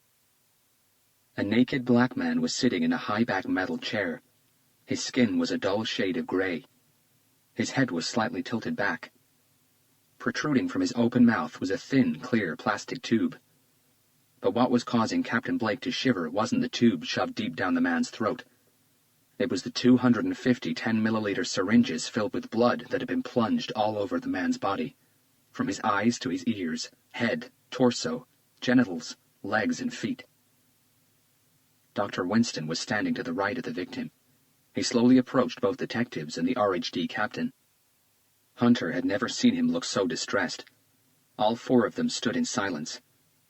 Captain Blake was the first to speak. Her usually calm and authoritative voice had a nervous quiver to it. "The killer made the victim into a blood-filled pincushion." "In a way." A small pause. "Those syringes contain about 50% of all his blood." The captain's questioning stare moved from the doctor to Hunter. "Without help, human beings won't survive if they lose over 40% of their blood," Hunter stated. Garcia let out a constricted sigh. "Are you telling me that the killer literally sucked the life out of the victim?" the captain asked. 10 milliliters at a time, the doctor confirmed. The scene was as abhorrent as it was hypnotic. Disgusting, but they couldn't peel their eyes away from it. Gingerly, they approached the victim. The sight of the 2 blood-filled syringes plunged into the man's open eyes were starting to churn Captain Blake's stomach. She forced herself to look away. "The number?" Hunter asked. In silence, Dr. Winston directed their attention to the victim's back. Centered between his shoulder blades and 6 inches long, the number 5 had been drawn in blood. Hunter walked around to the front of the chair. What do we know of the victim? His name was Darnell Douglas, 41 years old, lived in West Hollywood with his wife of 7 years. Hunter looked up. She hasn't been told yet. The doctor confirmed with a sad headshake. He was a car salesman for Princeton Cars, also located in West Hollywood.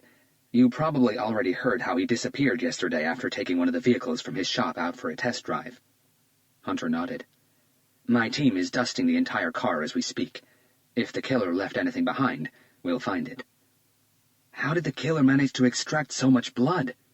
Garcia asked, cringing as he studied the syringes. Very good question, the doctor agreed. And the answer is, very slowly. He pointed to the internal midsection of the victim's right arm. As you all know, given its high-pressure blood flow, the arm's basilic vein is the preferred vein for venipuncture, taking blood. If you move a little closer, you'll notice that the basilic vein regions in both arms have been pricked to exhaustion. Due to the victim's skin color, hematomas were hard to spot, but Hunter had already noticed the exaggerated number of needle pricks on the midsection of the victim's arms. If you try to extract blood from someone's leg or chest or anywhere but a venipuncture site using a syringe, the doctor continued, unless you are lucky enough to have hit a vein, you'll get little, if any, blood at all. Hunter thought about this for a second. So the killer extracted 10 milliliters of blood at a time from the victim's arms, and then... His words trailed off. Dr. Winston nodded and pointed to the victim's neck, where tens of closely set pinpricks were visible on both sides. Not only the arms, he also used the neck veins. Every time he filled a syringe up, the killer needed a place to store it before moving to the next one. He looked at Barbara Blake, who was now staring at him, mouth half open, eyes wide. So he didn't use the victim's body as a pincushion, Barbara. More of a storage unit. Oh, God!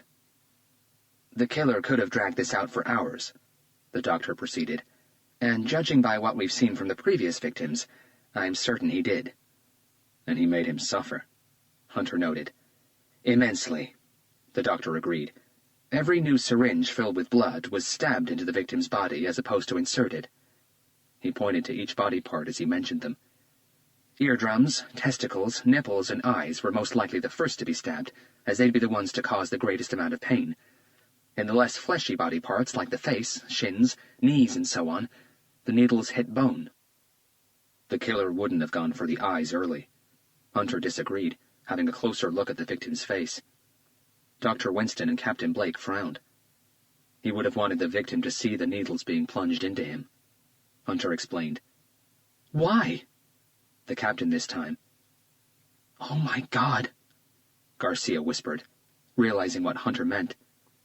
The killer always goes after the victim's fear. All eyes moved to him. Darnell Douglas was scared of needles. Chapter 58. The huge open-plan floor was a labyrinth of large and small desks, all of them piled high with books and cluttered with stacks of papers and photographs. Oversized computer monitors, telephones, framed family pictures, and cuddly toys occupied whatever worktop space was left.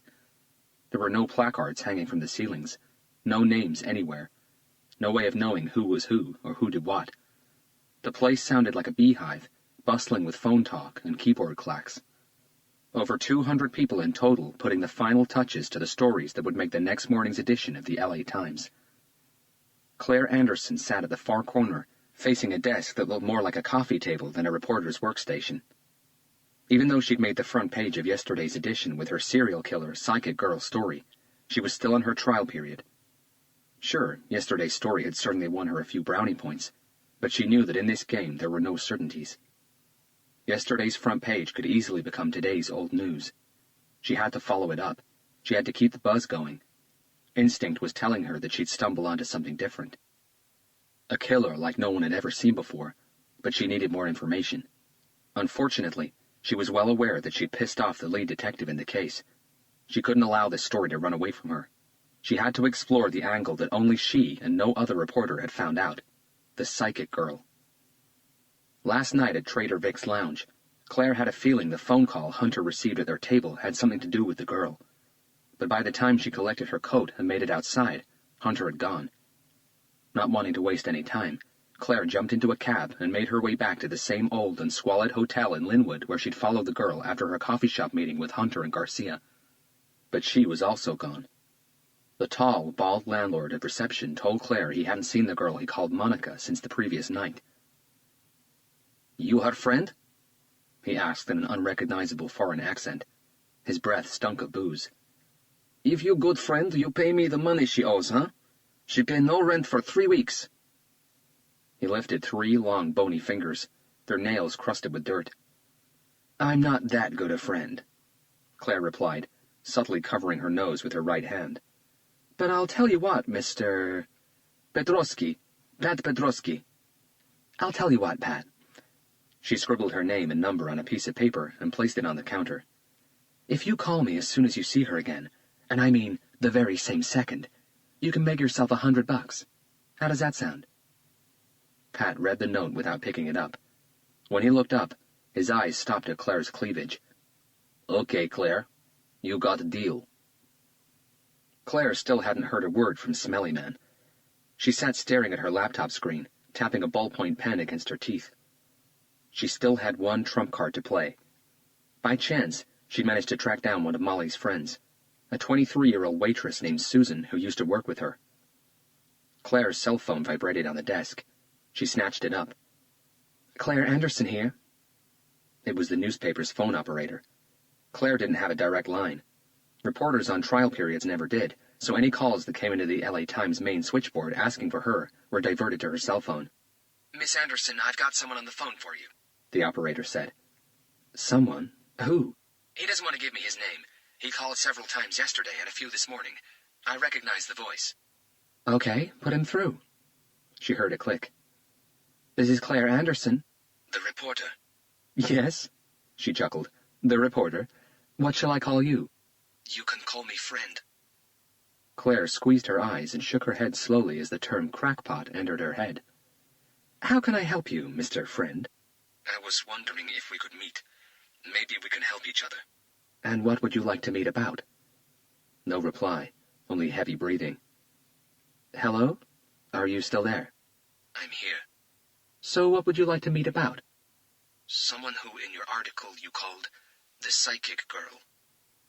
Claire straightened her body and sat up. Something in his voice made her shiver. "She's not who you think she is." Chapter 59.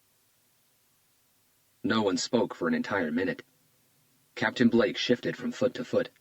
Garcia's suggestion that Darnell Douglas was scared of needles struck a chord on her. She didn't like them either. "If he was scared of needles, what the hell is that tube coming out of his mouth?" Captain Blake finally asked, pointing at Darnell. "Did the killer force-feed him something?" Dr. Winston rubbed his face, taking his time. "I won't know for sure until I get the victim into my autopsy room, but I don't think so. This is an intubation tube." A new shiver kissed the back of the captain's neck. "The killer intubated the victim. Why?"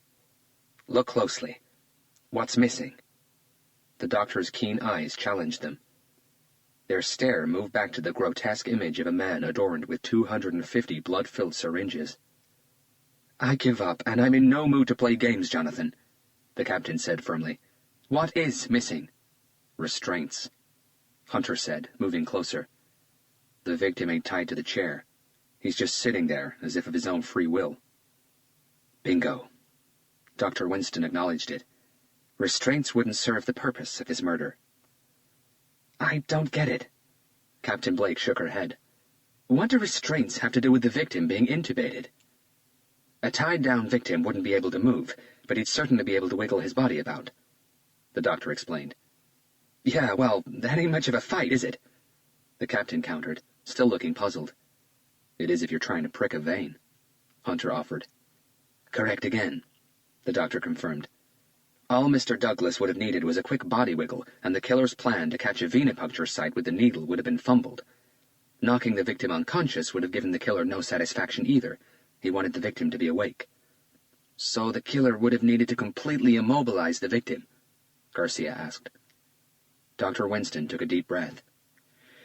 The killer would have needed to paralyze the victim. Drugged? Captain Blake asked. Most probably, the doctor agreed. I'll need the lab results to confirm it, though. A paralyzing agent that would have kept the subject conscious. Hunter glanced at the doctor meaningfully. Not only conscious, I'm sure the killer wanted the victim to also retain feeling. Oh, man. Garcia folded his arms tightly, as if the doctor's words had intensified the cold inside the room. Is there such a drug? A paralyzing agent that allows the subject to still feel everything? Oh, yes. A quick nod. Quite a few, actually. And with the internet and the hundreds of clandestine drug sites, very easy to obtain. Still, Captain Blake cut in, shaking her head. Why intubate him? Because whatever the killer used probably also paralyzed his diaphragm, Hunter deducted. He would have suffocated because he wouldn't have been able to breathe. The killer needed him alive. That's exactly what I was thinking, Dr. Winston concurred. The tube fed him oxygen and kept him alive, while the killer inflicted as much pain as anybody could possibly take. Captain Blake's cell phone rang, and they all tensed. She moved to a corner of the room, and her conversation didn't last more than a few seconds. You're in, she said to Hunter as she rejoined the group. Clayton pulled a few strings, and you've got a prisoner's interview with Peter Elder in CCI first thing tomorrow morning, 7 o'clock. Her gaze returned to Darnell Douglas's body. We've got to find the motherfucker who did this, and fast. After spending most of the night at the new crime scene with Dr. Winston, Hunter left for the California Correctional Institution State Prison in Tehachapi at 4:30 a.m. Garcia, on the other hand, had headed back to Parker Center at around 10 p.m. Hunter had asked him to come up with everything he could on Darnell Douglas, their new victim. The information Garcia had gathered was patchy, but good enough to supply Hunter with what he was looking for. Darnell hadn't gone to Compton or Gardena High, but as a teenager, he'd lived just 2 streets away from Brett Stewart Nichols. That information flooded Hunter with excitement. His street gang theory was starting to come together. Hunter had watched as Dr. Winston and 2 other crime lab agents went through the laborious and painstaking process of extracting the 250 blood-filled syringes from Darnell's body. Even though he wasn't expecting any results, Hunter knew that each syringe had to be tested for fingerprints. The doctor told him that he'd have the autopsy results by the time Hunter was done with his interview in CCI. Chapter 60. The evening had started slowly, and as it progressed, all hope of it picking up was evaporating fast. Honey had been walking her beat in West Hollywood for the best part of 3 hours. So far, she'd managed to make only 25 measly bucks by blowing a hairy, curry-stinking driver on the back seat of his cab. Customers were getting harder to find. Street prostitution was risky, and it paid badly. But for some older girls, or the ones who were too hooked on something to join one of the many escort services, massage parlors, or named pimps scattered all over Los Angeles, there was no other alternative. At 21, Honey couldn't really be considered too old, but 7 years of heavy heroin abuse had destroyed her once beautiful features. She was too skinny, with sunken eyes, pitted skin, cracked lips, and a distant, dozy gaze. Honey was born Aisha Kemp in South Pasadena. Her beautiful golden-brown skin earned her the nickname Honey even before she was able to walk. But if it's true that children learn by copying what they see, her fate had been sealed very early in her life. Her father was an alcoholic who'd smoke crack cocaine in their living room while rocking baby Honey to sleep. Her absent mother was a street hooker who'd do anything for her next fix. The rows in their house were violent and constant, and no one cared when hungry Honey cried. Honey experienced her first hangover before her 10th birthday and got high for the first time just after it. At 13, she lost her virginity to a group of street kids, and by the age of 14, needles had become her new best friends. Just like her mother, Honey quickly found out that her habit was an expensive one. When she told him she had no money, her street dealer offered her a hit in exchange for her spreading her legs for him and his friends. She simply smiled and nodded. Suddenly, at the age of 15, Honey was propelled into a whole different world, a world where people were prepared to pay for the pleasures she could give them. She was a fast learner, and one of the first things she learned was that the fewer limits she had, the more customers and money she could get. Honey soon gained a reputation for being game for just about anything. Pain, filth, submission, domination, abuse, humiliation. Nothing was ever too bizarre. But that lifestyle, together with her excessive drinking and daily hits, took its toll on her body in just 6 years. By the age of 20, her skin had lost its smoothness and glow. Her weight had plummeted to an almost anorexic state, and her hair was so thin she couldn't go anywhere without a wig. Even with all the makeup she applied, no one would really consider her an attractive woman. The big payers didn't search the streets for company. They called agencies and sex dealers from the comfort of their hotel rooms or the back of their limousines. At 21, Honey was left with only the drunk, dirty, and stingy street sex seekers.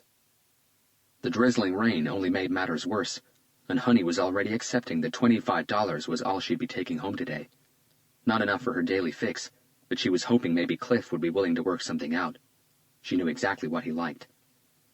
She had just reapplied her red lipstick and kissed the excess onto a paper tissue when she noticed a man in his 40s checking her out from across the street. She smiled but got no reply. The man looked away timidly. Money bells started ringing in Honey's ears as she recognized the man for what he was, an out-of-town tourist. She waited for him to make eye contact with her again, which he did in 5 seconds flat. Honey was an expert at the flirting game, and within a minute she'd gotten the inviting smile she was looking for. She took off her coat, perked up her perfectly round breasts, and checked her cleavage before crossing the road. "Hello," she said in her lilting twang as she approached the tourist. "I'm Honey." She offered her hand. "Hello, Honey." "Wow, you have fantastically strong hands," she said in an overly seductive voice. "I bet you're all muscular under those clothes, aren't you?" He tilted his head sideways gently, too shy to agree. "I'd love it if you showed it to me." A sexy wink. "Maybe I can show you what I have under my clothes, too." She gave him a little twirl. "Would you like that?" "I think so." He smiled, crinkles appearing in the corners of his eyes. "I've only got $100. He looked embarrassed. "Yes." She reached for his hand. $100 can buy you a lot of pleasure with honey, babe. Chapter 61. The room was illuminated only by a tacky, pink neon Playboy bunny lamp, and everything about it was cheap. The flowery wallpaper, the dark chocolate carpet, the tasteless prints on the walls, the dirty drapes that hung from the windows, and the bed that looked like it'd cave in if one more couple had sex on it. "I'm just going to go into the bathroom and get cleaned up, babe," Honey said, running a hand softly over the tourist's cheek. "When I come out, I hope you won't be wearing these many clothes. I know I won't be." Honey counted her money again. She knew better than to get paid at the end of it all. She made that mistake once, and all she got for her troubles was a black eye and a bloody lip. She fixed her wig, checked her makeup, and got rid of her clothes. Her underwear wasn't new. She couldn't even remember the last time she bought new underwear, but it was clean, and she knew she wouldn't have it on for much longer. "Let's go to work, girl," she said to her reflection, pouting her lips. The tourist was sitting at the edge of the bed, still fully dressed, his hands between his knees, his chin against his chest. "What's the matter, babe?" Honey knelt down in front of him. He kept his eyes on the floor, too embarrassed to look at her. I've never done this before." Honey smiled and placed a hand on his leg, caressing it gently. "Don't worry, babe. I have all the experience you need. Do you mind if I go get cleaned up a little?" "Of course not, hon. Take your time. I'll wait for you out here." She shot him a sensual wink. "With nothing on." Honey was in bed, naked, with her back against the uncomfortable metal headboard, when the man came out of the bathroom. She had already rubbed and pinched her nipples so they were hard and pointing up. She always thought they were one of her best features. But her expression changed as the tourist stepped back into the room. He was wearing what to her seemed like a long, clear plastic raincoat and nothing else. She also noticed his massive erection. "Wow, babe, that's quite kinky." She sat up. "I like kinky." "I'm here for you, honey." The man's shy voice and demeanor had vanished. His new tone covered Honey's whole body in goosebumps. She got out of bed, and he took a step towards her. As he moved, the The pink neon light reflected on something in his right hand, and she froze. She'd seen that kind of glint before. She tried to scream, but he was too fast for her, bridging the space between them in a flash and covering her mouth with a powerful hand. He pressed his body hard against hers, and she felt his excitement brushing her thigh. Her terrified eyes found his, and the evil she saw in them made her wet herself. "You will have to kneel and pray," he murmured, and she shivered in his arms. Only this morning she'd read about him in the paper. They called him the Slasher. He licked his lips slowly as he raised the blade to her neck and whispered in her ear, "I'm your salvation, honey." Chapter 62. Hunter sat patiently at the metal table inside the small, all-white private visiting room in the California Correctional Institution State Prison in Tehachapi. He heard the shuffle of chains being dragged across the corridor floor outside before the door to the room opened. The first person to walk in was a hulk of a guard, his muscles about to rip through the fabric of his tightly stretched XXL uniform, his size dwarfing the person behind him, a pale-skinned, average-height man dressed all in white. The same piece of chain that bound the man's hands together in front of his body ran a loop around his waist and continued down to his ankles, giving him just enough length to perform a geisha step. His hair was cut short, but Hunter noticed it was graying at the temples. His lips weren't as full as they were in the yearbook picture. A badly healed scar graced his left cheek. His eyes were still cat-like, but they'd lost all the menace in them. He stopped at the door and frowned as he saw Hunter. "Who the fuck is this Cherry Duval?" he asked Hulk Guard, who shrugged indifferently before ushering the prisoner inside and sitting him across the table from his visitor. "If you need anything, I'll be right outside," Duval said before allowing the thick door to slam shut behind him. Peter Elder sat with his hands on his lap, his chin low and his shoulders slumped forward, but his eyes studied Hunter like a predator studied its prey. "You must be a very important cop," he said in a low voice. Hunter was leaning back on his chair, his posture relaxed. "Why's that?" Elder smiled, revealing badly cared-for teeth. "This ain't normal visitation hours. This ain't the normal visitation room. That's why I'm all chained up. Usually they just cuff my hands behind my back, but it's a long walk from the security housing unit, and they don't take any chances in here. You gotta be somebody with weight and want something from me real bad to pull this room." "My name's Robert Hunter. I'm a detective with the Los Angeles Homicide Special Section." Hunter showed him his badge. "I don't give a shit about who you are or where you come from, cop. What I want to know is what the fuck you want with me." Hunter studied the man in front of him for several silent seconds. "Your help," he said calmly. Peter laughed loudly and placed his hands on the table, his chain rattling loudly against the metal. "Why the fuck would I want to help you, cop?" Hunter understood that among inmates there was an unwritten rule that they should never help a cop. To them it was like betraying a brotherhood, snitching, jumping sides, and if other inmates found out, the consequences would be lethal. If Hunter wanted Peter Elder's help, he had to play his cards just right. "Not help me. Help your friends." Elder's eyebrows arched. "Friends?" He chuckled. "Have you been smoking, cop? I've been in here for 14 years, all of them spent in SHU. He talked with no modulation. Every word was delivered in the same monotone as the last. "I don't socialize. I'm isolated from everything and everyone. Even my mail is restricted. All the friends I have live inside my head, cop." "The friends I'm talking about go way back. Way before you got in here." Elder looked up, interested. "Do you remember a kid from Compton High called Brett Stewart Nichols?" Elder leaned back in his chair with a hint of a smile. For an instant his gaze became distant, as if the past was playing before his eyes. When he spoke, there was a certain lift in his tone. "This is about Brett." "Partially. And that means what, exactly?" Hunter took his time as he told Elder a slightly modified version of what had happened. "We believe this killer is after your old group of friends." "From Compton High?" "Not necessarily." "Would you fucking stop talking in riddles, cop? It's messing with my head. What does not necessarily mean?" From a plastic folder, Hunter produced the Gardena High photo with the 4 girls. These girls weren't students at Compton High. He pushed the picture across the table, Do you recognize any of them? Elder stared at the photo for a long while before shaking his head. Nope, he said coldly. Hunter knew he was lying, but played along. I thought maybe some of these girls used to hang out with you and Brett after school.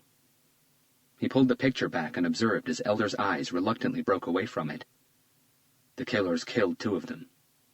Which 2? The question came automatically, a nervous reflex from a concerned person. It doesn't matter. Hunter shook his head. If these girls didn't hang out with you, then it doesn't matter. We're done here. He made as if he was getting up. Wait a second. Elder leaned forward, his voice a touch more urgent. Let me see that picture again. Why? It was a long time ago, cop. My brain has forgotten a lot. Maybe if I look at it again. Hunter slowly pushed the picture back towards Elder. This time the inmate held it with his chained hands. Hunter observed Elder, the way his eyes moved from one girl to another. There was no doubt his gaze concentrated mostly on the girl who was second from the left. Amanda Riley. Which 2 have been killed? Elder's cold voice had softened a touch. Do you remember any of them? Hunter pressed. Elder looked up, and his piercing eyes rested on Hunter. He blinked quickly a couple of times as if to clear his vision. The edges of his mouth curled up. You're the one who's on a tight schedule, cop. The monotone was back. Trying to catch a killer and all. I already know my fate. I ain't ever coming out of here. You can play games all you like. It doesn't bother me. Maybe I do remember them, but first I want to know which 2 have been killed. Peter Elder needed a reason to help. From the way he stared at Amanda Riley, it was clear he was struggling with an emotion he hadn't felt in too many years, and the picture had certainly stirred some of it back to life. Hunter decided to gamble. The last 2 girls on the right, Debbie Howard and Jessica Pierce. Elder's face relaxed a fraction with relief. Hunter was certain he'd gambled correctly. Time to roll the dice one more time. The others are all in danger, as is everyone who was a part of your street group. We have reason to believe the next one on the killer's list will be the second girl from the left, Amanda Riley. Do you know her? Peter Elder tensed. If you believe she's going to be the next victim, why don't you protect her? We can't find her. We think she's running scared. Our best chance is to catch the killer before he strikes again. We know those girls knew each other, but we still don't have a link between them and Brett. And how will that help? Hunter leaned forward. Look, I know you guys bullied a few kids when you were young. It happens in every school in America. From what we have so far, it looks like for some reason one of the kids you pushed around back then decided it's payback time. Elder frowned. That was about 25 years ago. Some people don't ever forget.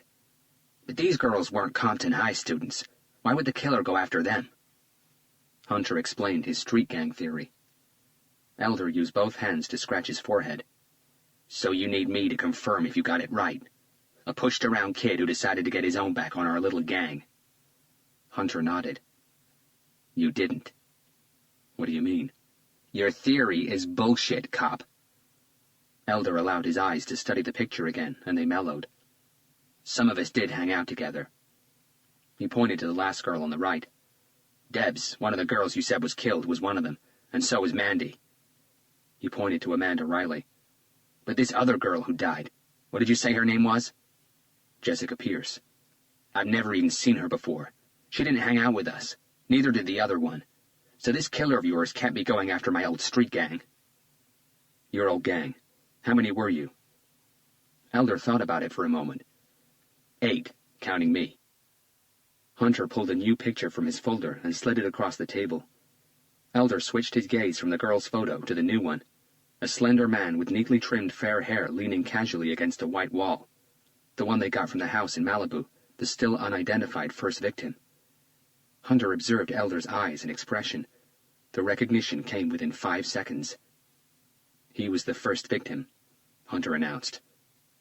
Elder remained silent. Was he part of your street gang? Elder returned his clasped hands to his lap and considered what to say.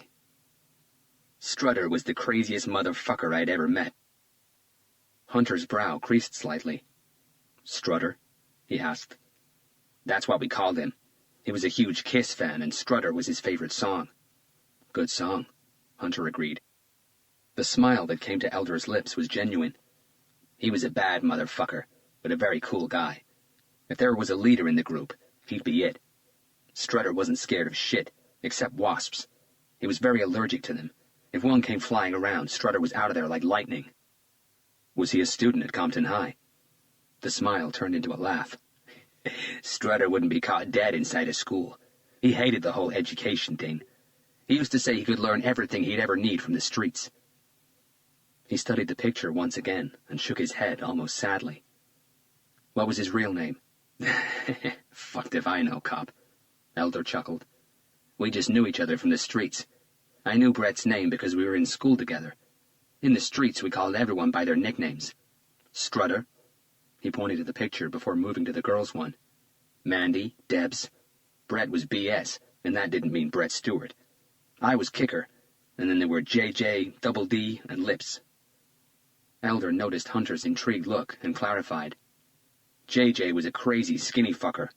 Double D an all-dancing, all-jiving black dude, and Lips a very hot Puerto Rican girl. She had the sexiest lips I've ever seen, or kissed. He smiled as he remembered. And you never called them by their real names? Not really, he replied coolly. I don't think I ever knew Strutter or J.J.'s real name. Lips's one was too strange for me to pronounce. Double D's was something like Darnell or Darrell or something like that. Double D. Darnell Douglas. Hunter chose not to mention anything for now. His urgency was in identifying the two remaining members of Elder's old gang. How about J.J. and Lips? Were they students at Compton High? Nope. Were they like Strutter, street kids? No, they did go to school somewhere, but it wasn't Compton High. I didn't fucking know, and I didn't fucking care. We all hated school anyway. I think they both flunked out of it just like me. Hunter pulled one last item from his file, the Compton High yearbook. Could I ask you just one more thing? He placed the book in front of Elder, who arched an eyebrow. Could you have a look at this yearbook and point out the students you guys pushed around the most? Why? I already told you your theory is shit. Your killer killed a girl who wasn't part of the gang. Time to play the last card. Hunter retrieved a photograph of Darnell Douglas and placed it on the table. Do you recognize him? From his lean-back position, Elder lowered his eyes to the picture, studying it for a moment. A few seconds later, his relaxed expression morphed into a frown. He craned his body forward and picked the picture up with both hands. Motherfucker! It's Double D, he said with a chuckle. He put on some weight. Hunter took a deep breath. He was found murdered yesterday. Elder's head snapped up. It was the same killer. Hunter had to think quickly. Maybe Jessica Pierce wasn't part of your gang, but she might have pushed him around anyway. Maybe the killer had a crush on her and she made fun of him, embarrassed him in front of others. Hunter pointed to the pictures again. Brett, Strutter, Double D, and the girls' paths never crossed in their adult lives. You all went your different ways. Nothing connects the 5 victims except their school days and your old gang. That's no coincidence.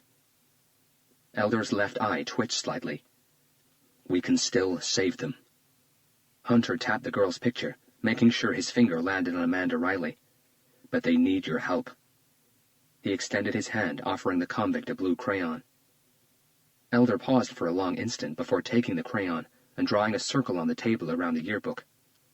There you go. We mess with just about everyone in that school. Okay. How about if you narrow it down to the ones you messed with not only in but outside school as well? Just the ones your gang pushed around. Why should I give a shit? None of them ever came to visit me. They didn't give a fuck for how I was doing. Not even B.S. came to see me. He was my best friend. Hunter tried to think of something he could say. He could lie and tell Elder that it wasn't true, that Brett and Amanda had requested visitation rights but were denied. But that would play in Elder's mind until his last days, and no one deserved that kind of psychological torture. I can't answer that question, he finally said. Only you can find a reason why you should care. The silence that followed as they stared at each other seemed interminable. This could take a fucking long while, cop, Elder said, flipping open the yearbook and reaching for the crayon. Hunter was on the phone to Dr. Winston as soon as he left CCI. The autopsy had confirmed their suspicions. Darnell Douglas had died of severe blood loss. Toxicology showed he'd been injected with succinylcholine, a paralyzing agent used for surgery that doesn't affect the nervous system. The subject wouldn't be able to move, but he'd still feel everything. The black Cadillac found outside the crime scene gave the forensic team nothing. Not even Darnell's prints were found. The killer had done a thorough job of wiping the car clean. It took Hunter just short of 2 hours to drive back to L.A. At Parker Center, he went straight down to the basement and the investigative analysis unit. Hopkins wasn't at his desk, and neither was Jack Curley. Hunter called the young officer's cell phone. "Ian, where the fuck are you?" "I'm at the morgue." "What the hell are you doing there?" "Going over personal possessions inventories. They're handwritten forms, remember? I can't search them using a computer." "Well, get someone else to go over the forms for now. I need you back at the RHD. "Okay, I'm on my way." Garcia was at his desk, going over a few files when Hunter entered the office. "How did it go with Peter Elder?" he asked eagerly. Hunter quickly summarized his interview while checking the facts Dr. Winston had sent. "Debbie Howard's case files only got here this morning from Lancaster," Garcia said, making a face and handing Hunter some of the documents he'd been studying for the past hour. Hunter took them and sat at his desk, quickly flipping through the crime scene pictures and frowning several times in the process. "Do we have an autopsy file?" "The green folder on your desk." Hunter scanned it. According to the autopsy report, Debbie Howard drowned. He arched his eyebrows at his partner. The crime scene pictures show her inside an empty bathtub. Garcia handed him a new file. "Debbie's husband, Jonathan Hale's account of events. He found the body." Hunter read his statement in silence. Jonathan Hale had been out of town for 4 days on an architect's convention. His flight back from Dallas on the 13th of December was delayed by 3 hours, and by the time he made it home from the airport, it was past midnight. He didn't manage to get through to Debbie on the phone, but he left her a voice message explaining about the delay. Debbie worked late more nights than not, so finding the house quiet with the lights turned off didn't come as a surprise to Jonathan. The burglar alarm was armed, and there was no sign of a break-in. He spent some time in the kitchen preparing a sandwich and a cup of coffee before making his way up to their room. The room looked tidy and unperturbed, no sign of any struggle. He walked into the bathroom to get cleaned up, and that's when his life shattered. Debbie Howard was naked, hanging from her feet upside down over their large bathtub. Only her head and shoulders were submerged in water. Jonathan panicked, jumping into the tub and trying to lift her lifeless body. He caught her down and sat hugging her for what must have been at least an hour before emptying the tub and calling the police. By cutting her down and emptying the bathtub, Jonathan Hale completely destroyed most of the evidence from the crime scene, Garcia said as Hunter reached the end of the file. "It's understandable, though," Hunter said, rubbing his eyes. "You come home to find your wife hanging upside down in your bathroom, her head submerged in water. What do?" Garcia's eyes saddened, and Hunter knew he was thinking of Anna. "Most people would do what Jonathan did. They'd go to her and hug her and cry and ask why. Preserving the crime scene didn't even enter his mind." Garcia let out a deep, heartfelt sigh, and the room went silent for a short moment. "Check the autopsy report again," he said, "at the bottom of the first page." Hunter glanced at it. She was pregnant. Garcia used his index finger to rub between his eyebrows. 3 weeks, he confirmed. "Has the lab tested her blood against the one used to draw the number 3 on Father Fabian's chest?" "No, this was 2 weeks ago, and though the investigation is still ongoing, Jonathan Hale, with the support of the DA's office, did everything he could to get the body released. She was cremated 2 days ago." "Fantastic," Hunter said, running his fingers through his hair. "It doesn't matter, Robert. She was pregnant, just as you said the second victim would be," Garcia said in a more animated tone. "Her picture was left in Amanda Riley's crime scene by the killer, who drew the number 2 on the back of it. I don't think there's much doubt Debbie Howard was the victim of this same lunatic." "It's dismissive to think this killer is a lunatic. Don't make that mistake, Carlos." Garcia picked up a new sheet of paper from his desk. "In a later interview, Jonathan Hale said Debbie was petrified of water. I mean, going into deep water. We live in a tropical weather city where the sun shines almost throughout the year. They were a very well-off family. Their house is massive, but it's the only one in their street without a swimming pool. The reason for it is because Debbie never wanted one. She wouldn't even go close to pools or the beach or anything. Apparently she came this close to drowning when she was young." He brought his thumb and index finger close together. Just like the other victims, Robert, she was killed in the way that scared her the most. As you said, this guy goes after their fears. Hunter thought about it for a second.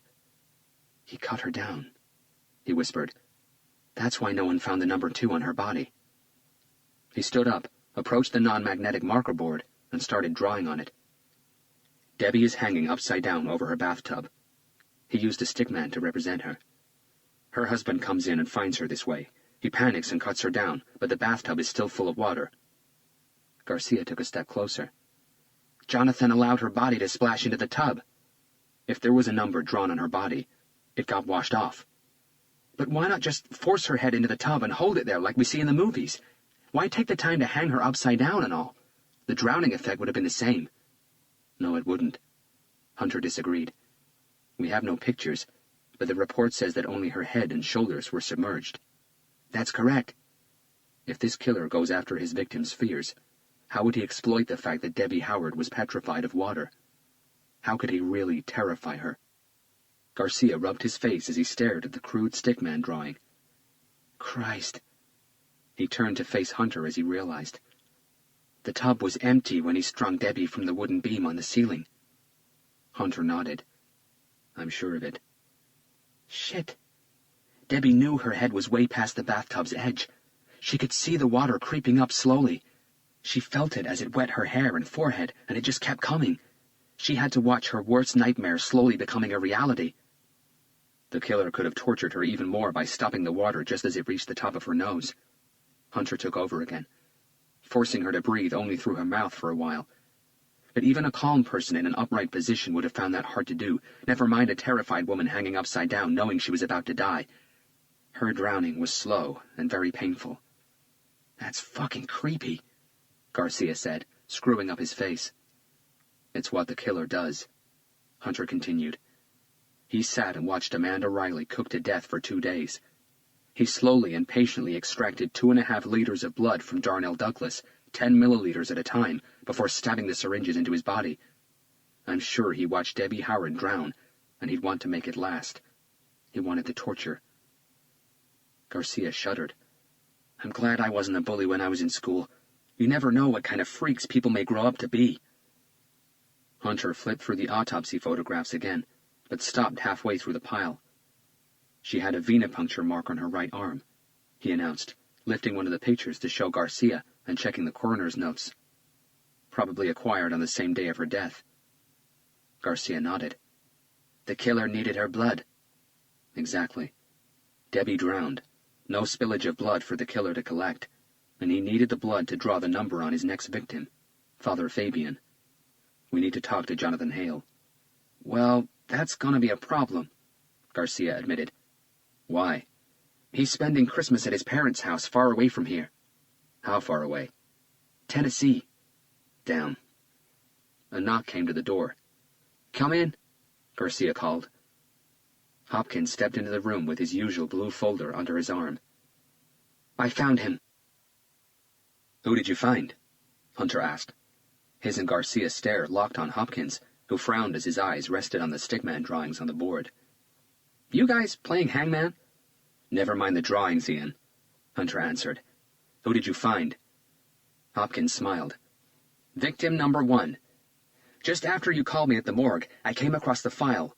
White male, 6'3", 200 pounds. Only person we found who had an LA Lakers commemorative NBA Final Champions watch. The body was taken in 3 weeks ago. He shook his head. Not a pretty sight, and you won't believe how he died. Let me guess. Hunter cut him short.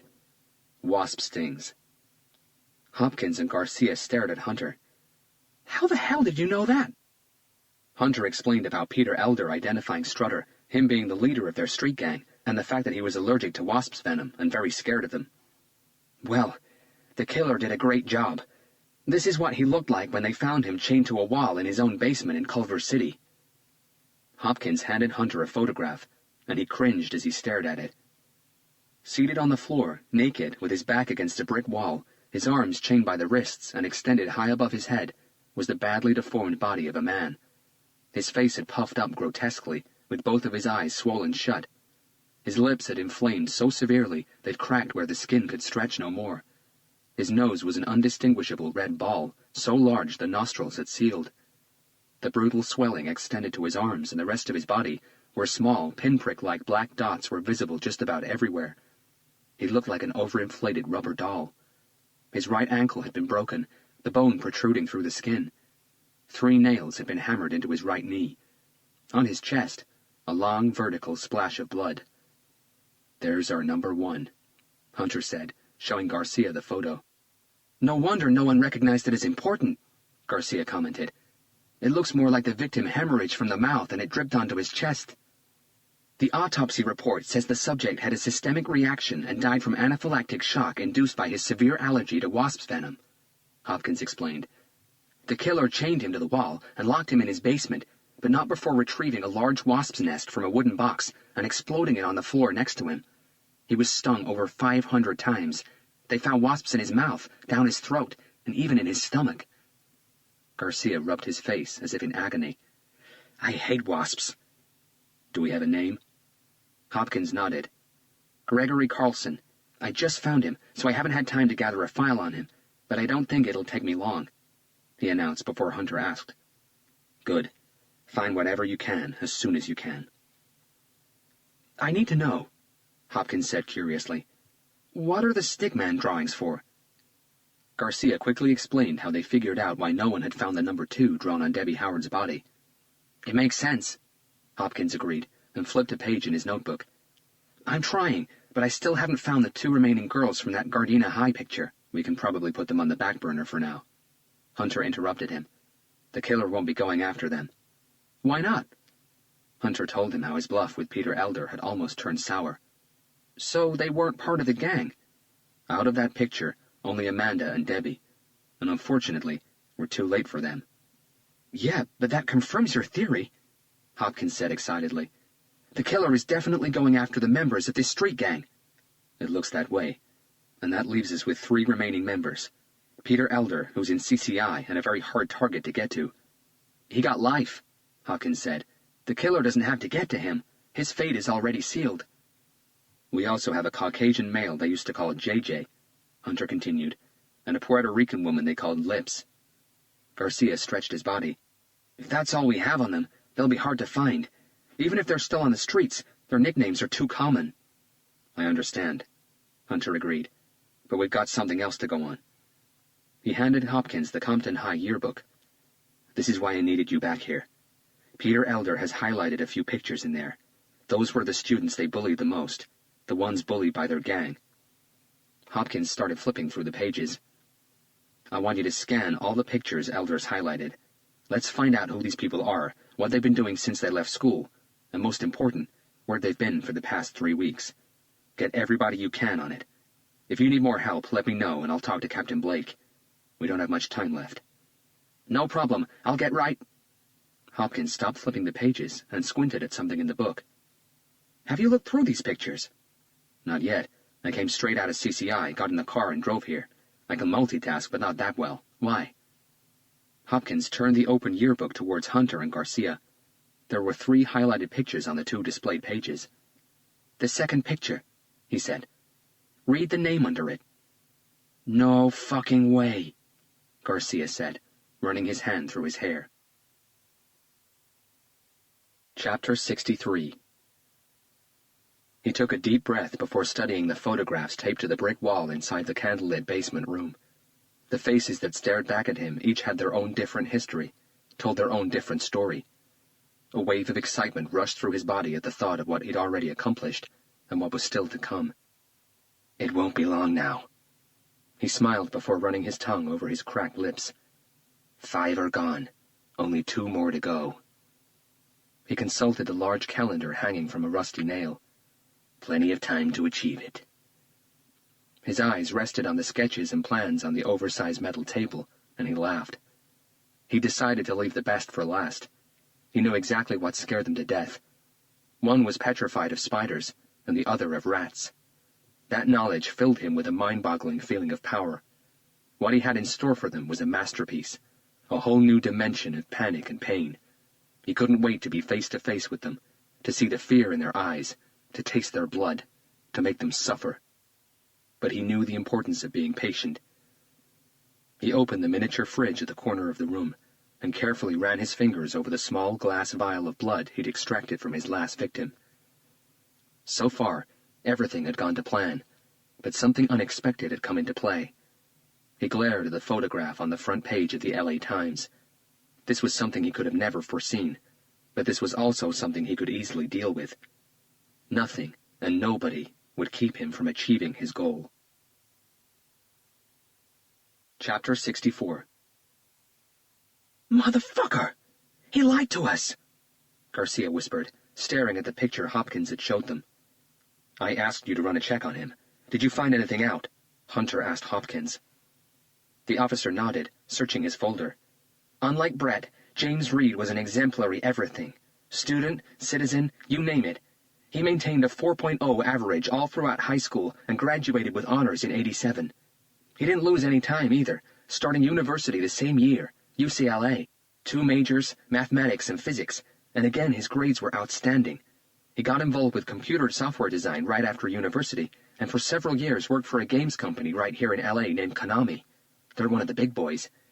He made a lot of money using his math and physics knowledge to develop shoot-'em-up game engines. His mother, who used to be Father Fabian's Algebra 2 teacher in Compton High, fell ill about 3 years ago, and that's when he quit the company." He looked at Hunter. "You asked me to also check where he lived when young. Guess what?" He smiled. "When he was in high school, they used to live just a few houses from our young priest. And that's why Elder has highlighted him. If they lived on the same street as Brett, Strutta's street gang must have picked on him no end." "Funny how he failed to mention that when we talked to him yesterday," Garcia commented with irritation. "I think we should pay him a less cordial visit this time." "You were right on the money again when you suggested I check everything about him, including who his neighbors were and if they had kids the same age," Hopkins said, nodding at Hunter. "I would never have thought of that." "What did you get?" "One of their neighbors had 2 kids, a boy and a girl, both around James Reed's age. Neither of them went to Compton or Gardena High. They went to Centennial High on North Central Avenue. The boy's called Keon Powell. He's now a doctor and lives in Colorado. But his sister, Kelly Powell, now Kelly Sanchez, is an attorney at law and lives in Santa Monica with her husband and 2 children. Hopkins handed Hunter his sheet. He studied it for a moment before checking his watch. "Maybe we should talk to her first. Like now." "Sounds good to me," Garcia said, reaching for his jacket. Hargrave and Mortimer law firm occupied the 3rd, 4th, and 5th floor of the large, all-tinted window modern office building on the corner of 6th and Broadway in Santa Monica. Hunter had called from the car just to make sure Kelly Sanchez was in her office and not in court this afternoon. At the reception, a young and immensely attractive red-haired woman told him that without an appointment, it was very doubtful Mrs. Sanchez would be able to see them today, but the magic of Hunter's detective badge created a last-minute opening in her schedule. They still had to wait a few minutes before the receptionist was given the all-clear to guide them inside. They tailed her down a corridor where photographs and framed newspaper articles hung on the walls, passing a display case filled with golf trophies and into a second corridor. Kelly Sanchez's office was the second to last on the right. The red-haired receptionist knocked gently and waited precisely 3 seconds before opening the door and showing them into a spacious and luxurious office. Delicate furniture, oil paintings on the walls, a broad window behind an imposing Victorian mahogany desk, and an entire wall covered in books. An office certainly decorated to impress clients. Kelly Sanchez came to meet them at the door, a statuesque black woman in her late 30s with lush, straight shoulder-length hair and razor-sharp hazel eyes. They shook hands, and Kelly scrutinized their credentials before offering them a seat. "How can I assist you, gentlemen?" she asked, taking her place behind her desk. Without giving too much away, Hunter explained the purpose of their unannounced visit. "James Reed. Wow, that's a blast from the past. You were neighbors, is that correct?" Kelly nodded skeptically. "Many years ago." "Do you remember a boy they used to call Strutter and the group of kids he used to hang out with?" Kelly's sweet demeanor hardened, and she leaned back on her chair, clinically studying both detectives. "Yes, I remember them." "Did you or your brother know any of them? Did you know their names?" She shook her head. "The only name that was ever mentioned was Strutter's, and that's a nickname. I knew who they were if I saw them on the street. Every time I did, I went the other way. In Strutter's gang, There was a girl they called Lips and a skinny boy they called JJ. Did you know them at all? Garcia pressed. She frowned. I just told you I didn't know any of them. Her stare moved from Garcia to Hunter. What's this really about, Detective? James was never part of that gang. Yes, we know. Were you and your brother friends with James Reed? Did you know him well? We were friends, but I wouldn't say we knew him well. Do you remember if he got along with Strutter and his gang? Kelly chuckled. Nobody got along with Strutter's gang. In fact, everyone did their best to avoid them. Including James? Especially James, but it was harder for him. How's that? His leather seat squeaked as Hunter leaned forward. Kelly gave them a subtle shrug. James went to Compton High. His mother was a teacher there, and I think some of Strutter's gang members were students of hers. James paid the bill every time they got bad grades or detentions in her class. Or suspensions, Garcia noted quietly. Strutter's gang sought him out. He got more heat than most. How about you and your brother? We went to a different school, Centennial High. None of Strutter's gang were students there. It was easier for us to avoid them. Kelly rested her elbow on the arm of her luxurious leather chair and her chin on her closed fist. We got pushed around every now and then, but nothing extreme, mainly just name-calling. And that wasn't the kind of pushed around James got? Garcia asked. She shook her head. James was very timid, very insecure. I'm not sure if that was the reason or if it was because his mother was a teacher, but Strutter's gang made his life hell. Kelly tugged her hair behind her ears. Her eyes moved slightly up and to the right. James used to have this little white dog. It was very cute and tiny, and it was always running around, full of energy. Even my mom liked that dog, and she definitely wasn't a dog person. Her expression saddened at the memory. The dog went missing one day, and James went absolutely nuts. He probably knocked on every door in our neighborhood, but no one had seen it. I don't think he got any sleep that night. I'm not sure of all the details, but the next morning a cardboard box was left at his door. Inside was the little dog. Its head was missing.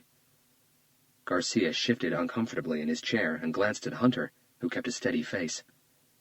James buried its body in the park. He cried for weeks. The room fell silent for a long moment. James blamed Strutter's gang, Hunter concluded. Kelly nodded.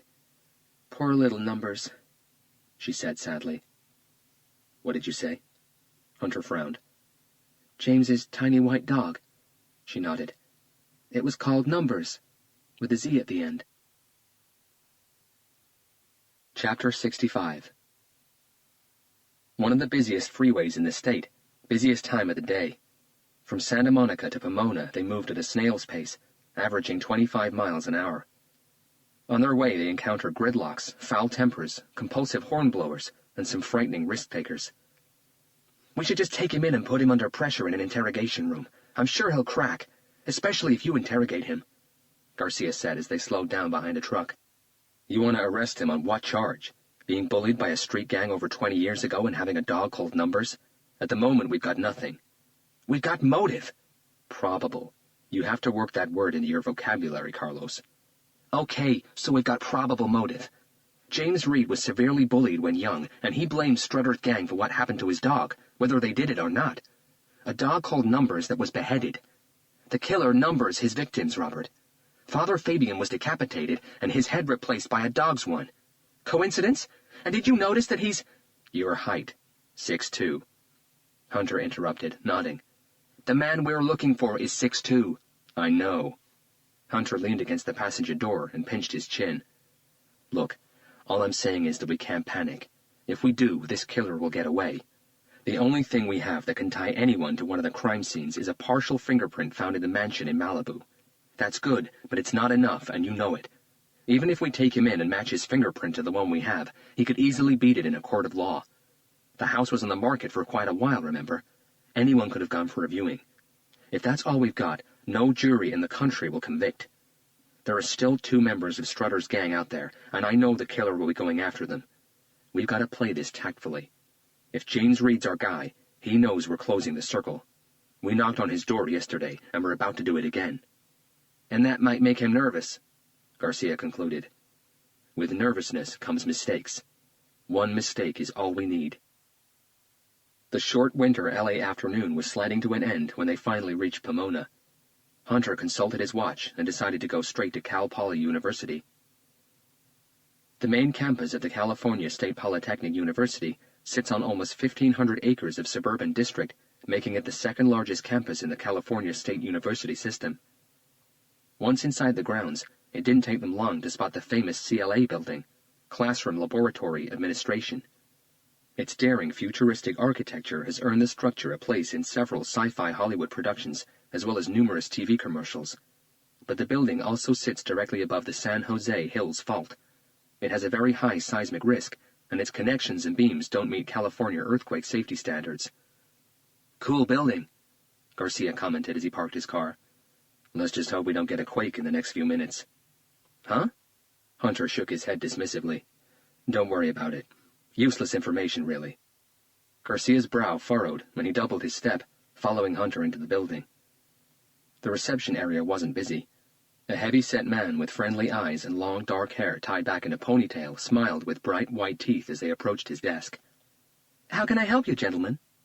he asked giddily. "We're looking for Professor Reed, James Reed." Hunter returned the smile. "Do you know what subject he teaches?" "I'm not sure. Is there a way you can find out for us?"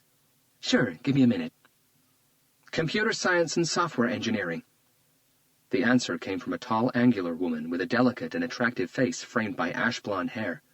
She was standing next to the receptionist's desk, reading through some sort of report. Both detectives turned to face her. "Professor Reed teaches computer science and software engineering," she confirmed. "But he's not around." "Oh." Hunter nodded disappointedly.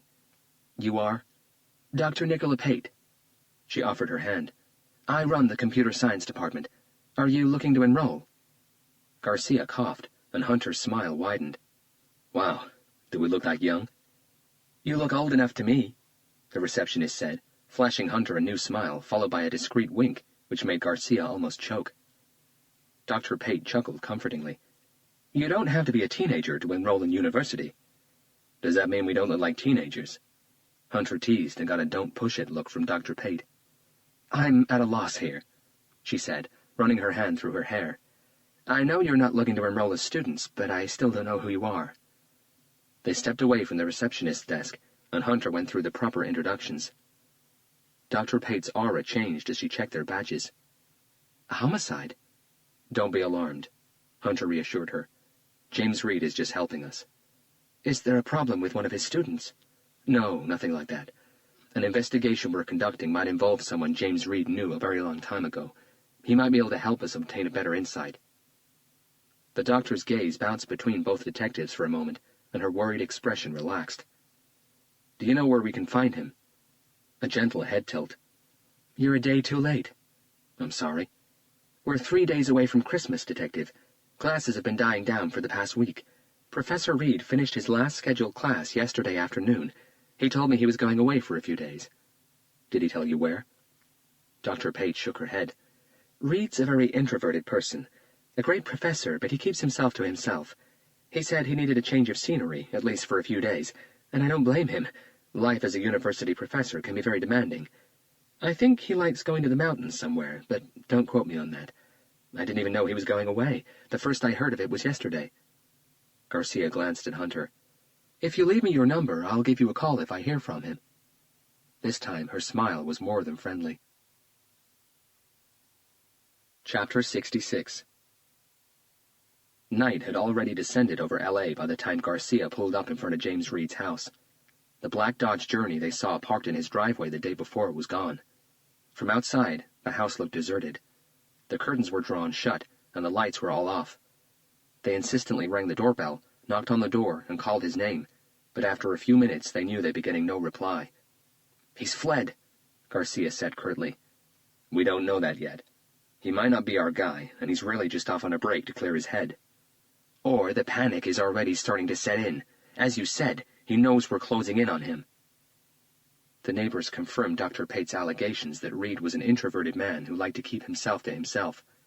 The woman directly across the road from him said she was watering the flowers in her garden when she saw Reed loading his car with a backpack and what looked to be a few supplies before setting off in the middle of the afternoon. From the car, on their way back to the office, Hunter called Hopkins and asked him to find out Reed's license plate number and put a citywide sighting call out on the car. They had no grounds to detain him yet, but Hunter needed to know his location. "What if he's left L.A. or crossed state lines?" Garcia asked. "Then that's a good sign," Hunter replied, returning his cell phone to his pocket. "What?" Dr. Pate said he finished his last scheduled class yesterday afternoon. His neighbor said he set off today in the middle of the day. You know Los Angeles traffic. If you were setting off on an interstate trip this close to Christmas, would you leave in the middle of the afternoon? "Are you kidding? If I had a choice, I wouldn't go from West Hollywood to Long Beach in the middle of the afternoon. You saw how long it took us to get here from Santa Monica. Gridlocked all the way." Reed is a computer science professor and a jigsaw puzzle aficionado. His brain is conditioned to think logically. If he had this trip planned beforehand, he would have been ready to leave last night or early this morning when traffic wasn't so busy. But he didn't. Garcia smiled. "I'm telling you, he's panicking." "When we were in his house yesterday, did you see any signs of a person who was about to leave on a long car trip?" Garcia shook his head. "And if he was, he also failed to mention it when we told him that we might need to talk to him again." Peter Elder also told me that the two remaining members of their gang, JJ and Lips, hated school as much as he did, Hunter explained. They flunked out of it as well. Statistically, street kids without a high school diploma don't move around much. I'm certain they're still in L.A. If James Reed is our man, he hasn't left this city.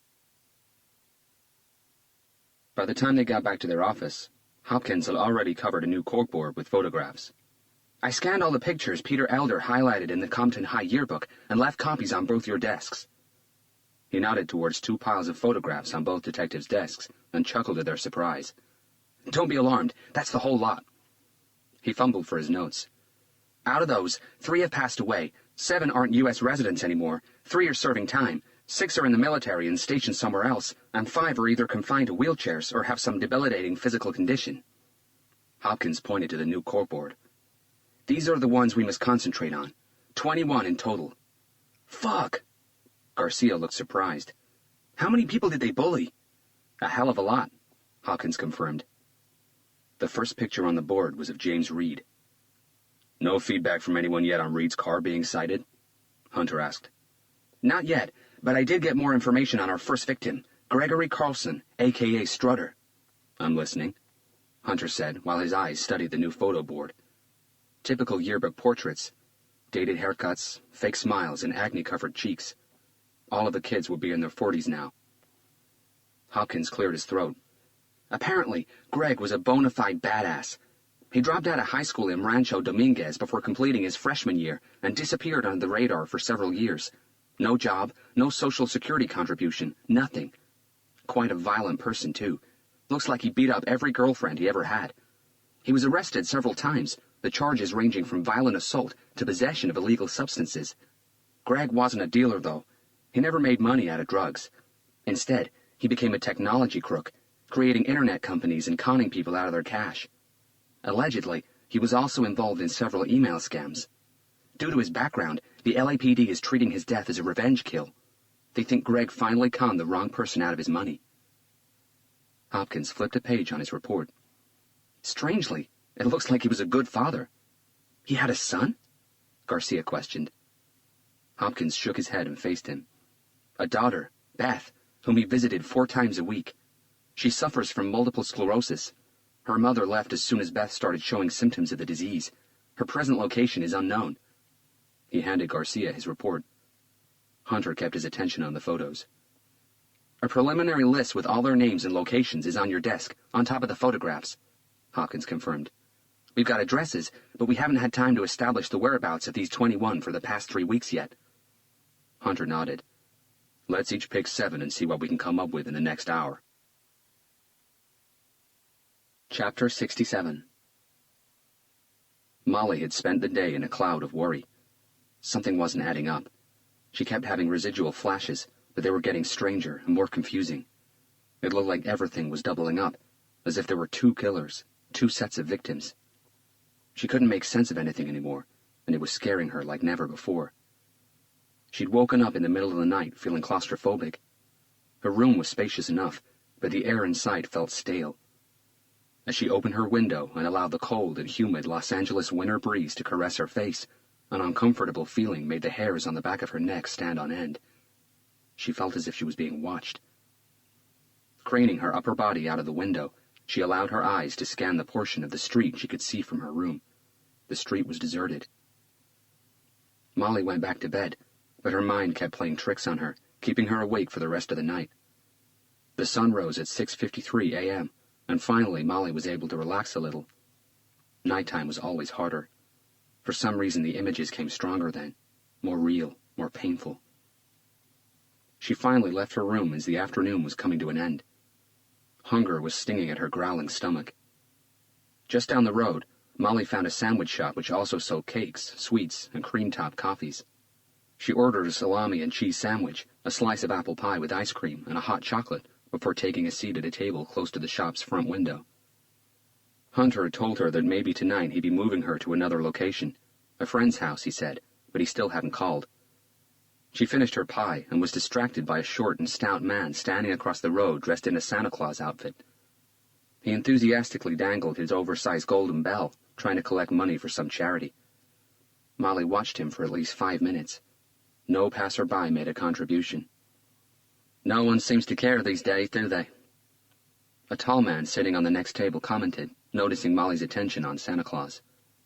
Not really, she replied with a sad headshake. The man was wearing a long black overcoat and a dark, old-fashioned mobster hat.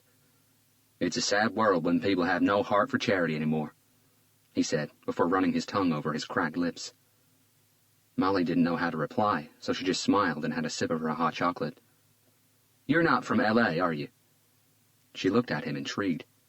I can spot a Los Angeles smile a mile away. It has a fake edge to it, but not yours. Yours is... He paused, searching for the right word. Kind. Sincere. Thank you. She blushed slightly. The man noticed her uneasiness and stood up, gathering his things. I hope you enjoy Los Angeles, he said, offering his hand. Molly shook it with the most delicate of touches. The man's hand felt strong and powerful. My name's Ryan Turner. A new smile blossomed on her lips. I'm Monica. Enjoy L.A., Monica, he said again before exiting the shop, approaching Santa Claus and depositing some money into his bucket. Back at the hotel, her bad night's sleep caught up with her, and Molly kept on dozing off in front of the TV. She wasn't sure if she was awake or asleep when the vision came, but it hit her like a knuckle-duster punch to the face.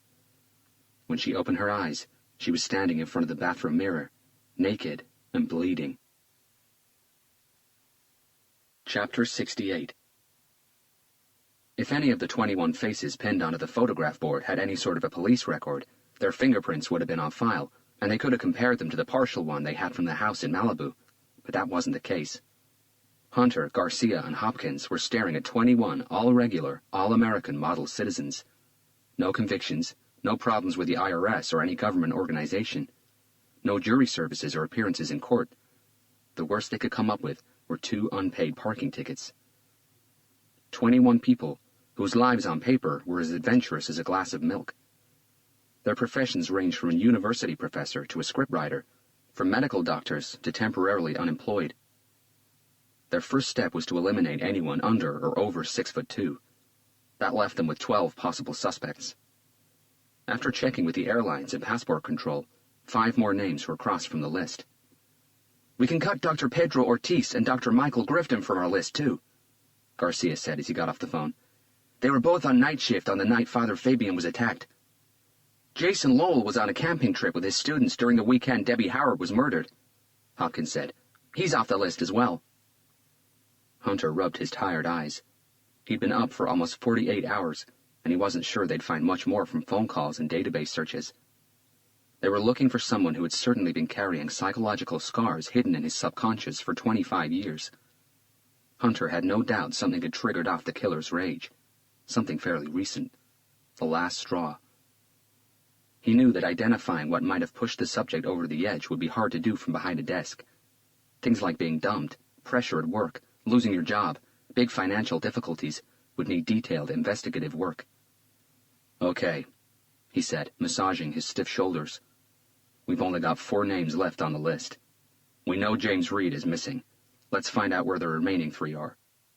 Maybe you should bring Molly here and let her have a look at these pictures, Garcia suggested. Maybe she'll be able to sense something. Shit. Hunter checked the time. He needed to call her. He wanted to move her to another location tonight. That's not a bad idea, Hopkins agreed. That's not what she does, Hunter said calmly, looking at them both.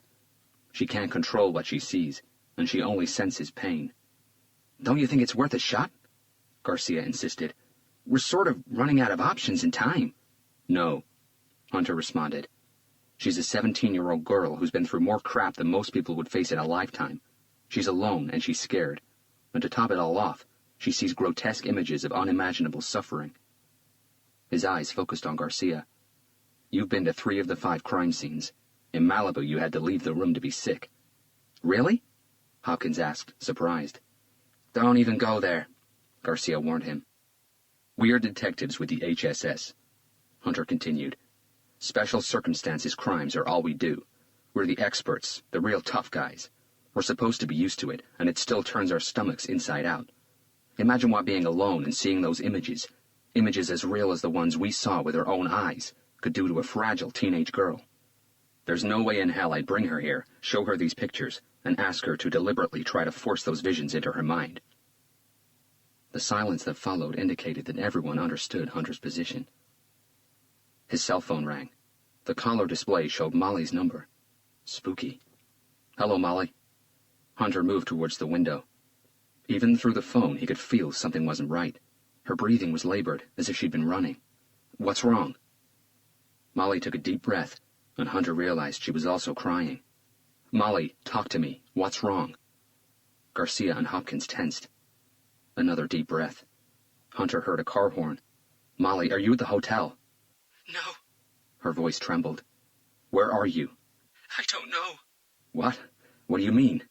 I left. You left the hotel? Yes. When? I don't know. Some time ago. Her words dragged, stalled by her tears and the lump in her throat. Calm down, Molly. Talk to me. What happened? Why did you leave the hotel? I saw it. Her tone was becoming hysterical. Take a deep breath, Molly. What did you see? Hunter stood up and reached for his coat. Silence. Molly, stay with me. What did you see? I saw the victim. The victim? The killer's next victim. He's going after the next victim tonight. Adrenaline pumped through Hunter's blood. Okay, try to calm down for a sec, Molly. How do you know it's the next victim? It could have been an earlier one. Earlier? Hunter hesitated for a moment. The visions you had before, the 2 people you saw, they weren't the only victims. There were others before them, and there's been another one since. No, it's not them. It's the next victim, I know it, she said in a panic-stricken tone. Hunter was already at the door. How can you be so sure, Molly? Because it's me. Her voice faltered. He's coming after me. Wherever it is that you're going, I'm coming with, Garcia said, reaching for his jacket as Hunter ran past him and out into the corridor. What's going on, Robert? Hunter didn't answer. He didn't stop or turn around. Garcia only managed to catch up with him when they reached the parking lot. You're driving, Hunter said, pressing the speed dial button on his cell phone. He got the pre-recorded message straight away. Where am I going? Garcia asked as he turned on the engine. Drive as if you were going to my place. The hotel where Molly is staying is just 3 blocks from me. What happened? Hunter recounted the conversation he'd had with Molly. Holy shit! Garcia's eyes widened. When did she have the vision? I don't know. I told you word for word what she said. And the connection simply went dead? A quick nod, as if somebody had snapped the phone shut. I just tried calling her back. Voicemail. Hunter closed his eyes, pinched the bridge of his nose, and forced himself to think clearly. Molly hadn't been exact when she told him that she'd left the hotel. That could have been 10 minutes or 5 hours ago. She could still be in the hotel vicinity, or miles away by now. But where would she go? Hunter remembered Molly mentioning a friend she used to work with called Susan, but that was done in passing, and he had no address for her. Did she have any money? Garcia asked, eager to help.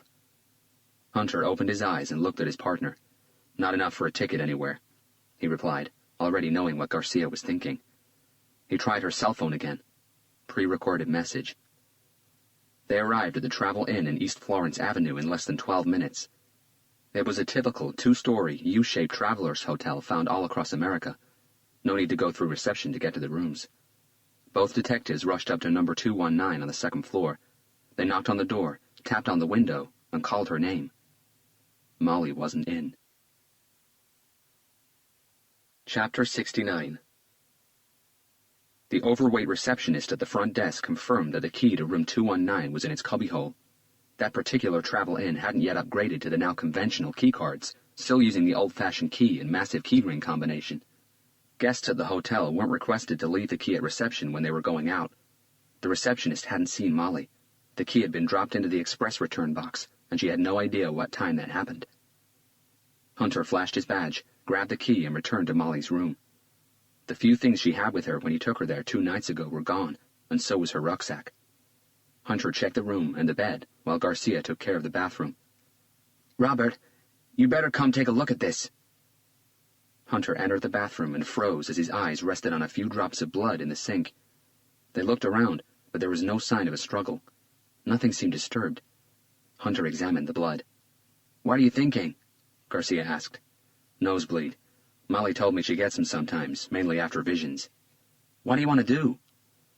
Hunter dialed a number on his cell phone. The person at the other end answered it on the second ring. "Trevor, it's Hunter. Robert Hunter. I need you to do me a favor." Trevor Tolino was the most senior officer with the Special Operations Bureau of the LAPD, and a close friend. "What do you need, Robert?" he murmured down the phone.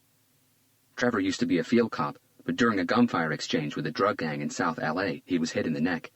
The bullet damaged his vocal cords, and after 2 operations he was left with a soft, whispering voice.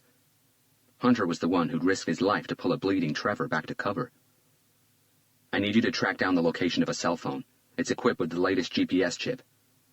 "Even with GPS, cell phones can be tricky to trace, Robert. If the phone's on, it should take a few minutes.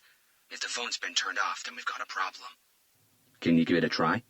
Hunter said, giving Trevor Molly's number and all the information he'd copied down when he'd purchased the phone. "Call me back as soon as you have something." There was a pause. "Is this an official request, Robert?"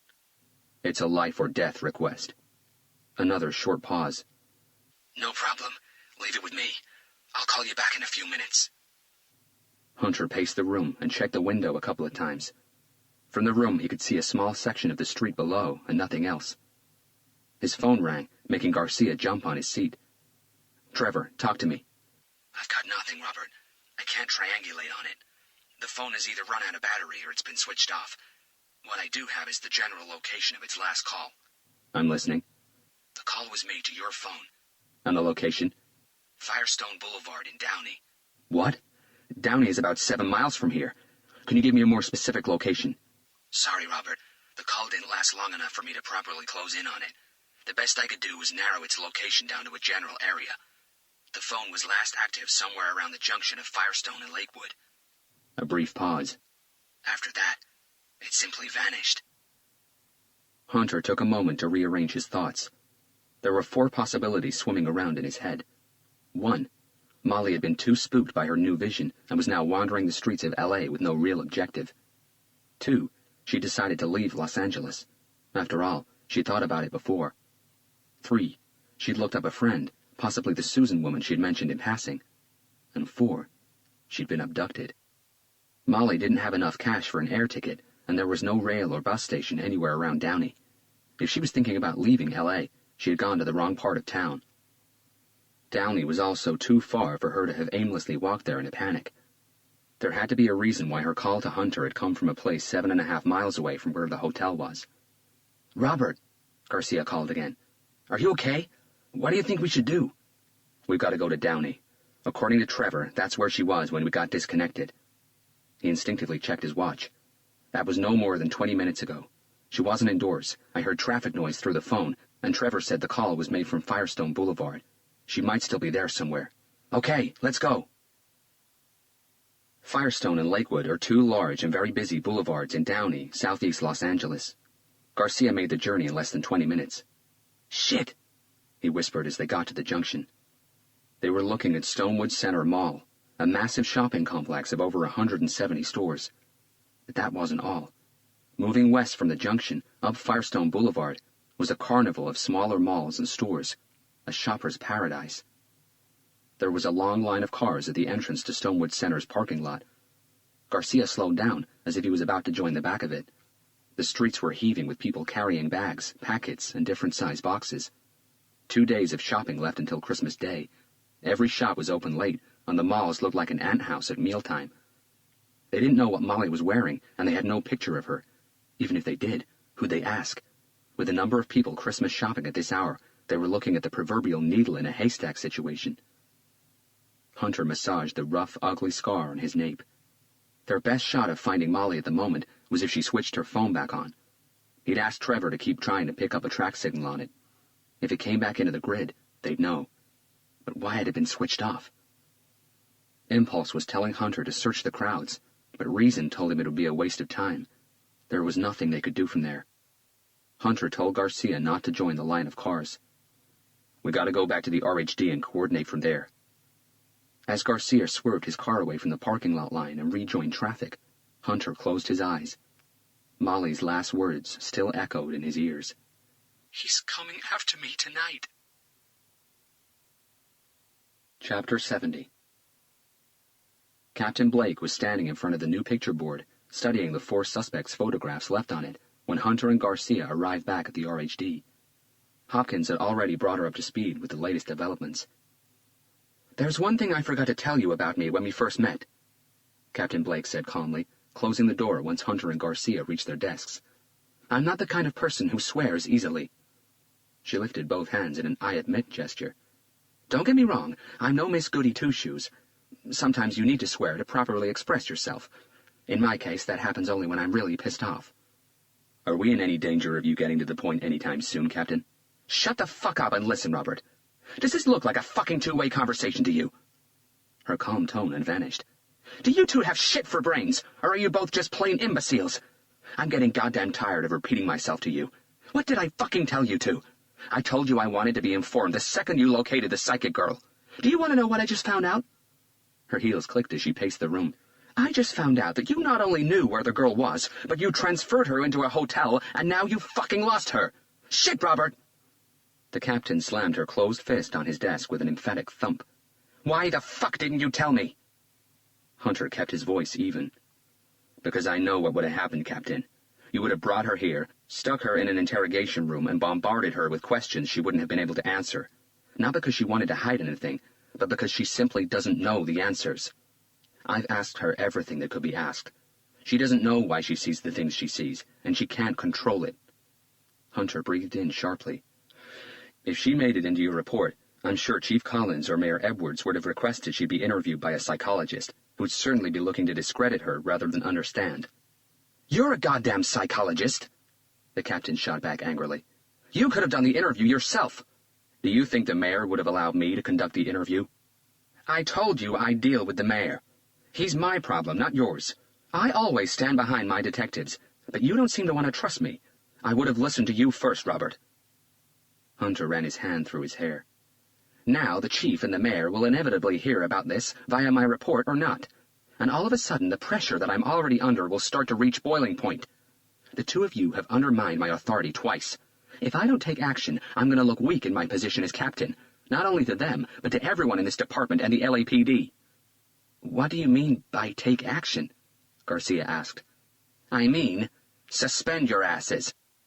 "Wait a second, Captain." Hunter shot to his feet. "You can't suspend us. Not now." Captain Blake chuckled. "I can do what the fuck I like, Robert. You're the only two people who don't seem to have noticed that I run this division." "Captain, you can't do that." Hunter tried to calm his voice. "There's no time for any other detective to hit the ground running with this case." He paused. "The killer will strike again tonight." The captain's gaze held Hunter motionless. "You better start talking to me, Detective, and you better come as clean as morning rain." This time Hunter told Captain Blake everything. "And this phone you gave her, is it still switched off?" "Trevor told me he'd call the second it came back on the grid."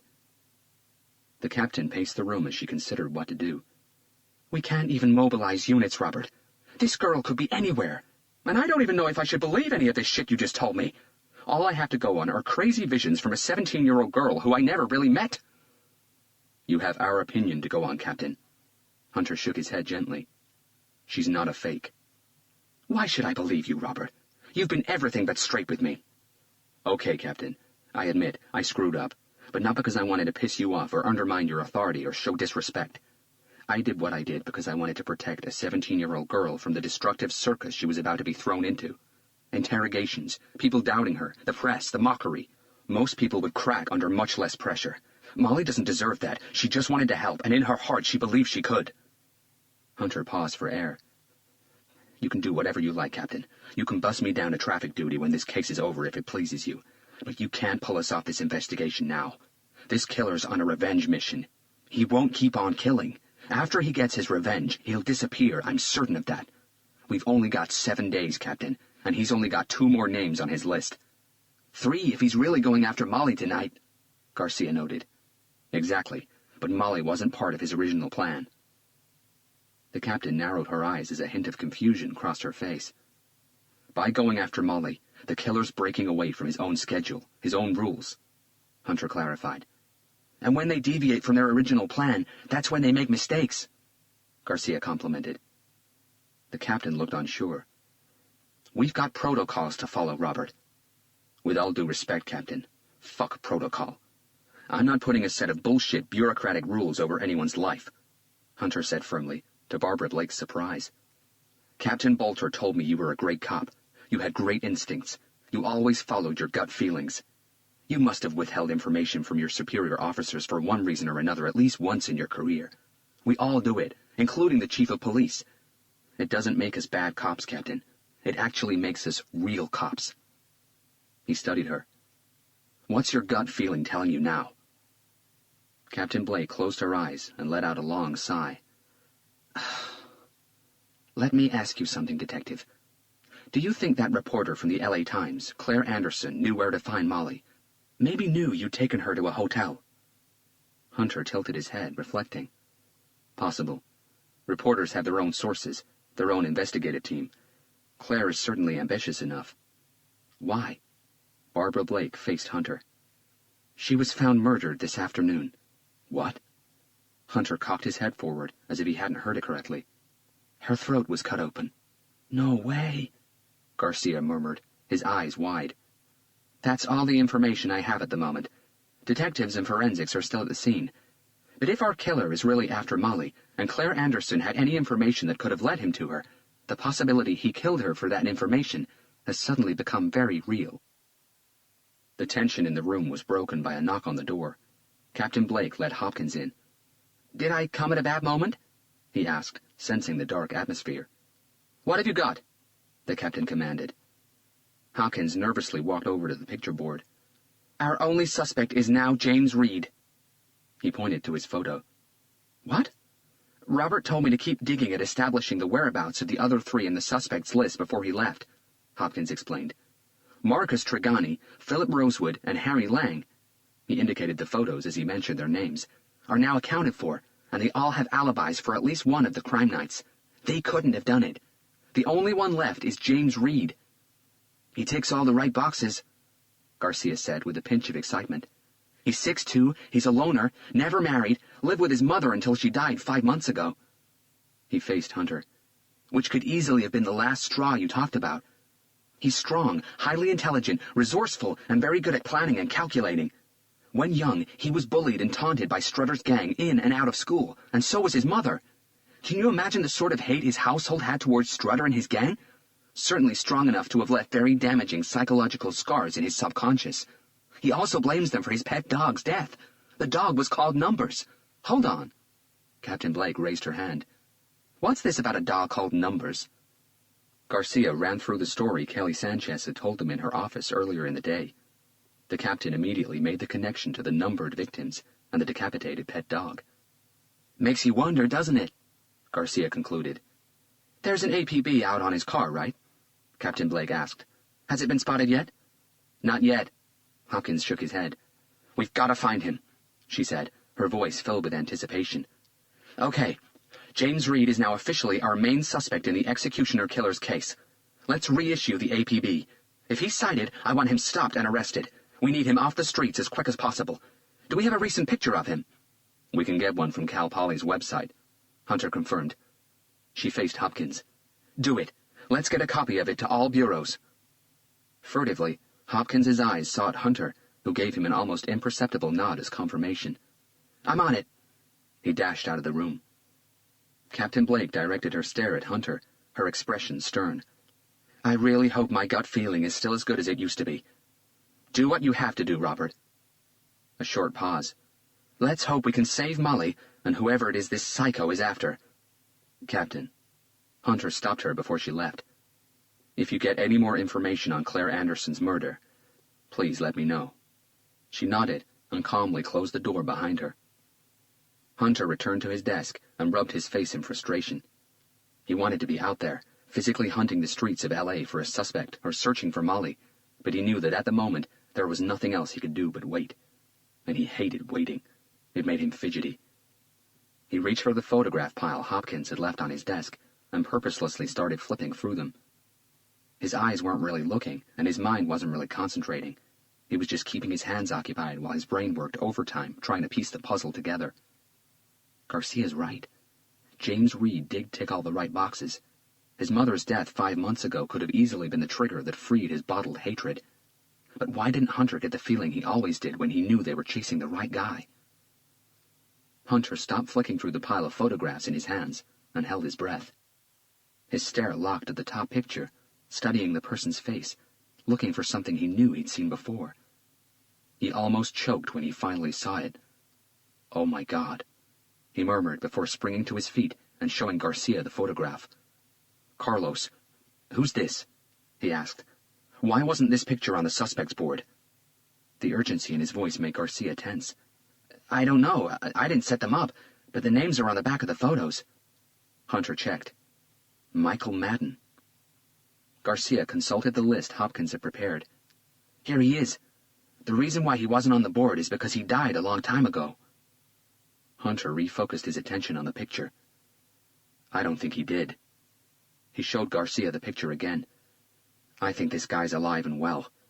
And if I'm right, we both know where he is." Garcia stared at the picture in Hunter's hands, confused. "What are you talking about? Who's Michael Madden?" "Look at the eyes, Carlos. You can change everything on a person's face, but the eyes stay the same. They're like fingerprints." Garcia did as he was told, concentrating harder this time. "Nope, I still have no idea who this guy is." Hunter looked at the photo one more time. Was his mind playing tricks on him? He would have only one shot at this. He needed to be 100% certain. "Let's go." He rushed out of the office. "Where are we going this time?" Garcia asked, following Hunter, who took the stairs going up in giant leaps. "SID. I need to be sure. We need to talk to Patricia Phelps." Garcia frowned. "The composite sketch artist?" "That's her." Hunter nodded. The LAPD Scientific Investigation Division is responsible for the collection, comparison, and interpretation of physical evidence found at crime scenes or collected from suspects and victims. It's located on the top floor of the RHD building. The LAPD composite artists are part of the SID team. Patricia Phelps was the most senior and most experienced of the SID sketch artists. She was getting ready to go home after doing a couple of hours overtime when Hunter and Garcia burst through her office door. "Pat, we need your help," Hunter puffed, half out of breath. The short-haired brunette with a stop-traffic figure looked at Hunter through the top of her thin-rimmed designer glasses. "Did you just run up 6 flights of stairs, Robert?" she asked in her husky voice that made most men melt. "I guess if you ran all the way up here, this can't wait until tomorrow, can it?"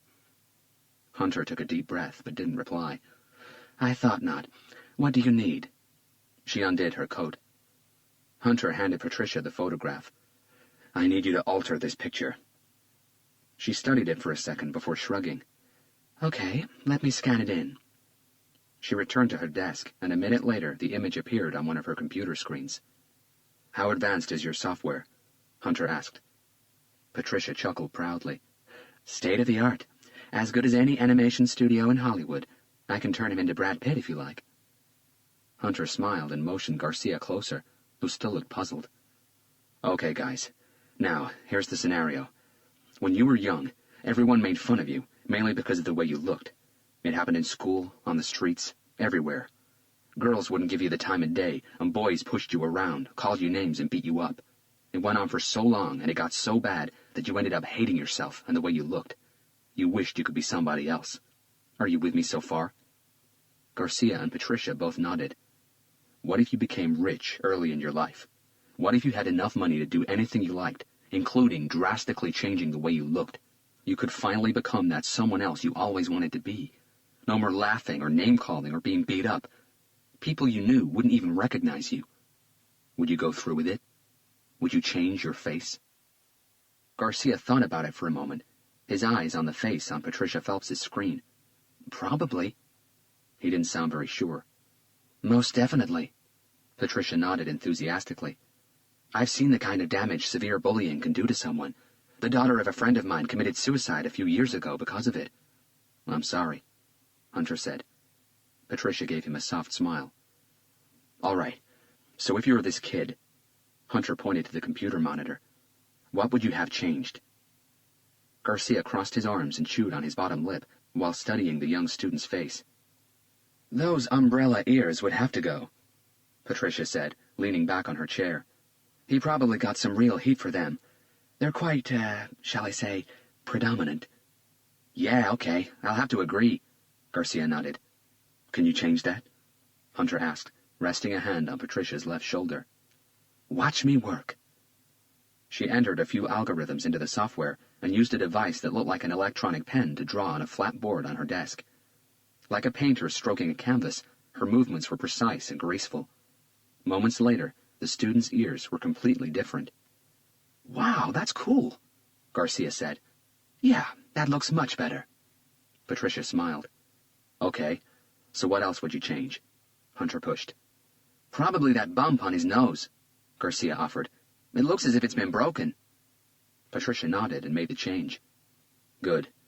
Any other problems either of you would like to fix?" Hunter asked. "His teeth." Patricia this time. "You can't see his teeth." Garcia shook his head, frowning at her. "That's true, but see the way he closes his mouth." She used the electronic pen to indicate it on the screen. "He's not doing it naturally. He's forcing his lips together in a pouting movement, which tells me his teeth were bigger than normal and pushed forward." Hunter and Garcia squinted at the picture. "Trust me, guys, I work with this sort of stuff every day." "Okay." Hunter shrugged. "But how can you change his teeth on the picture if you can't see them?" "I can change the shape of his mouth, push his lips back a fraction, and do away with his pouting. You'll see," she said, as her perfectly manicured fingers punched several keys on her keyboard. A few more strokes with the magic pen, and the kid had a new mouth. "Wow, he looks quite different from the original," Garcia agreed. Hunter shook his head, unsure. "Something is not fitting." "His jaw," Patricia noted. "Because of the alterations I made to his lips and teeth, I'm certain a surgeon would suggest a small redesign of his jawline to fit his new smile. Maybe square it a little." "Can you do that?" "As I said, with this pen, I can do anything." She smiled confidently and made the alterations. When she was done, they all took a step back from the monitor. The image they were staring at was that of a very different-looking boy from the one they'd started with. "That's it?" Patricia said. "I don't see anything else to add or subtract, do you?" Both detectives shook their heads. "We just turned a geek into a hunk." Patricia laughed. "That's perfect," Hunter agreed. Something had changed in Garcia's expression, but the recognition still wasn't there. "Do me a favor now, Pat." Hunter hunched his body over her desk. "Darken his hair to a brownish color, add some gray over his temples, and make it a shorter, comb-back style, will you?" They waited while Patricia tweaked the picture once again. "Can you hypothesize age?" Hunter asked. "Of course." "Great. Let's age him about 25 years. The aging process took a little longer. When it was finally done, Garcia's jaw dropped open. "No fucking way!" Chapter 71. Susan Zeliski read the letter for the 10th time, and again her emotions got the better of her. She couldn't believe it was really happening. Susan hadn't had the easiest or luckiest of lives. She was born in Cripple Creek, Colorado, 22 years ago. Her parents were Polish-Jewish immigrants and very strict when it came to her upbringing. She did her best to respect their laws, but for a young girl growing up in today's America, They were very restrictive, to say the least. From a very early age, Susan had two great ambitions in life. One, she wanted to be on stage and sing. Two, she didn't want to become like her mother, a very obedient, somewhat submissive wife who'd do anything her husband told her to without questioning. At 13, Susan was already attractive. She'd inherited her mother's hair, so blonde it was almost white, and her father's deep blue and captivating eyes. Plenty of boys had asked her out, but Susan wasn't allowed to date. Not until she was 18, and even then it had to be under her parents' supervision, and the boy had to be Jewish. Susan was no angel, though. Her first kiss came when she was 14. Bob Jordan took her behind the school gym during their lunch break, and they made out like they were the only two people on earth. She allowed him to touch her breasts, and as he did, she was overcome by a warm and exciting new sensation. But when he tried to slide his hand up her thigh and between her legs, she panicked and ran away. That panic didn't last long, and soon the touching became more intense, the breathing more emphatic, and the excitement impossible to control. At 15, Susan had her first full sexual experience. It had been quick, painful, and not very satisfying, but certainly promising. Cripple Creek is a former gold mining camp, a bedroom closet society with a population of fewer than 2,000 people. That, together with her strict family rules, made it very hard for a girl like Susan to express herself. She wanted to see more, to explore more, and for the time being the answer came in the form of softball. Susan didn't care much for sports, but when she found out her school's girls' softball team got to travel all over the state for the high school championships, she made sure she was a part of it. Susan was 16 when the team traveled to Colorado Springs to play a series of 3 games over a long weekend. On that Saturday night, the Bomber Gang, a young and upcoming LA rap group, was playing at the Underground. Susan, together with 2 other teammates, sneaked out of their dorm and made it to the show. It was Susan's first ever live gig, and it blew her mind. They got to meet the guys in the band and party with them. Susan spent the night with Cool Rocks, the band's lead rapper. He said all the right words and promised all the right things. They made love several times before she went back to the team's dorm. When she missed her next period later that month, she didn't give it much thought, but soon the morning sickness, the fatigue, and the tender breasts kicked in. Susan's father, Yatsek, was an old-fashioned man who believed in obedience, respect, honor, and above all the purity of his bloodline. Susan knew that there was no way her father would understand. It didn't matter if she thought she was in love. To him she had disrespected and blemished his family's name in the worst way he saw possible. She decided not to wait for her father's reaction. In Susan's childish, backyard American naivety, she believed that Cool Rocks had told her the truth that night when he'd said he'd fallen for her. She believed he'd be happy to see her again, and even thrilled to learn he would be a father. She had enough money saved up from her job at the local bookshop to get her to Los Angeles. She'd look up Cool Rocks, and they could decide together their next move. But the address he'd given her didn't exist. The phone number he'd given her was of a Chinese restaurant. 4 weeks later, alone in the public bathroom of a subway station in East LA, Susan self-aborted. She stayed in Los Angeles. She was determined she could still make one of her dreams come true.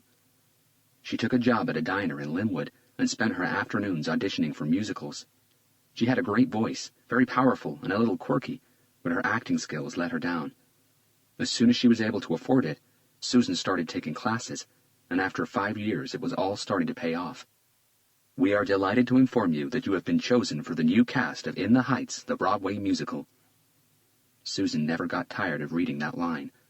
The letter had arrived this morning, and since then she'd been walking on clouds. Ironic that In the Heights was a show about chasing your dreams and finding your new home in a different place. The knock on the door startled her. She wasn't expecting anyone, especially not at this hour. As Susan opened the door of her small apartment in Downey, her eyes widened in shock. "Oh, my God!" Chapter 72. "Do you know this guy?" Patricia asked, hitting the print button on her keyboard. Hunter nodded, and she watched as his eyes suddenly widened in realization. "Damn, the book," he said, bringing both hands to his forehead. "What book?" she asked. "The Compton High Yearbook." "It's downstairs," Garcia confirmed. Hunter faced Patricia. "Don't go anywhere. I'll be right back." Patricia glanced at her watch. "You're going to owe me big time for this, Robert." but he was already racing out of the door and down the steps. He was back in 45 seconds flat. "Wow, that was fast," Patricia said and frowned. "How come you're not even out of breath?" Hunter didn't reply. His attention was on the Compton High yearbook pages as he flipped through them, scrutinizing every photo. "Who are you after now?" Garcia asked, taking a step closer and peeking at the book. Hunter finally stopped turning the pages and rushed over to Patricia's desk, his face set in concentration. "Can you scan this picture?" He pointed to a photo in the middle of the page. "And do the same that we did to that one." He nodded towards the printout on her desk. "No problem." They watched as Patricia Phelps took her time airbrushing and retouching, once again transforming the student on the picture into a completely different one. As she completed the aging process, Garcia felt his body shiver. "You gotta be shitting me!" Chapter 73. Garcia made the trip from the SID to Holmby Hills in less than 20 minutes. They weren't sure what they were hoping to find, but they needed to talk to him again. Just like James Reed, he'd also lied about his previous knowledge of the victims. They had no problem finding the house, a white-fronted, 2-story movie star-style mansion in Beverly Glen Boulevard. The house was in total darkness, but the lights in the beautifully kept suspended front yard were on, and so were the Christmas decorations on the perfectly triangular evergreen trees that flanked the front door.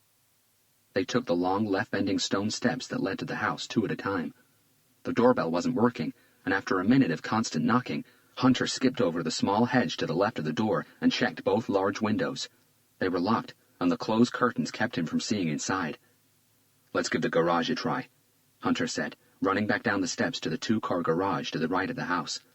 Again it was locked, and so was the wooden side door to the right of the garage that no doubt led to the house's backyard. Its padlock looked flimsy, though. "What are you doing?"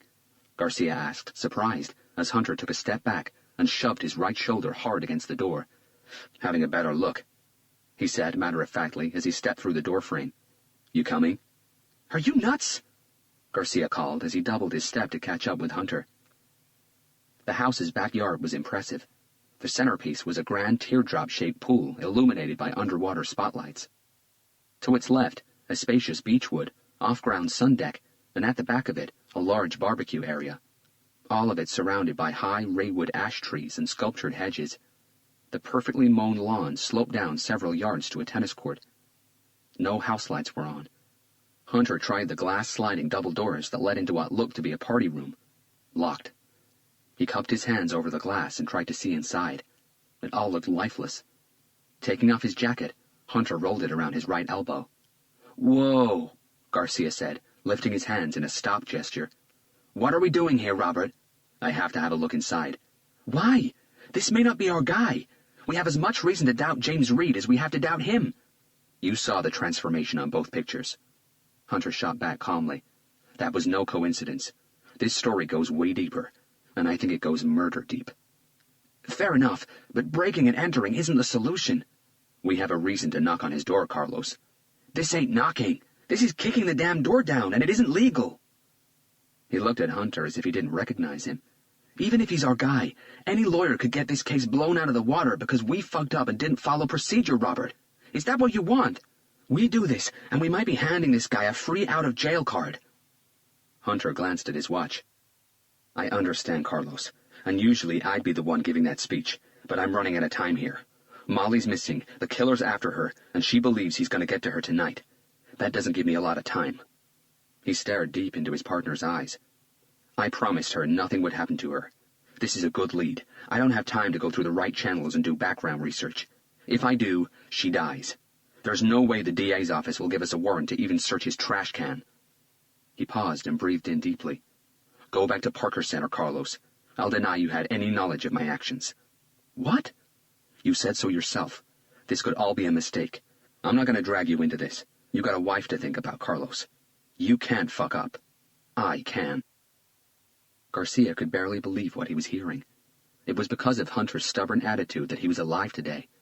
If Hunter thought Garcia would simply turn and walk away, he had another thing coming. "Well, knowing that you can't properly fuck up if I'm not with you," he joked, "I'm coming with, partner."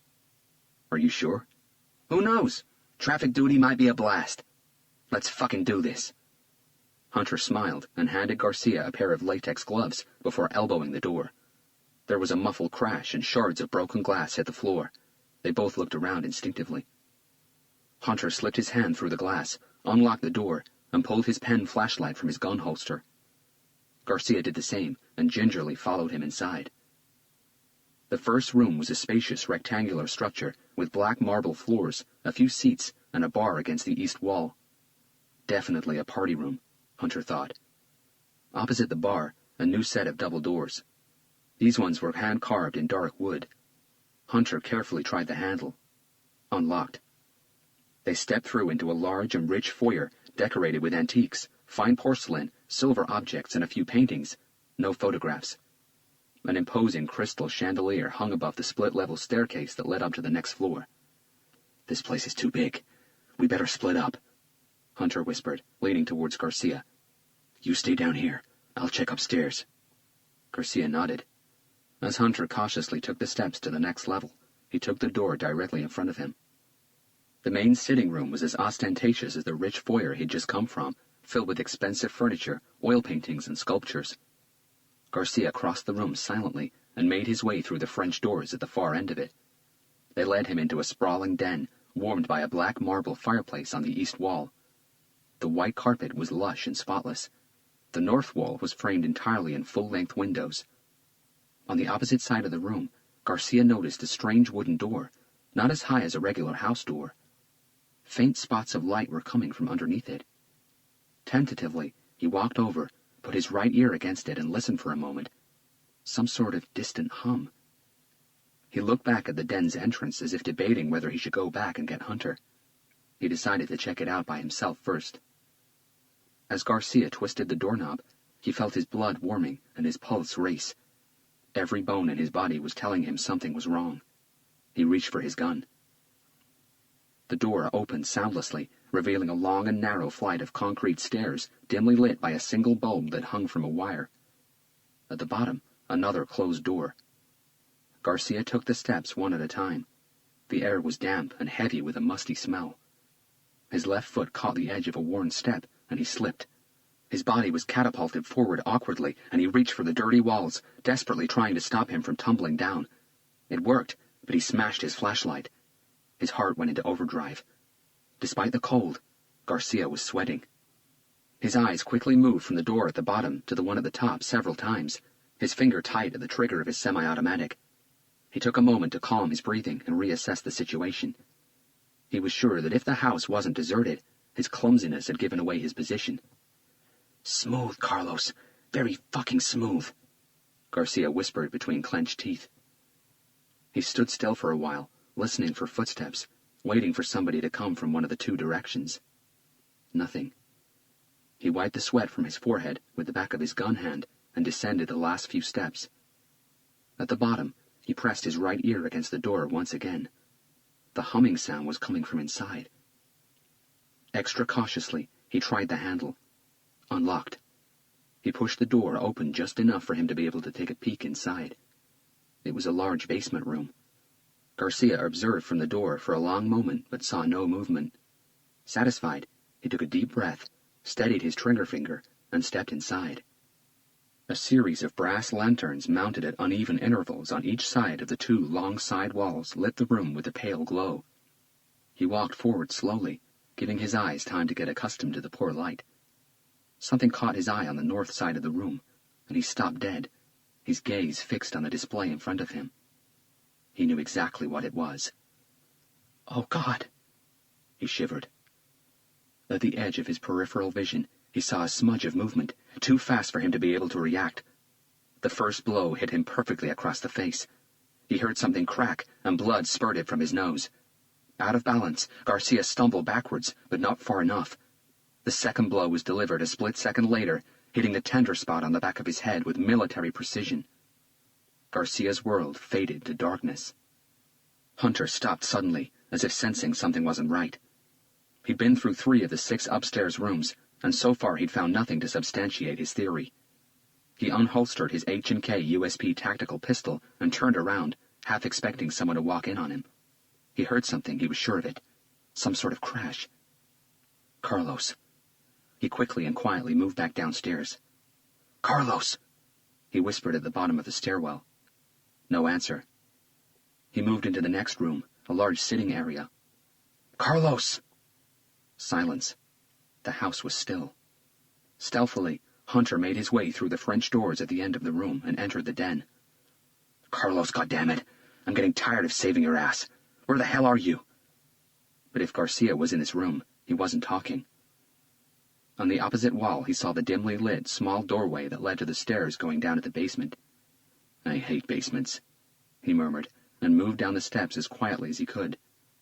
Halfway down, Hunter saw broken pieces of thin glass on one of the steps. He also noticed scratch marks on the walls and a small dent where Garcia's flashlight had hit it. What the fuck happened here? His internal danger sensor started to scream at him. The door at the bottom was ajar, and through the small gap, Hunter could see that the room was large and in half darkness. He steadied his back against the wall and pushed the door open with his fingertips. From his outside position, he took in as much of the room as he could before checking his corners and finally stepping through the door. Crude brick walls surrounded the spacious area that was twice the size of the large party room upstairs. The air was saturated with a gagging, fusty smell. But there was something else in that basement room Hunter couldn't identify. Something that made his skin crawl. Something very evil. At the far end, he could see a long metal table that served as a counter for several instruments, but he couldn't make them out from where he was. There were 7 life-size dummies lined up against the wall. To their right, there were drawings, sketches, timetables, and plans. Hunter recognized what they were for before he saw the pictures. Large photographs of 7 different people taken from all angles. The photos were divided into distinct groups clearly numbered 1 through 7. The first 5 had been marked with a large red cross over them. Hunter held his breath as he stared again at the photographs of the first 5 victims of the killer the press was calling the executioner. The killer's research had been impeccable. From behind the wide pillar that sat 3/4 of the way down the room, Hunter heard a mumbling sound. A split second later, an office chair was wheeled from behind it. Hunter stood fast as he saw Garcia. He was unconscious and bleeding from the nose. It looked broken. His ankles had been tied to the base of the chair, his hands cuffed behind his back to the chair's backrest. Hunter lifted his gun in expectation. What else would come from behind the pillar? He saw a black SIG P226 elite pistol being pointed at his partner's head. Hunter recognized the weapon as Garcia's semi-automatic. "Put your gun down, detective," the man commanded from his hidden position. Only his arm was visible. In such dim light, Hunter didn't have a clear shot. "Put your gun down nice and slowly, or I'll scatter your partner's brain all over the floor." Hunter stood still, his aim as steady as it could be. He only needed one chance. "You've seen what I've done," the man continued. "I'm sure you know I'm not bluffing." His voice was as serene as it had been the first time they'd met. "I'll give you only a second." He cocked the gun. "Okay," Hunter called out, before cautiously placing his pistol on the floor. "Now kick it this way." Hunter did as he was told, and his gun stopped just a foot away from the chair Garcia was on. Finally, Dan Tyler, the owner of the house in Malibu and the person who tipped Hunter and Garcia about the photographs on the fireplace, stepped out from behind the pillar and picked Hunter's pistol up from the floor. "Walk towards me, slowly. Any sudden movements, your partner dies first." Hunter took baby steps towards Tyler, and as he did, Tyler walked backwards, approaching the metal table. "That's far enough," he said as Hunter came side by side with Garcia. "Get your handcuffs from your gun holster and throw me the keys. I don't have to tell you to do it very slowly, do I?" Hunter followed the instructions. "Now cuff your hands behind your back." A clicking sound echoed through the room. "Turn around and show it to me." Hunter obeyed, snapping at them to show they were secure. "Now kneel down next to your partner and sit on your heels." Hunter's determined eyes never left Tyler's face. "It's over, Michael," he said evenly. "You know you won't be able to get away with this." Tyler looked undisturbed. "No one has called me Michael in a very long time." He chuckled. "I don't want to get away with anything, Detective. I don't have anything or anyone to get away to. After I'm done, I don't care what happens to me. My life ended a year ago." Hunter remembered the first time they talked. Tyler had told him that his wife had died 12 months ago. Killing these people won't bring Catherine back. Kate! Tyler shouted. Her name was Kate! Killing these people won't bring Kate back. Hunter tried again. Tyler's eyes flashed fire. You have no idea what I'm doing or what this is all about. We know more than you think. Tyler smiled defiantly. Is that so? He placed both guns on the metal table and checked his watch. Okay, I still have some time. Entertain me. Hunter saw this as an opportunity to buy time and maybe fill in some blanks. All right. He spoke slowly. You used to be Michael Madden. Your wife used to be Catherine Davis. You were both students at Compton High. Like several other students, you were bullied, pushed around, and made fun of, and that extended way beyond the school gates. Back then, there was a particular group of kids who took bullying to a whole different level. They humiliated both of you to such a degree you ended up hating the way you looked. You couldn't stand looking at yourselves in the mirror. Hunter paused, searching his attacker's face. That group of kids was known as Strutter's gang. Tyler didn't look surprised. So you finally found out about them. I'm glad. I was worried no one would. And that's why you directed us to the pictures on the fireplace. We missed them at first, and you couldn't have that. You couldn't have those victims being attributed to someone else. You needed us to find out about the bullying. Tyler smiled. Hunter kept his voice steady as he continued. Then you became rich. Very rich. You had money to do anything you wished, including starting a new life someplace else. Someplace no one knew who you were, far away from the bullying. But that wouldn't be enough. The damage had already been done. Every time you looked in the mirror, you still hated what you saw. Money can buy anything, Detective. Including a new face, Hunter admitted. Tyler laughed. Please, don't stop now, he teased. My life story is just getting interesting. He leaned against the wall, a relaxed gesture. Hunter carried on buying time. You created a new identity, Dan Tyler. From then on, you had a good life. You'd even forgotten about Strutter and his gang for 25 years, hadn't you? But something brought them back. Hunter paused, waiting for some sort of reaction from Tyler. He got none. Was it Kate's death? Is that why you decided to go after them and their fears? Because your worst fear had become a reality? Intrigue colored Tyler's face. My worst fear? Hunter needed to choose his words carefully. Losing the person you loved the most. Your wife. That was your worst fear, wasn't it? Tyler clapped his hands slowly while cocking both eyebrows and nodding. I'm impressed. You do know more than I thought you did. He reached for something on the metal table, and Hunter tensed. Did you figure that out by yourself, or did she tell you? Tyler lifted the copy of the L.A. Times with Molly's picture. For the first time, Hunter's eyes left Tyler's face and quickly searched the room for a hiding place. Nothing. Where is she? Where's Molly? He asked tentatively. Tyler frowned. You think she's here? Why would I have her? Because she was a threat to you and your plan. Because she knows who you are. Tyler threw his head back and laughed a strange, gurgling laugh. Hunter grimaced at the sound. No, she wasn't a threat. And no, she doesn't know who I am. His voice was confident. I got close to her, Detective. We shook hands. She's quite a sweet thing. Hunter felt a knot start in his throat. Even after touching my hand, there was no recognition.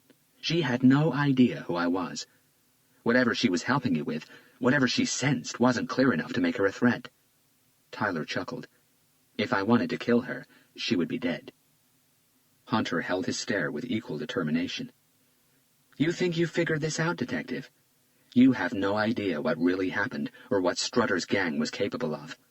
You didn't dig deep enough. Tyler's voice had deepened to a chilling tone. This didn't start in high school. It started on the streets when we were much younger. They used to push and push until we couldn't take any more, and then they'd push some more. He licked his cracked lips. Almost every day I saw Kate crying on her way back from school. They'd always come up with something to make her cry. Name-calling, face-spitting, physical abuse, sick humiliation. They didn't give a fuck. Do you have any idea what being laughed at and treated like a worthless piece of shit every goddamn day feels like? What kind of psychological damage that would do to a terribly shy girl like Kate? They were happy to scar her for life just for a laugh. One day, they even covered her in human excrement, just for the hell of it. Hunter closed his eyes for a moment. Kate had been the same Catherine that James Reed had talked about that day in his house. And then there was Kate's father, Tyler continued. That drunken and pathetic asshole. She'd come home from school with tears in her eyes, and he'd scream at her and beat her up even more. Her mother was never around to care. Tyler was grinding his teeth in anger. They shot her confidence to pieces. She was made fun of and called ugly for so long and so many times she truly believed she was. But Kate was the sweetest and the prettiest girl I'd ever seen, and I'd do anything for her.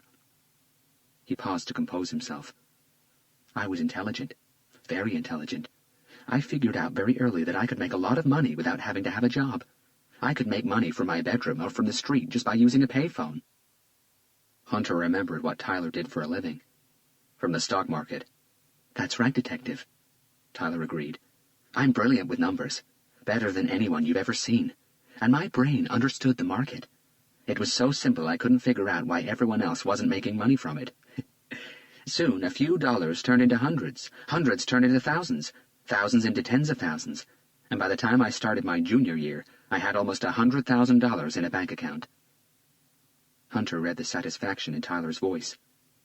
You had already created a different identity even before leaving school. You're quick, Detective. Tyler smiled. Just like Kate's father, mine was another drunken, good-for-nothing bastard. After my mother died when I was 13, the drinking and the beatings just got worse and worse. If he ever found out that I had money, or that I could make money, he'd no doubt stab me in the back so he could get his dirty hands on it. But he would never get anything from me. He paused and wiped his mouth. He was over-salivating with anger. All you need to get a driver's license in this country is to pass the test and show a birth certificate, which can easily be forged or obtained from a dead child. With a driver's license and a false birth certificate, you can apply for any other documents you'll ever need. He gave Hunter a proud smile. In school, I was still Michael Madden, but outside, I had already become Dan Tyler. Hunter needed him to keep talking. As long as Tyler was talking, no one was dying. But for Dan and Kate Tyler to exist, Michael Madden and Catherine Davis had to disappear. Hunter offered calmly, careful not to sound challenging. Tyler started pacing the room. And it took me a while to convince Kate we could do it. I told her we could go anywhere. I had more than enough money for us to start a new life, and I didn't need to be in L.A. to carry on making money. But her fear was stronger than her hope. Until that day in English Lit class. English Lit class? Hunter pressed, gaining more time. Tyler's gaze became distant as he remembered. As a teenager, Kate developed a common hormonal imbalance, estrogen and progesterone. Do you know the consequences of such an imbalance, Detective? Hunter shifted his weight from one heel to the other. It can cause excessive bleeding during the menstrual period, he confirmed. That's right. Tyler looked impressed. In Kate's case, the kind of bleeding that no pad could stop. And that day she was unprepared. It happened 4 days earlier than expected, inside our 4th period class. Hunter could only imagine the embarrassment that would have caused Kate. He sensed the anguish in Tyler's voice. Blood was everywhere as if she'd been shot. And the word spread around like wildfire. Strutter and his gang had a new weapon to torment Kate with. And that's exactly what they did. They started a rumor that Kate was a little slut and that she'd miscarried in the classroom. Tyler ran a hand through his hair and breathed in deeply. They started calling her baby killer and making jokes of how ugly the baby would be because she was the mother. Tyler paused to let Hunter dwell on the gravity in his voice, suggesting the subtext. After so many years of abuse, she couldn't take it anymore. She wanted to die. She thought about suicide. So I told her we could both die, at least to everyone we knew. 3 weeks later, we went camping and mountain climbing in Arizona, and no one ever heard of Michael Madden or Catherine Davis since, though they did find traces of an accident. Tyler chuckled proudly. Did you know that when a body goes missing in the mountains, rescuers only hold a 50% hope of ever finding it? Hunter knew the statistic. We started a new life in Colorado. A few years later, we flew to Rio for our operations. No one would ever again look at us and laugh at our ears or nose or anything.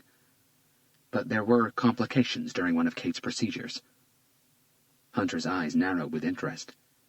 She almost died, and the fear I felt when I thought I'd lose her was something like I'd never felt before. It petrified me down to my core. She was everything to me. Hunter shifted his weight again. He was slowly seizing up. Numb legs, sore spine, cramping muscles. Even though we had a brand new life away from everything and everyone we hated, Tyler continued, we never really managed to escape our past. We tried for years to start a family, but Kate just couldn't get pregnant. The doctors told us there was nothing physically wrong with her. The problem was psychological. Tyler rubbed his face with both hands in an agitated manner. She was scared that the baby would be born ugly, just like Strutter and his gang had said. She never forgot it. We had our appearances changed, but that didn't change our genes, which would have been passed down to the baby. She didn't want our baby to go through what we'd been through. Do you see, Detective? We couldn't start a family because of the psychological damage Strutter's gang had caused. The light in one of the brass lanterns went off, and the room got a fraction darker. Tyler moved to the front of the metal table, but that was still too far for Hunter to try anything. A psychologist suggested that we relocated back to L.A. She said that we should face our fears, that avoiding them would only feed the uncertainty. It would only keep us from moving on. She said that being in Los Angeles could be the first step. It took years for Kate to agree to come back here, but the psychologist was right.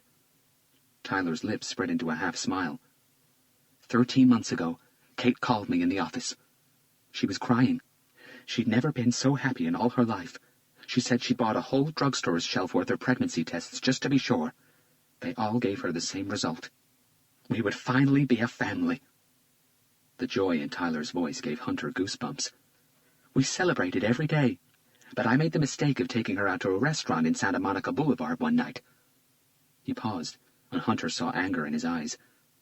As we were having dinner, we heard a customer curse at a waiter who'd made a simple mistake. He made sure everyone in the restaurant heard him humiliating the poor kid. I saw Kate go rigid. She recognized his voice before I did. Strutter, Hunter said, already knowing he was right. He never changed. Tyler was fidgeting. After all that time, he was still a fucking bully. He made a scene, and the manager asked him to leave. Everyone was staring at him, but for some reason, he noticed Kate. He walked over to our table and said, "What the fuck are you looking at, you ugly pig?" Pain and anger erupted through Tyler's body, and he shuddered. He made the same pig noises he used to taunt her with all those years ago, as if he'd recognized her. He shook his head in disgust. Stupid me. I froze and didn't do anything. I just sat there and watched him walk away after humiliating my wife once again. Kate wouldn't stop crying after that, and a week later she miscarried. Hunter shivered. Here comes the last straw. She wanted that baby more than life itself. And to numb the pain, last New Year's Eve she swallowed a bottle of sleeping pills. Tyler stood before the pictures on the wall, drooling with anger. The psychological damage they did to Kate when she was young had been such that even after all those years it took only his voice and a few seconds to rip her apart. Tyler turned and faced Hunter. I thought I had nothing else to live for. My nightmare had finally become a reality. And then I saw an article in the paper with a picture of a smiling priest. Brett fucking Nichols. Hunter remembered he and Garcia had found that same article inside Father Fabian's room.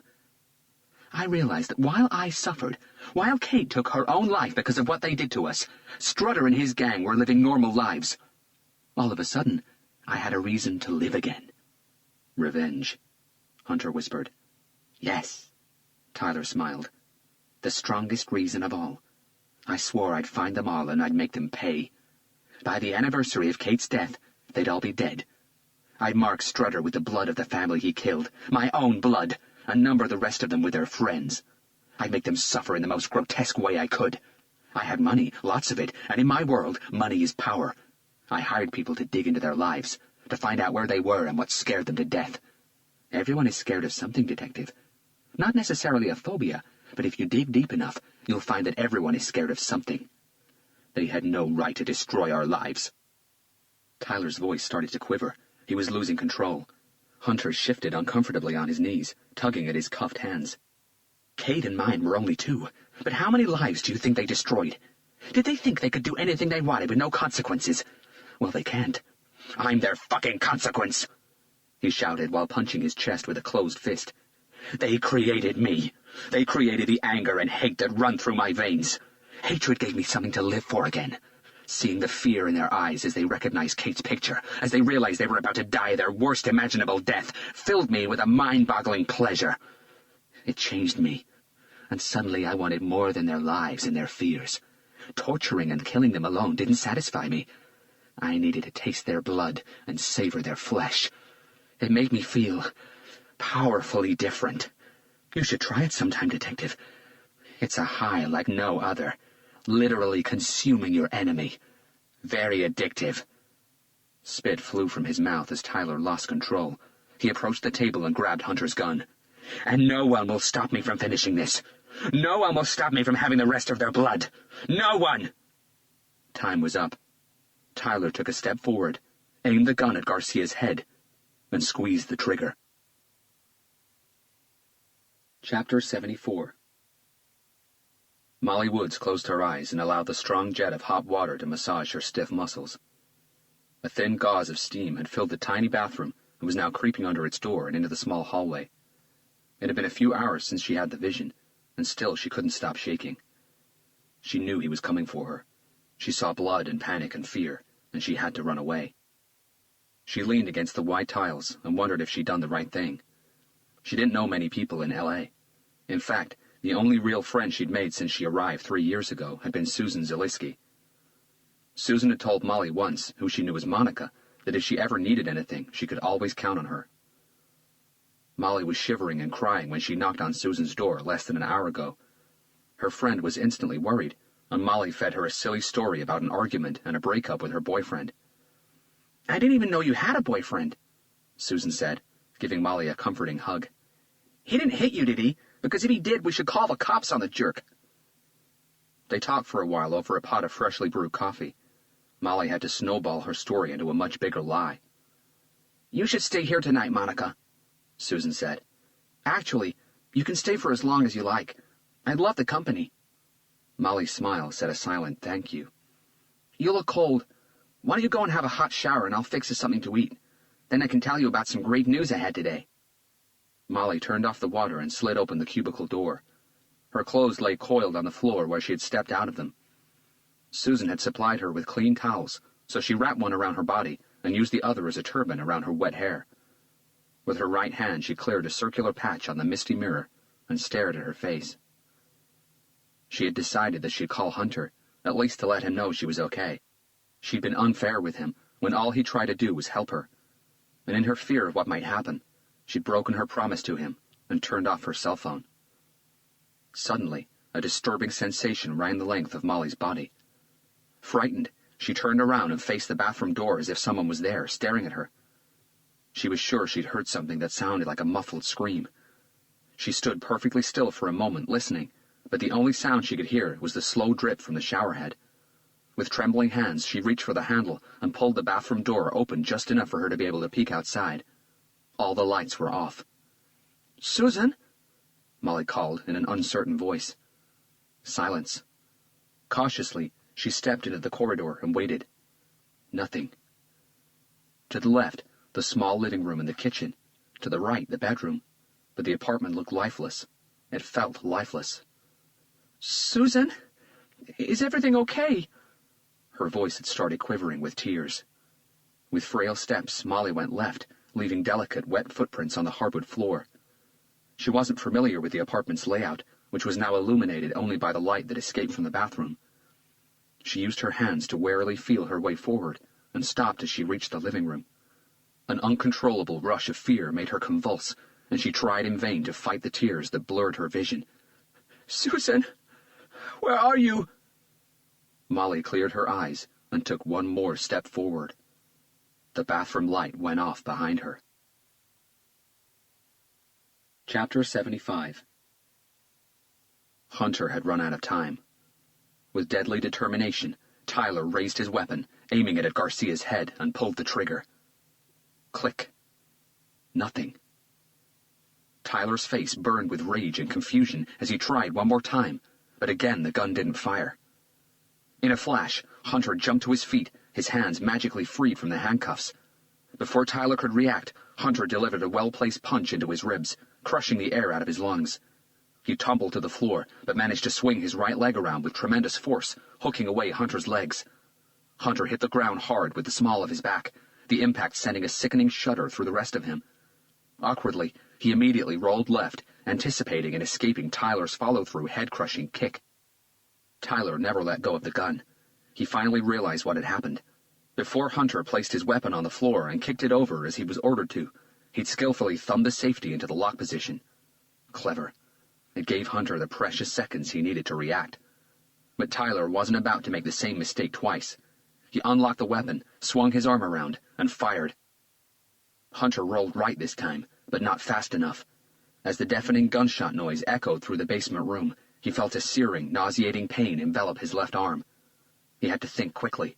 He knew a second shot was coming fast. Before Tyler could aim the gun again, Hunter's instincts took over and he kicked out. His left boot found the same patch of ribs as his fist moments earlier. Winded, momentarily powerless and propelled by Hunter's kick, Tyler's defensive reaction was to roll away towards the metal table and underneath it to the other side, creating a temporary barrier between him and Hunter. They both got to their feet at the same time. Blood was dripping down Hunter's arm, but he knew he'd been lucky. He heard the bullet explode against the wall behind him, which meant that despite the excruciating pain, the bullet had exited his arm cleanly. No bone or major arteries were hit. He saw the gun in Tyler's right hand rising towards him again. This time, Hunter was certain luck wouldn't be so kind. In a desperate survival reaction, he jumped forward. His good arm stretched high above his head in a diving position. He knew he couldn't get to Tyler from where he was, but he could get to the metal table. And that's exactly what he did, pushing it and smashing its edge into Tyler's upper thighs. Unbalanced, Tyler stumbled back, crashing hard against the brick wall. But he still held onto the gun. His eyes burned with murderous hate as he lifted his head, searching for Hunter, his finger tense against the trigger once again. Left, nothing. Right, nothing. Where the hell was he? Hunter's sweeping floor kick came from under the table, taking Tyler's legs from beneath him. Tyler flew up in the air and hit the floor awkwardly with a cracking noise. Shoulder first, followed by his head. The impact strong enough to fill his vision with splashing balls of light for a couple of seconds. As they faded, his eyes focused on the barrel of a gun. "As I said before," Hunter said, holding Garcia's gun that had fallen to the floor when the metal table was pushed. "It's over, Dan." Hunter cuffed Tyler's hands behind his back using the same handcuffs he'd escaped from less than a minute ago. "Carlos, wake up." Hunter tapped his face. A nervous twitch followed by an incoherent mumble. Another face tap. "Carlos, are you okay?" Garcia coughed, spitting out blood. He blinked several times as his eyes adjusted to the poor light. "What the fuck happened?" he asked, looking at the mess in the room, a captured Dan Tyler and a bleeding Hunter.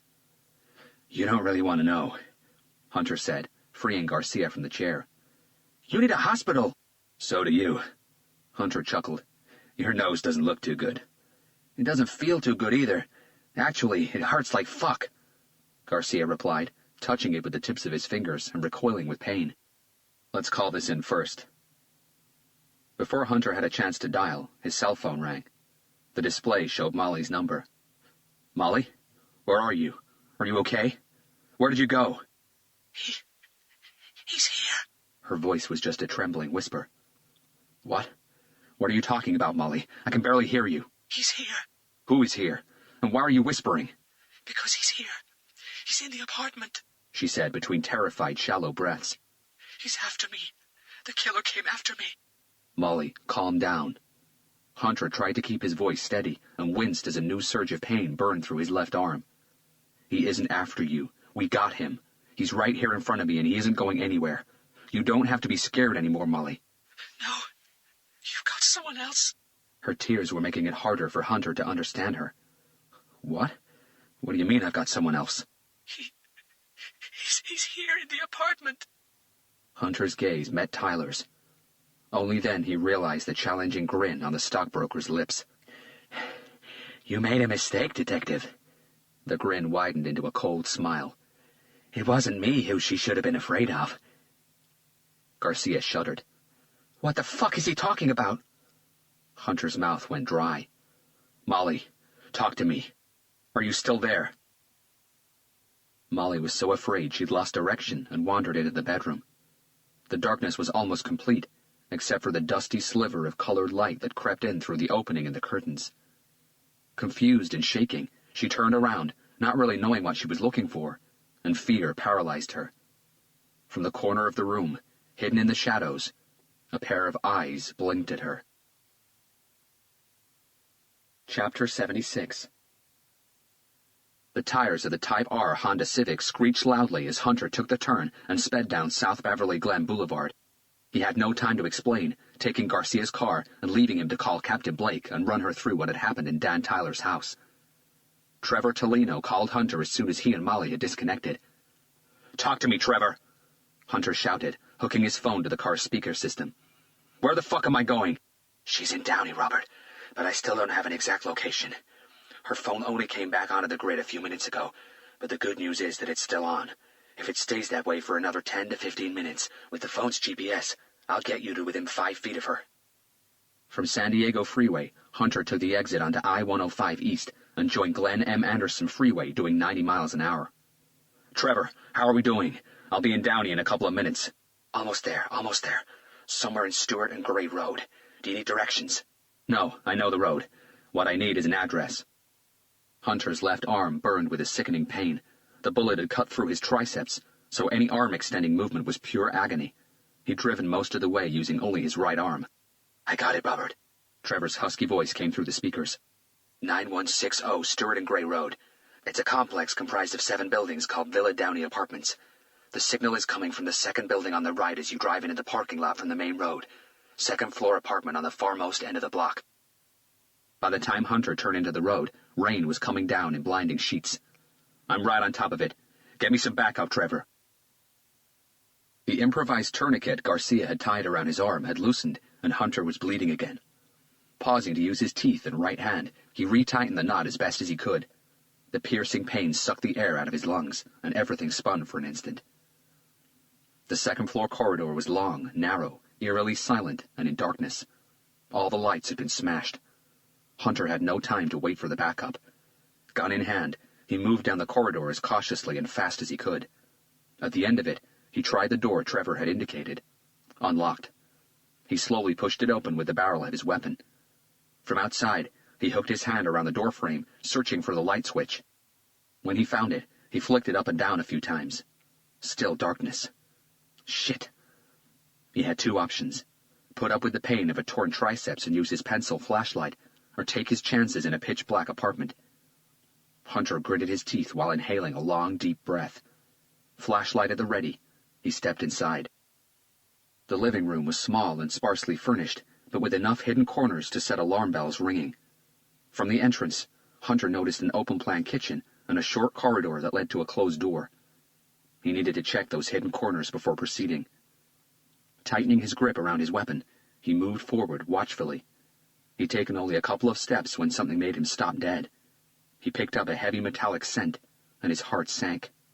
He knew that odor extremely well. Blood. From the strength of the smell, he knew there was a lot of it. He spun around slowly, the beam of his flashlight searching everywhere. He almost choked when he finally saw her. Oh God, no. She was naked and kneeling against the corner, her breasts and abdomen covered in blood that had cascaded from her slit throat. Hunter ran towards the girl. Only when he got closer and kneeled down beside her, he realized her hair was blonde, so blonde it was almost white. He aimed his flashlight at her face. Her deep blue eyes were open, frozen in internal terror, a snapshot of her horrifying final moments. But it wasn't Molly. Clunk. Hunter jumped to his feet, his senses on high alert. The noise had come from the small hallway next to the kitchen. Quickly and quietly, he placed his back against the wall to the right of the corridor's entrance, took a deep breath, and rotated his body into it, his gun searching for a target. All was still, but something had changed. The door at the end of the hall was open. Hunter was sure it was closed when he'd entered the apartment. Weak, flickering lights illuminated the bedroom. Candles, Hunter decided. A trap, he was certain of it, but he had no choice. He heard a choked whimper, and a shock of hope shot up his spine. He knew it was Molly, but he sensed a second presence. She wasn't alone. As he took his first step into the hallway, Hunter's head whooshed. He had no idea of how much blood he'd lost so far, but he was fast becoming lightheaded and weak. He took a moment to regain his balance. All of a sudden, Molly was dragged into his field of vision by a tall and well-built figure. A gun pressed firmly against her head.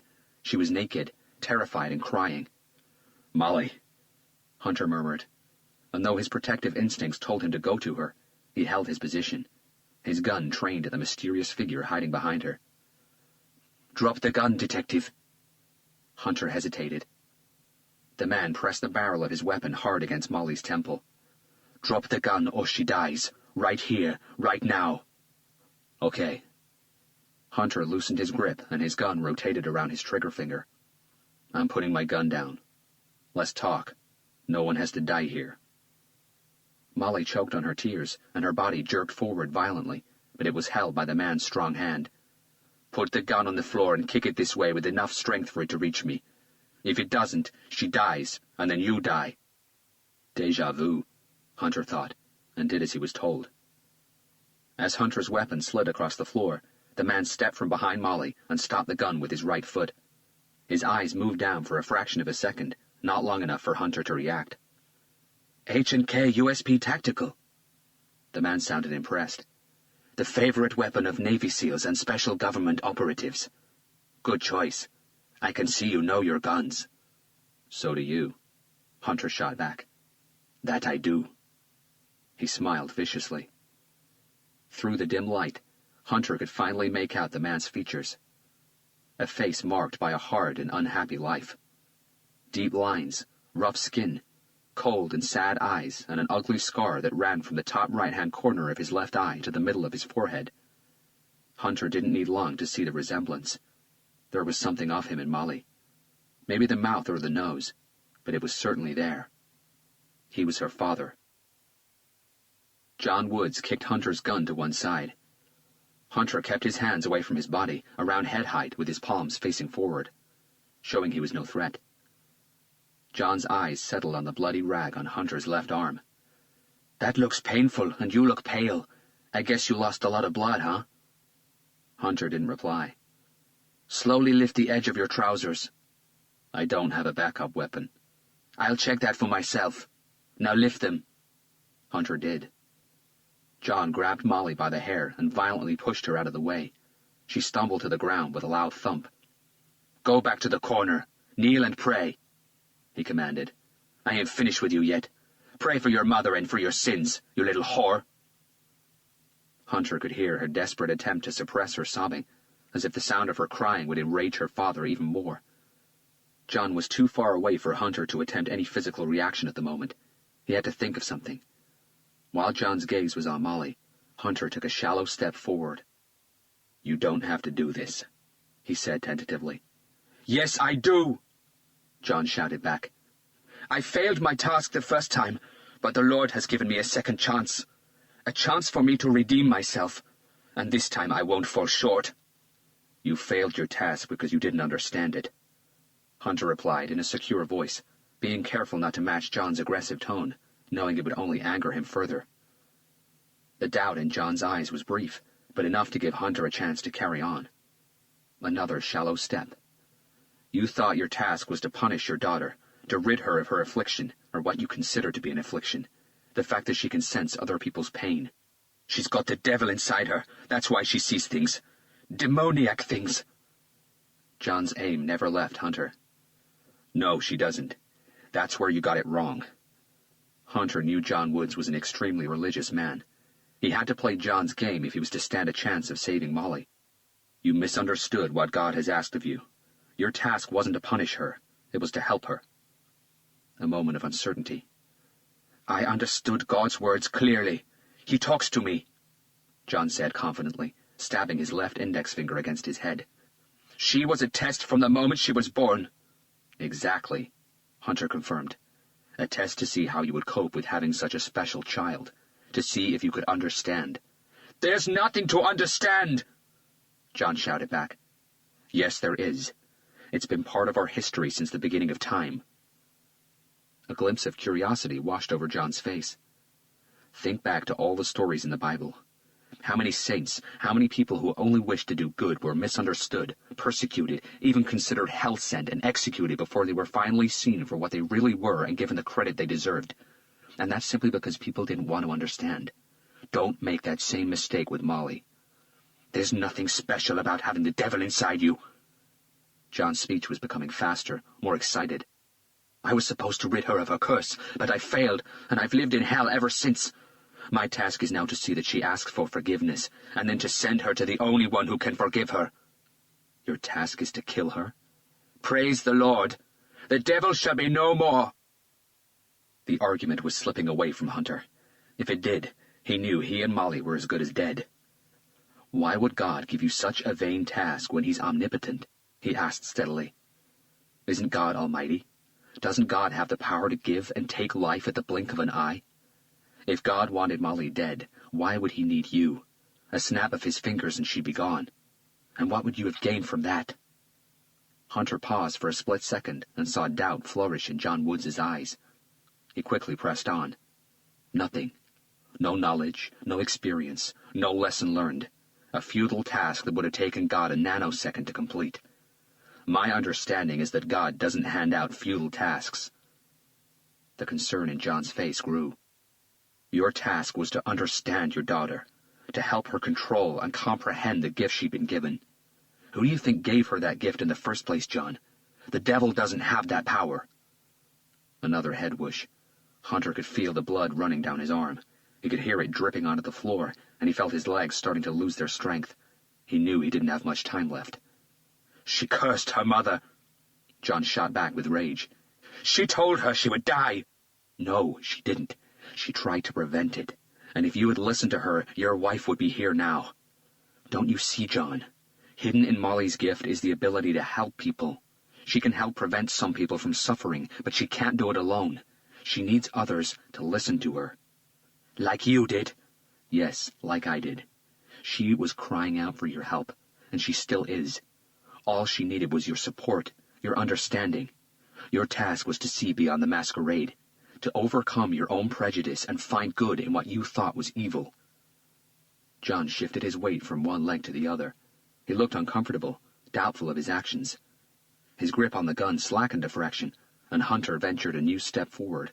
But John snapped back as if waking up from a dream. No! His shout was full of anger. I followed the task as it was given to me. She has to die, like all the others had to die. Others? Hunter thought. They had to die so I could find the devil child. And suddenly it dawned on Hunter. The blonde girl in the living room, on her knees, her throat slit open. Claire Anderson, her throat slit open. The girls in the paper. Hunter read it so quickly he'd forgotten about them. They were all brunettes. They were all around Molly's age, and they had all been found naked, on their knees, hands tied in a prayer position with their throats cut open. John Woods had been in L.A. for days searching for Molly, his frustration and anger exploding inside him as he failed to locate her. He projected his hatred onto girls that looked like her. He was killing Molly over and over again. But more than that, John did believe his daughter was special, that she could sense other people's suffering. He knew she was a good person. He knew she would always try to help. He killed those girls not only because they looked like Molly, but so Molly would sense it. He was flushing her out. John Woods was the slasher. And die she will, John said, lifting his gun. And so will you. Hunter saw the determination in John's eyes as he tightened his finger around the trigger. Game over. Chapter 77. The thunderous gunshot was muffled by the torrential rain that drummed the windows. The wall behind him was splashed with blood, bits of flesh and skin. The air was instantly filled with the smell of cordite. Hunter's body slumped forward, but in a last charge of strength, he managed to hold on to the wall with his good arm. The combination of the loss of blood and the adrenaline of the moment gave him an incredible head rush, and he lost his balance for an instant. As his eyes regained focus, he saw John Woods fall to his knees, blood dripping from the gunshot wound in his right hand, that had obliterated 3 of his fingers. His mouth was half open, his eyes staring up in horror. Only then Hunter saw her. Molly was holding Hunter's gun John had kicked to the side. He saw her cock the hammer, ready for a second shot. "Molly, don't!" Hunter called, dashing forward, both of his palms facing her in a weight gesture. "Don't do it!" She was shaking, tears streaming down her face. "He killed Susan. He was going to kill you." "I understand, Molly, but this time it's really over. Let me deal with this." From the floor, John Woods let out an animalistic grunt before vomiting explosively.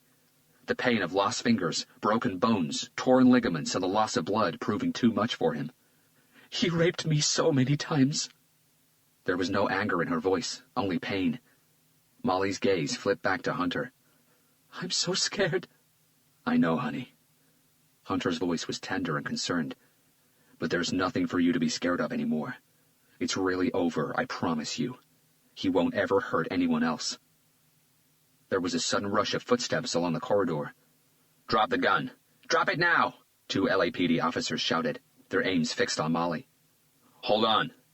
Hunter turned and faced them with his hands up in surrender, putting his body between their guns and Molly. "I'm Homicide Special Detective Robert Hunter." He gestured towards the badge on his belt. "This situation is under control. Lower your weapons." The officers exchanged anxious looks. "It doesn't look under control to me, sir," one of them replied. "This is how I control my situations." Both policemen frowned.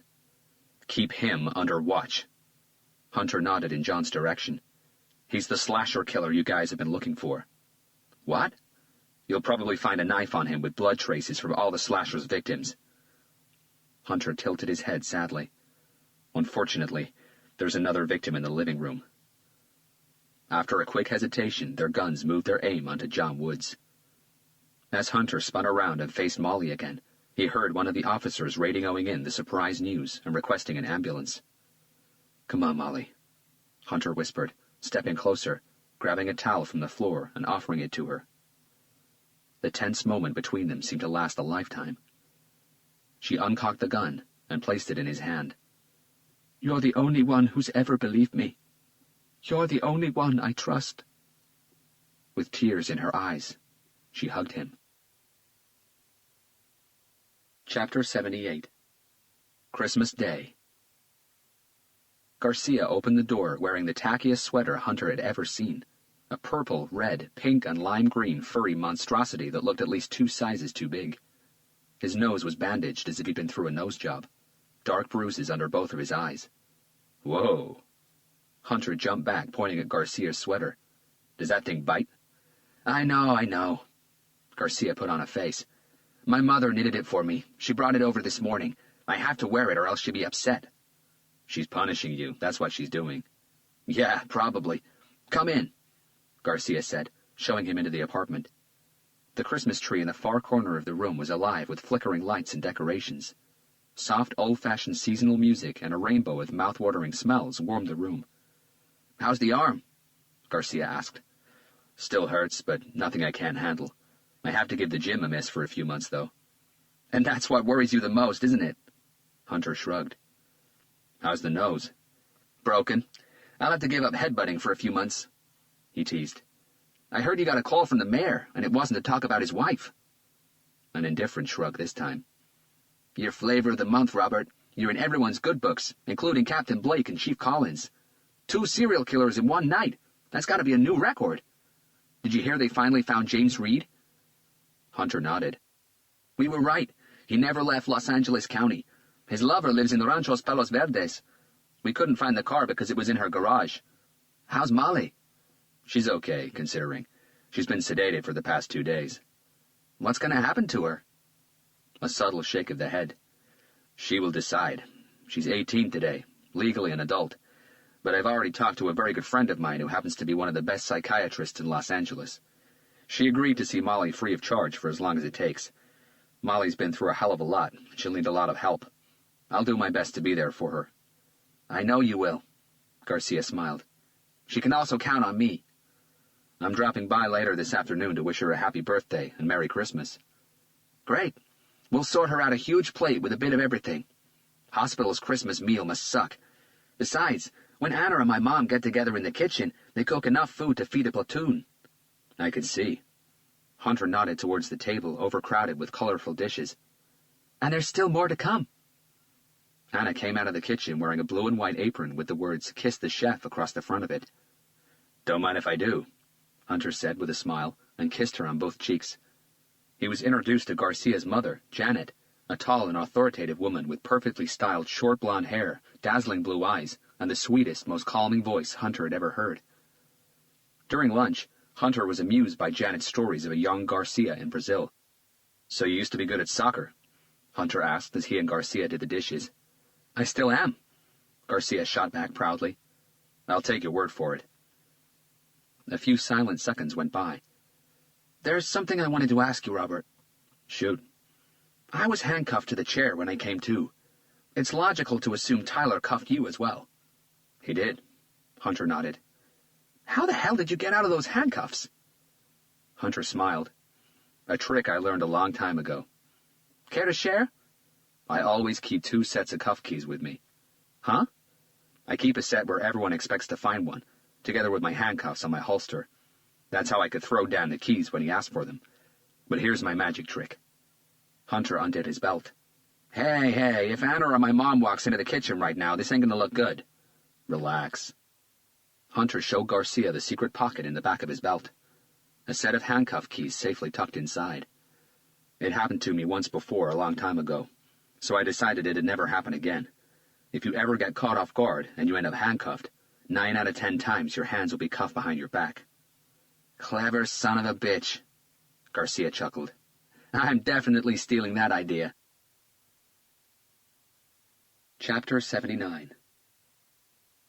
Molly was standing by the window, silently watching the drizzling rain, when Hunter poked his head through the door. "May I come in?" She turned around and forced a thin smile. What's the secret password? Hunter thought about it for a second. "Now, let me see. It's either Happy Birthday," his right hand appeared holding a birthday cake, or Merry Christmas. He pushed the door open, revealing a nicely wrapped box under his injured left arm. Her eyes widened. Oh my God! That's all for me? Uh-huh. Hunter stepped into the room and placed the cake on the small table by the bed. "Here, Merry Christmas and Happy Birthday." He handed her the present. "I hope you like it." Molly sat on the bed and unwrapped it eagerly, her jaw dropping as she stared at the box. "It's a laptop," Hunter said. I can see that. Tears flooded her eyes. "A word processor and several other applications are already pre-installed. You said you wanted to be a writer. I hope this will help." Oh my God! I can't believe you remembered. The joy in her voice was contagious. She leaned forward and kissed Hunter's right cheek, and for a brief moment he looked embarrassed. "I hope you're hungry," he said with a weight gesture before stepping out of the room again.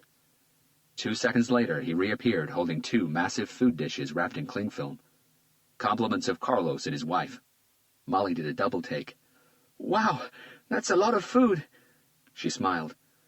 Maybe I can offer it to some of the other patients. There'll be a lot left over. That would be very nice of you, Hunter replied with a smile. "Molly, I wanted to ask you something," he said in a more serious tone. "The safety on my gun was on. I know it was on because I flicked it on." She nodded shyly. I know. I flicked it off. "How did you know?" Mr. Higgins. Hunter frowned. He and his wife own the diner I used to work at in Linwood. They'd been robbed at gunpoint so many times they kept a pistol behind the counter and one in the kitchen. They made sure everyone who worked there knew how to use them just in case. I know how to reload, chamber, and unchamber a round, cock the hammer, and check the safety. Hunter chuckled. "I'll be damned. Only in the United States of America you'd be able to get a job in a diner and be taught not only how to wait on tables, but also how to use a firearm." A kind-looking nurse knocked gently at the door. I'm sorry, Detective, but she needs to rest now. "It's okay." Hunter grabbed his jacket. "I'll check on you tomorrow, kiddo." Robert? Molly called as Hunter reached the door. Thank you for everything. For the present, for remembering, for believing in me, for being there, and for saving my life. Hunter faced her, and smiled. "Thank you for saving mine."